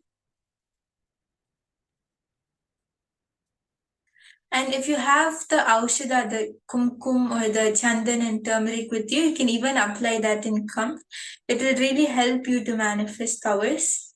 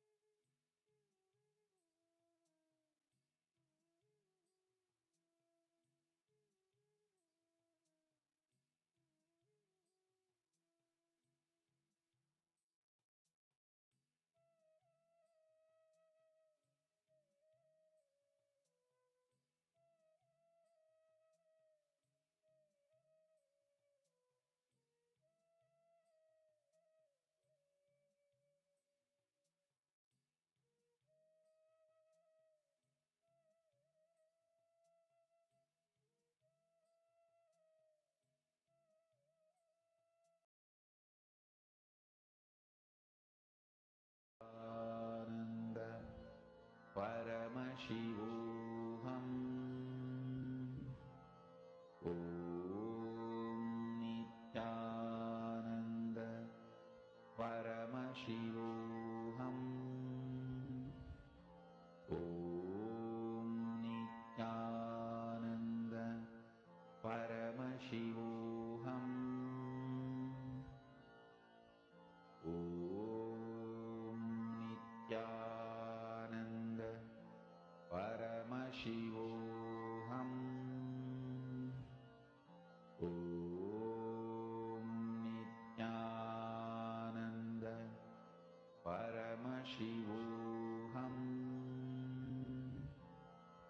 Om Nithyananda Paramashivoham. Yes, now I request all the participants to choose a particular object. You can tell your partners to keep a particular object aside without revealing the details or the whereabouts of it.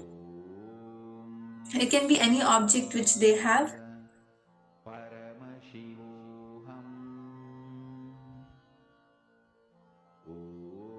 And just connect to Swamiji. Remember Swamiji in your third eye and put your awareness, your full awareness on your third eye. And intensely start chanting the Mahavakya. Connect to Swamiji and just unclutch from all the other thoughts except the Mahavakya. Let the Mahavakya vibrate in your whole being.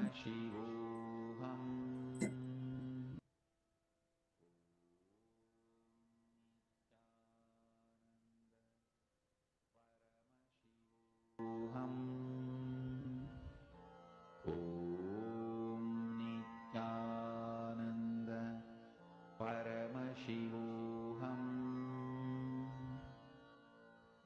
Om Nithyananda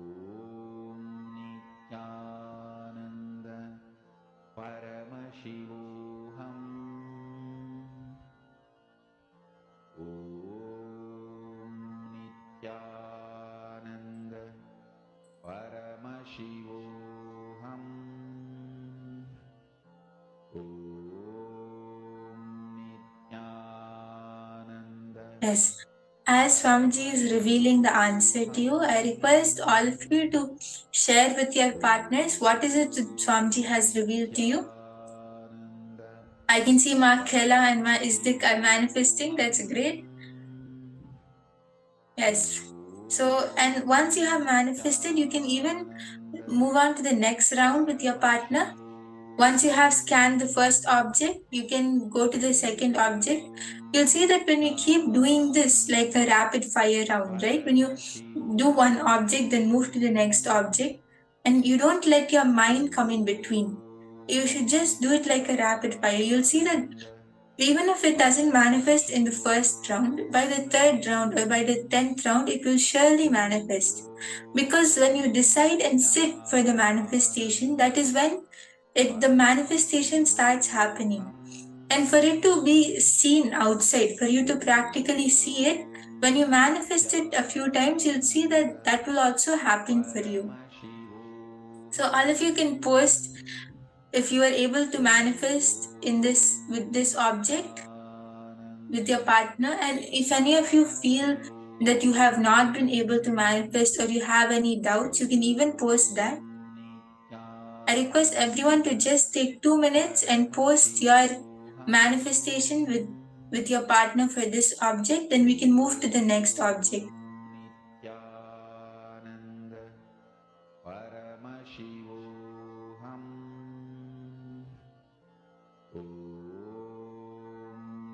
Nithyananda Paramashivoham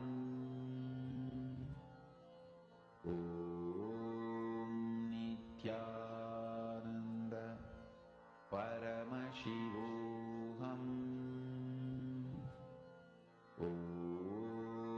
Nithyananda Paramashivoham Nithyananda Paramashivoham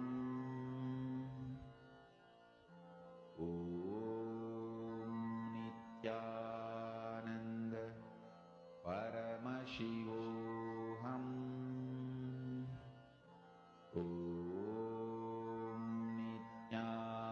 Nithyananda Paramashivoham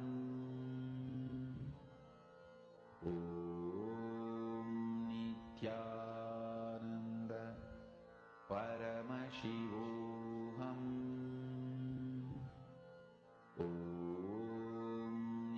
Nithyananda Paramashivoham Nithyananda Paramashivoham. Yes, now we can move on to the next object. So I request all the partners to please hold the next object with you. And I request everyone to continue manifesting with the same intensity. Even if you weren't able to manifest in the first round, it's completely fine. Just continue to chant the Mahavakya and drop it at Swamiji's feet, because whether we manifest or not, the credit all goes to Swamiji. So you just have to connect to Swamiji and chant the Mahavakya, and Swamiji will take care of everything. He will manifest it for you. With this assurance and with this same space of trust, I request everyone continue chanting the Mahavakya and just put your full awareness on your third eye. Paramashivoham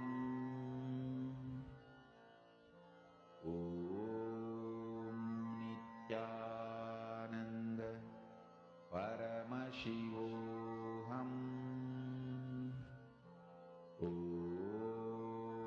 Nithyananda Paramashivoham Mahavagya, spiritual lullaby for Samadhi, and Suprabhatam, wake up call, wake up song for Paramashiva. This Mahavagya is spiritual lullaby for you to fall into Samadhi. Suprabhatam, wake up song for Paramashiva to wake up in you. Just remember this one powerful cognition. This Mahamahavagyā puts me in Samadhi. This is spiritual lullaby for Samadhi and Suprabhatam, wake up song for Paramashiva in me. For Paramashiva to manifest. With this one spiritual powerful cognition, chant this Mahamahavagyā.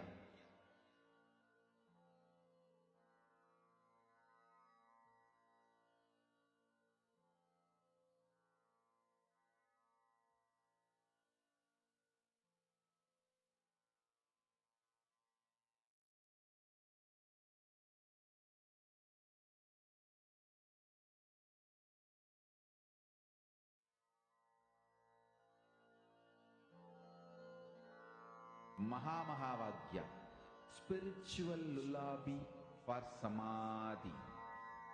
And Suprabhatam, wake up call, wake up song for Paramashiva. For Paramashiva to manifest. With this one spiritual powerful cognition, chant this Mahamahavagyā. Om Nithyananda Paramashivoham. Om Nithyananda Paramashivoham.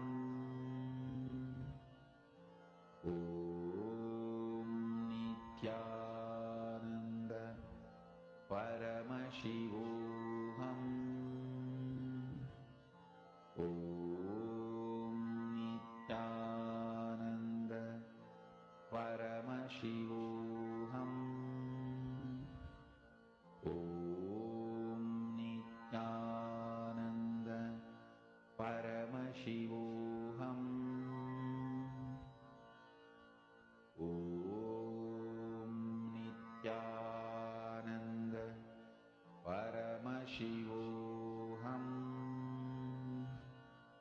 Om Nithyananda Paramashivoham.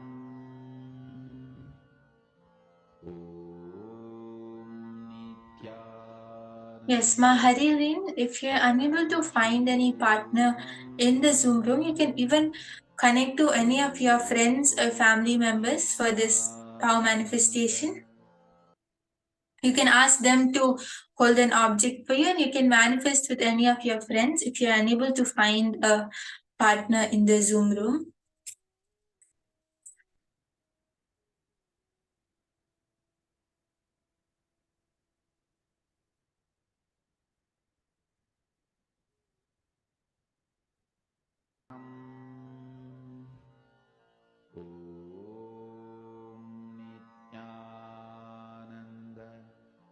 Paramashivoham.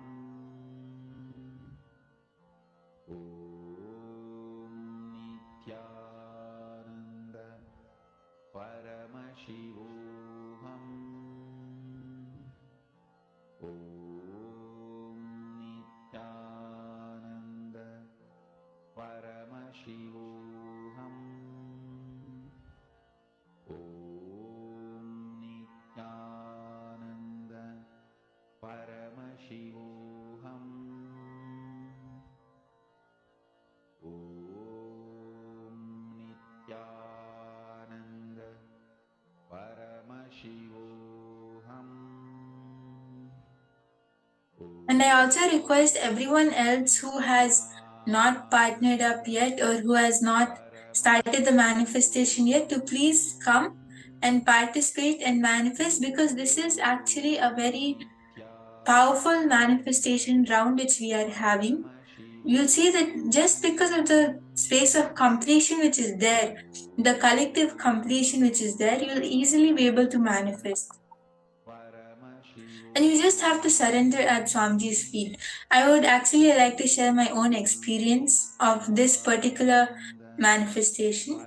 So I was manifesting the power of body scanning. I was practicing body scanning, and at that time I was doing a few rounds, but it was not coming 100% accurate.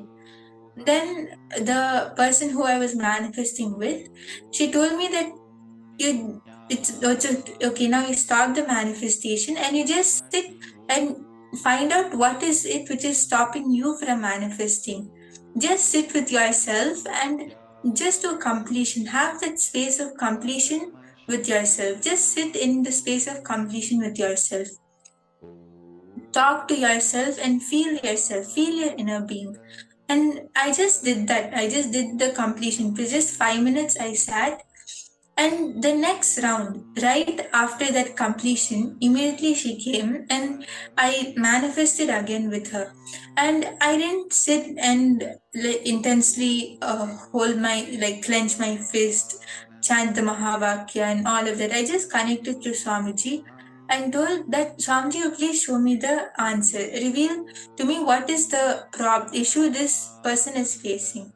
And immediately I saw something appear. I saw that the person had kidney stones. Like I was able to see a lot of kidney stones.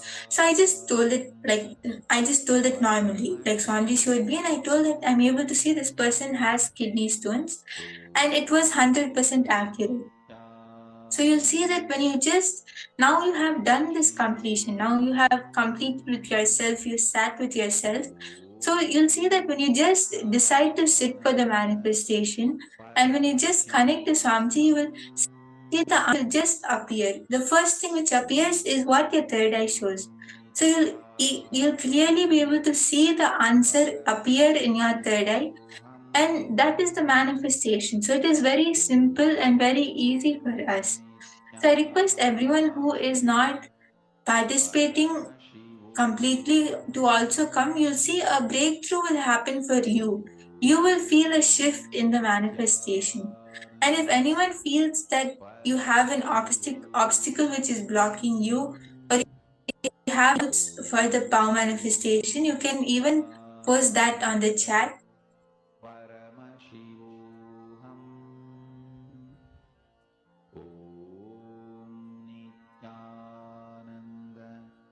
Paramashivoham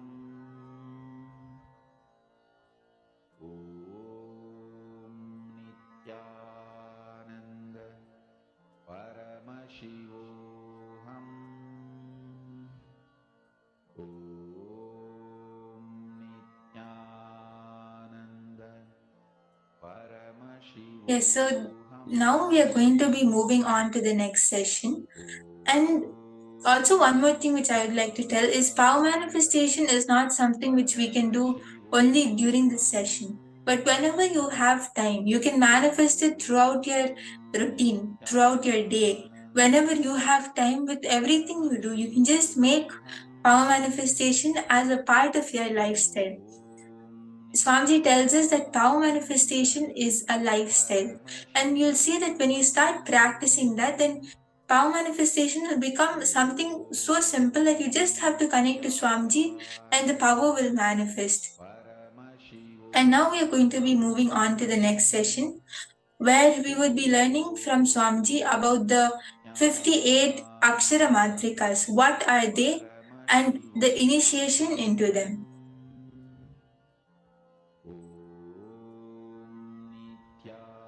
Nithyananda Paramashivoham Om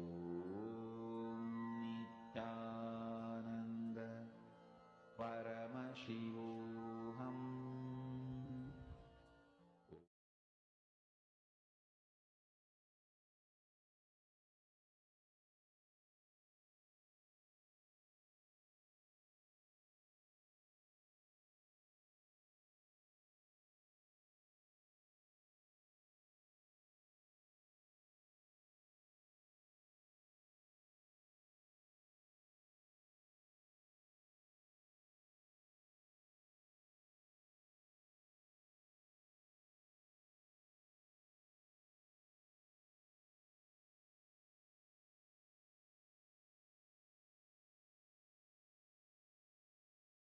same pattern leads to same disease in all persons.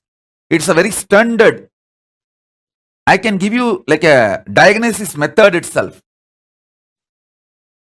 At least there are absolutely truth, 100% truth,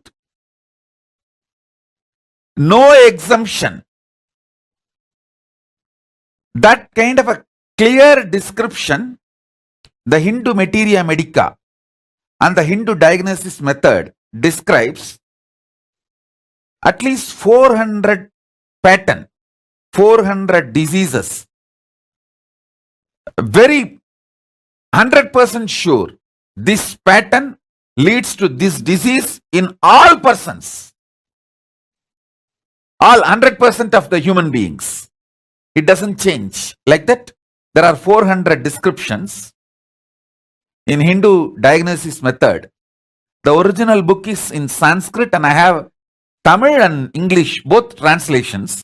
Major patterns, OCD, and the disease it leads to is same in all human beings. It's actually the DNA of Mars.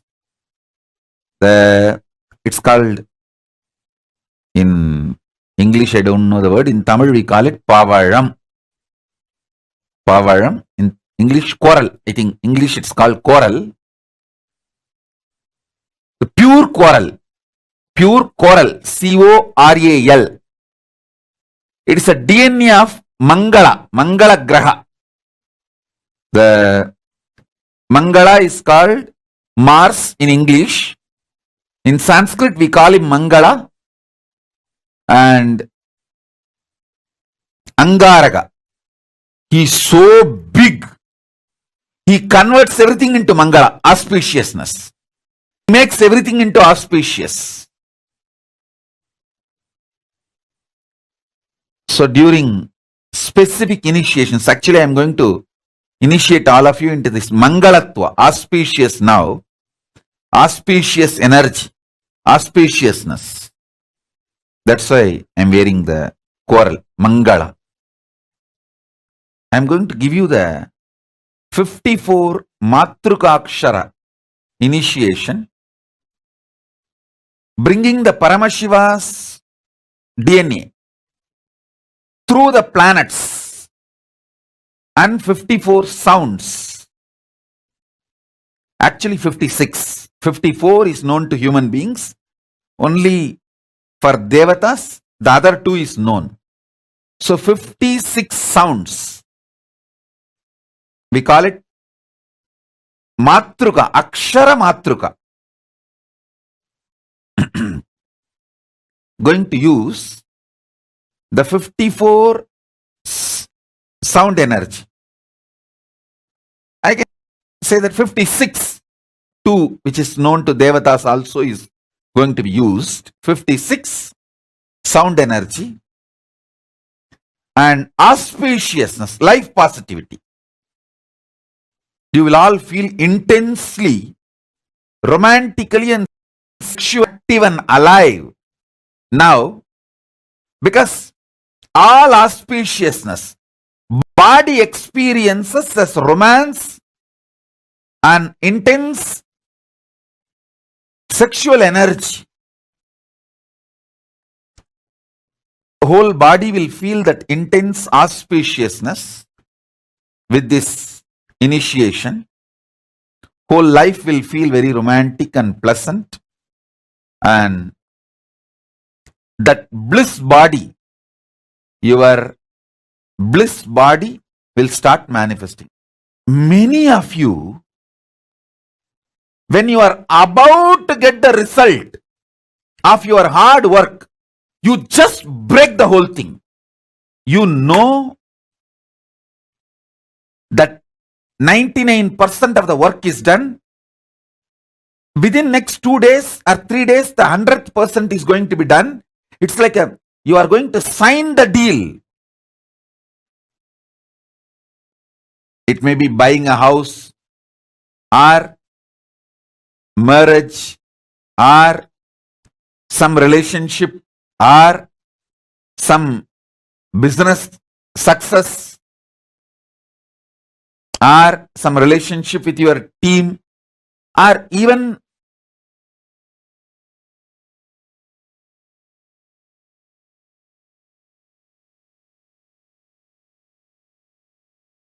things related to your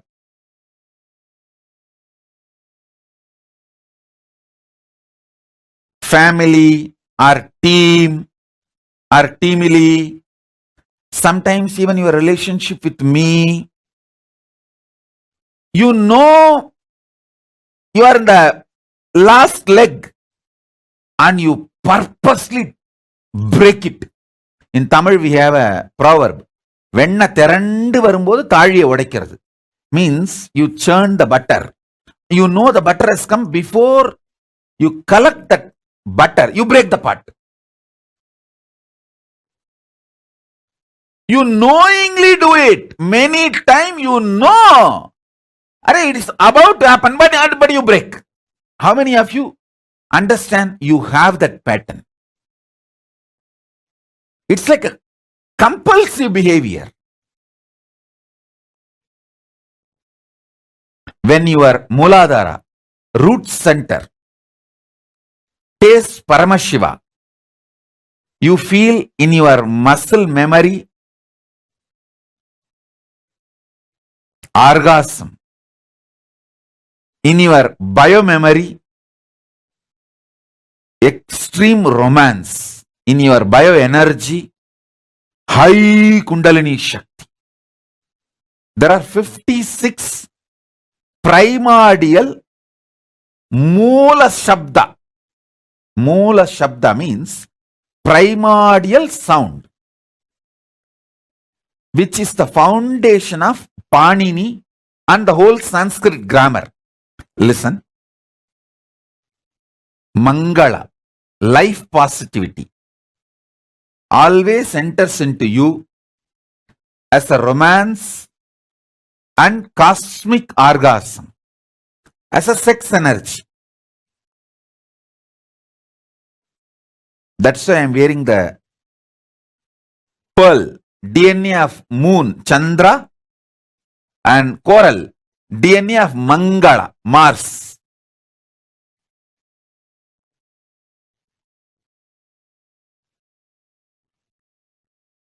I'll bring Paramashiva's DNA through the planets, put it inside your Muladhara chakra. It will do so much auspiciousness. I tell you, first it will break that self-sabotaging pattern. How?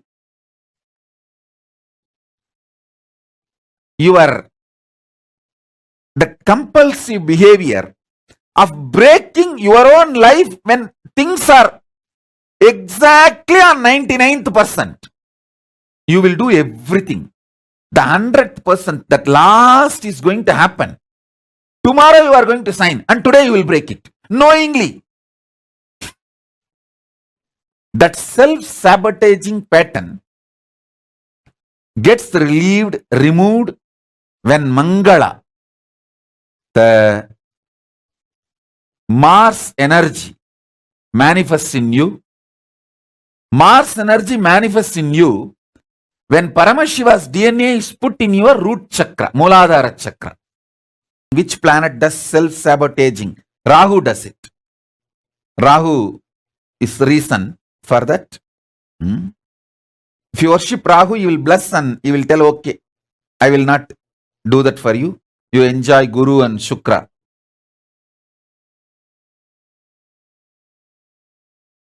Paramashiva beautifully says, in Kriya, in Puja, there is a special ritual called making yourself Divya Sariri. You invoke every part with the sacred syllable of Paramashiva's name. Paramashiva sits on the throne made out of 54 mantra.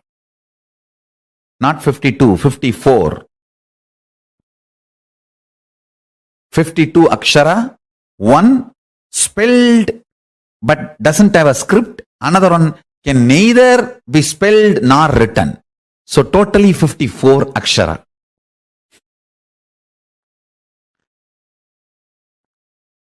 He sits on the throne which is made of these 54 aksharas. And listen carefully.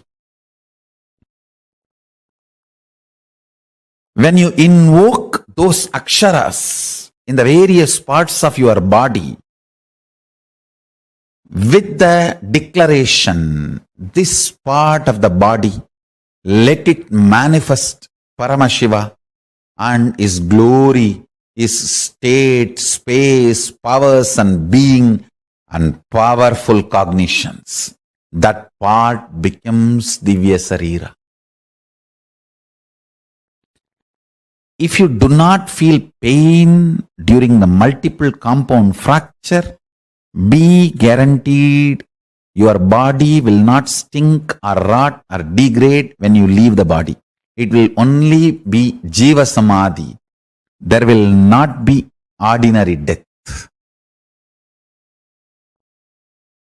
The body will not have any decay.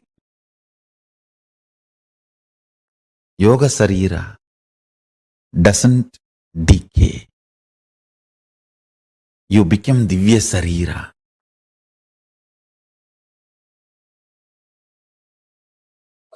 Let me introduce the science, this process, now which we are going to do. The exact 16 sounds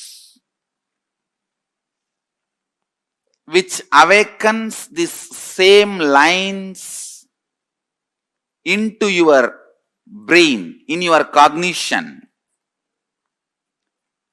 which makes that 42 powers awakened. I am going to use those 16 sounds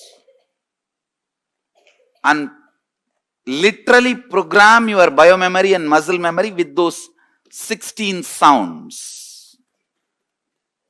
See, all this, the traditional dress, ashram dress, it is all directly helping you to support the process. So, the weight of the clothes should sit only on the left shoulder. It should not sit on the right shoulder. If it sits on the right shoulder, body heat will increase tremendously. Your lungs will feel suffocated. If it sits on the left shoulder, only then lungs won't feel suffocated. It will constantly keep itself cool.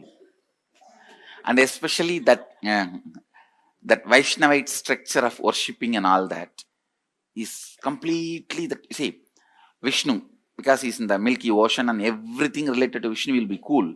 So that's why Tulasi, not to catch cold. Shiva, the whole thing is cool, that the KAILASA, everything. But he himself is a very high active heat. That's why Baal to cool it. Baal will cool. The whole thing is related to this. See, now let me restrict myself only to this process. Let me not get into the whole thing. I am not expecting any cooperation from your mind. So you do not need to presume you need to be very silent, peaceful, meditating. You don't have to presume any of that. You don't have to imagine any of that. I am making it very clear. I am not expecting any cooperation from your mind. I am only expecting cooperation from your body. Means sit holding the yantra, don't scratch yourself, don't hurt yourself, like that housekeeping kind of level. That level cooperation only I am expecting from you. Nothing more than that. If at all I expect any cooperation, it is all just simple housekeeping level, which you can physically do, which you can do it using your body. Nothing else is required.